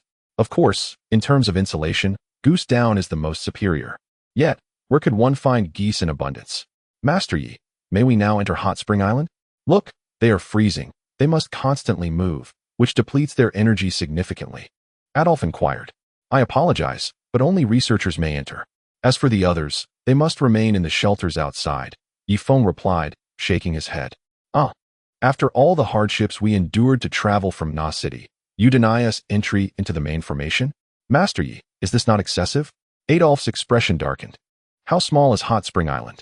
To gain entry into the main formation, one must possess exceptional skills. Researchers stand out from the crowd. I can allow them entry. But for ordinary individuals, I regret to inform you that Hot Spring Island is not a charitable establishment. Ye Feng's tone turned icy. You? Very well. Come forth, researchers, and follow Master Yi into Hot Spring Island, Adolf declared, prompting nearly 1,000 individuals to step forward. Excellent. I hope you are indeed genuine researchers. Now, this 1,000 may enter the main formation for a 1-month trial period. I will assess your research capabilities. Should any of you be imposters, it is best to leave now. Otherwise, if I discover your deceit, you shall find yourselves imprisoned, Ye Feng's voice echoed. Immediately, over 700 individuals withdrew, leaving only 300 researchers remaining. Ting Tuan Tuan, release the main formation and allow these 300 researchers to enter. Report to Cheng Li Bin, Ye Feng instructed. Understood. Ting Tuan Tuan began manipulating the formation's array. The opening of the formation fluctuated, at times expanding, at others contracting, shifting from a square to a circular hole. After all, her mastery of the formation was not yet as proficient as Bai Guogwa's. Nevertheless, Ye Feng was content. At least he would no longer have to rely solely on Bai Guogwa, allowing her the opportunity for rest. At that moment, Ye Feng's brow furrowed. The others also grew increasingly anxious. After a brief interval, the entire ice layer began to tremble, as if an army of thousands was charging towards them. Chen An hastily retrieved binoculars and peered into the distance. Not good. Feng Gu. Quickly, enter the main formation, Chen An exclaimed, pushing Ye Feng towards the light barrier. In a flurry, Ting Tuan Tuan opened another gap. With a whoosh, several figures sped towards them with lightning speed, crashing against the light barrier. Chen An's upper body had already slipped inside the barrier, yet his legs remained outside. Do you wish to enter? The leader extended a hand, forcibly pulling Chen An back. Chen An? Ye Feng gasped in astonishment. The individual that Chen An had drawn out was none other than Luo Yefei, the lord of Huashu City and a fifth-tier power emperor. Behind him were 4 other power emperors. Beside these 4 stood the celestial maiden of the moon and her 3 companions from the verdant department. As the exit of the grand formation gradually sealed, Chen An found himself beset by the formidable presence of several power emperors. Boom! The thunderous sound of galloping hooves resonated from behind as tens of thousands approached, each mounted on a camel. These camels were clad in thick hides to ensure they would not succumb to the biting cold along the journey. Ye Feng cast a sweeping glance and noted that even the weakest among the riders possessed at least the strength of a first-tier power warrior. Notably, the leading group of over 100 individuals were all experts at the level of power kings. City Lord Fu Zheng swiftly positioned himself behind Luo Yefei. Luo Yefei nodded slightly, yet his gaze remained fixated on Ye Feng's hot spring island. Patriarch Qing Qian and Qing Jun also positioned themselves beside the celestial maiden. Ye Feng's hands trembled slightly as he made a conscious effort to avoid looking at Chen An, knowing that his expression would betray his concern for him, thereby allowing the power emperors outside to use Chen An as leverage to coerce him into opening the hot spring grand formation. Ye Feng, open the grand formation and allow us entry, Luo Yefei stated without courtesy. Did you not hear my words? I demand that you open the grand formation. I do not wish to repeat myself a third time. Luo Yefei's expression shifted as he saw Ye Feng remain unresponsive before so many witnesses. He too was concerned about his dignity. Apologies, but the hot spring grand formation is not open to the public. However, you are welcome to stay in the shelter outside. Ye Feng managed to utter through clenched teeth. Ungrateful wretch, Luo Yefei retorted, pulling back slightly. In the next moment, a fierce gust of wind from his fist surged forth. Ye Feng's countenance changed as he tightened his fists, a golden aura enveloping him. The visible force of the punch caused the barrier to cave in by half a meter. This punch seemed to possess an inexhaustible momentum, and it was not until 2 minutes later that the barrier regained its original shape. Truly, a fifth-tier power emperor. His strength was roughly double that of the Grand Elder of Sword Cliff. Interesting, Luo Yefei remarked as he extended his hand, and someone promptly presented him with a long spear. Tuan Tuan, quickly, pass the formation plate to Guo. Ye Feng shouted without turning back. Oh, all right. Sister Guo, catch the formation plate. Ding Tuan Tuan waved her hand, sending the formation plate flying toward by Guo. Chapter 909. I see you are courting death. Boom. Outside the barrier, Luo Yefei pulled back and unleashed a thunderous roar. Crash. The iron spear in his hand struck the barrier with the force of divine retribution. Bang! The barrier was pierced, and the iron spear hurtled directly toward Ye Feng. Brother Feng, don't take it head-on. Ye Feng naturally avoided a direct confrontation, bending low just in time to evade the iron spear. The spear struck a corner of the castle, resulting in a violent explosion. At least 6 citizens perished from the force of the spear. In utter disregard for caution, even if you were to release the grand formation now, I would still refuse, for I am determined to force my way through your defenses with sheer violence. Luo Yefei, undeterred, seized another spear. No, Lord of the City, do not harm Ye Feng. Fu Zheng hastily knelt, pleading for mercy. Fu Zheng, what are you doing? While your friendship with Ye Feng is commendable, what time is it now? Step aside. Luo Yefei kicked Fu Zheng aside with disdain. Bai Guo fumbled to adjust the formation disc. Sister Tuan Tuan, did you just disrupt the formation? No, I didn't. Boom. The second spear struck. Where the spear met the barrier, a small sun erupted. In the next moment, a gap 2 meters wide appeared, and the spear surged into the hot spring island. Ha! Luo Yefei's figure flickered as he charged through the opening. Damn it! Ye Feng's figure flashed, blocking the breach. You seek death. Luo Yefei had already half embedded himself within, only to encounter Ye Feng's obstruction. Without hesitation, he unleashed a punch. Die! Ye Feng, undeterred, retaliated with both fists. Boom! The collision of their powers sent Ye Feng flying 5 meters, crashing into a wooden structure. Luo Yefei, lacking leverage in midair, was similarly propelled backward, barely escaping the barrier. Bai Guo's heart tightened, and she hastily adjusted the formation disc, swiftly sealing the massive gap. Brother Feng, are you all right? Chen Libin rushed over to support Ye Feng. I'm fine. Ye Feng wiped the blood from his lip, gazing at Luo Yefei in astonishment. Truly, as a fifth-rank power king, Luo Yefei's strength was formidable, showcasing a solid foundation from years past. Interesting, you managed to push me back? Luo Yefei stood calmly, once again grasping the spear. On by Guogua's side, she pressed down hard on the formation disc. Buzz. The 10 formation flags radiated brilliant light, and the entire barrier thickened. Luo Yefei furrowed his brow. As a being who had lived for a millennium, he possessed some understanding of formations. Yet, the next moment, he scoffed. Launching the spear forth. Boom. The iron spear collided with the barrier, instantly transforming into a heap of burning scrap. Somewhat interesting. Bring me another spear, Luo Yefei said nonchalantly. Immediately, another attendant offered him a spear. Boom. The same result ensued. The iron spear became a mass of flaming projectiles, rolling down onto the icy surface. Again. Boom. Boom. Boom. Boom. After hurling 10 spears in rapid succession, Luo Yefei exerted all his might each time. Yet, the outcome remained unchanged, under the full power of the formation. This mere fifth-rank power king could not breach the grand array. Within the iron prison, 5 power masters collapsed simultaneously, frothing at the mouth. Moments ago, they had felt an overwhelming suction from the formation, draining their energy completely. All personnel in the iron prison, report to the first level and transfer all your energy to the formation's core, Chen Libin shouted. Immediately, all individuals, including the esteemed elder ancestor He, gathered on the first floor, instinctively grasping the conduction rods. From his position, ancestor He could not perceive the southern direction. Yet he surmised from the sounds that an assault was underway against the grand formation. Such formidable power. Could it be that the Canyon Master and the Saintess Qingyue had arrived? Were they attacking the hot spring formation? Ancestor He's gaze flickered as he released the conduction rod.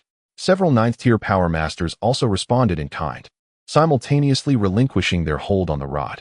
At the formation's core, Wang Zhihai gritted his teeth, pouring box after box of crystal pellets into the formation's eye. They had long anticipated the unreliability of the individuals imprisoned within the iron cage and had thus stockpiled a substantial quantity of crystal pellets and orbs at the formation center. Impudent. Quickly, grasped the conduction rods. Chen Libin bellowed in fury. However, ancestor He stood with his hands clasped behind his back, coldly regarding Chen Libin, who was reduced to a state of unease under his piercing gaze. As the Grand Elder of Yijian Gorge, he had endured humiliation for months. And now he finally had the opportunity to assert himself. All personnel, release the conduction rods. No energy is to be channeled into the grand formation, ancestor, he commanded icily. One by one, the members of Yijian Gorge complied, yet a conflict brewed within their hearts. Several had been recognized as exemplary employees, thoroughly brainwashed by Wang Zhihai. And now the Grand Elder sought to sever ties with the Hot Spring Island, leaving them in a quandary. Should they heed the words of the Hot Spring Island or the Grand Elder? Nevertheless, the 15 newly joined power masters did not cease. They continued to supply energy to the grand formation. Impudent. Ancestor He roared in rage, delivering a powerful punch. Bang, bang, bang. The 15 were sent flying 10 meters away, their bodies crashing against the iron cage, blood spewing from their mouths. The hesitant members of Yijian Gorge promptly stepped aside in compliance. Ancestor He, it seems you are courting death. Chen Libin raised his crossbow menacingly. Yet ancestor He swiftly evaded, retreating behind a thick steel wall. Meanwhile, Ye Feng was negotiating with Luo Yefei. Lord Luo, I bear no intention of enmity towards you. As you can see, my grand formation is impenetrable. By my estimation, your stamina must have dwindled to 7 or 8 out of 10 by now, Ye Feng remarked with a faint smile, though his peripheral vision remained fixed on Chen An. Huff, huff. Luo Yefei panted heavily. In the presence of so many, he could not afford to lose face. Ye Feng, do not be complacent. Even if you were willing to open the grand formation now, I would have no need for it. I shall breach the formation in my own way. And when it falls, not a single soul from Hot Spring Island shall remain. Ye Feng's expression darkened. Previously, he had spoken amicably with Luo Yefei out of respect for Brother Fu Zheng. Rest assured, Brother Fu Zheng, I shall not hold you accountable. My ire shall be directed solely at Luo Yefei. With that, he cast his gaze upon the powerful experts behind Luo Yefei.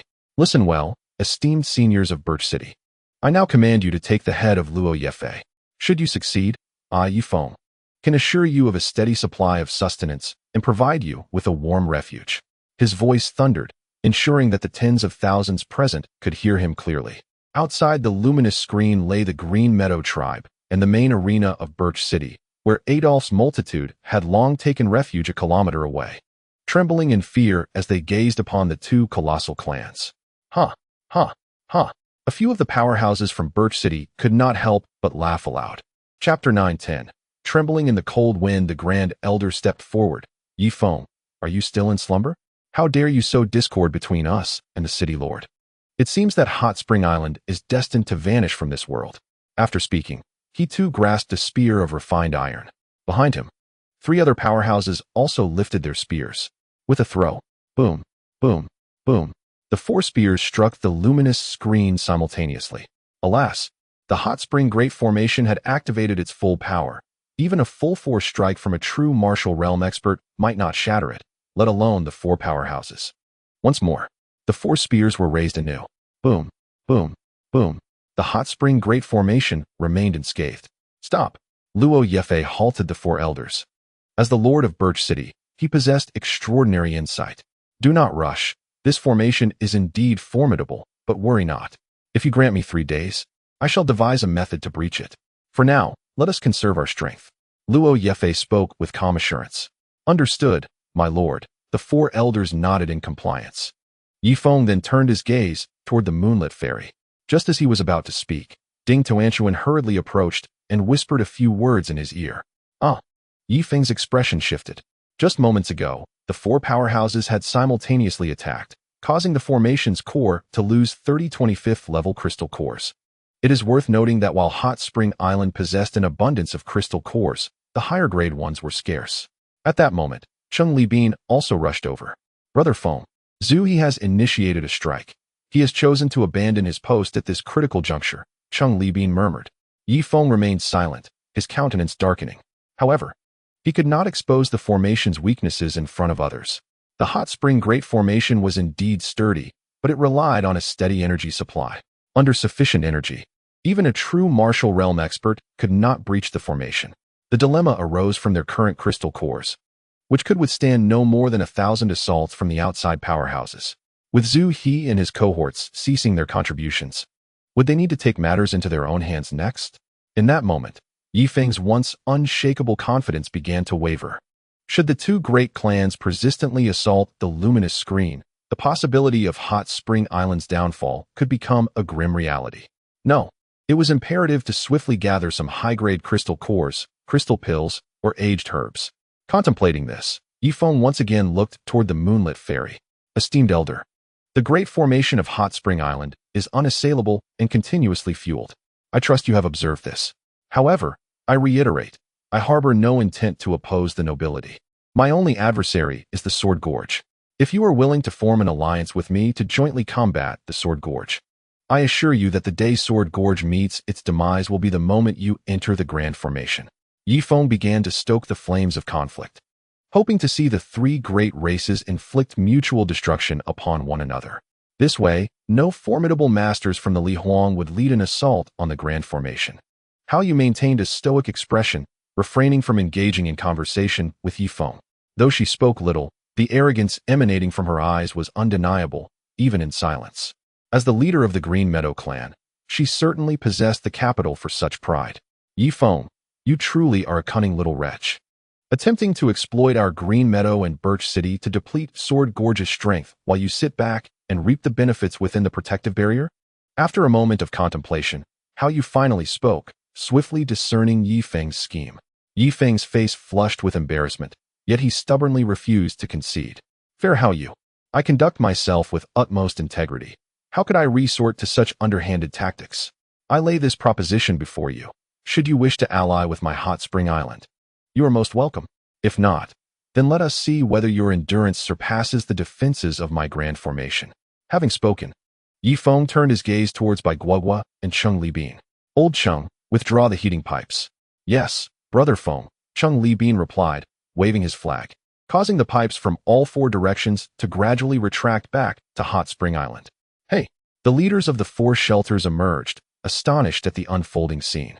Island Master, are you abandoning us? Please, Island Master, do not cut off our heating. I implore you, we wish to survive. The 4 knelt, repeatedly bowing their heads, sending ice shards flying in all directions. Ye Feng remained impassive and addressed by Guogua. Guogua, seal the gaps. Understood, Brother Yi. By Guogua swiftly maneuvered the formation plate. And at once, the 4 heating openings began to close.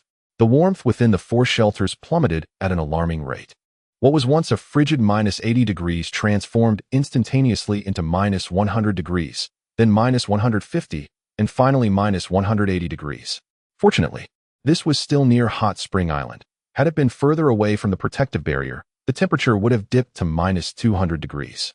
Once these tasks were completed, Ye Feng turned his attention once more to Hao Yu and Luo Yifei. Ladies, I understand that as leaders of illustrious clans, you might find it difficult to lower yourselves to ally with me, deeming Hot Spring Island unworthy. However, I grant you 3 days to ponder this matter. We shall reconvene after this period. With that, Ye Feng strode purposefully towards the iron prison, determined to extract the essence of the ancestral river, which had audaciously chosen this critical moment to falter. Outside the barrier, Hao Yu and Luo Yifei exchanged glances, a flicker of disdain passing between them. A mere Hot Spring Island dares to negotiate terms with us? Sister Hao Yu, let us retreat to the adjacent shelter and deliberate on how to breach the protective formation. In the presence of Hao Yu, Luo Yifei exhibited a more refined demeanor. He believed that there were no more than 5 individuals in the world deserving of his utmost respect, and Hao Yu was undoubtedly one of them. As for Ye Feng, who was this insignificant upstart? Even in the case of befriending Fu Zhong, it is he who has elevated himself to the stature of Ye Feng. Having long been accustomed to the privileges of a great clan, he has become oblivious to the present dire circumstances, failing to recognize that we are amidst a cataclysmic apocalypse. Ah, Brother Luo, please. The radiant moonlight extended a delicate jade finger, gesturing toward the sanctuary. In truth, her prowess surpassed that of Luo Yifei, yet as a woman, she relished in feigning youth, hence her habitual address of Luo Yifei as brother. Consequently, the upper echelons of both clans entered the sanctuary, leaving their armies shivering in the frigid winds outside. Unable to contain himself, Fu Zhong approached Qingjun. What shall we do? Junior brother Yi has cut off the heating to the sanctuary. While it may be bearable during the day, how shall we endure the night? Fu Zhong inquired. Indeed, the elders remain unaware that the temperature south of the temple at night could very well lead to our demise by freezing. Qingjun tucked her small hands into her sleeves. Just then, without warning, a warrior from Birch Tree City collapsed into the snow, unable to withstand the biting cold. Quick, save him. Several powerful warriors rushed over, using their bodies to provide warmth to their fallen comrade. The great clans demonstrated remarkable unity, far surpassing the disarray often seen among lesser clans. Adolf's formation continued to rotate slowly, barely withstanding the external chill. However, they were not machines. They could not perpetually remain in motion. This required stamina and energy. And should they cease, they would face a grim fate. Chapter 9:11. No need for formalities. Please sit and speak, alas. This accursed Birch Tree City has caused our heating to be severed. Director Nyo could not help but curse aloud. What did you say? A 9th-tier warrior charged forward, glaring down at Director Nyo. With a quick turn of his eyes, Nyo Dikeo wore a smile of flattery. Ha ha, I did not speak ill of you. I was referring to Ye Feng, my lord. How could I dare to criticize Birch Tree City? That is more like it. You are wise. After all, as a great clan, the 9th-tier warrior was reluctant to be branded as a bully of the weak. They cherished their reputations, but it mattered little, for it would not be long before they cast aside all dignity, begging like dogs for survival from Ye Feng. Ye Feng approached the iron prison, his cold gaze surveying the desolate first level. The positions of the conduction rods were marked only by 15 lifeless bodies. The unfortunate souls he had recently recruited as formation slaves, only to meet their end at the hands of Zhu He. Open the iron door, Ye Feng commanded coldly. With a thunderous rumble, the 30-ton iron door was lifted, and Ye Feng slipped inside. Boom! The iron door descended once more. Through the dim light within, Ye Feng beheld a group of force masters, some crouching, others sitting. Upon seeing him, they all rose to their feet. Some bore piercing gazes, others flickered with uncertainty. Some displayed struggle, while others remained silent. What? Do you wish to challenge me? Ye Feng fixed his gaze upon the eager force masters. After a moment's hesitation, they ultimately bowed their heads under the weight of his scrutiny. Where is Zhu He? Ye Feng inquired. The force masters were instantly taken aback. Zhu He was the strongest within the iron prison. If they spoke up, would he not seek retribution later? As they turned their heads away, their fingers, concealed within their sleeves, silently gestured towards the upper floor. Thank you, Ye Feng remarked, ascending the stairs to the second level. Approaching the stairway, he clenched his fists tightly, a radiant golden aura emanating from his being. Suddenly, a figure charged down from above, delivering a powerful punch against Ye Feng's shield. Ah, my hand, my hand, Zuha exclaimed, as his finger bones shattered, blood gushing forth. After 3 months of labor in the iron prison, he had become a mere shadow of his former self, both mentally and physically diminished compared to Ye Feng. Ye Feng finally reached the second floor, casting a cold gaze upon the fallen Zuha. Zuha, you truly embody the spirit of the Grand Elder of the Sword Gorge. You possess quite the tenacity, Ye Feng remarked icily. If you wish to kill me, then do so. Spare me your words. I shall never yield, Zuha replied defiantly, his disheveled hair framing his resolute face as he met Ye Feng's gaze without fear. Excellent. Ye Feng seized Zuha's arm and yanked it forcefully. With a sickening crack, the arm dislocated. Undeterred, Ye Feng continued, dislocating both of Zuha's arms and legs. Truly, as the Grand Elder, even in such excruciating agony, he offered no cry, merely fixing Ye Feng with a look of bitter resentment. I admire your resilience, but I must now wield the knife against you, Ye Feng declared, grasping Zuha's hair and dragging him down the stairs like a lifeless dog. The strength practitioners on the first floor rose, their gazes fixed intently upon Zuha. Ladies and gentlemen, this time, I shall only deal with Zuha. Should there be a next time, all within the iron prison shall face execution, Ye Feng proclaimed, drawing his curved blade and resting it against Zuha's neck. Some practitioners could not bear to watch and closed their eyes, while others stared intently at the blade. With a swift motion, the curved blade sliced through, severing Zuha's carotid artery, blood spraying over 2 meters. Ye Feng stepped back and swung the blade once more. With a grotesque thud, a severed head rolled to the ground. The practitioners were left in stunned silence. After years of residing in the Sword Gorge, the Grand Elder had been reduced to nothing more than a slaughtered beast, devoid of any power to resist. I am leaving. From now on, you should know what to do, Ye Feng declared, as the iron door rumbled open, and he strode out of the prison. The practitioners exchanged glances, apprehensively rushing towards the transmission rods, fearful that a moment's delay would lead them to share Zuha's fate. The hot spring formation stabilized once more, the crystal core at its center ceasing to consume energy. Within the sanctuary, a fire blazed as the leaders of the 2 clans gathered around it, slowly warming their hands. Yet, inexplicably, the more they warmed themselves, the colder their backs felt. Sister Haoyue, do you have any strategies? Luo Yefei inquired. As far as I know, the formation requires energy to maintain. If we simultaneously attack the light curtain with our tens of thousands of subordinates, Ye Feng's formation may not withstand it. However, this would also deplete all of our energy. The forces of Yijian Gorge are soon to arrive, and I do not wish to don the garments of a bride for them, Haoyue said slowly. My clever junior sister, you share my thoughts. No matter how formidable Ye Feng's formation may be, it cannot withstand the combined might of our 2 clans. Thus, we shall wait for the impending arrival of Yijian Gorge's army, and at that moment, our 3 clans shall strike together. By then, our strengths will be comparable. And should Yijian Gorge seek to monopolize the formation, we shall possess the power to retaliate, said Li Fei with a smile. At that moment, a hurried attendant rushed in. Not good, City Lord. We have over 2,000 strength masters suffering from frostbite. They cannot hold their ground outside. Oh, Luo Fei's expression darkened. Useless fools. Let them enter the 4 shelters. It will at least provide some respite from the cold. Understood, the attendant hurriedly exited. No sooner had he left than Qingjun burst in.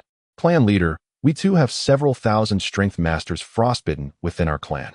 Allow them into the shelters and ignite anything combustible, Haoyue replied succinctly. But the temperature inside the shelters is barely higher than outside. There is no benefit in letting them in, as there is no heating, Qingjun protested. At the very least, it will be warmer than outside. If need be, let them huddle together for warmth, Haoyue insisted. Understood. Qingjun, resigned, left to relay the orders. Just then, Another attendant entered. City Lord, Green Xiangtian requests an audience. Green Xiangtian? The Lord of Giant Tree City? What brings that old fellow here? Ye Feng remarked with a wry smile. It seems he too harbors intentions for our protective clan formation. With his strength, he can only rely on us. Let him in. Even a fly, however small, is still meat.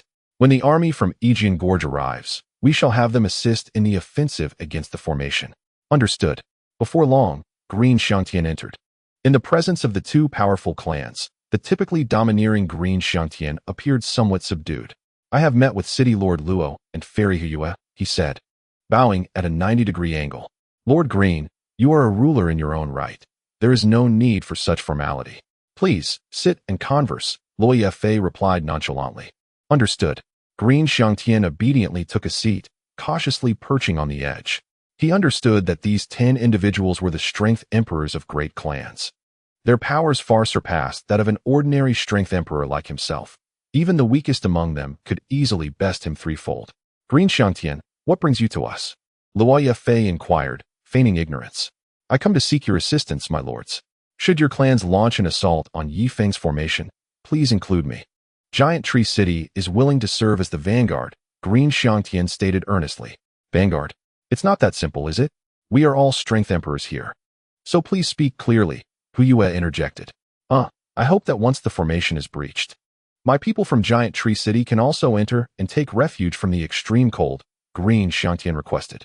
Certainly, for your Giant Tree City, I shall allocate a quota for 500 individuals who may enter the formation for protection, Ye Feng replied. Only 500? However, 2,000 people have arrived from the Great Tree City. Are we to let the others freeze to death? Green Xiangtian expressed his dissatisfaction. Very well, let it be 600. This is the utmost we can manage, as the protective formation only spans a radius of 10 kilometers. It is impossible to stack people atop one another, after all, remarked Hue with a hint of coolness. Then, I extend my gratitude to Princess Hue and Lord Luo. I shall take my leave now to confer with the elders of the Great Tree City and determine who qualifies to enter the formation, said Green Xiangtian. Indeed, go ahead. Some of these fellows are already planning for the future before the matter is even settled. Before long, soldiers from the two great clans began to crowd into the shelter, leading to an overcrowded situation that approached the absurdity of people piling atop one another. Yet, in this manner, warmth could be found amidst the throng. Director Nyo found himself cornered, his face pressed firmly against the icy wall. You selfish lot. I am the director. Let me get to the center. No sooner had he spoken than a large posterior collided with the back of his head. Quickly, move me to the edge. The temperature in the center is unbearable. I am on the brink of perishing from heat. Oh dear, place me in the middle. I shall freeze to death. They had failed to learn the art of rotating the formation, resulting in the individuals in the center succumbing to heat, while those on the outskirts suffered from the cold. The ones caught in between, however, fared just right, though the odor was rather unpleasant. As time slowly passed, the crowd found themselves unable to access the restroom, resorting instead to soiling their garments. In an instant, the shelter became a veritable den of foulness, accompanied by the sounds of flatulence, snoring, and teeth grinding. Some individuals, neglecting their dental hygiene for an extended period, exhaled breath that had turned a sickly green. Within the confines of the sealed shelter, it transformed into a nightmarish realm, where some perished amidst the chaos, their bodies left unattended to swell and emit noxious gases. In contrast, those fortunate enough to reside in rooms fared far better. For instance, the high-ranking members of the two great clans, who at least did not have to contend with the crush of bodies. Yet, trouble soon arose. The sheer number of people in the shelter caused the ice walls to melt, resulting in a fresh influx of cold air. This is dire. More are being crushed to death. Lord, we implore you to devise a solution. Several attendants squeezed into the room to report, reluctant to leave as the outside was impassable. Luo Ye Feng trembled, causing the walls of the shelter to collapse. He stepped outside, accompanied by several high-ranking officials. Night had fallen, and a biting wind swept through, causing even him to shiver involuntarily. Pull the individuals from the outskirts, break the ice, and reconstruct the ice houses. I refuse to believe this will not work. Understood. Immediately, those crowded at the periphery were pulled out one by one, braving the frigid air to carve ice for the new construction. Although masters at the strength and warrior levels would not freeze to death immediately, laboring in such extreme conditions would deplete their strength and energy significantly. Each of them had seen their abilities diminished by half, let alone their endurance and mental fortitude, which were nearly exhausted. Luo Yifei stood with his hands clasped behind his back against the cold wind, overseeing the workers chipping away at the ice. When will the people from Yijian Gorge arrive? If this continues, our strength will diminish to half. Rest assured, they should be arriving shortly. The speaker is the Grand Elder of Birch City. On Hot Spring Island, Ye Feng summoned all the warriors and mighty individuals on the island. Esteemed comrades, a monumental battle is imminent on Hot Spring Island. Therefore, I implore you to lend your strength during the conflict. Your sole task will be to channel your energy to the focal point of the formation. Can you accomplish this? Ye Feng's voice resonated powerfully. Yes, yes, yes, came the harmonious reply. Hot Spring Island stands as their final bastion. For the sake of survival, they are resolute in their commitment. Excellent. If we can withstand the assault of the three great clans this time, I assure you, the residents will receive a chance to attain citizenship, granting you the opportunity to partake in shared prosperity, Ye Feng stated earnestly. Rest assured, Island Master Yi, even without citizenship, we shall protect Hot Spring Island, declared a chieftain of a smaller clan. Indeed, even without citizenship, Hot Spring Island is my home, sustained by our collective efforts. We shall not let you down, asserted another senior member of a different minor clan. At this moment, their determination to safeguard Hot Spring Island was genuine. Should the island fall, the three great races would undoubtedly surge in, casting the weaker ones out into the frigid wilderness to perish in misery. Not only would they suffer, but their families would also face the bitter wrath of this merciless calamity. Very well, my friends, proceed to the focal point and remain on standby, instructed Ye Feng. As you command, replied the 200 skilled warriors as they surged toward the focal point like valiant martyrs facing death. Sure, sure. Prepare the finest food and the best fruit wine for the warriors. They must be well fed and invigorated, or they will lack strength during battle, Ye Feng ordered. Understood. Brother Feng, I shall spare no effort to ensure they have a hearty meal before we set out, Shi Zhongliang replied, thumping his chest. Suzanne, Duo Yan Hina, Ding Tuanshuan. You women should also make your way to the focal point, Ye Feng added. Given that the impending battle concerned the survival of all, he was determined to involve every warrior of strength. With this thought, Ye Feng cast a glance outside the protective veil. He wondered how Chen An was faring and hoped he was not suffering any mistreatment. At that moment, Chen An had squeezed into the shelter, initially intending to slip out quietly. However, the shelter was overwhelmingly crowded. Just as he struggled to push his way outside, the throng surged and pushed him back to the center. While he was not in danger of freezing to death, the stench inside was unbearable. He had already vomited twice and had nothing left in his stomach. Brother, you look quite robust. Let us combine our strength and push towards the exit. I will then bring you into the great formation of Hot Spring, Chen An suggested to a burly man before him. Shut your mouth, your breath stinks. The burly man responded with a headbutt, leaving Chen An seeing stars. Chapter 9:13. I must have it in hand. Time flowed slowly, and soon it was the following morning. Two formidable clans had indeed constructed ice houses outside the shelter. I am so hungry, Lord of the City. I can hardly bear it any longer. We have consumed all the food we brought with us. Can we start chiseling ice to fish now? A warrior could not contain his inquiry. Well then, let us commence ice fishing, Luo Yifei remarked with a nod. In his mind, the frozen ocean posed a formidable challenge for fishing. Immediately, a group of strong men began to dig deeper into the ice. However, upon reaching a depth of 20 meters, they sensed something amiss. Why was the ice so thick? At 20 meters, there was still no sight of seawater. Moreover, the deeper they dug, the harder the ice became, approaching the impenetrable hardness of profound ice. Some tools, after an hour of relentless digging, were rendered useless. Their weapons, lacking the durability of Nanching steel, paled in comparison. One laborer, exerting himself with a pickaxe, ultimately succumbed to exhaustion and collapsed without warning into the icy pit. Is he truly so ineffectual? Did he perish from fatigue? They pulled him out and sent in a new team. Understood. At once, the strength of the Sword Gorge's king joined the excavation efforts. Just as they neared the bottom, the frigid wind swept into the pit, further thickening the ice. It seemed that no matter how tirelessly they dug, the ice would continue to extend down to the seabed. Stop, Luo Yifei commanded, halting the excavation. Everyone emerged from the pit, feeling utterly ineffective. It seemed the city lord himself must intervene. The laborers, weak and exhausted, crawled out, with several collapsing to the ground, unresponsive. Luo Yefei took a deep breath, leaping 10 meters into the air. With a thunderous strike, he unleashed a tremendous force, causing a torrent of seawater to surge forth from the pit, soaring over 100 meters high. Not good. Take cover. The surrounding individuals had no time to evade and were drenched by the deluge.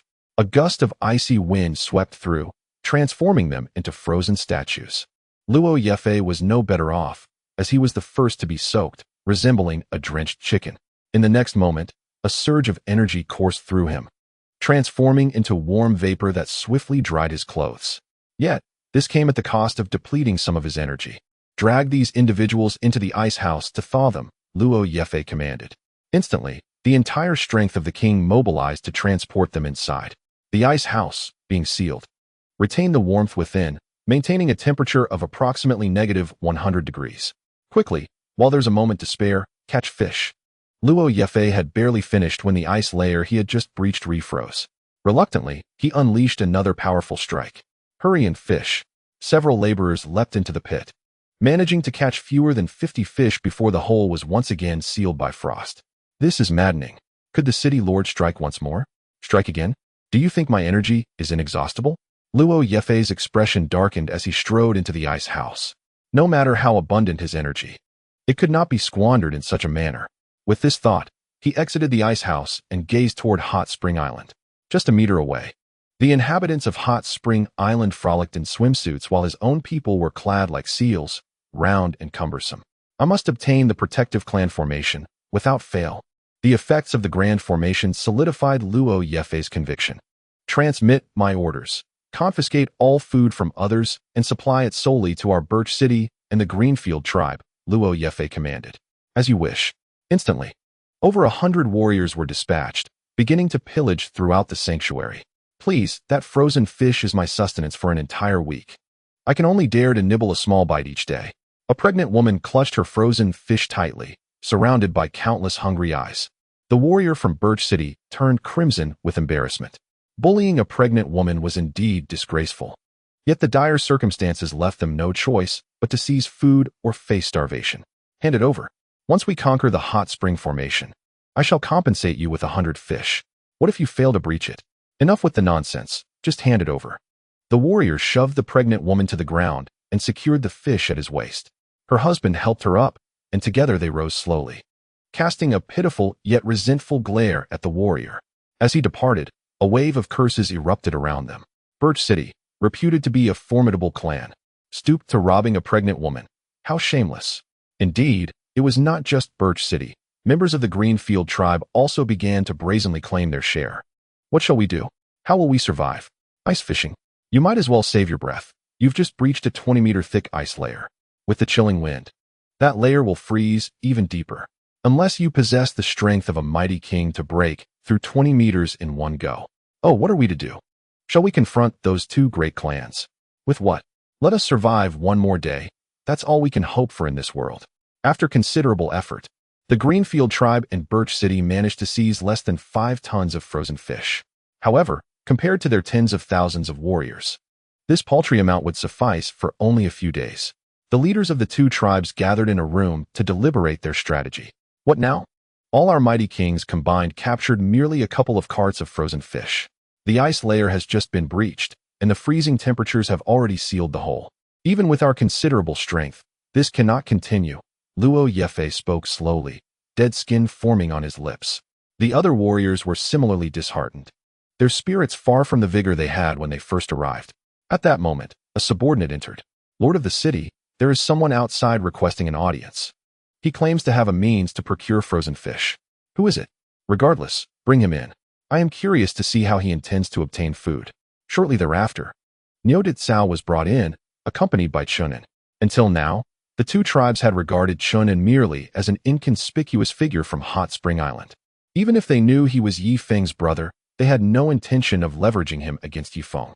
The warriors were inherently self-serving, believing that Ye Feng would not jeopardize his position for the sake of a sibling. Speak. What means do you possess to procure food? Luo Yefei asked. not bothering to turn around, exuding an air of authority. There is indeed a method, by purchasing with hot spring currency, Niu Ditsao replied. Hot spring currency? What is that? Luo Yefei scoffed. Behold, this is the paper in question. Niu Ditsao stepped forward, intending to present the sample of the hot spring currency, only to be obstructed by two powerful warriors. In their eyes, Niu Ditsao was a mere insignificant figure, unworthy of approaching their lord. Even sharing the same space was deemed a desecration of their lord's dignity. Chapter 9:14. Fainting Luo Yefei glanced at the sample of the hot spring currency, but refrained from reaching for it. Are you suggesting that if I hand this worthless paper to Ye Feng, he will provide me with frozen fish? Indeed, this is hot spring currency, a robust form of currency. Very well, take this hot spring coin and procure food for me. Should you fail, your lives will be forfeit. Chen Feng, escort these two. If they cannot secure food, execute them on the spot. Understood. A ninth-tier warrior stepped forward. Niu Ditsao and Chen An exchanged glances, their faces darkening as they approached the light screen. Within Hot Spring Island, Ye Feng had already noticed Chen An. He hurried over and exchanged a knowing glance with Bai Guoguo. Bai Guoguo promptly opened a gap in the protective shield, measuring half a meter across. Simultaneously, Chen An and Niu Ditsao squeezed through the gap, colliding heads with a resounding clang. Oh, both men promptly lost consciousness. Chen Feng exclaimed, "This is bad, my lord. Ye Feng has opened a gap. We must act swiftly." As his words fell, 10 figures, all powerful warriors, surged from the ice house, standing resolutely before the light screen. Hurry, close the gap. The half-meter opening gradually sealed, denying Luo Yefei the chance to enter. Ye Feng, furious, felt blood rise in his throat. These two fools had not coordinated their entry, and now they lay unconscious before him. Luo Yefei, standing a meter away behind the thick light screen, regarded Ye Feng with cold disdain. Ye Feng stared back, equally fixated. Ye Feng, the one who has fainted, claims that this worthless paper can be exchanged for food. Is that true? Luo Yefei inquired. Indeed, it can be exchanged for provisions, Ye Feng acknowledged with a nod. Very well. Procure 100 pounds of food for me in exchange for this piece of paper. Let me see your sincerity. Luo Yefei kicked the paper forward with his foot. Ye Feng examined the denomination closely, discovering it was a 100 yuan note, sufficient for 1 pound of frozen fish. Regrettably, it cannot be exchanged for hundreds of pounds. That is a 100 denomination, only redeemable for 1 pound. Given your opposition from Birch Tree City, I shall maliciously inflate the price. For you, it will uniformly be 1,000 yuan per pound. Thus, this 100 yuan will only buy a mere 2 tails of fish. Upon concluding, Ye Feng tossed a chunk of meat from the frozen fish over the light screen. Ye Feng, it appears you are only moved by despair when faced with adversity. Very well, once we return and devise a plan, we shall leave no survivors on Hot Spring Island. With that, Luo Yefei swiftly departed with the Birch Tree City contingent. Halfway through, he signaled to a 9th-tier warrior, who retrieved Chen An and Niu Ditsao. Ye Feng felt his heart plummet. Hao Yue cast a deep glance at Ye Feng before retreating to the ice house. Brother Feng, what shall we do? And Gu has also been captured. Harder lamented as he approached, sorrow etched on his face. Fear not. Chen An is a good man destined for fortune, Ye Feng replied calmly. To suggest that he is unconcerned would be a falsehood. However, worry serves no purpose. He cannot relinquish the entirety of the hot spring formation for the sake of Chen An, for doing so would spell doom for the entire hot spring island. Within the ice chamber, Chen An and Niu Ditsao were abruptly awakened. Startled, they instinctively clung to each other, as 10 formidable force emperors encircled them, scrutinizing the pair as though they were rare treasures. Please, don't kill me. Just take advantage of me, Chen An said nervously. What is your name? Luo Yefei finally acknowledged the duo. Earlier, Ye Feng had indeed tossed out frozen fish, confirming the validity of the worthless hot spring currency in exchange for food. I am Niu Ditsao, and this is Chen An, gentlemen. Do you really need to inquire about our names before you decide to slay us? Niu Ditsao responded, his anxiety palpable. Luo Yefei regarded them with an impassive expression, and after a prolonged silence, a broad smile unexpectedly broke across his face. With that smile, the weight of dread lifted from both men. Haha, how could I harm you two? From this moment forth, I kindly request your assistance in utilizing your hot spring currency to procure food for us, Luo Yefei said gently. Ye Feng had previously mentioned that members of their 2 clans could exchange frozen fish at a rate of 1,000 yuan per pound. Thus, he sought agents. and Chen An and Ye Feng were the ideal candidates. Their exchange rate for frozen fish would be a mere 100 yuan per pound. But I have no money. Ye Feng replied, his mind racing. In truth, he had buried his funds in a hidden location, never to reveal its whereabouts. Then how did you acquire the hot spring currency you possess? How you finally interjected. We exchanged it for crystal pills, crystal pellets, and various precious herbs. Anything that can generate energy can be traded for hot spring currency. And of course, one can also become a scout for Hot Spring Island. Ye Feng blurted out before hastily covering his mouth. Scout? What kind of scout? How you astutely seized upon Ye Feng's slip. In truth, a scout refers to the eyes Ye Feng has planted beyond the curtain of light, tasked with monitoring the movements of significant individuals. It was precisely because he was Ye Feng's scout that he was appointed as the director of the sanctuary. Others wishing to serve in that capacity lacked the requisite qualifications. Indeed, he is a friend, Ye Feng stammered. A friend? If he is truly a friend, why was he not permitted entry into the formation? How he was not easily deceived. Haha, let us not dwell on unhappy matters. If you wish to acquire hot spring currency, you must offer something of value in trade with Hot Spring Island, converting it into money first. Then using that money to purchase frozen fish. Chen An quickly redirected the conversation. Indeed, this tactic proved effective, as the immediate priority for the 10 Force Emperors was to secure food. Their interest in scouts waned considerably.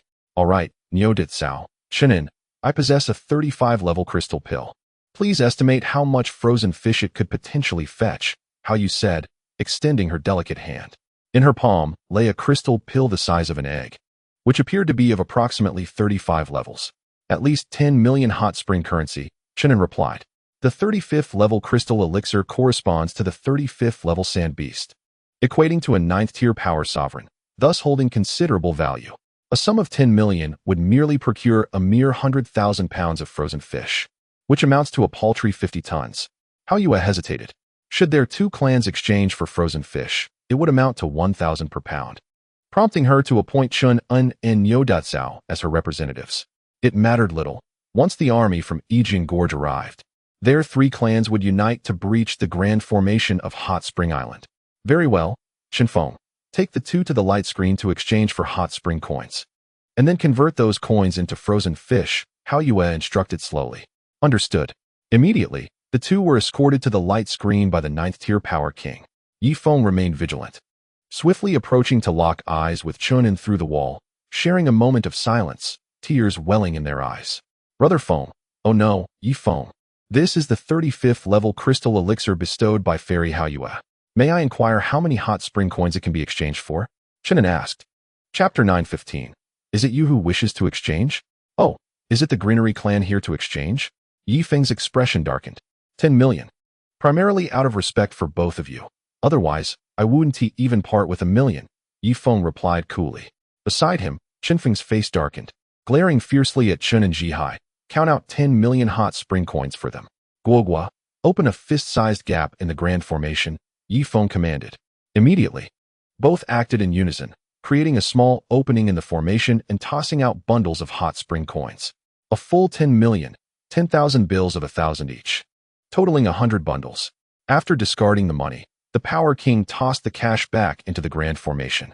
Enough chatter, let us directly exchange for frozen fish, Chen Feng urged. Is it you who wishes to exchange? Then, this 10 million can only procure 5 tons of frozen fish, Ye Feng retorted coldly. Not me. It is Chen An and Ye Feng who wish to exchange, Chen Feng quickly clarified. Ye Feng did not respond immediately, instead turning to Chen An and Ye Feng. Is that so? Yes, Brother Feng. I am the one wishing to exchange, Chen An blinked, aware of his current value. Should Ye Feng deny it, his life could be at stake. Oh, so it is you who wishes to exchange? Very well. I shall sell it to them at the standard price.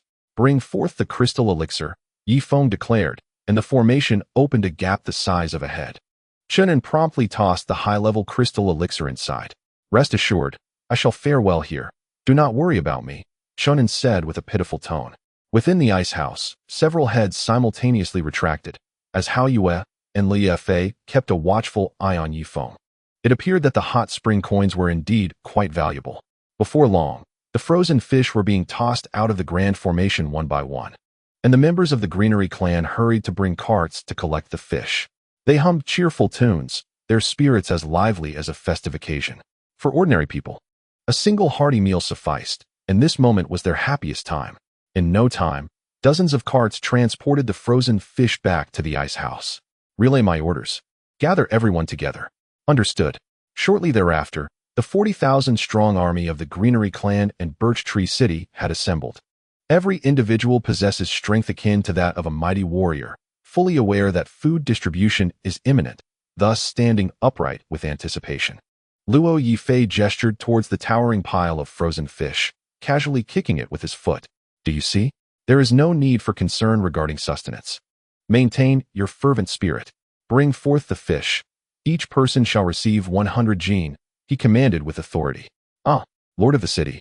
100 jin per person means 400,000 jin for over 40,000 people, yet we only have 100,000 jin of frozen fish. A power king hastily interjected. In that case, let it be 5 jin per person. Luo Yifei's expression darkened. The seemingly abundant frozen fish appeared insufficient before the massive army. It seemed that distributing even 5 jin to each person was impossible. At most, they could receive just over 2 jin. The power king refuted this. What? Does this mean that the frozen fish obtained through the 35-level crystal elixirs from the Moonlight Fairy is only enough for a single meal for all? Luo Yifei was momentarily taken aback, having not calculated the vast consumption of his 40,000-strong army. Earlier, they had marched through temperate regions, thus their consumption was minimal, and they could hunt a bit of sand beast meat along the way. It was only upon arriving at Hot Spring Island that he recognized the critical importance of food. It seemed that even a single meal would not suffice. Being mighty warriors, their appetites were considerable. Coupled with the cold weather, they needed proper nourishment to stay warm. I estimate that each person would require at least a dozen jin per meal, with a daily minimum of 30 jin of frozen fish, the Power King continued. Sighing deeply, Luo Yifei rummaged through his belongings. Moments later, he produced 4 crystal elixirs. Chen An, Nyota Chao, accompanied Chen Feng to exchange these for hot spring coins. These 4 elixirs were obtained during a hunt with several elders, all of the 34th level. After a moment of hesitation, he reluctantly handed the elixirs to Chen and received. I shall exchange them at once. Thus, Chen An and Nyota Chao had work to do. Once the duo departed, Luo Yifei turned his attention to the Power Kings. You are all Power Kings. I trust you have amassed a collection of crystal elixirs and gems over time. Hand them over. We must first resolve the food crisis. Once we enter Hot Spring Island, I will ensure each of you is compensated accordingly. Luo Yifei found himself compelled to seek private loans. Otherwise, even if he exchanged all his crystal elixirs for frozen fish, it would not suffice to feed the army for several days. The faces of the Power Kings darkened, yet they produced some elixirs of the 20th level and above. Before long, a small mountain of crystal elixirs was formed, numbering at least 10,000. After all, combined, their clans boasted over 150 Power Kings. Ancient beings who had lived for centuries, some even for a millennium. Such centuries of accumulation were no trifling matter, and they possessed quite a few valuable items. Even Chongqing City had managed to amass such a quantity of crystal elixirs in the past. One can only imagine the higher quality held by these Power Kings, which could continuously provide energy to the Grand Formation. Fetch a cart to sort these crystal elixirs, then hand them over to the representative, Chen An. Have him consult Ye Feng for an appraisal, aiming for the highest possible valuation, Luo Yifei instructed. I shall go. After all, I have a connection with Ye Feng. Qing Jun stepped forward at that moment. The bright moon furrowed her brows, casting a pointed glance at Qing Jun. However, given the current circumstances, she could only nod in acquiescence. Go ahead. Immediately, Qing Jun cheerfully drove the carriage away. Within the luminous barrier, the upper echelons of Hot Spring Island mobilized, astonished at the sight of the crystalline pills within the carriage. Good heavens, all are above level 20. Ye Feng, despite his considerable experience, could scarcely believe the sight before him. It seemed only a super clan could afford such a lavish display. He could assure that if these crystalline pills were placed at the heart of the formation, even if the formation operated at full power every day, it could sustain itself for several years. If it operated at merely 20% of its capacity, it could endure for at least 2 decades. This was because the increase in power was not a simple 1 + 1 = 2. The comprehensive consumption was far more terrifying. Yet the defensive capabilities would be significantly enhanced. Open the formation's window. Chen An, pass the crystalline pills one by one, and Ji-hai, find someone to assess their value. Ye Feng swallowed hard. With such an abundance of crystalline pills, not only could he maintain the formation's operation, but he also had greater hope of advancing to the third layer of the sacred demon technique. After all, this technique was exceedingly energy-intensive. Even if he were to absorb the entirety of this carriage's worth of high-grade crystalline pills, he might still struggle to reach the peak of the second layer, let alone the third. From the afternoon until nightfall, Ye Feng finally managed to integrate all the crystalline pills into the formation. Concurrently, he dispatched over 2 billion worthless hot spring coins. Chapter 9:16. You cursed bastard figures flickered as the 10 great power kings simultaneously surged to the luminous barrier, gazing at the mountain of worthless paper scattered on the ground, which even included bills of 1 million denomination. Can you just write any number on these hot spring coins? Luo Yifei had an ominous premonition. Those are checks. Do you understand what a check is? Wang Zhihai looked at Luo Yifei with disappointment. You? Forget it, whether they are checks or hot spring coins. Convert this pile of worthless paper into food for me, Luo Yifei said coldly. Certainly, Ye Feng nodded, suppressing a smirk within. However, given the current scarcity of food, prices would inevitably rise. Zhihai, how much should we increase? Ye Feng turned to Wang Zhihai. They certainly would not provide such an abundance of food to their adversaries. Wang Zhihai stepped forward, stroking his chin thoughtfully. How about 10,000 for a pound of fish? Boom. Luo Yifei could no longer restrain himself and slammed his fist against the luminous barrier. His punch, fueled by rage, caused the barrier to quiver. Within the iron prison, 5 power masters unexpectedly collapsed, their energy drained by the formation. Ye Feng, did we not agree on 100 for a pound? Are you not keeping your word? Luo Yifei fumed. There is no breach of trust. This is merely a fact.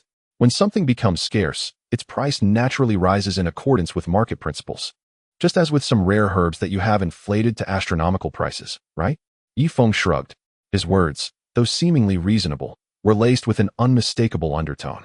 Ye Feng, do you think that hiding within the formation renders you untouchable? The bright moon spoke coldly. Even with her usual calm demeanor, she now felt her cheeks flush with anger. Regrettably, such is the reality. So, do you still wish to purchase food? Ye Feng stated coldly. No more purchases. I shall return this worthless paper to you. And you must return the crystal pills to us. Luo Yifei vowed defiantly. I apologize, but the exchange has been finalized. You may only procure goods with currency now. However, just moments ago, the price of the crystal pills surged 1,000-fold. This means that even if you hand over all your money, I can only provide you with 1/10,000th of a crystal pill, Ye Feng replied nonchalantly. Boom, boom, boom. Not only was Luo Yifei enraged, but others were equally furious, pounding on the luminous barrier with their fists, causing it to flicker erratically. Hey, if you persist in assaulting the barrier, I must inform you that the crystal pills consumed by the formation will be charged to your account, Ye Feng admonished sternly, glaring at them without reservation. Several elderly figures had swollen fists, yet the barrier remained unyielding. They understood that today, they would not prevail against Ye Feng. Luo Yifei nodded in fury. You are indeed ruthless, young man. I shall remember this. Let us agree on a price of 10,000 per pound. Exchange these hot spring coins for frozen fish. He resolved to bide his time, for when the forces from the Sword Valley arrived, the 3 clans would unite to raze Hot Spring Island to the ground. For now, he dared not act rashly, lest he be outmaneuvered by the Sword Valley. I regret to inform you that the price has risen again. Now standing at 100,000 per pound, Ye Feng replied with indifference. He was now prepared to sever ties with the 2 clans entirely. This also signified the impending conclusion of the currency he had diligently promoted, as its value relied on trust. By contravening that trust publicly today, not only would the 2 clans hold reservations, but those outside the sanctuary would also regard the hot spring coins with skepticism, at least no longer maintaining their previous stability. Ye Feng, you? Just as Luo Yifei was about to explode, the calm Hou interjected. Very well, we shall exchange. 2 billion for 200,000 pounds of frozen fish. Bring the fish forth. She had discerned Ye Feng's intent to renege on the deal and opted to secure the benefits first, lest they lose even this scant supply of fish. After all, Ye Feng had already accepted the crystal pills and crystal balls. She did not wish to risk losing all provisions. I currently do not possess 200,000 pounds of frozen fish. How about this? We at Hot Spring Island are willing to pay in installments. A total of 200,000 installments, providing you with 1 pound each time. With that, Ye Feng produced a frozen fish and tossed it toward the barrier. Thud. Luo Yifei felt a sweet taste in his throat, immediately spitting out half a pound of blood, his vitality waning. City Lord, do not lose your temper. Your health is paramount. Several elders hastily supported Luo Yifei. Hou slowly closed her eyes, seemingly suppressing her inner fury. After a moment, she suddenly opened her eyes wide. You are quite remarkable. May our paths cross again. With that, she personally retrieved the frozen fish and strode purposefully toward the ice house. In the briefest of moments, the high-ranking officials outside had all departed. Chen An and Yoda Chao, however, remained. For the furious forces had become so flustered that they overlooked the two's presence. Quickly, widen the breach a little, Ye Feng whispered. Understood. The luminous curtain transformed into a square opening of half a meter. Chen An and Yo Datsao rejoiced, stepping forward simultaneously, only to retreat in unison moments later, and then advance once more. This sequence of forward and backward movements persisted 5 times until Nyo Datsao finally pushed Chen An ahead. Ye Feng hastily grasped Chen An's hair, pulling him into the grand formation.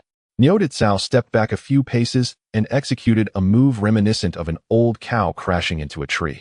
Crashing through the luminous curtain with a resounding thud. The opening gradually sealed, granting Chen An and his companion a second chance at life. Is this the air of freedom? 2 streams of tears cascaded down Chen An's cheeks.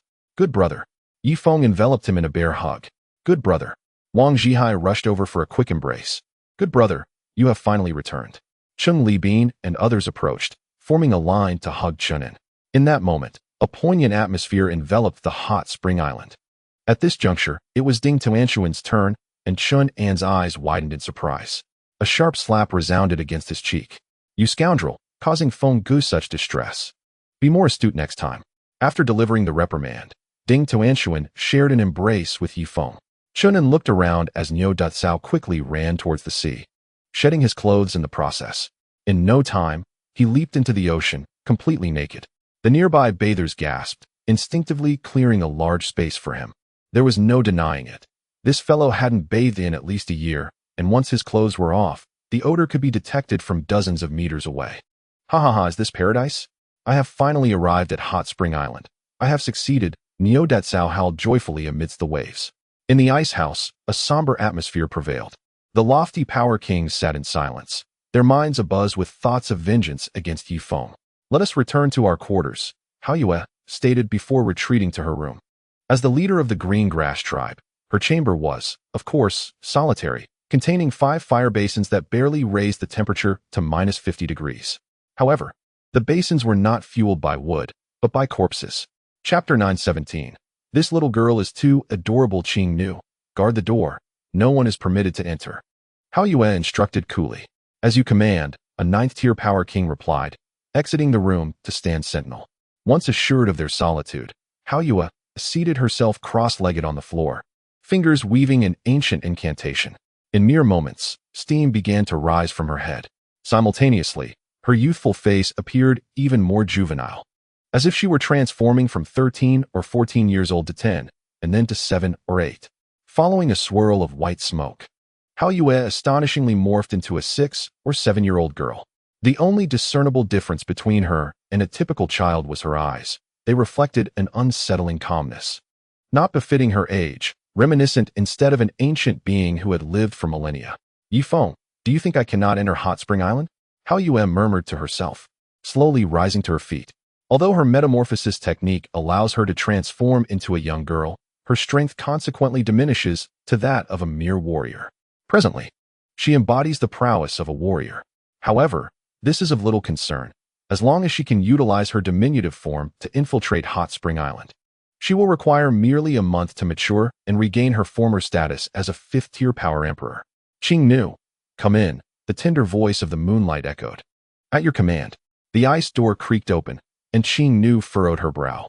Tribe leader, you are transforming at such a critical moment? The temperature is far too low. I fear your strength may not withstand this chill after your transformation, Qing Nu remarked. Fear not, simply wrap me in animal skins. When the time comes for trade with Hot Spring Island, I shall find a way to blend into the grand formation, replied the moonlight. Very well. At your command. Qingnu nodded and produced a piece of animal hide. Within Hot Spring Island, a grand feast was being held to celebrate Chen An's return and the acquisition of numerous high-grade crystal pills. Niodikeo was fortunate enough to be seated within the castle, having shared a bond of camaraderie with Chen An. In a few days, he would receive a recommendation, granting him a chance to become a citizen. It is essential to understand that on Hot Spring Island, attaining citizenship is a formidable challenge. Even securing a recommendation is a Herculean task. Such recommendations cannot merely be purchased with wealth. One must also demonstrate contributions to Hot Spring Island, a commendable character, and the willingness to sacrifice heroically in the face of danger. Only by meeting these criteria can one qualify for a recommendation. With the citizen count already exceeding 20,000 in such a small area, Wang Zhihai believed that maintaining the citizen population around 100,000 over the next decade would suffice. Any more would be utterly unnecessary. Nio brother, come. This is braised fish. I assure you have never tasted anything like it. Chen An personally served Niodikeo. It is exquisite. I have never encountered such delicious fare. Niodikeo exclaimed, his excitement palpable. If you find it delightful, indulge yourself. After all, we have an abundance of food on Hot Spring Island. Ye Feng chuckled. Very well. Thank you, brotherin.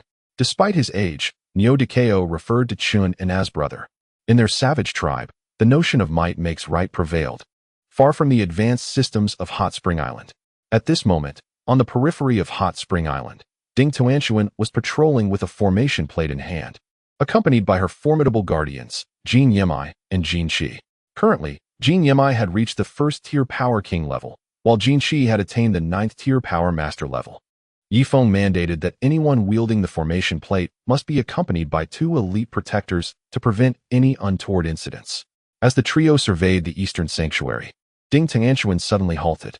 Before them, a 7 or 8-year-old girl stumbled toward them, pursued by an ominous-looking brute. Little potato, where do you think you're running? You cannot escape. Look at your delicate skin, surrender now, and perhaps I shall grant you a swift end. The brute chuckled maliciously, causing Ding Tuanshuan to frown in concern. At last, the young girl dashed towards the luminous veil. Rather than pleading for Ding Tuanshuan to part the curtain, she helplessly crouched on the ground, her hands shielding her eyes.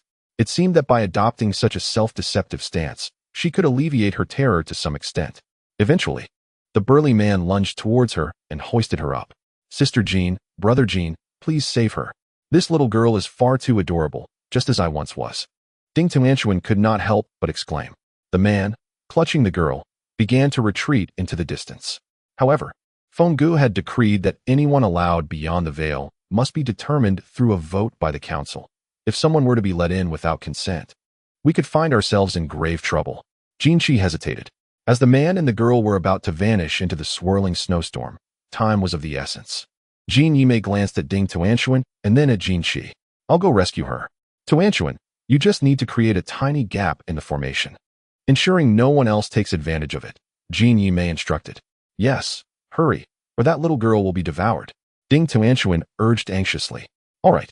Jin Yimei's figure flickered, and she appeared outside the veil. Upon seeing her, the burly man was taken aback and swiftly drew his curved blade. Clang. The clash of their weapons sent his sword flying several meters away. You've got some nerve. If you want this girl, it will cost you 100,000 hot spring coins, he said, clutching his wrist. Get lost, or I won't be polite. Jin Yimei brandished her blade threateningly. Fine, I'll let her go. Now leave. With another swift strike, Jin Yimei compelled the man to flee in disarray. Child, where are your parents? Jin Yimei crouched down to look at the young girl with her sky-high pigtails. My parents are no longer in this world, the girl replied in a tender voice. Oh my, you are so enchanting, so adorable. Women often succumb to maternal instincts, and she instinctively lifted the girl into her arms. Tuanshuan, open the formation, but only a small gap. Understood. Soon, a square opening half a meter wide appeared in the formation. Jin Yimei first pushed the girl through the gap, then followed her into the protective barrier. Close it. The veil gradually sealed itself. You are such a sweet child, just as I was in my youth. Did you grow up on a diet of cuteness? Ding Tuanshuan cradled the girl. The child blinked her innocent, large eyes, saying nothing, seemingly a bit shy. Unable to resist any longer, Ding Tuanshuan pulled her into a warm embrace. Yet, When the girl's gaze wandered to an empty space, it turned unnaturally calm, imbued with a hint of severity. The banquet on Hot Spring Island had concluded. Ye Feng was supposed to visit Susan's room today, but for reasons unknown, he found himself irresistibly drawn towards Duo Yanhina's quarters. He pushed open the door to her room and beheld a graceful figure with her back turned to him. "Hina, my dear, I have returned," he announced, slowly turning her to face him. What's going on?" Ye Feng reached out a finger and gently caressed Duo Yanhina's cheek. Her face was streaming with tears, and for the first time, a look of panic flickered in her eyes. "Hina, has someone bullied you?" "No way. Who would dare to bully Ye Feng's woman?" Ye Feng gently enveloped Duo Yanhina in his embrace. "You are right. On Hot Spring Island, no one dares to mistreat me. Yet, for some inexplicable reason, I simply feel like crying." Duo Yanhina's voice still trembled with sobs. "Silly girl, why are you crying? We have food and drink on Hot Spring Island. No tears allowed, for it would mar your beauty." Ye Feng tenderly wiped away the crystalline tears on her face. "Ah Feng, why don't we leave Hot Spring Island?" Duo Yanhina suddenly clutched the hem of Ye Feng's clothing tightly. "Why would we? A great calamity will engulf the entire world. Only on Hot Spring Island can we survive." Ye Feng resolutely shook his head. "Not necessarily. In the far north of the desert lies a region of fierce winds, spanning 500 kilometers, isolating the entire desert from the outside world. I believe no natural disaster, however formidable, can penetrate such a wind zone," Duo Yanhina remarked. "Oh, my dear wife, you possess such knowledge. I had always thought the end of the desert marked the end of the world, never realizing there existed a fierce wind zone," Ye Feng admitted, intrigued by this newfound revelation. "There is much you are yet to learn. The fierce winds are like blades. Even the mightiest among the power kings cannot endure for more than a moment within. Yet you are different. Should you cultivate the third level of the venerable Saint Demon technique, with your physical strength, you should be able to withstand the fierce winds," Duo Yanhina explained. Chapter 918. Steadfast as a mountain, unmoved I refuse. Here on Hot Spring Island, we have food and drink, and life is leisurely. Why should I suffer in the fierce wind zone? Moreover, even if I were to reach the third level of the venerable Saint Demon technique, I could traverse the fierce winds alone, but what of the others? What about Susan, Chen An, Suyin, and the countless inhabitants of Hot Spring Island? I cannot abandon them," Ye Feng said, playfully pinching Duo Yanhina's nose. "Sigh." Duo Yanhina let out a long sigh, casting her melancholic gaze toward the distance. As a descendant of the twin gods, her sensitivity to danger surpassed that of ordinary individuals. At that moment, during the banquet, she suddenly experienced a vision. The once vibrant Hot Spring Island lay desolate, blanketed in snow. Moreover, within the snow, blood-colored worms writhed, some as thin as a hair, others as slender as chopsticks, and some, like massive pythons, twisted wantonly in the snow.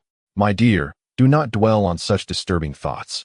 Let us sleep," Ye Feng said, gently pushing Duo Yanhina down. Just then, a tremendous roar resonated through the grand array. Ye Feng's expression shifted. He dashed out of the castle at lightning speed, swiftly arriving before the light barrier. Swish, swish, swish. Countless figures also rushed to the light barrier. Ye Feng's eyes widened as he beheld, outside the barrier, a gathering of 12 power kings. Among them were 4 from the Greenfield faction. Notably absent was the Moonlight Fairy. Then came 5 power kings from Birch City, along with the formidable Green Xiangtian, a burly man with a beard, and an elderly man with white hair. Ye Feng cast a sweeping glance over the other power sovereigns, his focus sharpening on the burly man with the twisted beard and the aged elder with white hair. The burly figure was evidently a third-tier power sovereign, while the elder appeared to be an ordinary power sovereign. "Esteemed elder, are you from the Mangu clan?" Ye Feng surmised from the elder's demeanor and attire. "You young rascal, upon learning that your grandfather Chang Gu has arrived, should you not hasten to dismantle the Great Formation? Otherwise, the day the formation shatters will mark the end of all on Wenchuan Island," Chang Gu declared with an air of arrogance. "Chang Gu, I bear no enmity with the Mangu clan. Why do you initiate an assault on the barrier?" Ye Feng speculated that the old man had already learned of his slaying of Chang Yin, yet he sought to feign ignorance. "Kid, are you attempting to play tricks with your grandfather? You dare to kill my Chang Yin and still inquire about reasons?" Chang Gu's eyes narrowed. Behind the 12 power sovereigns stood nearly 200 power kings, underscoring the scarcity of such elite fighters in the vast desert. Even the four great clans could not muster 200 individuals. Why waste words with him? Continue the bombardment, commanded Luo Yifei, tightening his fists once more. With the absence of the full moon, he stood as the solitary fifth-tier power sovereign among this group. As for the whereabouts of the moon, the higher-ups of the Green Grass faction remained tight-lipped, refusing to disclose anything. However, it was of little consequence. The collective might of the 12 power sovereigns should suffice to breach the great formation of Wengchuan Island. As the other power sovereigns observed, they clenched their fists in unison. Remember, we must exert our strength simultaneously for a singular effective strike. Otherwise, the Wengchuan formation possesses a self-repairing capability. Upon finishing his words, Luo Yifei unleashed a thunderous roar. Boom, boom, boom. 12 powerful forces collided against the barrier. Regrettably, Bai Guogua had already unleashed the full might of the 10 formation flags. In an instant, the barrier of Wengchuan Island radiated with resplendent light. Come again. I refuse to believe this. Luo Yifei tightened his fists once more.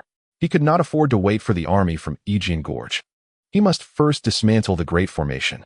Moments prior, 10 of his soldiers had perished from freezing, and 12 had been trampled in the shelter.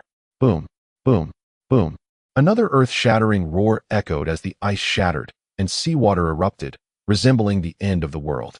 Yet, the barrier stood firm as a mountain, unmoving. When the protective formation was initially crafted, Yijian Gorge had gathered all the formation masters from the desert and utilized an abundance of rare materials. If it were to be breached so easily, it would be a disservice to those precious materials and the collective wisdom of the Desert-S formation masters. Prepare the siege crossbows, Ye Feng commanded with a solemn expression. Creak. Hundreds of siege crossbows aimed at the power sovereigns outside. Rumble. Over 100 sand carts approached, their cannons leveled, similarly targeting the external power sovereigns. Fire. Puff. Puff. Puff. Boom. Boom. The siege crossbows and cannons discharged simultaneously. Quickly dodge. We cannot afford a direct confrontation. Luo Yifei reacted swiftly, darting out of the siege crossbows attack range. The other power sovereigns also evaded, appearing several hundred meters away. This round of fire from Ye Feng merely served to exhaust their energy for flight. Clear the way. Ye Feng pushed aside a crossbowman, taking the reins of the crossbow himself, and aimed at the distant Luo Yifei. Chapter 919, What will you trade for? It is important to note that he was a 5th-tier strength master, possessing a faint ability to predict the movements of power royal-level experts. With a whoosh, the crossbow was discharged. Luo Yifei sneered, swiftly shifting his form. Yet, in the next moment, the crossbow seemed to anticipate his evasion, zipping past his armpit. With a sharp sound, the beast hide he wore was torn, a chilling wind rushing in. Hissing, Luo Yifei gasped, hastily darting away, only stopping after retreating 5 kilometers from the light barrier. Ye Feng let out a cold laugh, nodding to the crossbowman. Another bolt was placed into the groove. This time, Ye Feng assessed the strength of his adversaries and aimed the crossbow at Changgu. Oh no! Changgu's body bristled with sweat, and he began to run in circles, attempting to mislead Ye Feng. Boom! The crossbow struck the center of the circle, shards of ice flying, striking the faces and heads of the crystal soldiers. Another bolt was loaded into the groove. Changgu's expression changed. Gritting his teeth, he could only retreat 5 kilometers away, mimicking Luo Yifei's actions. Ye Feng smiled slightly, then aimed at another power royal. This is bad, that brat. We must retreat 5 kilometers. Upon Green Shangtian's command, the other power royals hastily fled. Boom. The crossbow bolt struck behind them, sending their spirits reeling with fright. You are far from matching me in combat. As another bolt was set, Ye Feng raised the crossbow, aiming at the ice house 4 kilometers away. It was a private residence built by the Greenery tribe in Birch City, and the other 3 leaders had already informed him. Initially, Ye Feng had considered avoiding conflict, hoping to enlist their aid in sourcing soul elixirs and holy water materials. However, now that the mask had been torn, he must demonstrate formidable strength to make these 4 races recognize their place. Boom. With a shot, one of the ice houses exploded. Soldiers from Birch City surged out. Caught in the storm. It's freezing. Quickly, to the other ice houses. We cannot withstand this outside. Immediately, over a dozen strength masters squeezed into the neighboring ice house. In an instant, the interior was filled with shouts and curses. Get out. This place is too small. We don't have enough room. Get out. Junior brother. If you don't leave, don't blame your elder brother for being impolite. Bang. Bang. Boom. Ye Feng didn't even need to operate the crossbow. Chaos erupted within the ice house. Thus, he aimed the crossbow at another ice house. Boom. The ice house exploded again, and yet another group of strength masters leaped out, clutching their arms, shivering in the cold wind. Listen up. Use the crossbow and artillery to annihilate their ice houses. Leave not a single one standing. Ye Feng set down the crossbow. Now that they were targeting fixed positions, he need not engage personally, allowing others to indulge in their desires for action. Ha ha ha. Indeed, let us obliterate their stronghold, leaving them to slumber in the snow. A splendid spectacle awaits. Boom, boom, boom. The thunderous roar of cannons and crossbows reverberated. And in mere moments, the ice shelters of the Green Meadow and Birch City lay in ruins. A multitude of warriors surged forth, seeking warmth in each other's embrace against the biting cold. Yet, such embraces proved futile, as the temperature outside plummeted to a chilling -200 degrees. Cough, cough, cough. Some warriors began to cough violently. With each fit, their strength waned. 5 kilometers away, Luo Yifei's eyes blazed with fury. You wretched scoundrel Ye Feng. You have destroyed the ice shelters we toiled to construct? His impotent roar echoed for miles. My lord, what shall we do? Many of our warriors have succumbed to the parasitic affliction. We cannot allow them all to perish. After all, among them are the descendants of our mighty sovereign. An elder implored, grasping Luo Yifei's arm. Sighing, Luo Yifei slumped, his spirit diminished considerably. He resembled a defeated rooster, waving his hand dismissively. Let the healers do their utmost to treat them. However, another elder interjected, but the healers have tried. They can only prolong their suffering. At that moment, a 9th-tier power king approached. My lord, I have heard that Spring Island possesses a remedy specifically for this parasitic illness. Should we not endeavor to procure a shipment? He suggested. Luo Yifei, seething with rage, clenched and unclenched his fists repeatedly. Ultimately, he resignedly nodded. I am weary. I shall leave it to you power kings to handle this matter. We must find a way to obtain the remedy. We cannot allow our elite to perish. With that, he turned and walked away, preparing to reconstruct the ice shelters. Esteemed power king, you hail from Birch City, do you not? We are currently at war. Do you not fear the wrath of Lord Luo for seeking me in secret? Half an hour later, Ye Feng regarded a 9th-tier power king beyond the light curtain. Ye Feng, I have heard that Spring Island possesses a remedy for the parasitic disease. Is this true? The 9th-tier power king, despite his need, wore an air of arrogance. Indeed, we do possess such a remedy. Why do you inquire? Ye Feng feigned ignorance. I require you to send a shipment of the remedy to us, at least 5 vials. As I have 5 direct descendants who are gravely ill. If they do not receive the remedy soon, they may not survive until morning, the 9th-tier power king stated slowly. What will you offer in return? Ye Feng maintained a businesslike demeanor, infuriating the power king further. Very well, I possess some crystal pills. Would these suffice as a trade for the remedy? The power king hesitated, producing 2 vials from his pocket. Judging by their color, they were indeed high-grade crystal pills. That is acceptable, but these 2 vials will only exchange for 2 vials of the remedy. Do you possess any herbs aged over 1,000 years? The value of this herb is considerable. Each millennia-old herb can be exchanged for 100 bottles of deworming medicine, Li Feng stated earnestly. Herbs that have existed for over 1,000 years must possess immense energy, far surpassing that of crystal pills and elixirs. You, Li Feng, it seems you lack any sincerity. Even if such ancient herbs exist, they would have long been harvested. Perhaps only a few can still be found in the secret realm. But the void illusion realm opens only once every 500 years. Where do you expect me to find such herbs? The 9th-level strength king fumed. Very well, then. You may use ordinary crystal pills to exchange for the deworming medicine, but I must warn you that these 2 items will not yield much deworming medicine. Li Feng replied calmly. Li Feng, I can offer you crystal pills and elixirs, but what if you prove untrustworthy? Last time, when we gathered the crystal pills, you didn't provide us with food. The 9th-level strength king spoke slowly. So, will you proceed with the exchange? Li Feng's words left him momentarily speechless. After all, only Li Feng possessed the deworming medicine. If he did not exchange it, his direct descendants would perish. Fine, I will comply. A small gap in the formation opened, and Li Feng collected 2 bottles of crystal pills, casually tossing out 2 bottles of deworming medicine in return. Farewell, and I look forward to your next visit. Li Feng bowed at a 90-degree angle. The 9th-level strength king, with a flick of his sleeve, stormed away with the deworming medicine. Inside a hastily constructed ice house, over 30 patients lay strewn about, their incessant coughing filling the air. Some were even on the brink of expelling their lungs. "Child, quickly drink this." He found his descendant and administered the deworming medicine. In an instant, the other patients turned their gazes towards the 9th-level strength king. "Master, please allow me a bottle as well. I fear I may not last much longer." One strength practitioner clung to his leg. "Get away, go seek your elder." The 9th-level strength king replied, producing another bottle of deworming medicine, which he then administered to another descendant. The atmosphere in the ice house grew tense. A dozen people turned their eyes towards the sack on his person. They did not wish to perish. In a frenzy, everyone lunged toward the strength king. "Are you seeking death?" The king roared, shaking his body, sending those fools flying.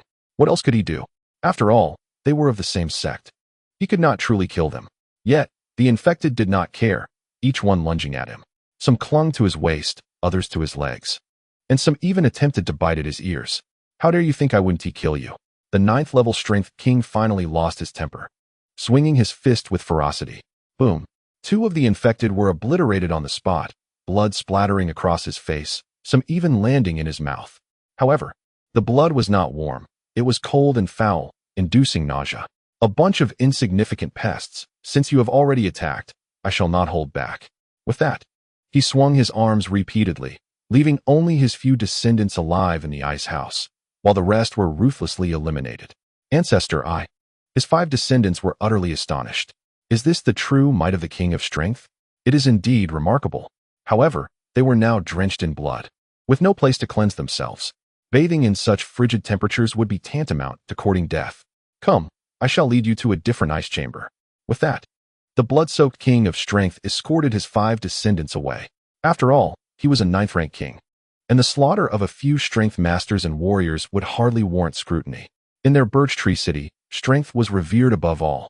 Once his 5 descendants were settled, the king returned to the luminous screen, clutching the remaining crystal pills in his hand. "Is Ye Feng present? Please step forward for a conversation." Ye Feng, accompanied by Wang Zhihai and others, approached the screen, locking eyes with the King of Strength. "What? Do you still possess crystal pills for trade?" Ye Feng scrutinized the king, noting the blood that stained his form. "Indeed, I have crystal pills and crystal balls. You may specify how many you desire." He then produced 30 crystal pills and a vial of crystal balls from his sack. "These are indeed premium goods. Someone, provide him with 35 vials of pest repellent." Ye Feng instructed. "Understood," Wang Zhihai promptly replied, departing to fetch the medicine. At that moment, the 9th-rank King of Strength suddenly coughed into his hand, his previously rosy cheeks turning pale. This is not good. Retreat." Ye Feng quickly distanced himself by 5 meters, eyeing the king warily. "It's nothing. I merely caught a chill," the 9th-rank king reassured, only to cough again. Meanwhile, in the distant ice chamber, Luo Yefei and others observed the unfolding scene. Even the 9th-rank king has succumbed? The contagion of this cursed insect disease is alarmingly potent. Their expressions shifted dramatically. "Quickly, relay the message. From now on, use animal skin masks when in contact with those infected. Unless absolutely necessary, avoid direct contact," Luo Yefei commanded. Yes, the other strength monarchs swiftly returned to disseminate this information. They discerned that the lower the temperature, the stronger the contagion of the cursed insect disease. "Elder Fu, please summon your relative Fu Zhang. It is said that he shares a good rapport with Ye Feng," Luo Yefei said slowly. "Understood. I will arrange for him to come," was the reply. Shortly thereafter, Fu Zhang arrived, hastily kneeling before the elders, his knees trembling from the cold. "I have met the city lord, the family head, and all esteemed elders," Fu Zhang said respectfully. "Very well, Fu Zhang, you may rise." Luo Yefei turned to him, managing a faint smile. "Fu Zhang, it is said that you and Ye Feng have developed a strong bond. I wish to inquire about the depth of your friendship." Luo Yefei questioned. "I consider my relationship with junior brother Yi, or rather, with Ye Feng, to be akin to that of life and death. He saved me in the illusory void." Fu Zhang replied candidly. For reasons unknown, he felt an ease and sense of security when with Ye Feng, allowing him to relax. In stark contrast, upon returning to Birch Tree City and facing the city lord and elders, he felt as though he were treading on thin ice, which startled him deeply. Perhaps the essence of a person's character, whether good or bad, may not always be overtly visible but can be discerned through subtle nuances. Ye Feng, for his part, strives to avoid unnecessary killings and eschews any semblance of arrogance. In stark contrast, the city lord and elders on my side, despite being bullied by Ye Feng, maintain an air of haughtiness. All right, Fu Zheng, I shall accompany you and your ancestor to the luminous screen. I hope you can negotiate with Ye Feng to procure some insect-repellent medicine. Surely, you do not wish to witness your fellow disciples suffering from the affliction of the parasitic disease, spoke Luo Yifei. Very well, I shall give it a try. Fu Zheng nodded in agreement. Thus, the trio departed from the ice chamber, striding purposefully towards the distant screen. However, both Luo Yifei and Elder Fu were armed with shields, wary of any potential attack from Ye Feng. Ye Feng remained vigilant, observing the movements from afar, and positioned himself before the screen, locking eyes with Fu Zheng through the barrier. How have you been, brother Fu Zheng? Ye Feng inquired gently. Upon hearing this, Fu Zheng felt a pang of emotion. After enduring numerous hardships to return to Huashu City, he found not the warmth of concern, but rather was sent as a pawn by the city lord. In contrast, Ye Feng demonstrated genuine care. If only I had been born on Hot Spring Island rather than in this wretched place called Huashu City. Brother Yi, actually, I came here to. Fu Zheng's words were interrupted by Ye Feng. Brother Fu Zheng, I am aware that you seek insect-repellent medicine, but I must inform you that we are currently in a state of enmity. Do you truly believe I would provide you with such medicine free of charge? After speaking, Ye Feng glanced towards Luo Yifei, who still held a shield at the ready. Chapter 921, Self-Degradation. Lord Luo, allow me to clarify. If you seek insect-repellent medicine, you may exchange it for high-grade crystal elixirs and pills, or you could procure a list of the herbs I require. These herbs can also be traded for the medicine. Furthermore, I have previously stated that I harbor no intention of being adversarial towards you. My true enemy is the One-Sword Gorge. Here's the deal. For every individual you eliminate from the One-Sword Gorge, I shall provide you with a vial of insect-repellent medicine. Eliminate 2, and you shall receive 2 vials. Ye Feng's voice resonated, ensuring that all within a radius of several kilometers could hear him. In an instant, heads began to emerge from the sanctuary.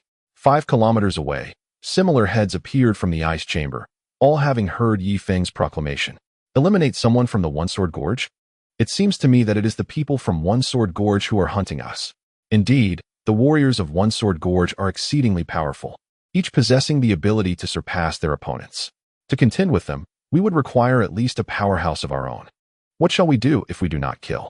Without doing so, we shall be devoid of crystal elixirs and pills. As for gathering herbs, it is said that the herbs on the list can only be found in the Black Tree River Basin, where the climate is unbearable for our frail bodies. In that moment, uncertainty gripped the hearts of those outside the screen. Luo Yifei's expression shifted dramatically. He was acutely aware that Ye Feng was calculatingly observing the turmoil from a distance. However, the current reality remained that only Hot Spring Island possessed the coveted insect-repellent medicine.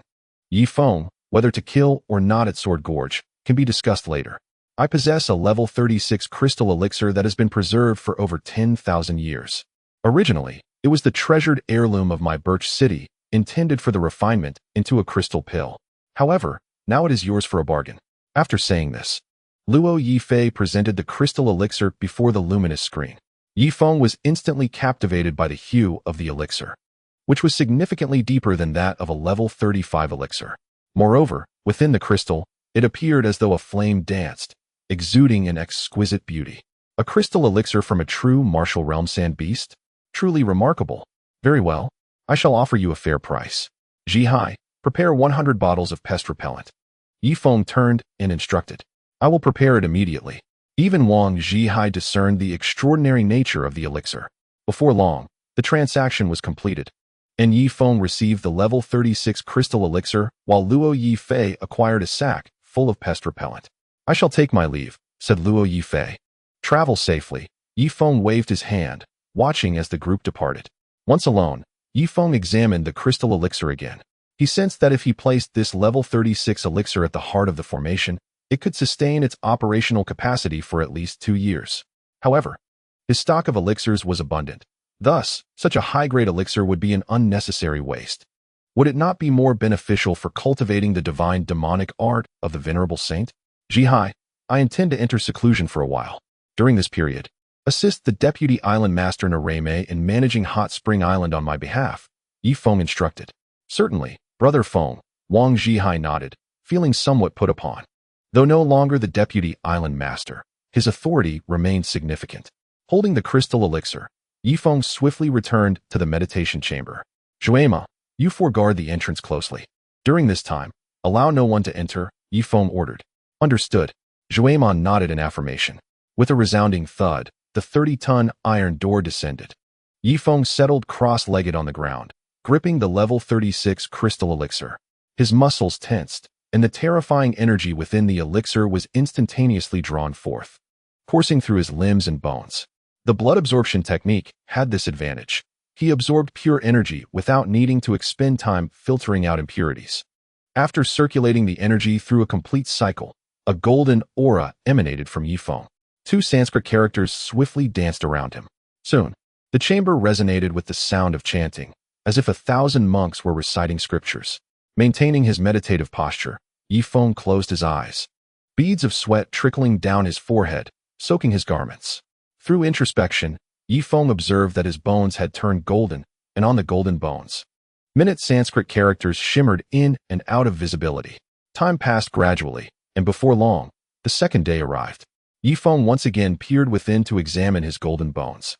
The bones of his arms were inscribed with a myriad of intricate Sanskrit characters. These characters twisted like worms, enigmatic and obscure, yet upon a mere glance, one could feel a wild, primal energy surging forth. This is quite extraordinary, Ye Feng nodded appreciatively. The second layer of the divine demonic art of the Sanskrit saint is divided into 3 major stages. Ye Feng has only completed the bone carving stage, and even that is not fully finished.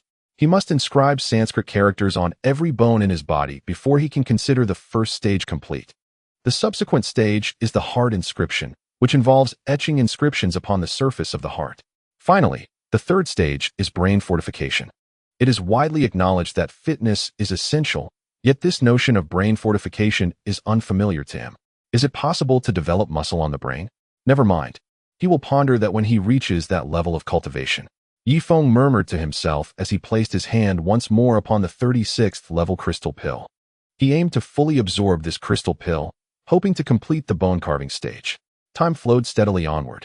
20 kilometers away from Hot Spring Island, a vast army of 10,000 was advancing slowly through the snowstorm. Leading the charge was the master of One-Sword Gorge, mounted upon a camel. Beside him was a young girl clad in a fox fur coat, the esteemed Qinghua Saintess. Following closely behind were the last 3 power emperors of One-Sword Gorge, the 2nd elder, the 6th elder, and the 7th elder. Behind these 5 power emperors were over 20 power kings, all boasting strength above the 5th tier. Senior Brother Rue, the person standing ahead appears to be Luo Yifei, Qinghua suddenly pointed out. Indeed, that is him, along with the Grand Elder of the Greenfield sect, the Lord of Giant Tree City. And 2 formidable experts from the barbarian ancient tribe, Rue Yijian replied coolly. Let us proceed. The 2 advanced on horseback, gradually approaching the 12 power emperors. Junior Brother Luo, have you captured Hot Spring Island? Rue Yijian inquired nonchalantly.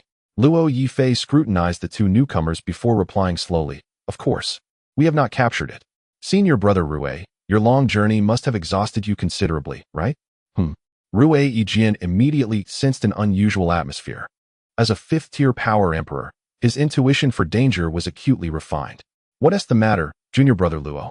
Are you intending to test my abilities? Rue Yijian retorted without hesitation. While I, Luo Yifei, may be arrogant, I am still self-aware. 70 years ago, I was defeated by you, Senior Brother. Now, it is likely that your prowess has surpassed that of the past. Why would I humiliate myself? Luo Yifei responded with an indifferent laugh. Then why did you attempt to probe my depths just now? Rue Yijian asked. I was merely too hasty. It was a thoughtless mistake. Please do not take it to heart, Senior Brother. How about this? I propose a friendly exchange of 3 punches. What do you say? Luo Yifei suggested. The 12 power emperors had already conferred, deciding that Luo Yifei would gauge Rue Yijian's strength. If he could withstand 3 of Rue Yijian's punches, it would demonstrate that the strength of One-Sword Gorge was mediocre, and with 12 against 5, their odds of victory would be significant. Rue Yijian fell silent, exchanging a glance with the Qinghua Saintess beside him. Both were unable to decipher Luo Yifei's intentions. Could it be that in this apocalyptic era, this old fellow seeks to stir trouble? Why not? Rue Yijian dismounted and walked step by step towards Luo Yifei. He understood that Luo Yifei sought to test his prowess, yet as the sovereign of the vast desert, he had no legitimate reason to decline. Otherwise, how could he maintain dominion over the Sword Gorge? How could he instill fear across the entire desert? As the formidable Rue Yijian approached with measured strides, Luo Yifei felt his breath quicken. He firmly planted his stance, fists clenched tightly. Rue Yijian hesitated for a moment, placing his hand upon the hilt of his sword. "Are you drawing your sword, senior brother Rue?" Luo Yifei quickly retracted his fists. The might of the Sword Gorge lay in its unparalleled swordsmanship. Should Rue Yijian draw his weapon, it would no longer be a contest, but rather a battle for survival. "You may also employ your weapon." Rue Yijian's brows arched slightly. He had resolved to deliver a memorable lesson to the residents of Birch City, to deter them from emerging, to vex him unprovoked. "Use my massive hammer." Changgu, after a moment's hesitation, relinquished his iron hammer to Luo Yifei. Luo Yifei knew he could not back down now. He took the colossal hammer and swung it through the air. This hammer, forged from fine iron, weighed over 3,000 pounds. Rue Yijian felt an ominous premonition. He glanced at Changgu and then at Lu Xiangtian, and in that instant, everything became clear. This motley crew dared to challenge my supremacy over the Sword Gorge at such a critical juncture? Why did they not dare to oppose me 800 years ago? It was precisely because, back then, the Sword Gorge had produced a prodigious talent. "Come forth." The long sword was drawn, akin to a rainbow sweeping across half the sky. Luo Yifei was taken aback, wielding his massive hammer with the ferocity of a tempest. The other powerhouses quickly retreated to a distance of 1,000 meters. With some even brandishing shields. Boom. A golden sun ascended majestically. The ocean erupted into a towering spray, transforming into a hailstorm that rained down from above. After a full 2 minutes, the golden sun finally extinguished, and the ice beneath the two masters was shattered, strewn with the carcasses of fish and shrimp over a wide expanse. Luo Yifei stood knee-deep in the ocean, the water in certain areas boiling from the earlier heat, turning into scalding steam. PFF. A mouthful of fresh blood erupted from Luo Yifei's lips. On the other side, Rue Yijian, sword in hand, exuded an air of effortless grace. This is the first strike, and now the second. Upon finishing, Rue Yijian swung his sword once more. Buzz. From his point of origin, the ice cracked open, and torrents of seawater surged skyward once again. Humph. Luo Yifei gritted his teeth and swung the hammer with great force. Boom. This time, there was no golden sun. The massive hammer and long sword collided in a close embrace. A sharp sound of metal tearing filled the air, piercing enough to ache the ears. Luo Yifei involuntarily staggered back a few steps, his hammer cleaved in two by the sword. Similarly, Rue Yijian's long sword was also severed into 2 pieces. PFF. Luo Yifei spat another mouthful of blood, his aura diminished by nearly half. Third strike. Rue Yijian raised his sword once more. "Wait, senior brother Rue. I concede. The Sword Gorge shall forever remain supreme." Luo Yifei hastily discarded the remnants of his hammer and knelt in the seawater. It was too late. Rue Yijian, unyielding, brought his sword down decisively. You go too far." Luo Yifei, however, was not to be underestimated. Drawing his curved blade with a quick motion, he clashed it against the long sword. Clang! The curved blade shattered into 2 pieces. The residual force of the long sword did not wane as it struck Luo Yifei's shoulder, causing a piercing cry to escape his lips. In an instant, an arm fell into the churning sea, instantly staining the waters crimson. Rue Yijian stood with his sword, coldly gazing at Luo Yifei. "So, Luo Shitty, how does my strength compare to that of 70 years ago?" he inquired with an indifferent tone. Gasping for breath, Luo Yifei's fierce gaze met Rue Yijian's. "I have long said that Yijian Gorge is the dominion of the Great Desert. Why must Lord Luo humiliate himself?" Just then, a figure darted forward, Green Xiangtian, wearing an expression of disdain as he regarded Luo Yifei. "You?" A sharp pain struck Luo Yifei's chest, and he coughed up blood once more. Other powerful figures appeared, with Elder Fu supporting Luo Yifei onto the ice. Elder Air retrieved the severed arm. "Lord, it seems it cannot be reattached," the elder remarked. "No, use the holy water." Quickly, while the arm is freshly severed. Does anyone still have holy water? Luo Yifei refused to accept becoming a cripple. I have some. At that moment, Saintess Qingyue approached, producing a vial of holy water from her bosom. Rue Yijian cast a glance at Qingyue. Though he disapproved of her actions, he recognized her position as the second-in-command of Yijian Gorge, rendering him reluctant to voice his objections. You are quite generous. Is the holy water reliable? Luo Yifei hesitated, concerned about the fate of his arm. Qingyue's expression turned frosty. Whether you want it or not is your choice. If you do not use the holy water to reattach your arm, it will freeze and lose all vitality. Her tone adopted a scolding air towards her junior. Thank you, Sister Qingyue. Luo Yifei responded, his tone softening. Qingyue tossed the holy water to him. He uncorked the vial and took a whiff. It bore a familiar scent to that of holy water from the past. Nodding at Elder Fu, he positioned the arm against the severed stump and poured the holy water over it. Instantly, flesh and blood surged at the severed edge, veins and muscles beginning to writhe. Can holy water truly have such an effect? Luo Yifei exclaimed with joy. After roughly 5 minutes, the potency of the holy water finally waned. It seemed to have reattached, yet something felt amiss. Luo Yifei attempted to lift his left arm. What is going on? He fumed. To his dismay, he realized the arm had been attached incorrectly. When he extended his left arm, a normal person would have their palm facing down, yet his palm faced upward. He bent his elbow, only to find it entirely wrong. The direction was reversed. You? Luo Yifei glared furiously at Elder Fu. I apologize, Luo Shixiao. I was too hasty and did not align it correctly. Elder Fu hastily offered his apology. Luo Yifei unleashed a continuous roar of frustration. Stop, Qingyue interjected, unable to bear his outburst. At a glance, it is clear that you have fallen under Ye Feng's influence. Greetings, Brother Luo. As a lord of the city, how could you engage in such foolishness? Chapter 923, Unveiling My Grievances. Have you not considered that if we from the One-Sword Gorge were to clash with you, who would stand to gain the most from a mutual destruction? Upon finishing her words, Qingyue cast her gaze over the 12 sovereigns present. The others averted their eyes, unable to meet her gaze. Let us proceed. I shall personally meet Ye Feng and discern the nature of his being. With that, Qingyue mounted her steed, traversing past several sovereigns, and gradually approached Ye Feng's luminous barrier. Within the castle of Hot Spring Island, a cacophony of sounds filled the air. At one moment, it resembled a multitude chanting in unison. At another, the roar of demons, and at yet another, the wrathful cry of deities. In the training chamber, Ye Feng radiated a brilliant golden light, enveloped by a fierce blaze. As the flames blazed, bolts of lightning intertwined, creating a formidable spectacle.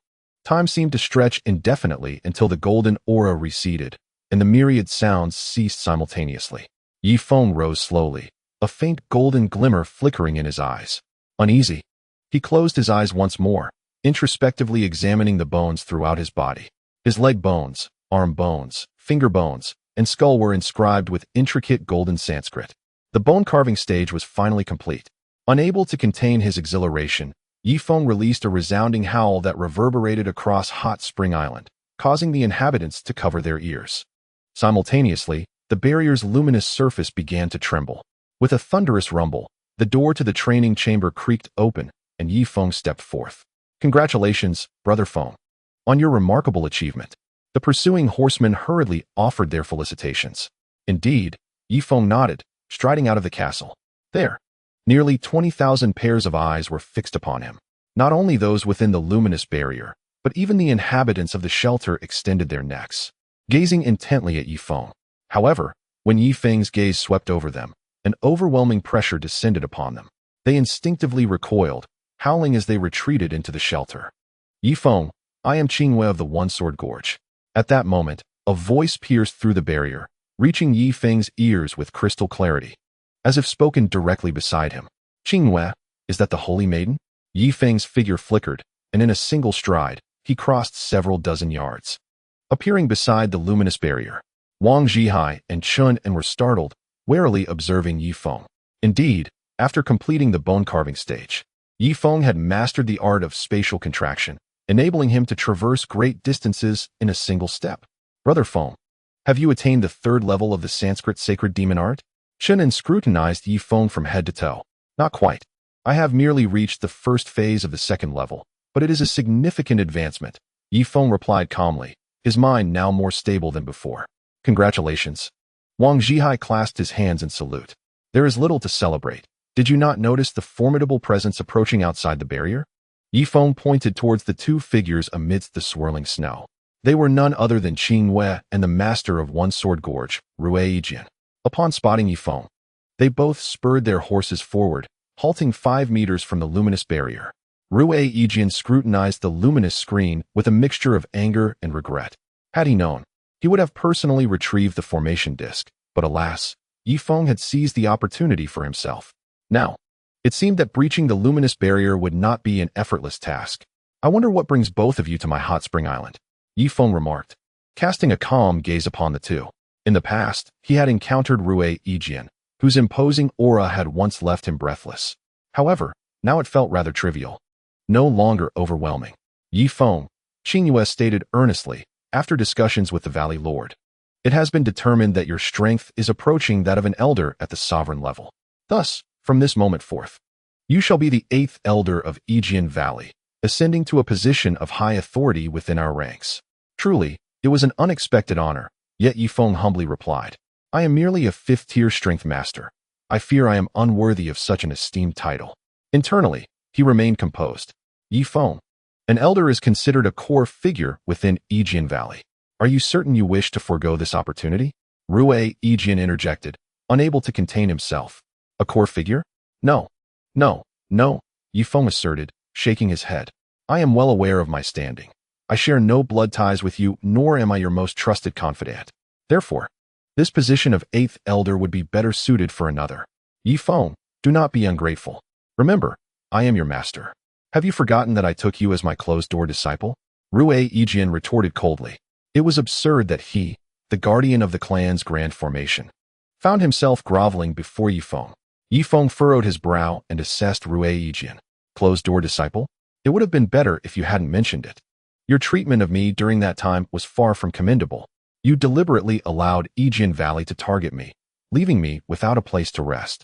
Were it not for my extraordinary perseverance, I might still be out in the cold.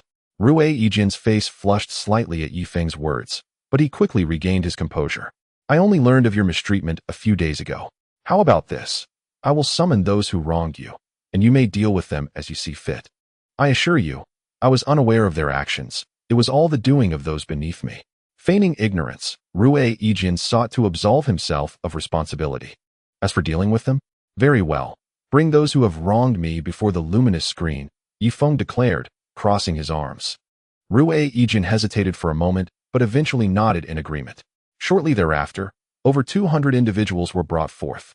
Among them were the heads of various establishments, their subordinates, some strength masters from Yijian Valley who had mocked Ye Feng, and a few sovereigns. A quick glance revealed that none were missing. All had been gathered. How could Rue Yijian claim ignorance when these were the very individuals he had sent to torment him, attempting to force this deserving individual from Yijian Valley? Yet, Ye Feng chose not to expose this duplicity.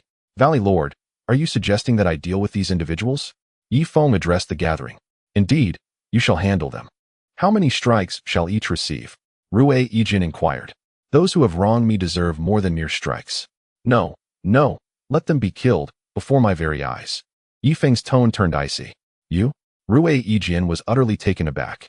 The 200 individuals kneeling on the ground shuddered in unison, casting fearful glances towards him. Having lived for an extended period in Yijian Gorge, they were acutely aware of Rue Yijian's true nature. In the presence of outsiders, he projected an image of nobility and grandeur, yet behind closed doors, they were all too familiar with the grotesque reality of his character. Do not let your rage lead to folly, Rue Yijian implored. Ye Feng, they have merely bullied and mocked you. Must you resort to total annihilation? My proposal is to administer 100 strikes with iron rods to each. Rest assured, I will ensure they are struck with utmost force, rendering them bedridden for 3 months. Absolutely not. They must perish, Ye Feng replied coldly. Only through their demise can I alleviate the hatred that festers within me. At that moment, Yu Jiao, Yi Xiaoqiao, and Bai Guoguo approached. In the past, they had been victims of the bullying inflicted by these 200 individuals, both overtly and covertly. Now, They savored the prospect of witnessing their adversaries suffer. Yijian glanced at the 200 subordinates before shifting his gaze to Ye Feng's luminous barrier. He had initially hoped to appeal to Ye Feng's emotions, but it appeared that tactic had failed. Ye Feng, I cannot allow the execution of these 200 individuals. I demand that you lower the barrier and permit entry for the people of Yijian Gorge.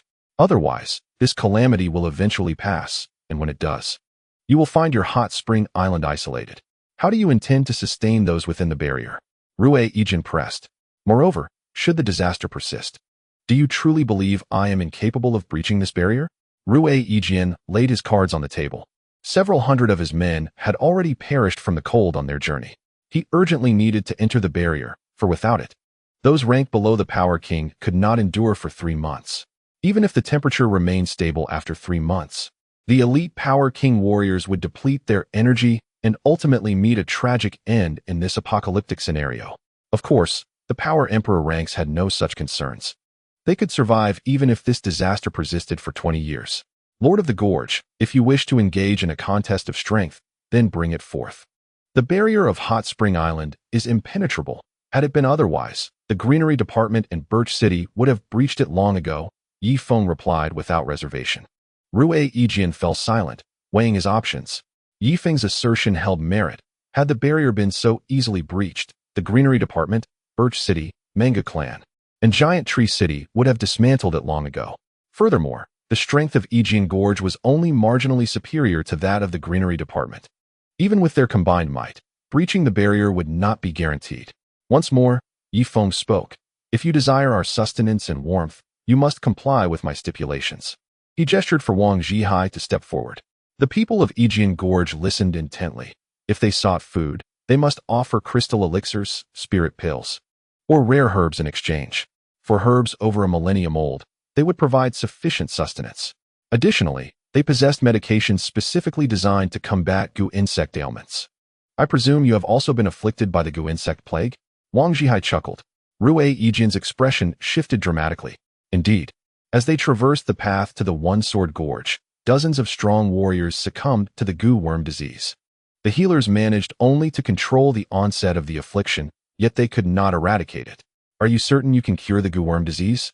One of Yijian's descendants has also fallen victim to this malady, and he is the one Yijian cherishes most, potentially destined to become a genius akin to Tian. You may inquire with the people of Birch Tree City. They are aware of the efficacy of my deworming medicine. Wang Zhihai stated flatly. You? Yijian was about to speak, but Ye Feng gestured for silence. Enough. I tire of this idle chatter. When you next seek me out, refrain from such trivialities. Simply bring something to exchange for the deworming medicine or food. As for small talk, it is entirely unnecessary. With that, Ye Feng disregarded the two and strode purposefully towards the castle. He needed to return and solidify his mastery of the sacred demon technique. Upon reaching the castle, Ye Feng suddenly halted, his form becoming utterly still. Before his eyes, visions of deserts, forests, oases, and battlegrounds of Azura flickered in and out. This is bad. The heart demon. Ye Feng felt a weight in his chest, suppressing the energy fluctuations to their lowest ebb. Yet, the illusion persisted for a full 10 minutes before it finally dissipated. He opened his eyes, glancing around in terror, fearing that the castle itself might be an illusion. This is dire. The heart demon grows increasingly formidable. I have yet to engage in combat, and if I were to fight, would I not succumb to the heart demon's illusion with a single strike? Ye Feng's expression darkened, resembling the bottom of a pot. At that moment, his gaze shifted towards the staircase leading to the basement of the castle.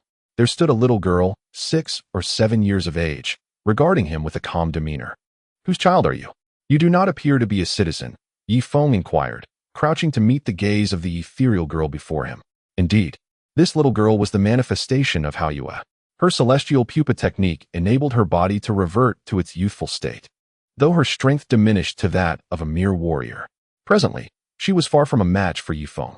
The reason she had fled to the basement was that no one was stoking the boiler down below, making it the most secluded spot on the entire hot spring island. She intended to spend a month there, allowing her body to return to its normal size. By then, her strength would ascend back to the 5th tier of the warrior emperor. However, just as she reached the foot of the stairs, she spotted Ye Feng, motionless, his gaze fixed intently upon her. She feared that he had discerned her peculiarity. In truth, Ye Feng had been momentarily seized by the heart demon, rendering him immobile. Will you not speak? Are you mute? Ye Feng scooped up Hao Yue, who weighed scarcely 30 pounds, as light as a kitten. Her cheeks flushed, despite having lived for millennia. It was her first experience being held by a man. This sensation was indescribable. Have you soiled yourself? Ye Feng's expression shifted as he slowly extended his hand towards Hao Yue's waistband. No. Hao Yue finally spoke, pressing her small hand against his to prevent any untoward exposure. At such a tender age, she is already aware of shyness. What is there to fear? I am even older than your father. Without further ado, Ye Feng unceremoniously removed her little trousers. Hao Yue bit her lip tightly, her calm eyes shimmering with tears, as though on the verge of crying. For the first time, a man. You're not truly mute, are you? Never mind. I shall carry you to find your guardians. With that, Ye Feng lifted her once more and strode toward the castle exit. The island of hot springs has its rules. Non-citizens are not permitted to enter the castle without a guarantor. Just as they stepped outside, Ding Tuanshuan and Jin Yimei rushed over, catching sight of little Hao Yue in Ye Feng's arms. What? The two women were momentarily taken aback. What do you think of her? Ye Feng frowned. Well, the situation is this. She lives in the dock area and lost her parents at a young age. I felt pity for her last time, so I brought her back to the castle. I intended to inform you when I had the chance, Ding Tuanshuan said anxiously. It's all right. It merely proves you are a kind-hearted person. In a few days, I shall personally adopt her as my goddaughter, and at that time, I will grant her a recommendation position, Ye Feng replied. A goddaughter is not a direct relative, thus requiring a vote from all citizens to attain citizenship. Chapter 925. The matter is not so simple, however. If she were a wife or a direct descendant, she could immediately become a citizen. That is wonderful. I was worried you might blame me, Ding Tuanshuan laughed. She had just lied. Had she revealed that the little girl was rescued from beyond the light screen, Ye Feng might have sent her back. The treatment of those outside the light screen is vastly different from those within, and Ye Feng harbors distrust toward outsiders. At that moment, Chasing Horse approached. Brother Feng, today is the monthly Citizens Voting Assembly. It is about to commence in the Hot Spring Square. Oh, how many individuals received citizenship recommendations this month? Ye Feng inquired with a smile. 74 individuals. So few? The director Wang stated that the number of citizens on the island of Hot Springs must be maintained at a certain level and cannot be excessive. Very well, then. Let us go and give my goddaughter a tour of the Hot Spring Island system. With that, Ye Feng carried Hao Yue to the Hot Spring Square. At this moment, the square was teeming with people. The Citizens Voting Assembly is the right of all citizens, and they certainly cannot fall behind when exercising their rights. Ye Feng, like an ordinary person, sat among the crowd. Only the host and those being recommended stood on the stage. As soon as Ye Feng sat down, Duoyan Hina also pulled little Yexing to sit beside him. Who is this? Duoyan Hina watched Hao Yue with suspicion. She is my newly acquired goddaughter. Henceforth, you shall be her godmother. Ye Feng smiled. Goddaughter? Duoyan Hina's expression turned serious as she scrutinized Hao Yue from head to toe. As a master of witchcraft, she sensed traces of sorcery within this young girl. It was evident that her family background was not ordinary. In their world, only nobles could master witchcraft. As Hao Yue and Duoyan Hina's gazes met, an inexplicable sense of unease stirred within them. The woman's gaze was chillingly calm, as if she possessed the ability to perceive the very essence of all things, despite being an ancient creature who had endured for millennia. In her presence, he felt as vulnerable as one stripped bare. What? You do not admire her? Ye Feng's expression shifted dramatically. This little girl was endowed with remarkable spirit. What could Duoyan Hina possibly fear? Could it be? Ye Feng chuckled silently to himself. Rest assured, Hina, my acknowledgement of her as my goddaughter is solely to provide little Yi Xing with companionship for future play. My affection for Yi Xing shall not wane in the slightest. Ye Feng remarked with a smile. No, you are overthinking it. Never mind.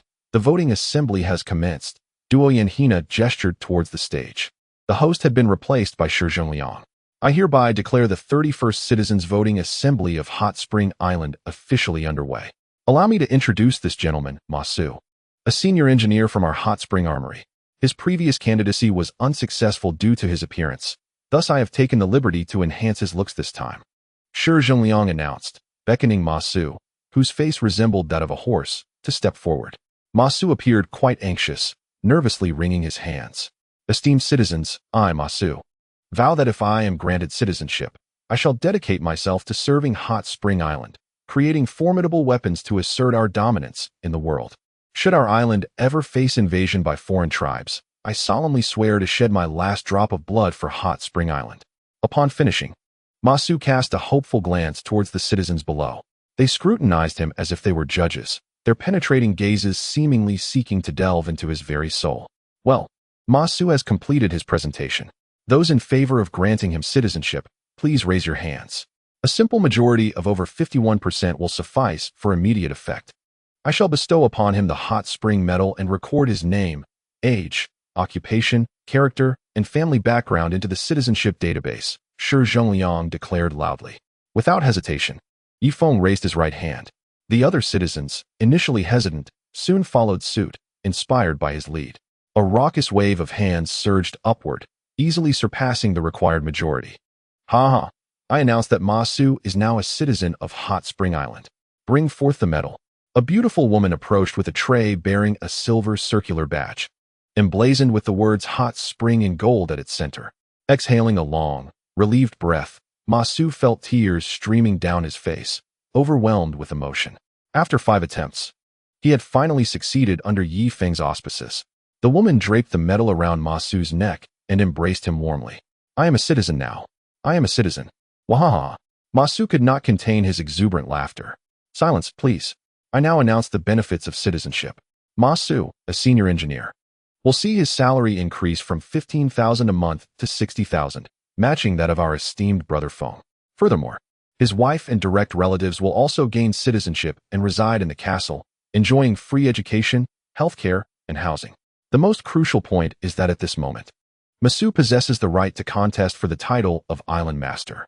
Naturally, as a citizen, when Hot Spring Island faces peril, Masu is also obliged to sacrifice himself for the island.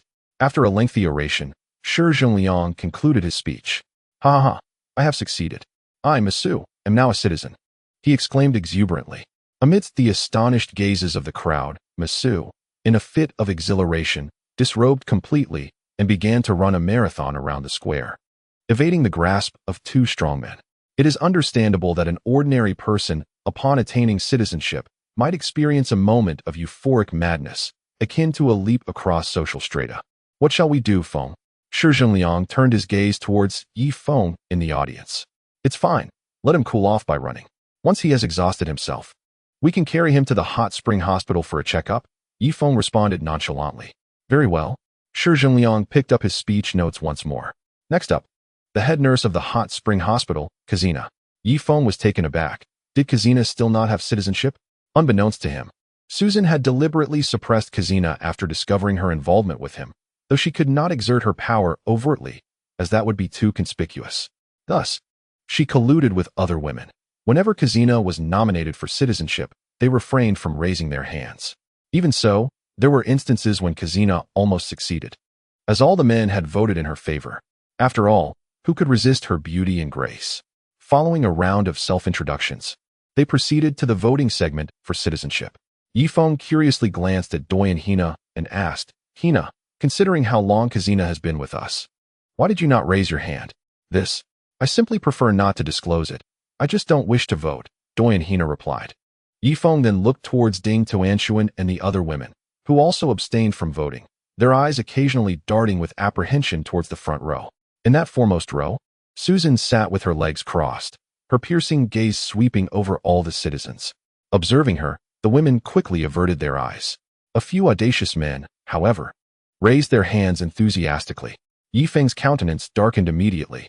The citizens' voting rights were their final bastion of privilege, and it was evident that Susan had employed some underhanded tactics to manipulate these individuals. Yet, matters must be substantiated with evidence. Ye Feng resolved to gather sufficient proof before seeking the dismissal of Susan's secretary. Otherwise, the flawless society he had painstakingly constructed would inevitably collapse. In his arms, Hao Yue gazed in astonishment at the unfolding scene on Hot Spring Island. She had never imagined that becoming a citizen of the island would require the approval of so many others. Wasn't it merely a matter of the island master's decree? In her own department, a single word from her could determine who belonged and who did not, and she could even dictate the fate of all beneath the Strength King. Yet, on Hot Spring Island, the dynamics were entirely different. She had initially thought that with Ye Feng's capabilities, he would undoubtedly be a decisive figure on the island, wielding absolute authority. It now appears that I was entirely mistaken. Ye Feng, who exudes an air of dominance in the outside world, becomes as docile as a lamb upon returning home to Hot Spring Island, his status elevated only slightly above that of an ordinary individual. At this moment, Chui Ma rushed in, his expression fraught with anxiety. "Brother Feng, it's terrible. Sister Chushua has committed murder," he exclaimed. "Really? Was it a citizen or someone from outside?" Ye Feng inquired, his own tension palpable. "A citizen," Chui Ma replied, lowering his gaze. With a heavy sigh, Ye Feng lamented, Let us proceed to the hot spring court and summon the high-ranking officials." Upon uttering these words, he cradled the child Haoyue and made his way toward the court. Upon arriving, he entrusted little Haoyue to Ding Tuanshuan and assumed the role of judge himself. Haoyue looked on in confusion, her eyes darting with uncertainty. "Bring forth the defendant." By Chushua, Ye Feng commanded loudly. Before long, Chui Ma and another guard escorted by Chushua, shackling her to the defendant's stand with iron chains. She gazed intently at Ye Feng, hoping to find compassion reflected in his eyes, for they shared a joyful past. "Bring in the plaintiff," Ye Feng instructed, and soon after, a woman was brought in, none other than the slain man's lawful wife. Ding Tuanshuan, holding Haoyue, conferred quietly with Jin Yamai. "What shall we do?" According to the laws of Hot Spring Island, even if Sister Chushua is a high-ranking official, she may face a sentence of over 100 years, she pondered. Surely not. It is rumored that Bai Chushua and Brother Feng had a romantic entanglement. He cannot be so cold-hearted as to take action against an old flame, Jin Yamai responded. "I fear that is not the case. My elder brother Yi places the laws of Hot Spring Island above all else." Ding Tuanshuan shook her head. Having been among the first to follow Ye Feng, she understood his character and ideals well. He aspired to create a society of absolute fairness and complete judicial integrity. Even towards an old lover, he would show no mercy. Haoyue listened in bewilderment. If the murderer were the island master's woman, would not a single word from Ye Feng exonerate her? In our greenery faction, an elder's woman slaughtered an entire village, yet she returned unscathed due to the elder's word. However, on Hot Spring Island, matters were far more complex. Chapter 926. Almost forgotten I ask you, by Chushua, did you commit murder? Ye Feng pressed. I did kill, but I did not err, Bai Chushua obstinately maintained. How outrageous. You have taken a life, and yet you speak so defiantly. Did he provoke you? Ye Feng queried again, fully aware of Bai Chushua's character, knowing she would not kill without cause. He did not provoke me. He merely uttered a single sentence. Bai Chushua replied, "That is intolerable. You have killed a citizen. On Hot Spring Island, we have our own regulations. Should you harm someone from outside, even if you were to kill 100,000, I would not punish you. But to murder one of our own, I'm afraid that is unacceptable, especially for merely a few words." Ye Feng furrowed his brow, contemplating how to determine Bai Chushua's sentence. The island of Hot Springs does not impose the death penalty. However, given the egregious circumstances surrounding Bai Chushua, it is likely that she would face a minimum of 30 years of imprisonment. Strictly speaking, the prison on the island does not impose excessive restrictions on inmates. Each month, they are allowed to step outside for some fresh air, and there are 2 hours of outdoor time every afternoon. Nonetheless, they must adhere to the rules regarding meal times and sleep. Ye Feng, do you wish to hear what he said? Bai Chushua suddenly lifted her gaze, locking eyes with Ye Feng. What did he say? Ye Feng felt a growing sense of foreboding. Bai Chushua's eyes gradually swept over Duoyen, Hina, Susan, and Su Yun, finally resting on Ye Feng's face. Are you sure you want to hear it? Of course, just tell me, Ye Feng replied, bracing himself, having gleaned some understanding of what was coming. He said, I am your toilet. When you need me, come find me. When you do not, just kick me aside. Now, I have no status, and no man wants me. What am I to do in the future? Bai Chushua's voice crescendoed to a near roar by the end. Ye Feng protested, you are a free woman, the vice president of the Hot Springs Hospital, and you are stunningly beautiful. How could it be that no man desires you? His face flushed with embarrassment. A free woman? Bai Chushua retorted sharply. Ye Feng, are you still living in a dream? Ask yourself, which man on this island would dare to approach a woman you have been with? Her eyes glimmered with hysteria. Despite Ye Feng's efforts to create an environment of freedom and fairness, some individuals have been so deeply conditioned that they see it differently. They believe that if they were to pursue a woman Ye Feng has been involved with, he would surely retaliate against them, even if Ye Feng did not take action. What about Chen An, Tungu, Chen Libin, Heart? These men are staunch, loyal followers of Ye Feng. How could they allow their leader's woman to be claimed by another? It is feared that those who dare express their affections might find themselves dragged into a dark room for a beating. I, Ye Feng, declare that any single man on the island is free to pursue by Chushua. Ye Feng raised his right hand. However, when he turned to look, all the men had lowered their heads, resembling defeated roosters. Hey, are you all so cowardly? Ye Feng called out. Chen An, aren't you usually quite bold? Go for it. He directed his gaze toward Chen and brother Feng. I mostly joke around. Your woman? I fear my number 6 screw might not fit her number 8 knot. Chen An replied with a mournful expression. Laughter erupted in short bursts, predominantly from the more civilized members of society present. Indeed, I almost forgot that point. It seems that the women I wish to pursue are not compatible with anyone else. Ye Feng mused. This poses a dilemma. With so many old flames on the island, it would be unreasonable to expect them to remain single for life. So, what to do? It is well known that I, Ye Feng, am a man of integrity, devoted to one woman. Having two already presents its challenges. It is impossible to expect me to juggle 10 or 8 at once. Ye Feng suddenly felt a headache coming on. Unexpectedly, how you could not suppress a chuckle. For reasons unknown, despite being in a courtroom, the ambience of Hot Spring Island was remarkably relaxed, prompting her to smile genuinely for the first time. Just then, the plaintiff abruptly leaped to her feet. This is a trial against her. Where are you all heading with this? She exclaimed. Oh dear. My late husband is destined to find no justice on Hot Spring Island. Woe is me. The woman wailed dramatically. Very well. I hereby declare by Chushua guilty of intentional homicide. However, since your husband initiated the provocation, I shall render a lenient sentence of 100 years in prison, with a 20-year reprieve. What do you think? Ye Feng inquired of Wang Zhihai beside him. Whatever you like, Feng Gu. It matters not to me. Wang Zhihai shrugged nonchalantly. Ultimately, the trial concluded amidst the absurd atmosphere, and Bai Chushua was stripped of her citizenship medal of Hot Spring Island, escorted to her own quarters. The island's jails were insufficient, and she could only be detained in her private room. Feng Gu, why not amend the law? If a man truly loves, he should be allowed to marry countless wives. This would resolve your dilemma, wouldn't it? Wang Zhihai suggested, presenting a rather questionable idea. Wang Zhihai, think before you speak. If a man can marry numerous women, what becomes of the lower-tier males? They may struggle to secure even one wife. Over time, Hot Spring Island would devolve into a few prominent families, jeopardizing genetic diversity. Do you comprehend? Furthermore, while you feign concern for me, I suspect it is your own interest you are prioritizing, Ye Feng remarked, aware that Wang Zhihai had already taken 7 wives. The laws of Hot Spring Island permitted a man to marry a maximum of 7 women throughout his life. Anything beyond that was deemed bigamy. All right. By the way, Feng Gu, I have good news. We have gathered a substantial amount of materials, and I believe we are close to assembling the ingredients for the holy water and soul pill. When you have time, let New Duo take stock to see if we have everything we need. Wang Zhihai provided another piece of encouraging news. Ye Feng felt relief wash over him, as he had been troubled by his inner demons. Thus, he strode purposefully toward the Hot Spring Hospital.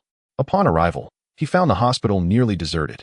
Citizens of Hot Spring Island receive crystal pills 3 times a week, working merely 4 hours a day, resulting in robust health and an absence of illness.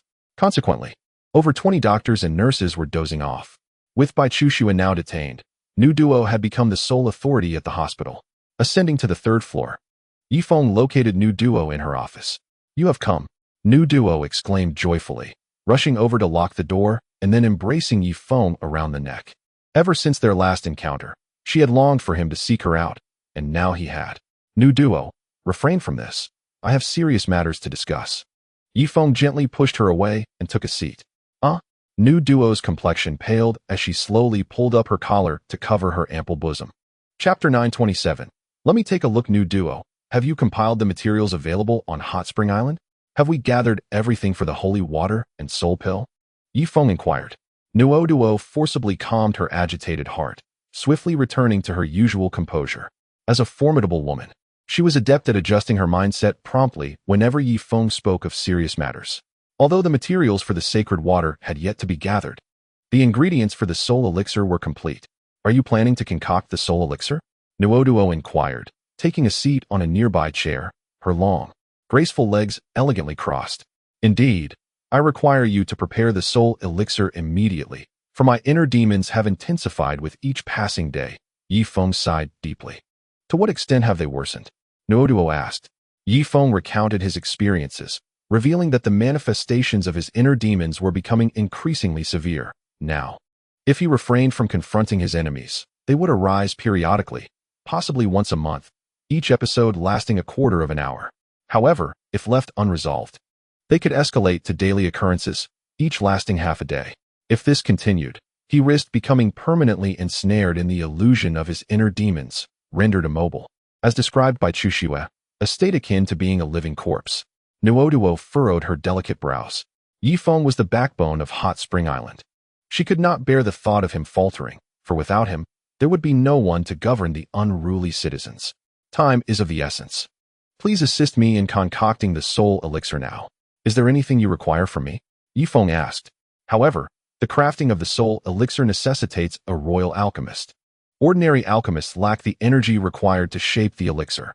Furthermore, even a royal alchemist cannot guarantee success with every attempt. And the materials we have gathered allow for only 3 trials, Nuoduo explained. Ye Feng was taken aback.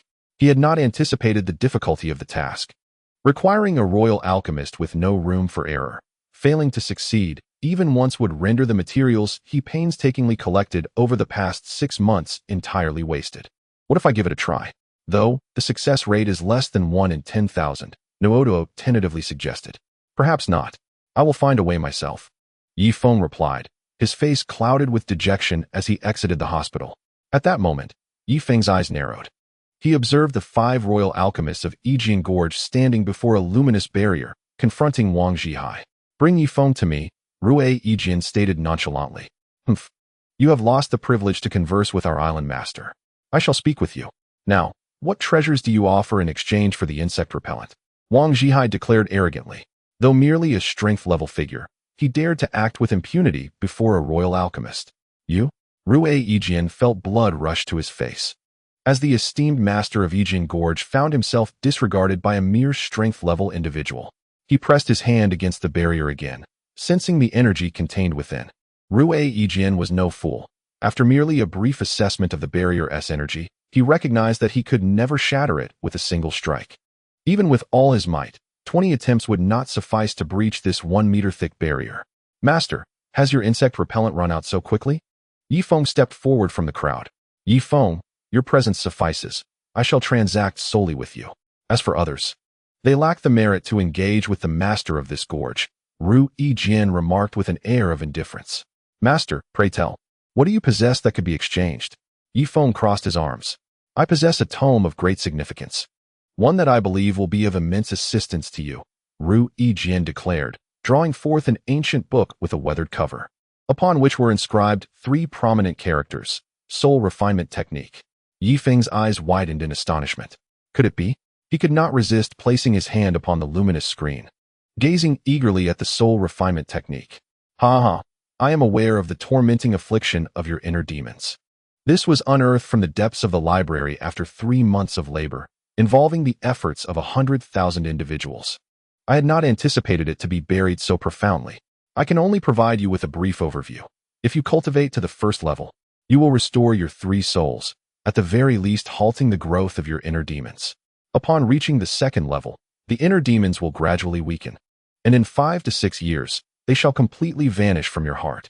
Attaining the 3rd level ensures that you will be untroubled by these demons until you reach the true martial realm. At the 4th level, your spirit will become extraordinarily potent. With a robust foundation, even if gravely injured, given time, you shall recover swiftly. As for the 5th level, I refrain from revealing further details. How many pest-repelling elixirs do you reckon this soul refinement technique could procure? Rue Yijian was astute enough not to demand excessively, knowing full well that Ye Feng lacked the intellect to activate the grand formation.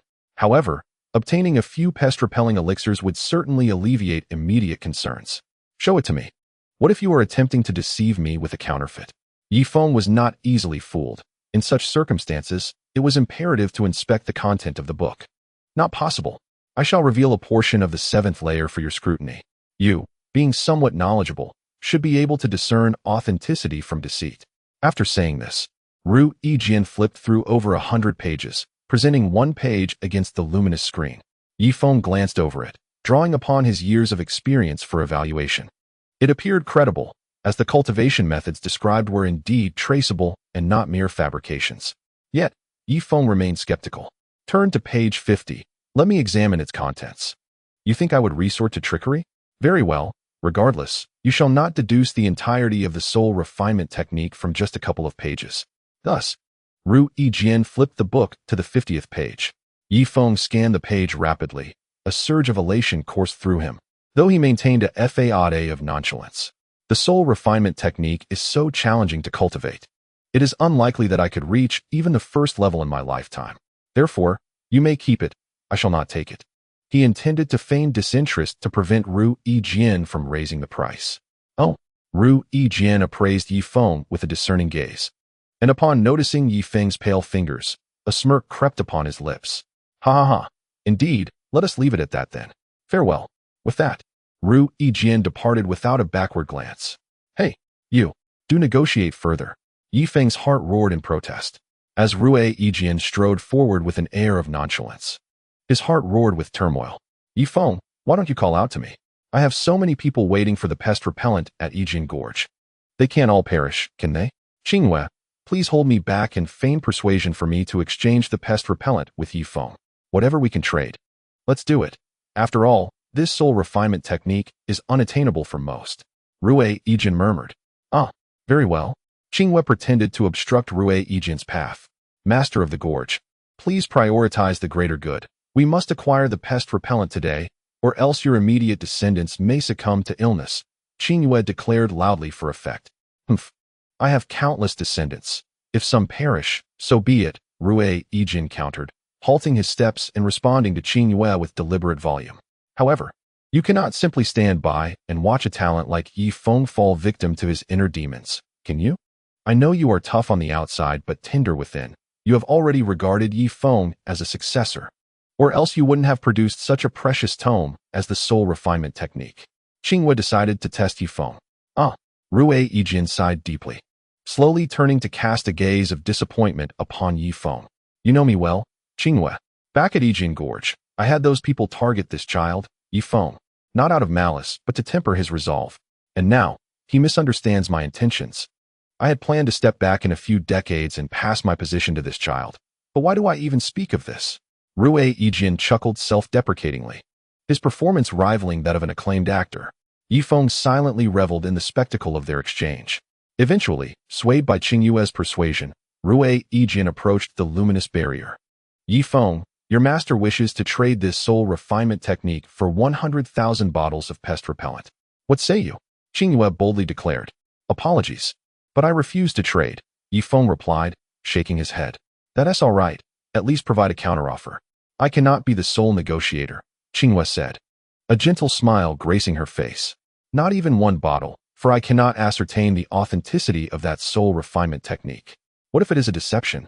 I, Ye Feng, am not easily fooled, he asserted with unwavering conviction, now holding the reins of negotiation. How outrageous. Ye Feng, do not go too far. This is Qingyue Saintis we are discussing. Have you not heard of the legendary feats of her master brother? Yijian could no longer maintain his facade. So what if I have heard of him? So what if I have not? Here is my offer. I am willing to provide 500 bottles of pest repellent on one condition. You must give me the soul refinement technique and assist me with the task. Once completed, I shall bestow upon you an additional 500 bottles. Ye Feng finally revealed his intent. Very well, speak, Yijian, confident in his cunning. Realized that in this icy expanse, he could not outlast Ye Feng. He merely yearned to conclude the transaction swiftly and return to warmth. Are there any alchemists among your ranks? Ye Feng inquired. Yijian and Qingyue exchanged glances, both recognizing the crux of the matter instantly. Surely, you have gathered the materials for the soul pill, haven't you? Qingyue inquired softly. Indeed, I have collected the materials, totaling 10 portions. However, you have yet to respond to my previous statement, Ye Feng replied calmly. Congratulations on your correct guess, Saintis.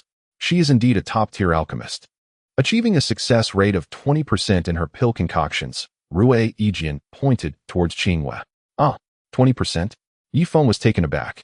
In truth, he possessed only 3 portions of the soul pill materials. If Qinghua's success rate was merely 20%, it meant that with 10 portions, she could only succeed twice. What is the matter? Do you find 20% insufficient? It is known that many alchemists may not achieve even a single success in 10 attempts. It is quite common to succeed once in 100 tries, Rue Yijian hurriedly elucidated, fearing Ye Feng might not comprehend the challenges of alchemy. I would like to inquire. What constitutes a successful pill? And what defines a failed pill? Ye Feng pressed further. A pill is considered successful if its purity reaches 60%. Conversely, if the purity falls below 60% and contains too many impurities, it is harmful rather than beneficial when consumed. However, in the case of the soul pill, the purity must be ensured at a minimum of 70%, as the matter of the heart demon is not to be trifled with. Thus, a higher standard is required. Qinghua explained. I see. In that case, feel free to proceed with the concoction. Even if the outcome is a failed pill, I shall accept it, Ye Feng stated. You wish to consume a failed pill? Qinghua regarded Ye Feng with suspicion, as though he were a complete fool. Consuming a failed pill would not only fail to alleviate the heart demon, but could potentially exacerbate it. That is of no concern to you. I will reclaim the failed pills regardless. Zhihai, go fetch the materials for the soul pill with a cart, and also bring 500 bottles of pest control medicine. Ye Feng commanded. Understood. Wang Zhihai promptly ran off to complete the task. Saintess Qinghua, once you have successfully concocted the pills, I shall provide you with 500 bottles of herbal medicine. As for the initial 500 bottles, consider them a deposit, Ye Feng said courteously. Before long, Wang Zhihai returned with dozens of individuals, bringing 3 carts laden with materials. Even Ye Feng was astonished. These materials weighed at least over a ton, yet could only yield 3 batches of soul pills. It appeared that the soul pill was indeed complex. Simultaneously, Wang Zhihai had prepared 5 burlap sacks filled with inexpensive pest control medicine. The fusion of civilization and barbarism had made pest control medicine readily available. It merely required the combination of several elements, supplemented with some crystal essence, an exceedingly simple process. Regrettably, this is the nature of intellectual property. Should that group of outsiders attempt to study it, they would take an eternity to discern what the elements truly are. Bring forth the soul concoction technique. The great formation opened a fist-sized aperture. Here you go. Remember, do not attempt any tricks, or you will truly invoke my wrath. Rue Yijian gritted his teeth, forcing the soul concoction technique through the opening. Ye Feng received the soul concoction technique and began to peruse the initial layers. So it is like this? Ye Feng's expression abruptly darkened. How much longer must you take? Hurry and pass me the pest control medicine. Rue Yijian's eyes twitched. Being outmaneuvered by Ye Feng in front of so many people would surely tarnish his reputation. Here you are. Immediately, 5 sacks were hurled out of the grand formation, accompanied by 3 carts filled with materials for crafting soul elixirs. Qinghua, I appreciate your hard work. Please ensure the soul elixirs are produced, Ye Feng stated gravely. You promised that upon the successful creation of the soul elixirs, you would provide us with 500 vials of insect repellent. As long as you uphold your end of the bargain, I shall honor mine. My clan, Yijian, is a prestigious lineage with its own principles, Qinghua replied calmly. Ye Feng suppressed a cold smirk within, but bowed respectfully. Both parties then dispersed. Upon returning, Rue Yijian promptly distributed the insect repellent to direct descendants and other direct lines of the Li Huang clan, excluding the ordinary warriors. After receiving the soul refinement technique, Ye Feng retreated to his cultivation chamber, instructing Zhue Ma to guard the entrance and permit no one to enter. Understood, Zhue Ma nodded, resolutely stationed at the door, his sharp gaze scanning the surroundings like a beast poised to pounce. In that moment, even if his father arrived, he would not hesitate to strike. Ye Feng settled into a meditative position and opened the first chapter of the soul refinement technique. The illustration depicted a figure forming a peculiar hand seal with 5 fingers. Mimicking the movements, Ye Feng began to perform the intricate gestures within the confines of his cultivation chamber. After several hundred variations, he finally sensed an unusual energy being drawn from within. This was not merely energy, it was soul power. Ye Feng's heart surged with elation. After completing one hand seal, he transitioned to another, grasping a level 25 crystal elixir. In an instant, the elixir was completely absorbed, while a certain elemental force from the heavens was summoned to him. Ye Feng endeavored to integrate these elements into his being, yet each time he fell just short, the elements dissipating into the air. It appeared that a single level 25 crystal elixir was insufficient. His energy lacked the capacity to amalgamate the elements at once. Contemplating this, Ye Feng consumed 3 more level 25 crystal elixirs and resumed forming hand seals. The energy from these elixirs quickly dissipated into the atmosphere, seemingly enticing some elemental force. After much effort, Ye Feng faced yet another failure. This is disastrous. Why is it not working? Ye Feng exclaimed in frustration, beads of sweat forming on his brow as he reviewed the soul refinement technique from beginning to end, and then again in reverse. Yet, he found no solution. Could it be that the ancient language differed in interpretation from the modern tongue? In a moment of inspiration, Ye Feng seized a crystal elixir. With a decisive crunch, he bit into it, swallowing it whole. His current dental strength rivaled that of steel, allowing him to easily crush the elixir. Yet, this too proved futile. Forget it. I shall exit my seclusion, Ye Feng sighed, emerging after merely 3 hours, leaving Jue Ma bewildered. What are you staring at? You may clock out. I need to return home to accompany my wife, Ye Feng declared, striding towards Duoyan Hina's chamber. After an intimate encounter, Ye Feng embraced Duoyan Hina. Their bodies entwined beneath the covers, intimately close, more fluid than ever before. As of now, Duoyan Hina has wholeheartedly fallen in love with Ye Feng. Ah Feng, were you uncomfortable just now? Duoyan Hina inquired softly. Not at all, I'm quite at ease. You are the most beautiful, and being with you brings me immense joy. Ye Feng replied, forcing a faint smile. Then why the furrowed brow? Duoyan Hina traced her finger in playful patterns on Ye Feng's chest. It's still about the inner demons. Although I have acquired the soul refining technique, I have serious doubts about its authenticity. Ye Feng candidly shared his cultivation experiences with Duoyan Hina. Is that what troubles you? If those crystal pills cannot harness the elements in the air, perhaps you should experiment with crystals of a different attribute. Everything in nature possesses attributes. For instance, bamboo corresponds to water, earthworms to soil, and humans also have attributes. I cannot perceive yours. It seems absent from the 5 elements, which may be the primary reason for your incomplete soul. The 5 elemental forces of nature are unable to replenish your body, Duoyan Hina stated solemnly. My dear, you possess such vast knowledge. I feel as though marrying you has granted me a fortune of 8 lifetimes, Ye Feng remarked, then playfully kissed her delicate neck. Ah Feng, please be serious. This matter regarding your inner demons cannot be taken lightly. Duoyan Hina gently pushed him away. She was not an ordinary woman. She could discern the gravity of matters. All right, my love, I shall heed your counsel, Ye Feng said, placing Duoyan Hina on his abdomen. You might consider trying other attributes of crystal pills, such as lightning, wind, or a combination of both, to see if you can draw the elements into your body. It seems that is the only course of action. Fortunately, the crystal pills on my hot spring island are abundant, with hundreds of pounds arriving daily, as they trade crystal pills for food and pest remedies. Ye Feng chuckled heartily. Well then, it is getting late. Let us retire for the night. Duoyan Hina tenderly extinguished the lamp. The hot spring electric plant had successfully developed its first batch of electric lights. After all, with tungsten steel already available, it was quite reasonable to produce tungsten filaments for the lamps. The only challenge was that they had yet to create glass, currently substituting with crystal covers. Even so, the illumination was far superior to that of torches, which emitted copious amounts of fumes, degrading air quality. Early the next morning, Ye Feng arrived promptly at the hot spring bank, accompanied by Nua Duo. Jihai, open the vault, he commanded. As you wish, Jihai replied. The iron door of the vault slowly lifted, and 16 skilled individuals stepped forward to secure the entrance.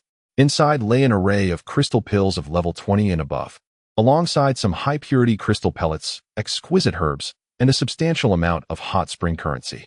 Ye Feng approached the iron shelves and pointed at the crystal pills. Nua Duo, you were once a renowned pharmacist. Please assist me in classifying these crystal pills by their attributes, gold, wood, water, fire, and earth, and affix labels accordingly, Ye Feng instructed. In the realm of elemental attributes, I possess the ability to discern them. However, the world encompasses more than merely the 5 elements. One could assert that the 5 elements account for 95% of existence, while the remaining 5% remains beyond my comprehension. as I have never encountered those rare attributes embodied in crystal elixirs. Initially, Induo was astounded by the wealth contained within the treasury. She had not anticipated such a substantial reserve on Hot Spring Island. Do not worry. Take your time with the classification. It is of no consequence if it takes a while, but remember, do not affix labels haphazardly. Otherwise, the inner demons may claim my life, Ye Feng stated earnestly. Rest assured, for your sake and for Hot Spring Island, I shall not act carelessly, Induo replied, promptly commencing the categorization of various crystal elixirs. The earthy scent suggested that these were crystal elixirs derived from swine-like sand beasts, belonging to the earth element.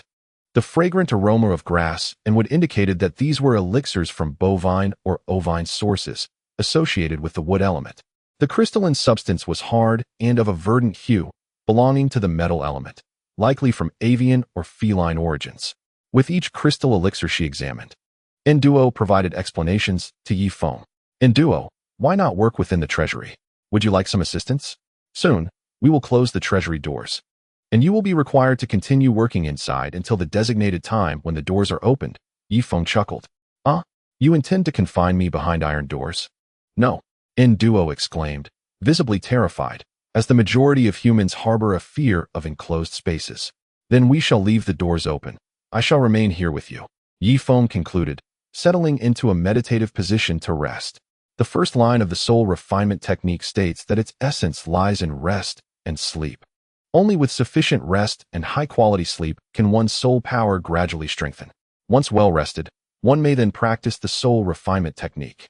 In the basement of the Sun City Castle on Hot Spring Island, Chapter 930, such fortune eludes me. How you sat beside two colossal boilers. In the next moment, she formed a mystical gesture with her hands, reciting an incantation. The system of Hot Spring Island had indeed left a profound impact on her. However, as the leader of a formidable clan, she could not be easily swayed. Regardless, she was determined to dismantle Ye Feng's grand formation, ensuring her greenery clan could seek refuge within the protective barrier. As for whether to eradicate the inhabitants of Hot Spring Island post-dismantling, her heart was heavy with conflict. Even if she intended to spare Hot Spring Island, the other prominent clans would undoubtedly oppose her, leading to a complete annihilation of the island's populace. A faint white aura enveloped her form, and within this luminescence, her youthful visage swiftly transformed, aging from 7 to 8 years in the blink of an eye. At that moment, she sensed a change and ceased her incantation, directing her gaze toward the depths of the boiler room. When the celestial pupa divine art activated, her hearing became extraordinarily acute, enabling her to detect the most subtle of sounds. How you rose to her feet, advancing to the rear of the boiler, where she scrutinized the ground. Suddenly, she unleashed a powerful punch, creating a deep pit in the floor. To her astonishment, within the pit lay a green iron plate.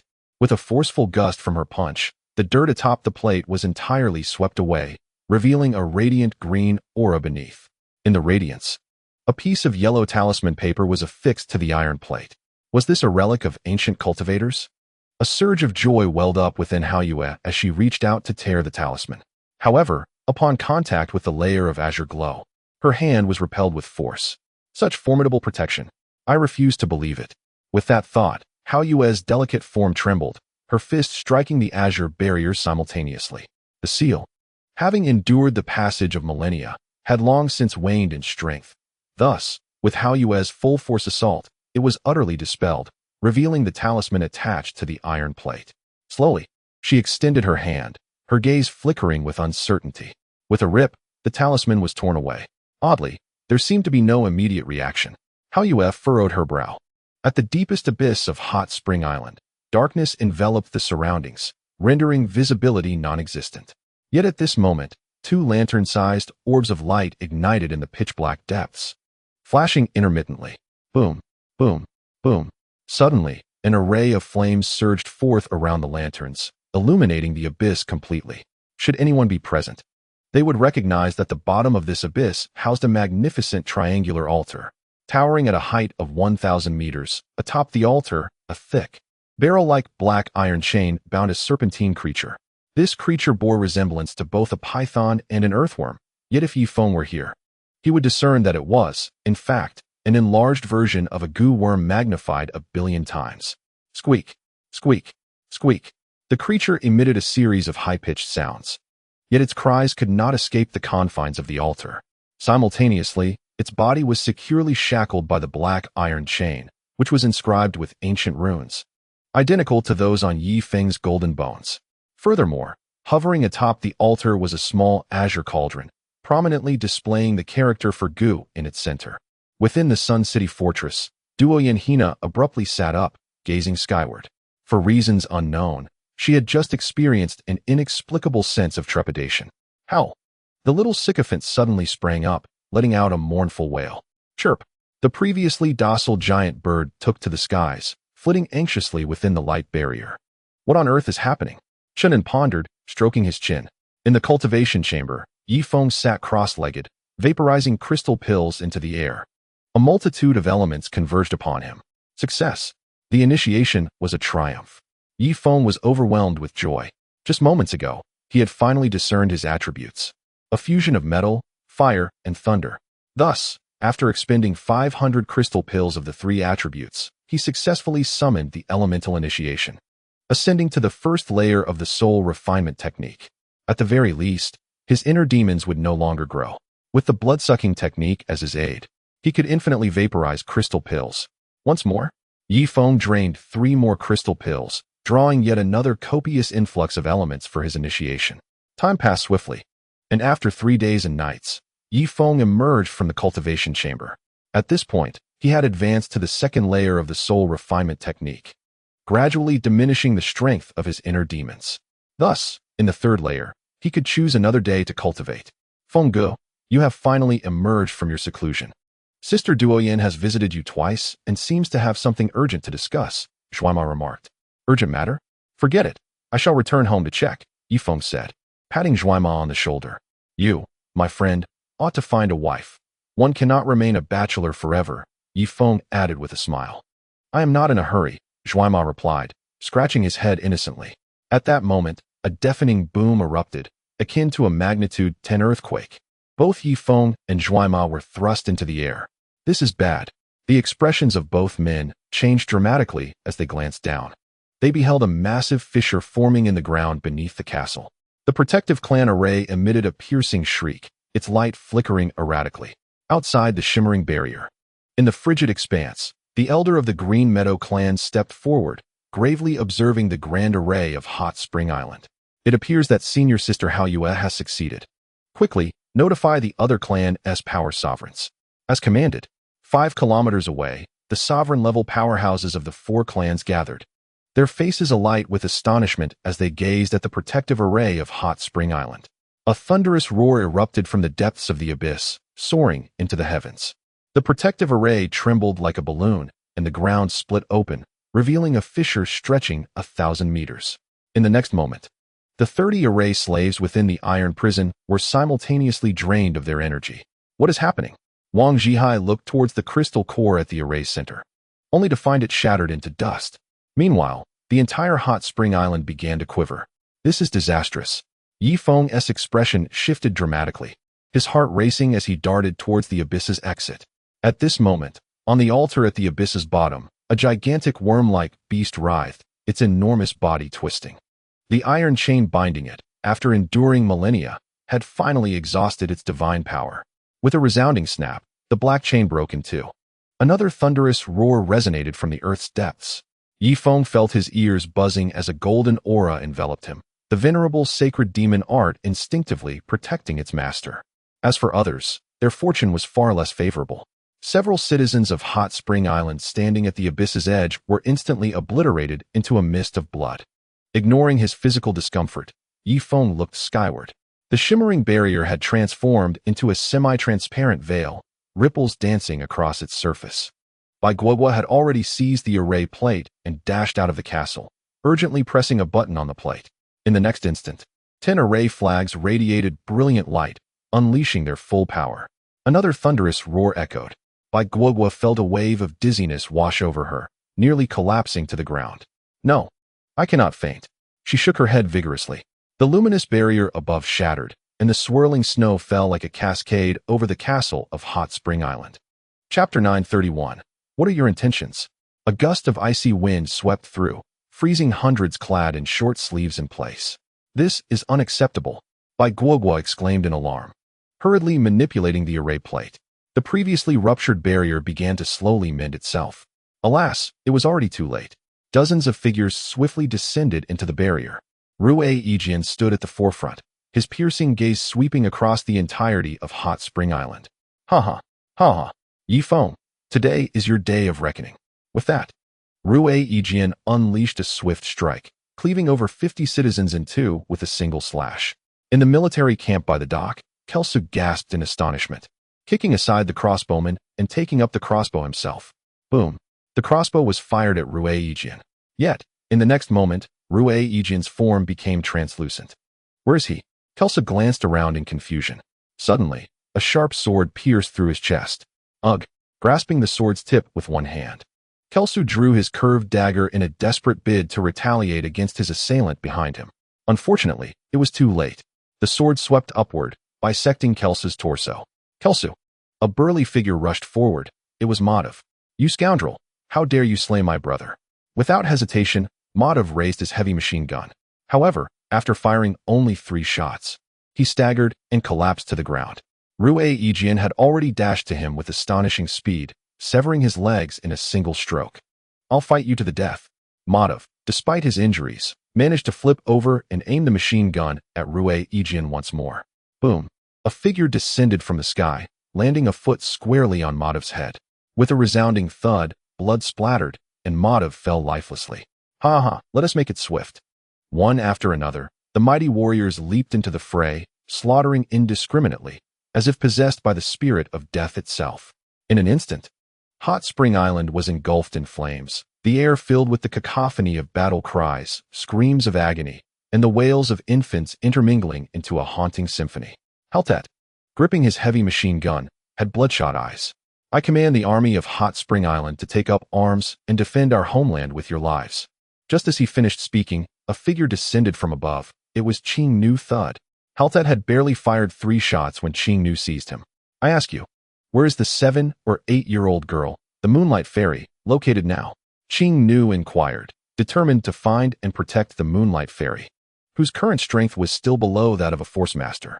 "In your dreams." Haltet's eyes burned crimson as he drew his curved dagger. Alas, his speed was no match for a 9th-tier warrior. With a swift motion, Qing Nu severed Haltet in half.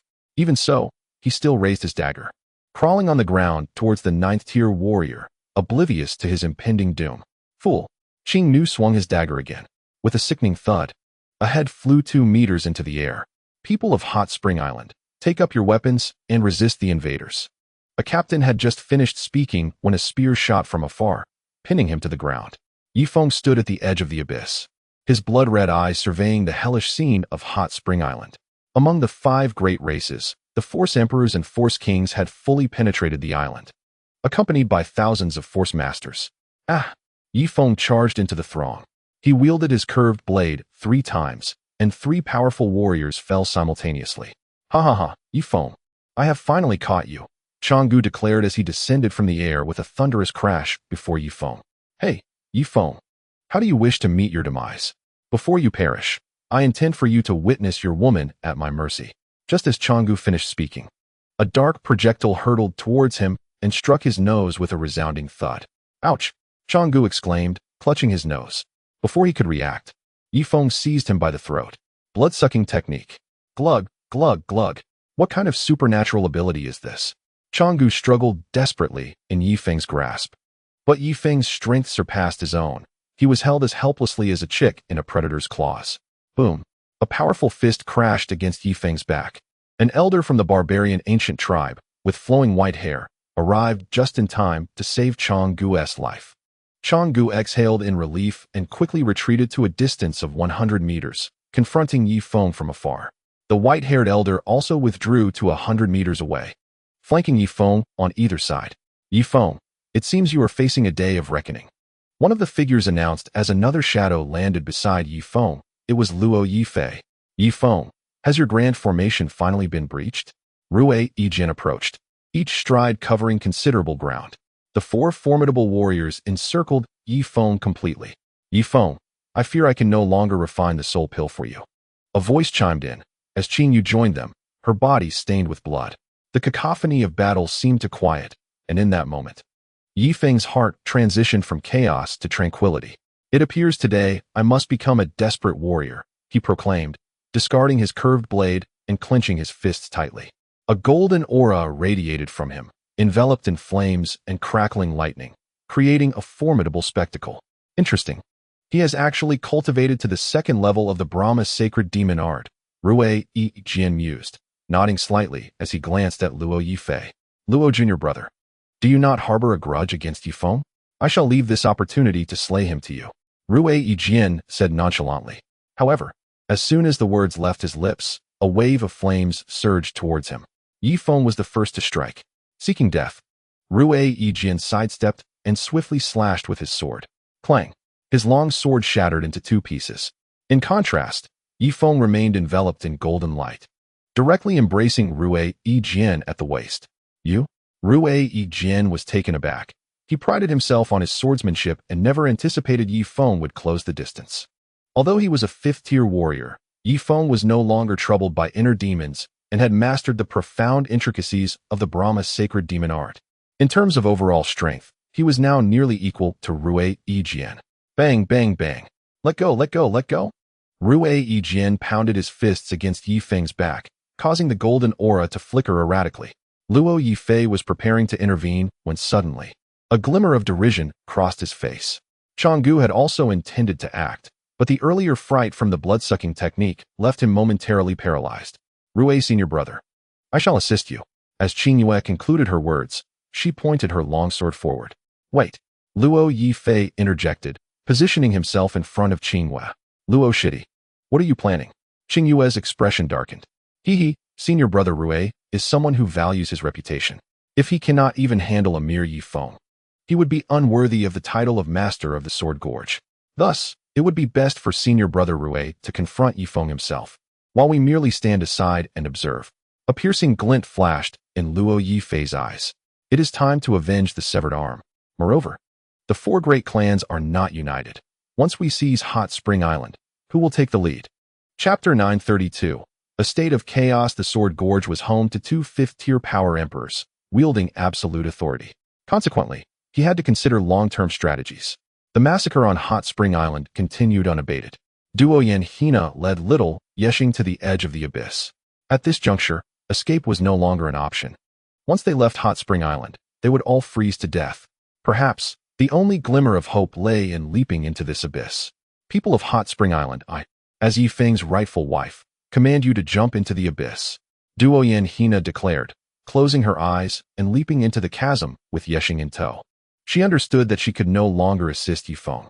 Although Ye Feng could not defeat the 12 power emperors with the might of the sacred demonic art, fleeing was certainly feasible. Susan, however, drew forth her curved blade. I, as Ye Feng's rightful wife, command you to take up arms and fight these invaders to the death. Charge. Upon finishing her proclamation, Susan charged at the two power masters. With a resounding thud, Jin Qi swung his colossal hammer, instantly obliterating one seventh-tier power master. Just as he was about to assist others, a violent tremor coursed through his body.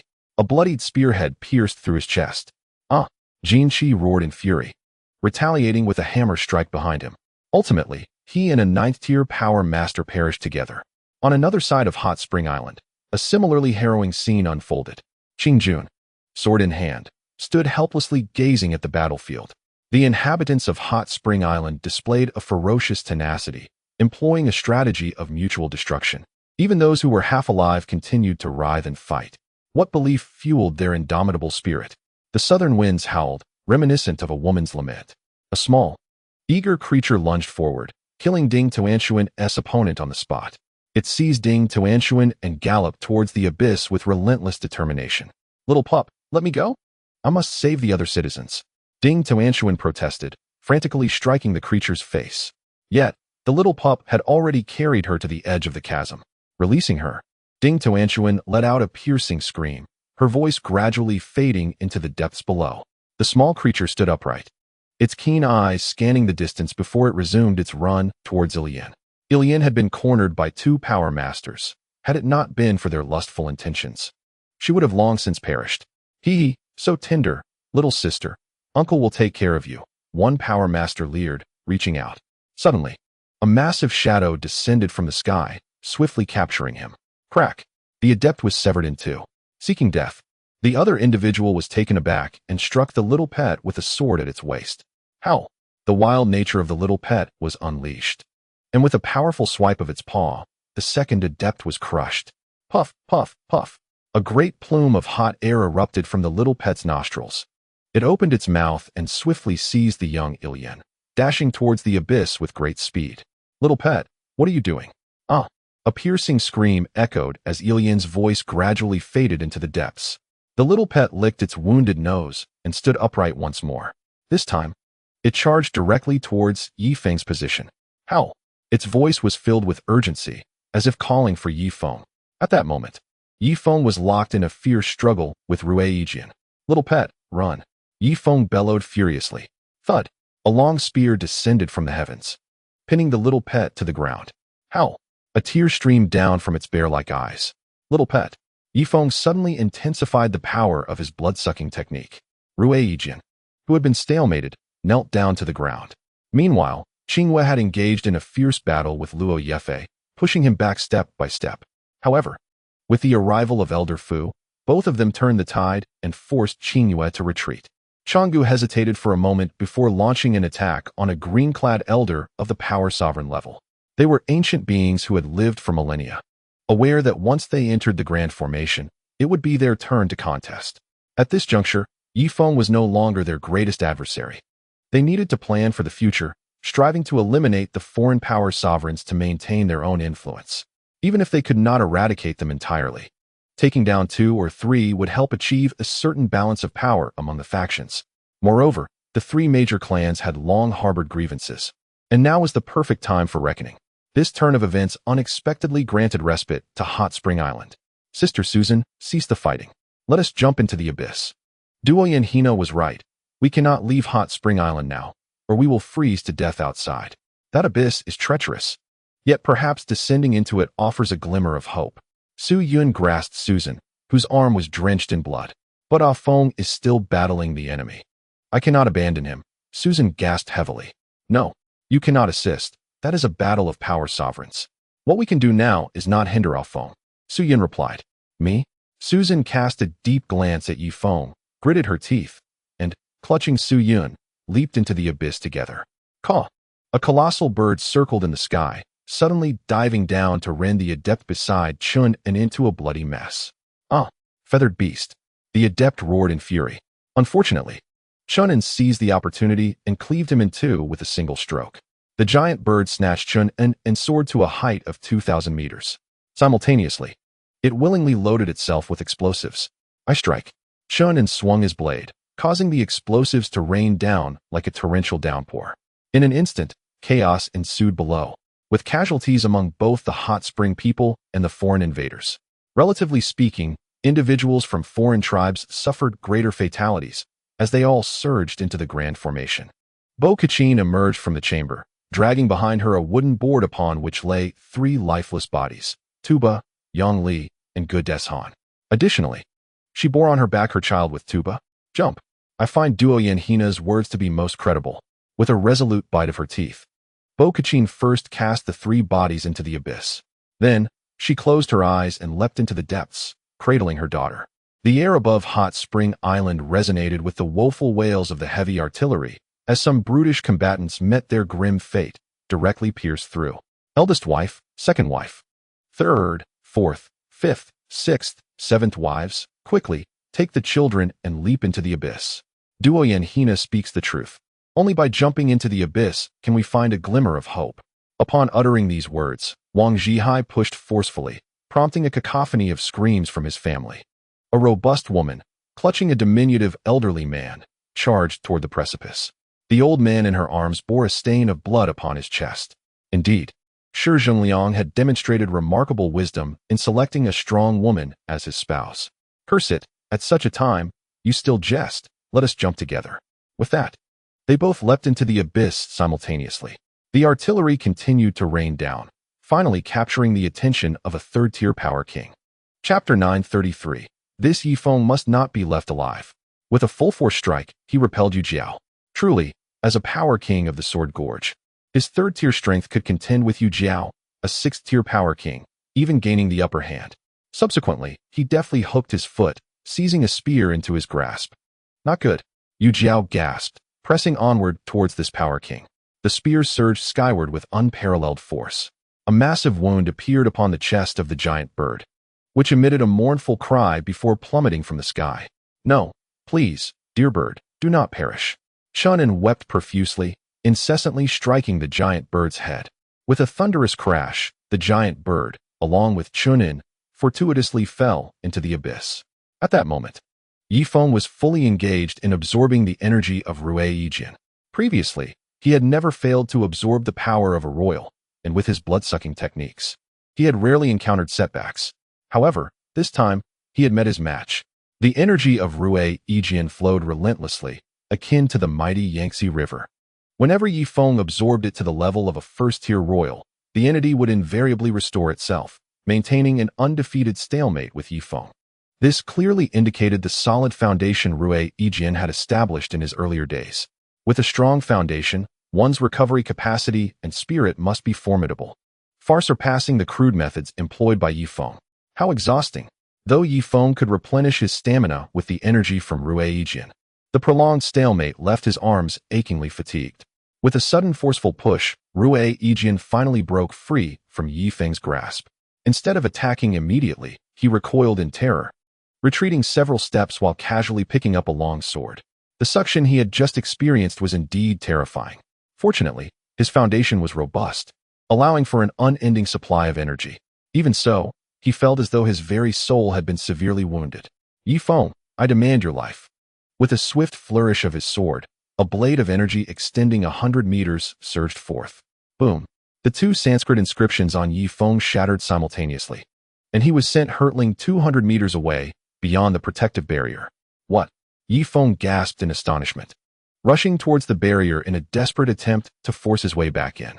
However, the defining characteristic of the hot spring formation was that exiting was easy, but re-entering was fraught with difficulty, unless Bai Guogua opened a breach in the formation. Yijian cast a penetrating glance at Ye Feng before abruptly turning to point his sword menacingly at Luo Yi. You, Luo, dare to disrupt at such a critical moment? Today, I shall ensure that Birch City is erased from existence. With that, Yijian strode purposefully towards Luo Yi. At that moment, two figures blocked his path. They were the elders of the Greenery sect. What is the meaning of this? My focus is solely on Birch City. You Greenery sect members should withdraw. Yijian's eyes twitched with agitation. Apologies, but your one-sword gorge is currently the most formidable force, compelling us to maintain a balance. The two elders declared before launching an attack simultaneously. A thunderous roar emanated from the depths of the abyss. Crash! The already precarious barrier shattered, transforming into a cascade of crystalline light. Bai Guogua trembled in the cold, gritting her teeth as she frantically manipulated the array's controls. Regrettably, the barrier failed to reform. For no one within the iron prison provided energy, and there were no crystal pills to replenish the focal point. All the citizens of Hot Spring Island had joined the fray. Fu Zheng cleaved through a citizen and turned his gaze towards the wild grass ahead. Is it you? He hesitated. Invading my Hot Spring Island deserves death. Though wild grass's strength paled in comparison to Fu Zheng's at this moment of the island's downfall, she had forgotten fear of death. Clang! Their blades met, and her curved knife flew from her grasp, causing her to tumble to the ground. Run! I do not wish to kill you, Fu Zheng urged in a hushed tone, wary of his peers overhearing. Where else can I flee now that Hot Spring Island has fallen? Wild Grass retrieved her knife, placing it in her left hand, and charged at Fu Zheng once more. Clang! Fu Zheng sent her sprawling, swiftly seizing her by the throat. Ha ha ha! This beauty is delightful. I shall enjoy her first. He made his declaration loud enough for his comrades to hear, dragging Wild Grass towards the abyss. Then, he loosened his grip. Oh! Her screams gradually faded into the depths of the chasm. Meanwhile, Qing Qian regarded Tung Guo with a critical eye. Your strength is not insignificant, but it falls woefully short. I offer you a piece of advice. Leap into the abyss. It may provide a glimmer of hope for survival. Otherwise, even if I were inclined to spare you, the three great clans would not, and you would meet a torturous end. Qing Qian spoke solemnly. To hell with you. You have destroyed my hot spring island. Tung Ji's eyes blazed with rage as he witnessed citizens being slaughtered one by one. His heart was extinguished. Now, he only wished to perish alongside Qing Qian. The clash of blades resumed once more. With a narrowing of his eyes, Qing Qian exerted half of his strength. Choke! Tunger gazed at the massive wound on his waist. Qing Qian looked at Tunger and slowly shook his head. I will bite you to death. Tunger lunged at Qing Qian, sinking his teeth into his face. You sought your own demise. You have no one to blame but yourself. The curved blade swung, and a head rolled to the ground. Great Marshal, 2,000 commanders rushed over. Yet, their meager strength was no match for Qing Qian. The swirling snowstorm finally descended unimpeded upon Hot Spring Island, the temperature plummeting to minus 200 degrees Celsius. As a result, the inhabitants of Hot Spring Island found themselves unable to fight. Some were instantly frozen into ice sculptures, while others succumbed to the cold on the spot. Not only the citizens, but even those from the 5 great districts were incapacitated. They hastily retreated into their rooms, while some resolute individuals leapt into the abyss. However, the members of the 5 clans remained undeterred, continuing to storm into the houses to slaughter. In an instant, the sounds of wailing drowned out the howling southern winds. Damn it! How dare you destroy my hot spring island? Ye Feng's eyes burned crimson. Whoosh, whoosh, whoosh. Rue Yijian and Changgu simultaneously leaped before Ye Feng. Die! Changgu struck with both fists. Boom! A small sun erupted between the two. Changgu was sent flying 10 meters away, while Ye Feng stood his ground, though a trickle of blood escaped the corner of his mouth. Before he could fully comprehend the situation, a 100-meter sword aura swept towards him. Humph! Ye Feng quickly clenched his fists, and 2 Sanskrit characters shot forth to meet the sword aura. Boom! The characters shattered, and Ye Feng was propelled 20 meters backward. As he hung in midair, 2 sharp forces struck his back.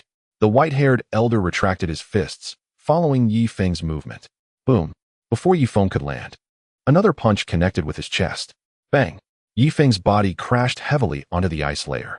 A fissured pattern emerged within a 10-meter radius around him. Ye Feng coughed up 2 mouthfuls of blood and struggled to rise from the ice. Boom, boom, boom. Rue Yijian, Changgu, and the white-haired elder surrounded Ye Feng. Rue Yijian, this Ye Feng must not be allowed to escape. He is merely a 5th-tier strength master, yet possesses the capability to contend with our might. In the future, he may become a second spear god. Chapter 934.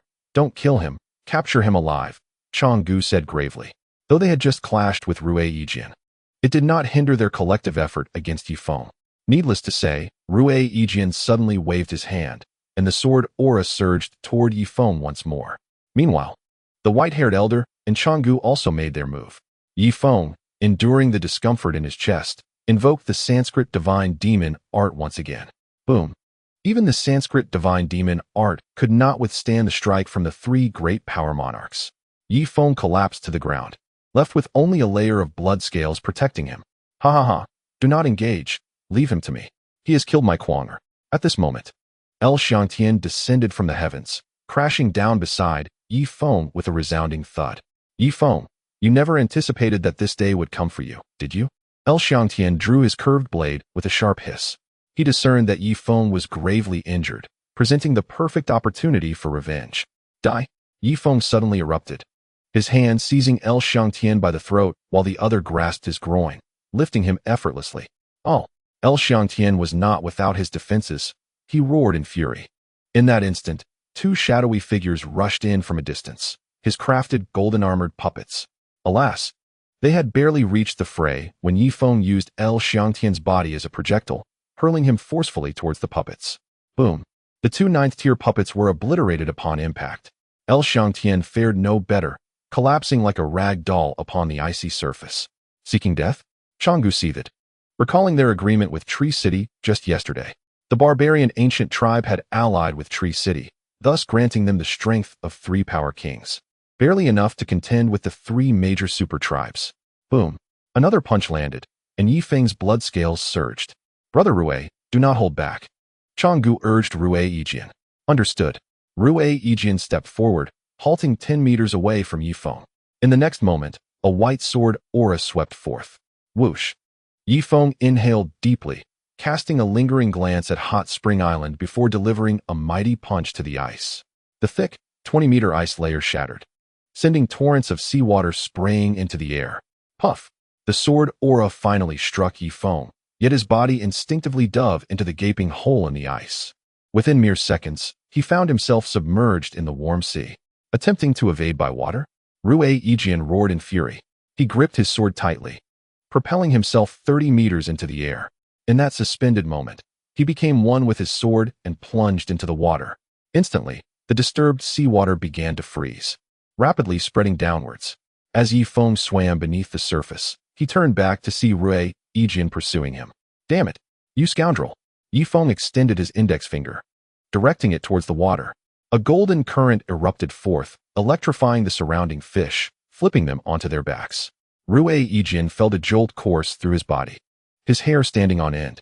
Nevertheless, as the leader of Sword Gorge, he endured the paralysis and swung his sword at Ye Feng. On the ice surface, Changgu and his companion were fixated on the location of the ice hole. Boom! A massive chunk of ice soared into the sky, accompanied by a chilling sword aura. Whoosh! A figure emerged from the ice hole, trembling from the cold. It was Yijian. "Brother Rui, have you slain Ye Feng?" Changgu inquired. Yijian maintained a stoic expression, his gaze dark and brooding. He swiftly surveyed the three power kings and finally nodded. "Yes, he has been slain. Let us return and gather everyone from Hot Spring Island. I intend to torment them for over a decade before they meet a tragic end." "Very well, let us return," Changgu replied, exchanging a glance with the white-haired elder. The two simultaneously distanced themselves from Yijian. Their common foe has perished, and now the true adversaries are the three great tribes. Yijian seems to have discerned this fact, quietly distancing himself from the others. "Obey my command. Cease the slaughter of the people of Hot Spring Island. Capture them all alive, for the forthcoming protective formation of Yijian Gorge requires living souls to provide energy." Yijian's voice resonated with authority. The expressions of the other tribes darkened. "How audacious of you, Yijian. This protective formation was established through the collective efforts of our 5 tribes. How can it be claimed as merely yours?" Fu Zheng let out a sigh of relief as he kicked away a nearby junior disciple. "Do not kill them, capture them alive." Upon uttering this, Fu Zheng swiftly moved, subduing a citizen. However, these citizens appeared to possess boundless vigor. Even when tightly bound, they continued to curse and, seizing any opportunity, even attempted to bite their captors. Yijian swiftly arrived at the formation's center and promptly placed a level 35 crystal core within. Hot Spring Island trembled, and the previously vanished barrier began to mend itself towards the heavens. 2 of the formation flags emitted brilliant light. "Ha ha!" Yijian let out a triumphant cry, adding another crystal core into the mix. The barrier of Hot Spring Island gradually reformed, and the temperature rose rapidly. Those on the brink of freezing could finally draw a breath. Whoosh! Luo Ye Fei, members of the Green Lawn tribe, and the Mangu tribe, along with the mighty forces of LV Xiangtian, all descended beside Yijian. "Where's the formation plate? Who possesses it?" Yijian inquired of several powerhouses. "Senior Rui, isn't the formation plate in your possession?" one of them asked, puzzled. "In my possession? Qinghua, did you take it?" Yijian pressed further. "I haven't taken it. I thought you would have seized it immediately after breaking the formation," Qinghua replied, equally bewildered. "Quickly, everyone, heed my command. Find the formation plate immediately." Yijian's voice echoed through the barrier. Deep within the abyss, 3 currents collided, forming a gentle shield below. Any creature that fell in would be caught by the currents and safely landed. On a dim altar, the worm-like creature had already freed itself from its iron chains. Just as it was about to soar into the sky, the azure cauldron above the altar emitted a dazzling light, sealing it back into slumber. Below the altar, Duo Yanhina held Yi Xing's hand, her face etched with worry. Beside her stood Wang Zhihai, Susan, Su Yun, Xiang Shui, Qiu Shui, Chen An, and others. Of course, there was also the gravely injured giant bird. What on earth is bound up there? Its size rivals that of the abyss itself, Chen An exclaimed, wide-eyed. Duo Yanhina slowly closed her eyes, and after a moment, suddenly opened them wide. That is a pet left by my ancestor. However, its strength has likely reached level 80. If released, it would surely bring calamity to the entire Great Desert. Upon finishing her words, Duo Yanhina pointed decisively at the azure cauldron. The small cauldron suddenly emitted a brilliant light, as if responding to her guidance. Chapter 935. Why am I not feeling anything? Duo Yanhina, I ask you. Is this your scheme? How do you know so many secrets? Moreover, how can you control that azure cauldron? At this moment, Susan stepped forward. Duo Yanhina cast a fleeting glance at Susan, her expression turning slightly cold. This is an heirloom left to me by my ancestor. If I hadn't seen these items, it would have been one thing, but once I lay eyes upon them, it is only natural that I would wield control over them. Is that explanation sufficient? Duo Yanhina replied icily. You? Susan seethed with anger. Sister, let it go. We still need her. Otherwise, if that worm monster breaks free from the cauldron's restraint, we will all perish. Suyun quickly restrained her. Sister, you are simply too weak. Duo Yanhina is formidable. We must remain united. Susan, frustrated by her sister's naivety, chose not to pursue further confrontation with Duo Yanhina. Noticing that Susan had ceased her opposition, Duo Yanhina pointed once more at the small cauldron in the sky.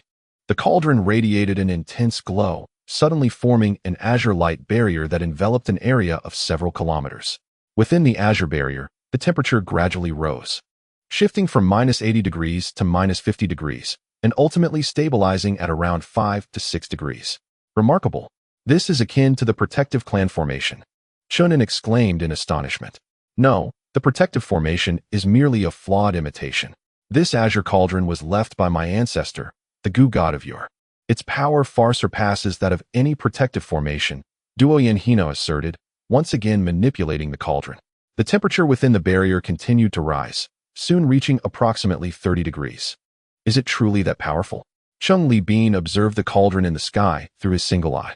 Indeed, he had just leapt into the abyss himself. Strictly speaking, Duo Yanhina was an outsider, yet for some reason, Chung Li Bin found himself inclined to trust her. This leap into the abyss was indeed a stroke of fortune. Everyone, gather around. I am about to cast a curse upon you. Duo Yanhina suddenly addressed the over 1,000 individuals below, some of whom were citizens, while others hailed from the 5 major districts. As for the others who had not followed Duo Yanhina into the abyss, they had mostly, Upon hearing the word curse, those individuals immediately jumped back several meters, distancing themselves from Duo Yanhina. I am about to activate the curse threads accompanying the great formation. If you do not possess the curse I cast upon you, these threads will repeatedly slice through any beings within the barrier until they are reduced to nothingness. Duo Yanhina furrowed her brow. The descendants of the dual gods possessed knowledge passed down through their bloodlines. Thus, as Duo Yanhina's strength increased, the knowledge that blossomed in her mind expanded correspondingly. This was her first encounter with the Gu god cauldron, yet for reasons unknown. She instinctively understood its operational methods upon first sight. Will this curse drain our blood? Chen An inquired warily. Fear not. This particular curse will not. It is akin to a roundworm, merely absorbing a portion of your nutrients, Duo Yanhina reassured.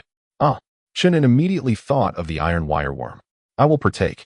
I trust you. Chung Li Bin rose to his feet and opened his garments wide. Come on, he urged.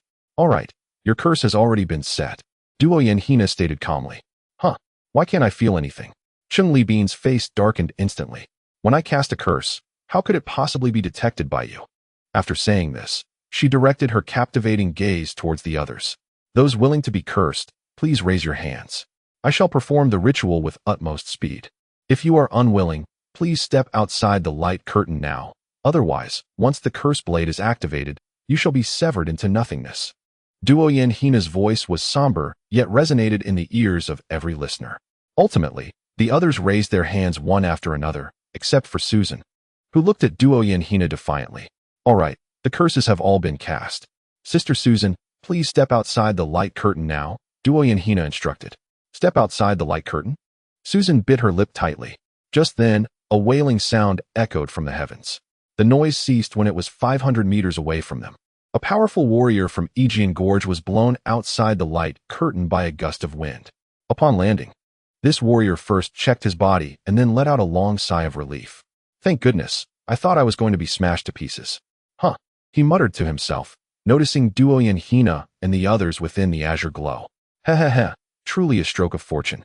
It turns out that Ye Feng's women are hiding here, the warrior declared, making a beeline for Duo Yanhina. Not good, prepare for battle. Chung Li Bin positioned himself in front of Duo Yanhina. Get out of the way. Duo Yanhina delivered a swift kick. sending both Cheng Libin and Susan out of the light curtain. In the next moment, she parted her crimson lips and recited an incantation. Instantly, golden threads began to flicker within the azure light. These golden strands seemed to possess a life of their own, weaving through the curtain like small serpents on the hunt. Boom! The warrior finally burst into the light curtain. Ha ha ha! Ye Feng's women, indeed. Alarmed, the warrior abruptly extended his curved blade to block. Clang! The blade was severed into two by a golden thread, and simultaneously, all 5 of his fingers were sliced off. In an instant, the warrior found himself surrounded by over 30 golden threads. What on earth is this? The only response was the sound of the threads slicing through. Ah!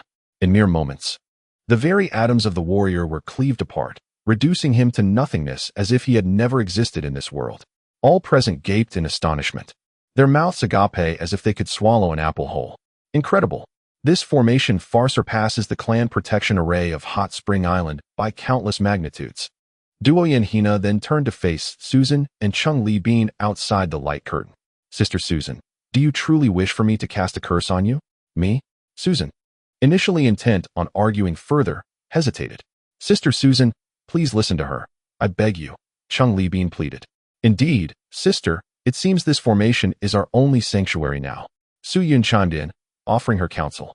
Ultimately, Susan could not resist the collective persuasion and agreed to allow Doyan-hina to cast a curse upon her. Upon stepping into the luminous barrier, Doyan-hina deftly manipulated her slender fingers, perfecting several additional functions of the barrier. For instance, no one outside the barrier, not even a formidable warrior of the true martial realm, could enter. Should someone manage to force their way in, they would be swiftly severed into nothingness by the myriad of cursed sword threads. At that moment, Yixing suddenly gazed at the azure cauldron suspended in the sky. In the next instant, he intoned several incantations. As the azure cauldron radiated its brilliance, the grand formation expanded outward instantaneously.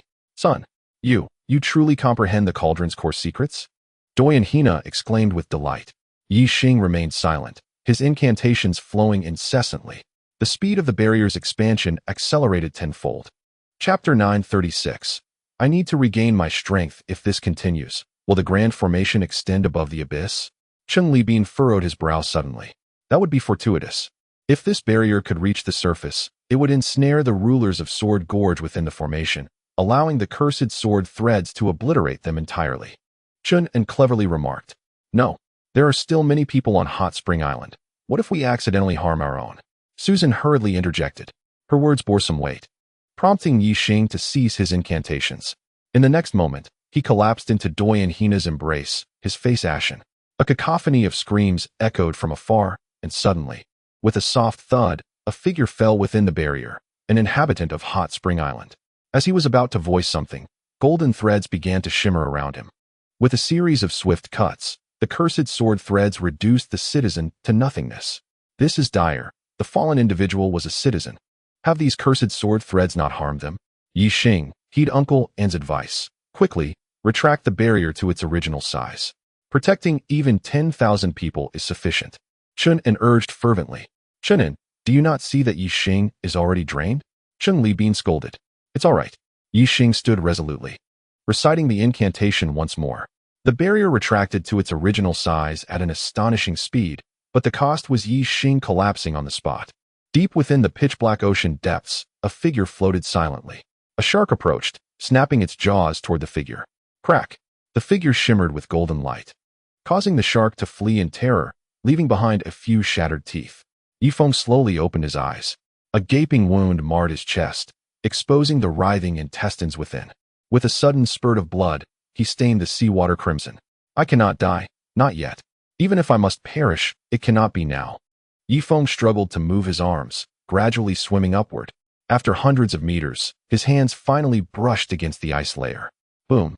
With a fist thrust, Ye Feng's body was rebuffed back into the depths, while only a few ice shards fell from above. Reluctantly, Ye Feng swam back and launched another punch. He was once more thrust back to the ocean floor. Being submerged in water, his feet lacked the leverage needed, and with each punch, he experienced a powerful recoil. How curious. After drifting into slumber at the seabed for so long, why have I not suffered from asphyxiation?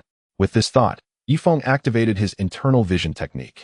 He observed the intricate inscriptions on his golden bones writhing. With each movement, they absorbed a measure of oxygen from the surrounding seawater. So this is how it works, truly. The sacred devil art considers every aspect. A surge of joy filled Ye Feng's heart as he unleashed another punch against the ice layer. After delivering hundreds of strikes, his internal energy was nearly expended. Boom. At last, a large hole was blasted through the ice, and with a swift motion, Ye Feng emerged from the icy cavity. Basking in the frigid expanse, he struggled to raise his head to behold the magnificent structure in the distance. Have I truly drifted from the depths of Hot Spring Island to the tumultuous sea of Eternal Life City? With this realization, Ye Feng painstakingly moved forward, step by step, toward the dock by the angry sea. Beside the dock stood the concession zone constructed by Wang Zhihai, now buried beneath layers of snow, revealing only the upper levels of the buildings. Am I not mistaken? Mr. Yi, is that truly you? At that moment, a figure leapt down from the highest building of the concession zone, resembling a bouncing ball. Upon landing in the snow, the individual hurriedly approached Ye Feng, stumbling through the drifts. Qinglan, the Heavenly Khan? Ye Feng shook his head to maintain his clarity. Mr. Yi, has Hot Spring Island fallen? Qinglan exclaimed, supporting Ye Feng. Quickly, assist me to a warm room. I must recover my strength, Ye Feng weakly implored. Certainly, right away, Qinglan commanded, and several others resembling bouncing balls emerged to drag Ye Feng from the snow into the pyramid of Eternal Life City. As soon as Ye Feng reached the warmth of the pyramid, he fainted. Upon awakening, he was greeted by the tantalizing aroma of fish soup. He has awakened. Quickly, bring forth the fish soup.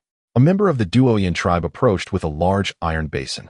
Ye Feng wasted no time and seized the basin, drinking heartily, producing loud gulps.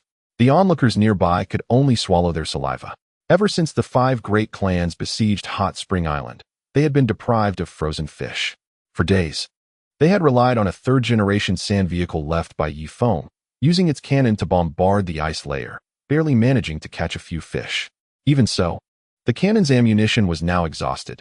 They had subsisted on tiny morsels of fish meat every 3 days, just managing to cling to life. After finishing the fish soup, Ye Feng handed the basin back to Qinglan, requesting, bring me another basin. I am famished. Very well. Qinglan took the basin and stepped out, placing the last of the frozen fish into the pot. Ye Feng drank another basin, at least raising his body temperature. Qinglan and the others quietly observed Ye Feng, waiting for him to make a decision. Qinglan, Hot Spring Island has fallen. I require your assistance. Ye Feng's voice was low and heavy, tinged with hoarseness. Has Hot Spring Island truly succumbed? Qinglan sighed. The fall of the Hot Spring Island signifies that they can no longer procure food from there, which implies that the nearly 10,000 souls remaining in Eternal Life City are destined to starve. Mr. Yi, how may I assist you? Qinglan inquired. Find a way to secure more food for me, enough to last at least a month. Clear a training room for me. I must cultivate. Are there any crystal pills or crystal orbs left in Eternal Life City? Provide them all to me. Ye Feng slowly raised his head. There are no fish left in Eternal Life City, but we can head north. In the far north, the temperatures are not yet as frigid. Perhaps, with our abilities, we can break through the frozen sea, Qinglan suggested. There is no time. I do not have enough time. So many people are waiting for my return to rescue them. Ye Feng lamented, raking his fingers through his hair. He could hardly bear to imagine the torment Duoyan and Hina would endure if they fell into the hands of the Sword Gorge. Perhaps, the suffering had already begun. At that moment, the door swung open, and 2 figures staggered inside, supporting each other. Upon entering, they beheld the bonfire in the pyramid hall, surrounded by a multitude of Duoyan people, and spotted Ye Feng seated beside the fire. Ah, Brother Feng, Island Master. The newcomers were indeed Zhuema and Xian. At the time, they had been fighting on the periphery of Hot Spring Island and had no opportunity to leap into the abyss. Thus, they gritted their teeth and donned a beast skin to escape. Chapter 937. Not given special attention upon arriving at Eternal Life City. They discovered that the front half of the pyramid was devoid of snow, leading them to conclude that there must be living beings here, prompting them to leap over. Zhuema, Xian. A glimmer of joy broke through Ye Feng's stiff expression as he hurried over to embrace them. After a prolonged embrace, Ye Feng finally separated from them. What has happened to Hot Spring Island? He inquired with great difficulty. Brother Feng, Hot Spring Island has fallen. Sister Duoyan, Sister Susan, along with Tuan and Ilian, Fearing capture by the Sword Gorge, all jumped into the abyss to perish with the island, Zhuema replied sorrowfully. Ye Feng felt as though struck by lightning. A tear slid down his cheek, instantly freezing into an ice bead. Island Master, you must be strong. Many others from Hot Spring Island have been captured. They are waiting for your return to rescue them. You must hold on, Chen urged, shaking Ye Feng's shoulder. Ye Feng raised a hand to stop him. His teeth clenched tightly. He could only afford a second to grieve. The remaining moments were to be dedicated to perfecting the second layer of the divine holy demon technique. If possible, he aimed to reach the third layer. However, before that, he would attempt to elevate his strength to the realm of Power King. Since making some progress in the soul refining technique, he had learned to restrain his inner demons. Do you have any crystal pills with you? Ye Feng asked. No. Zhuema shook his head. Chen hesitated for a moment, his old face flushing as he retrieved a herb from his bosom. Brother Feng, this is a 2,000-year-old herb. It was brought by a Power King from the Sword Gorge in exchange for a deworming medicine, and I managed to take it. You won't hold it against me, will you? Chen asked nervously. Ye Feng replied, sigh. You could say it was a fortunate misstep, just don't let it happen again. Ye Feng accepted the medicinal herb and brought it to his nose, inhaling its fragrance. It was indeed a 2,000-year-old herb, likely retrieved from the illusory realm. Each individual in the One Sword Gorge received a 60% share of materials, allowing even those at the Power King level to access such high-grade herbs. Qing Lan, please prepare a training room for me. Shui Ma, guard the entrance. Ye Feng spoke calmly, his confidence returning. Yes. Qing Lan nodded in acknowledgement. Before long, Ye Feng found himself seated in a stone chamber, seemingly the former master bedroom of Meng Yanlai. At that moment, he dismissed all chaotic thoughts and concerns about the safety of Hot Spring Island, emptying his mind and body before grasping the herb. The blood-sucking technique was officially activated. Gurgle, gurgle, gurgle. Truly, this 2,000-year-old herb was potent. After absorbing merely half of its energy, a cracking sound resonated from within his core. The medicinal power was overwhelming, propelling him to the 6th tier of power. Ye Feng gritted his teeth and continued to harness the herb's energy for further advancement. Time slipped away, and soon an entire day had passed. A cracking sound echoed from his back once again. 7th tier power master? Ye Feng persisted in utilizing the herb's power for his ascent. The blood-sucking technique allowed him to bypass purification, directly channeling energy to his dantian. Thus, what would be an arduous journey of advancement for an ordinary person was as effortless for Ye Feng as breathing. Before long, the training room was filled with the sounds of dragons roaring and tigers howling. Ye Feng radiated golden light, lightning coursing around him, accompanied by the continuous rumble of thunder. Boom! The herb in his hand was reduced to residue. At that moment, Ye Feng's aura had transformed dramatically, elevating him from a 9th-tier power master to a 1st-tier power king. Yet, his expression remained devoid of joy or sorrow. Becoming a power king was merely a means to facilitate the rapid cultivation of the Fan's sacred demonic art. All martial arts in the world were fundamentally based on levels. While it was immensely challenging to practice the Fan's sacred demonic art at the 5th-tier power master level, it would be considerably easier at the power king level. However, he found himself devoid of crystal pills or elixirs. Was he to rely solely on absorbing the spiritual energy from the air for his cultivation? Though this method was the most stable, its pace was painfully slow. Just then, an idea struck Ye Feng. Why not absorb the energy from animals to cultivate the Fan's sacred demonic art? For instance, the creatures of the ocean. The temperature of the seawater beneath the ice layer was merely at freezing point, and he could breathe freely underwater while practicing the Fan's sacred demonic art. Although the energy of sea fish was not as formidable as that of sand beasts, their sheer numbers provided a constant supply. With this realization, Ye Feng promptly exited the training room. Do not follow me. I am heading to the angry sea, he declared, striding out of the pyramid and swiftly making his way toward the location of the angry sea. Brother Feng, it seems he has already reached the Power King level. How can his cultivation progress be so rapid? Shui Ma expressed with envy. Do not be envious. The island master's swift advancement may very well lead to significant foundational issues. Chen remarked objectively. Upon arriving at the angry sea, Ye Feng leapt 50 meters into the air. He found himself suspended in midair, radiating a brilliant light, akin to a massive iron ball, crashing forcefully onto the icy surface. Boom! The ocean erupted, accompanied by countless lifeless fish and shrimp. Seizing the moment, Ye Feng dove into the waters. Quick! Gather those dead fish. Qing Lan commanded, leading a dozen strongmen. Once submerged, Ye Feng's legs began to move rapidly, resembling the blades of a propeller. He specifically sought out the larger creatures. At that moment, a shark appeared ahead, gliding gracefully through the water, charging directly at Ye Feng. You're the one. As the shark's teeth sank into his arm, Ye Feng swiftly grasped its fin. Blood-sucking technique. Gulp, gulp, gulp. Despite weighing over 2 tons, the shark succumbed to the technique within a mere second, shrinking in size. A surge of energy coursed through Ye Feng's body. Without pausing, he swam further into the depths. Just then, a massive shadow swept by. Could it be a blue whale? Elated, Ye Feng darted forward and seized the whale's tail. 5 seconds later, the creature diminished in size. Thus, Ye Feng diligently absorbed energy, swiftly making his way toward the ocean floor. At this moment, Warm Spring Island was enveloped in a frigid temperature of -5 degrees.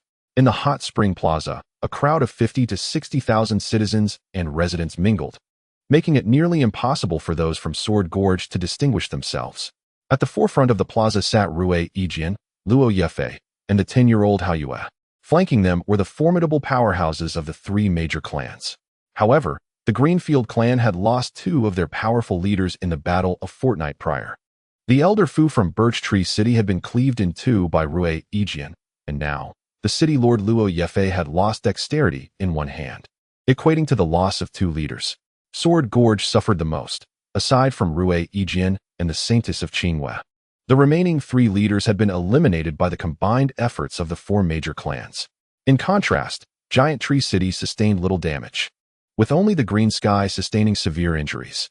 The ancient barbarian clan also emerged unscathed, as both he and the white-haired elder survived.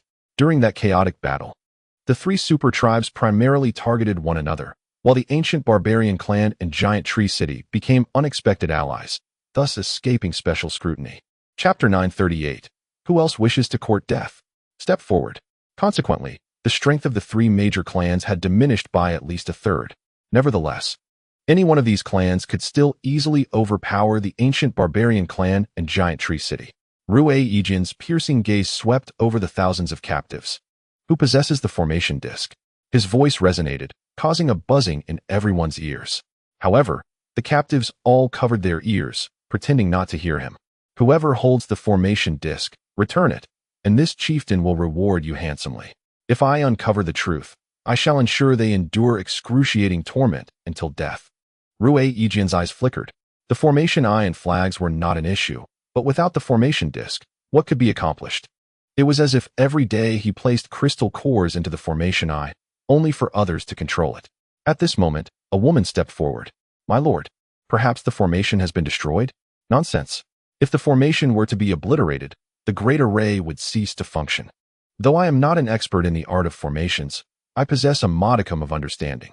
Do you think you can deceive me? Pray, what is your name? Rue Yijian glared coldly at the woman. Me? Engaduo could not help but take a step back.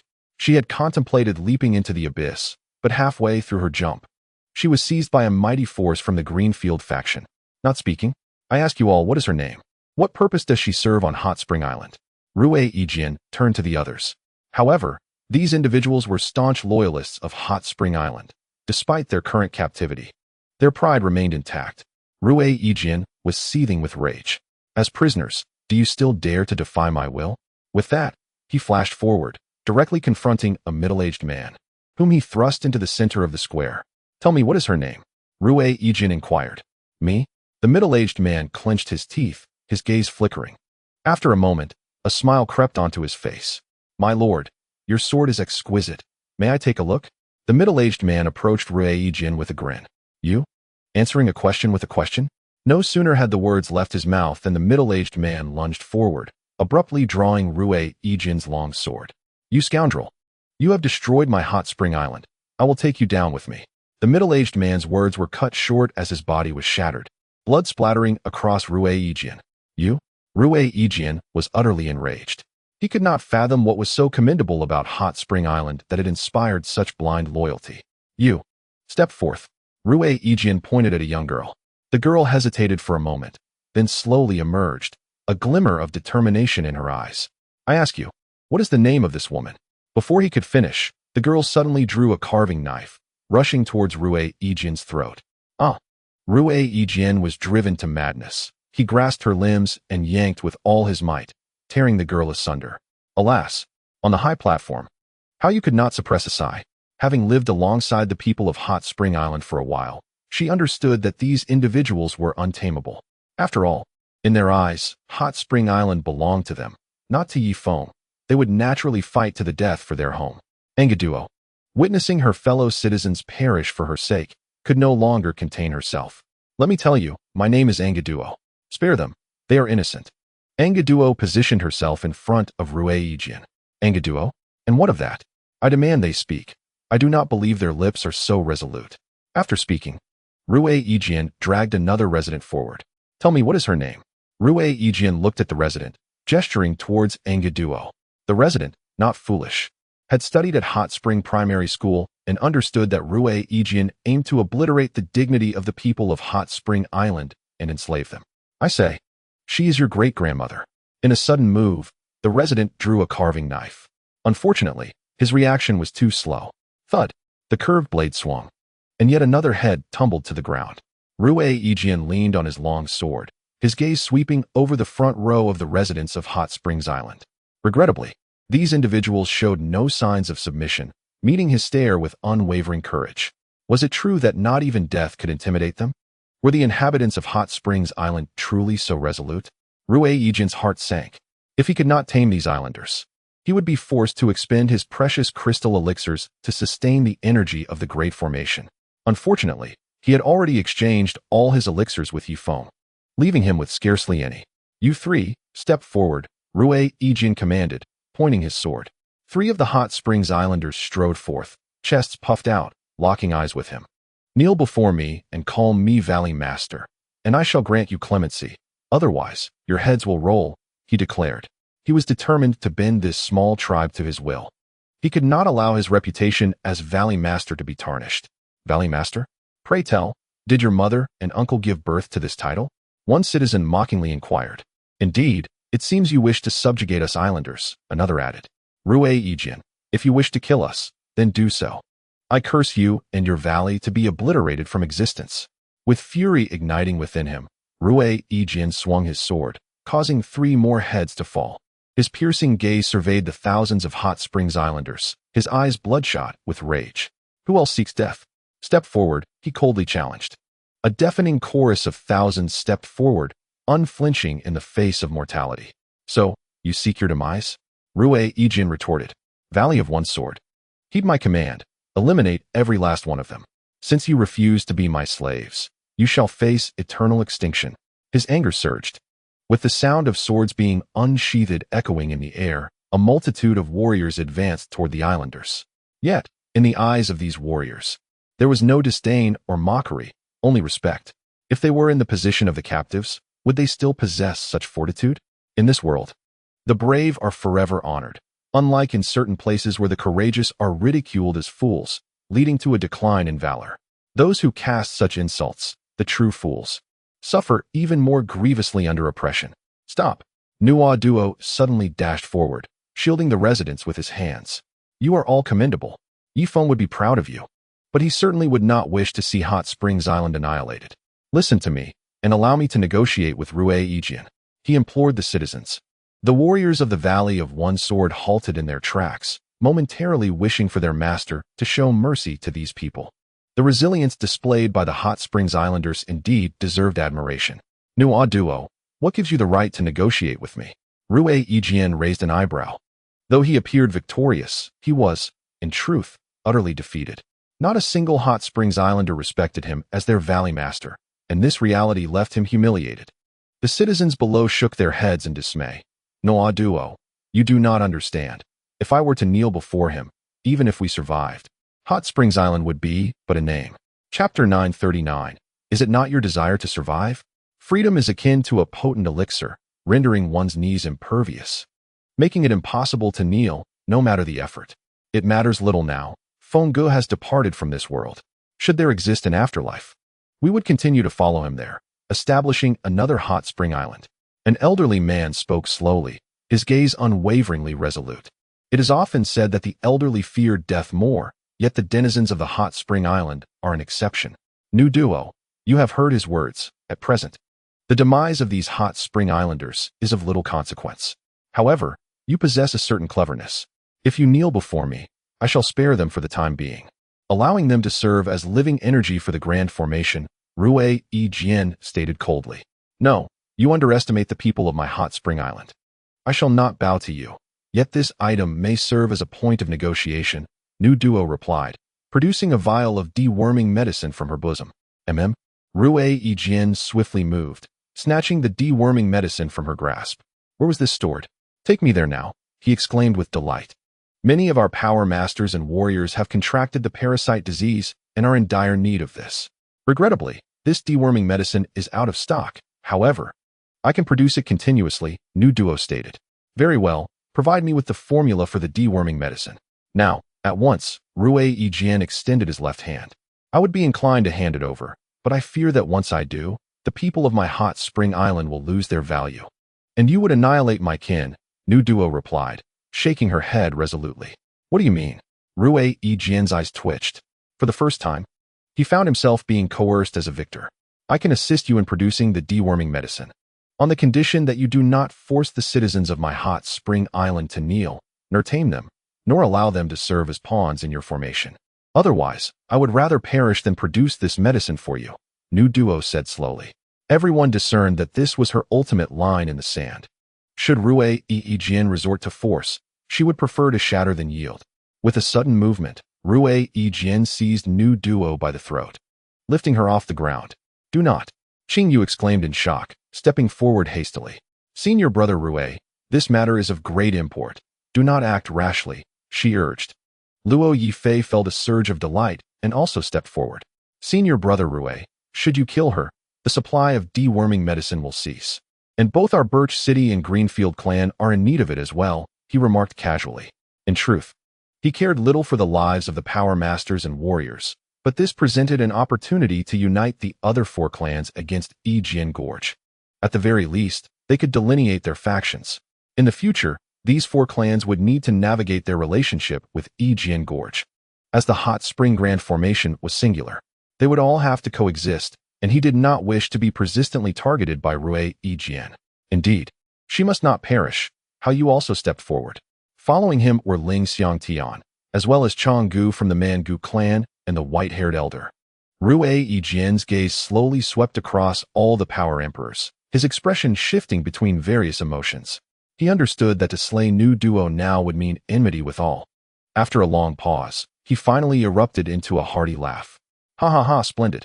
New duo, you possess remarkable skills. This time, you have indeed struck gold. From this moment forth, you shall solely produce deworming medicine. Remember, you must manufacture 10,000 bottles each day. Should you fail to meet this quota, I shall take the life of a resident from One Spring Island. Yijian exerted some pressure. If that is unattainable, the maximum you may produce is merely 100 bottles. New duo shook her head. You? Yijian erupted in anger, drawing his long sword. Unacceptable. Figures darted forth, as 5 or 6 of the Li Huang charged in. Among them, a Li Wang from Yijian Gorge. This particular Li Wang's lineage suffered from a parasitic disease, affecting over 200 individuals in dire need of deworming medicine. Moreover, each infected person must consume the medicine continuously for a month to eradicate the ailment. To them, New duo was akin to a treasure. You are quite capable. Very well, I shall leave this mess to you to sort out. Yijian's fury found no outlet as he suddenly cleaved towards the Sun City fortress. Unfortunately, the fortress was forged from Nanqing steel, and his sword shattered into two upon impact. Just then, a figure emerged from below the castle, carrying a package on her back, and without a word, she leaped into the abyss. Who permitted your leap? Yijian bellowed, taking 2 strides forward and crossing over 30 zhang in an instant. Boom! Bai Guogua unleashed a palm strike, propelling herself further into the abyss. As she prepared to leap down, a figure soared in from the distance, striking her and sending her flying. Bai Guogua gritted her teeth and flung the package into the abyss, but she herself was hurled back, crashing heavily onto the plaza. Boom! Yijian and Qinghua landed beside Bai Guogua simultaneously. Speak, what did you just throw down? Qinghua demanded coldly. Speak quickly, or you shall suffer torment unto death. Rue Yijian harbored a suspicion. Indeed, Bai Guoguo had been hiding in the basement of Sun City Fortress for several days, aware that she would eventually be discovered. She had unhesitatingly discarded the formation plate into the abyss. Even if it meant her demise, she could not allow the plate to fall into the hands of Yijian Gorge. I discarded an ancient book, Bai Guoguo fibbed. Nonsense. How dare you deceive me? If it were an ancient book, would you need to throw it into the abyss? Our ancient books at Yijian Gorge are as plentiful as dust. Speak. Was it the formation plate you discarded? Rue Yijian inquired coldly. And if it was? Bai Guoguo, under relentless questioning, felt her temper rising. Very well, you have thrown away my formation plate. I shall take your life. Rue Yijian suddenly raised his right palm. Wait. If you kill me, no one will be able to control this grand formation, for I have tampered with it. Each month, it must be rearranged by me, or it will only last for a month. Bai Guoguo puffed out her small chest. Swish, swish, swish. Thousands of gazes turned towards her, causing Bai Guoguo to feel a chill run down her spine. Ha ha ha. I do not believe you. You merely wish to save your own life. I shall ensure you do not survive. Rue Yijian suddenly struck down with his palm. Boom. A stone sculpture 10 meters behind Bai Guoguo was reduced to rubble. Rue Yijian may appear rough on the surface, yet possesses an exceptionally meticulous heart. Naturally, one would be inclined to believe in the existence of such matters. Bai Guoguo had originally thought her demise was imminent, but to her astonishment, she emerged unscathed following a single strike. What kind of trickery did you employ on the grand formation? Qingwei demanded, gripping Bai Guoguo by the collar. In any case, the formation will dissipate in a month unless I reset it monthly, Bai Guoguo retorted without hesitation. Do you think you are the only one capable of manipulating formations? Qingwei replied, casting her gaze towards the army of Yijian Gorge. Master Mu, could you kindly step forward? Shortly thereafter, a mighty figure emerged from the ranks of Yijian Gorge's forces. Chapter 940. A flicker of comfort within Master Mu. You possess a unique talent in the realm of formations. Would you be so kind as to assess whether there are any hidden dangers in this protective ancestral formation? Is it truly as this young girl claims, that it will vanish in a month? Qingwei inquired. Very well, I shall conduct an inspection, Master Mu replied, hastily making his way to the formation's core. Everyone held their breath, waiting in silence for the outcome. Nuduo approached and stood beside Bai Guoguo. Guoguo, did you truly tamper with the grand formation? Nuduo asked quietly. Of course, I altered the formation plate. Without it, they will find it utterly impossible to rectify this flaw, Bai Guoguo asserted with confidence. As a prodigious talent in formations, she was entirely self-assured. After half an hour, Master Mu returned, his head hung low. This is grave. The protective ancestral formation indeed has a flaw. In approximately a month, the 10 formation flags will cease to absorb energy, which means the protective barrier will fail to activate, Master Mu declared. Preposterous. A powerful figure rushed forward, ready to resort to violence. Wait, Qingwei intervened. Master Mu, I implore you to restore this grand formation to its former state with all your might, Qingwei said politely. Thus far, Master Mu was the most renowned master of formations in Yijian Gorge. I have no choice unless the formation plate can be found. Alas, even if it were found, my abilities may not suffice to mend the flaws of the grand formation, Master Mu sighed, casting an admiring glance at Bai Guoguo. The ability to manipulate the grand formation freely indicated that Bai Guoguo was a genius in formations, far surpassing him. Lock this girl away and subject her to severe torment until she repairs the flaws in the formation, Rue Yijian commanded. Dare you? Bai Guoguo exclaimed defiantly. If you torture me too severely, I will lack the energy to reset the grand formation in a month. At that time, I wonder how many of you will perish from the cold. Bai Guoguo's words undoubtedly doused Rue Yijian with a cold reality. Though he had conquered Warm Springs Island, he felt increasingly stifled. Suddenly, a thunderous explosion erupted from the location of the turbulent sea. A massive block of ice shattered, and Ye Feng soared from the depths, instantly shivering in the biting cold wind. I had thought the sacred demon art could allow for infinite breath-holding. It seems it is time-limited. Perhaps only half a day at best, Ye Feng muttered to himself, beginning to open his mouth to let oxygen fill his lungs. Cough, cough, cough. Inhalation was too vigorous, causing the frigid air to penetrate his lungs, which provoked a fit of violent coughing. Reluctantly, Ye Feng resorted to taking shallow breaths of oxygen. After a wait of 10 minutes, he unleashed a powerful punch against the ice layer, plunging once again into the depths of the sea. This time, in a dazed state. He perceived a large shadow approaching him. It bore no resemblance to a shark or a whale. It was an entirely unfamiliar creature. A sea monster? A wave of unease washed over Ye Feng.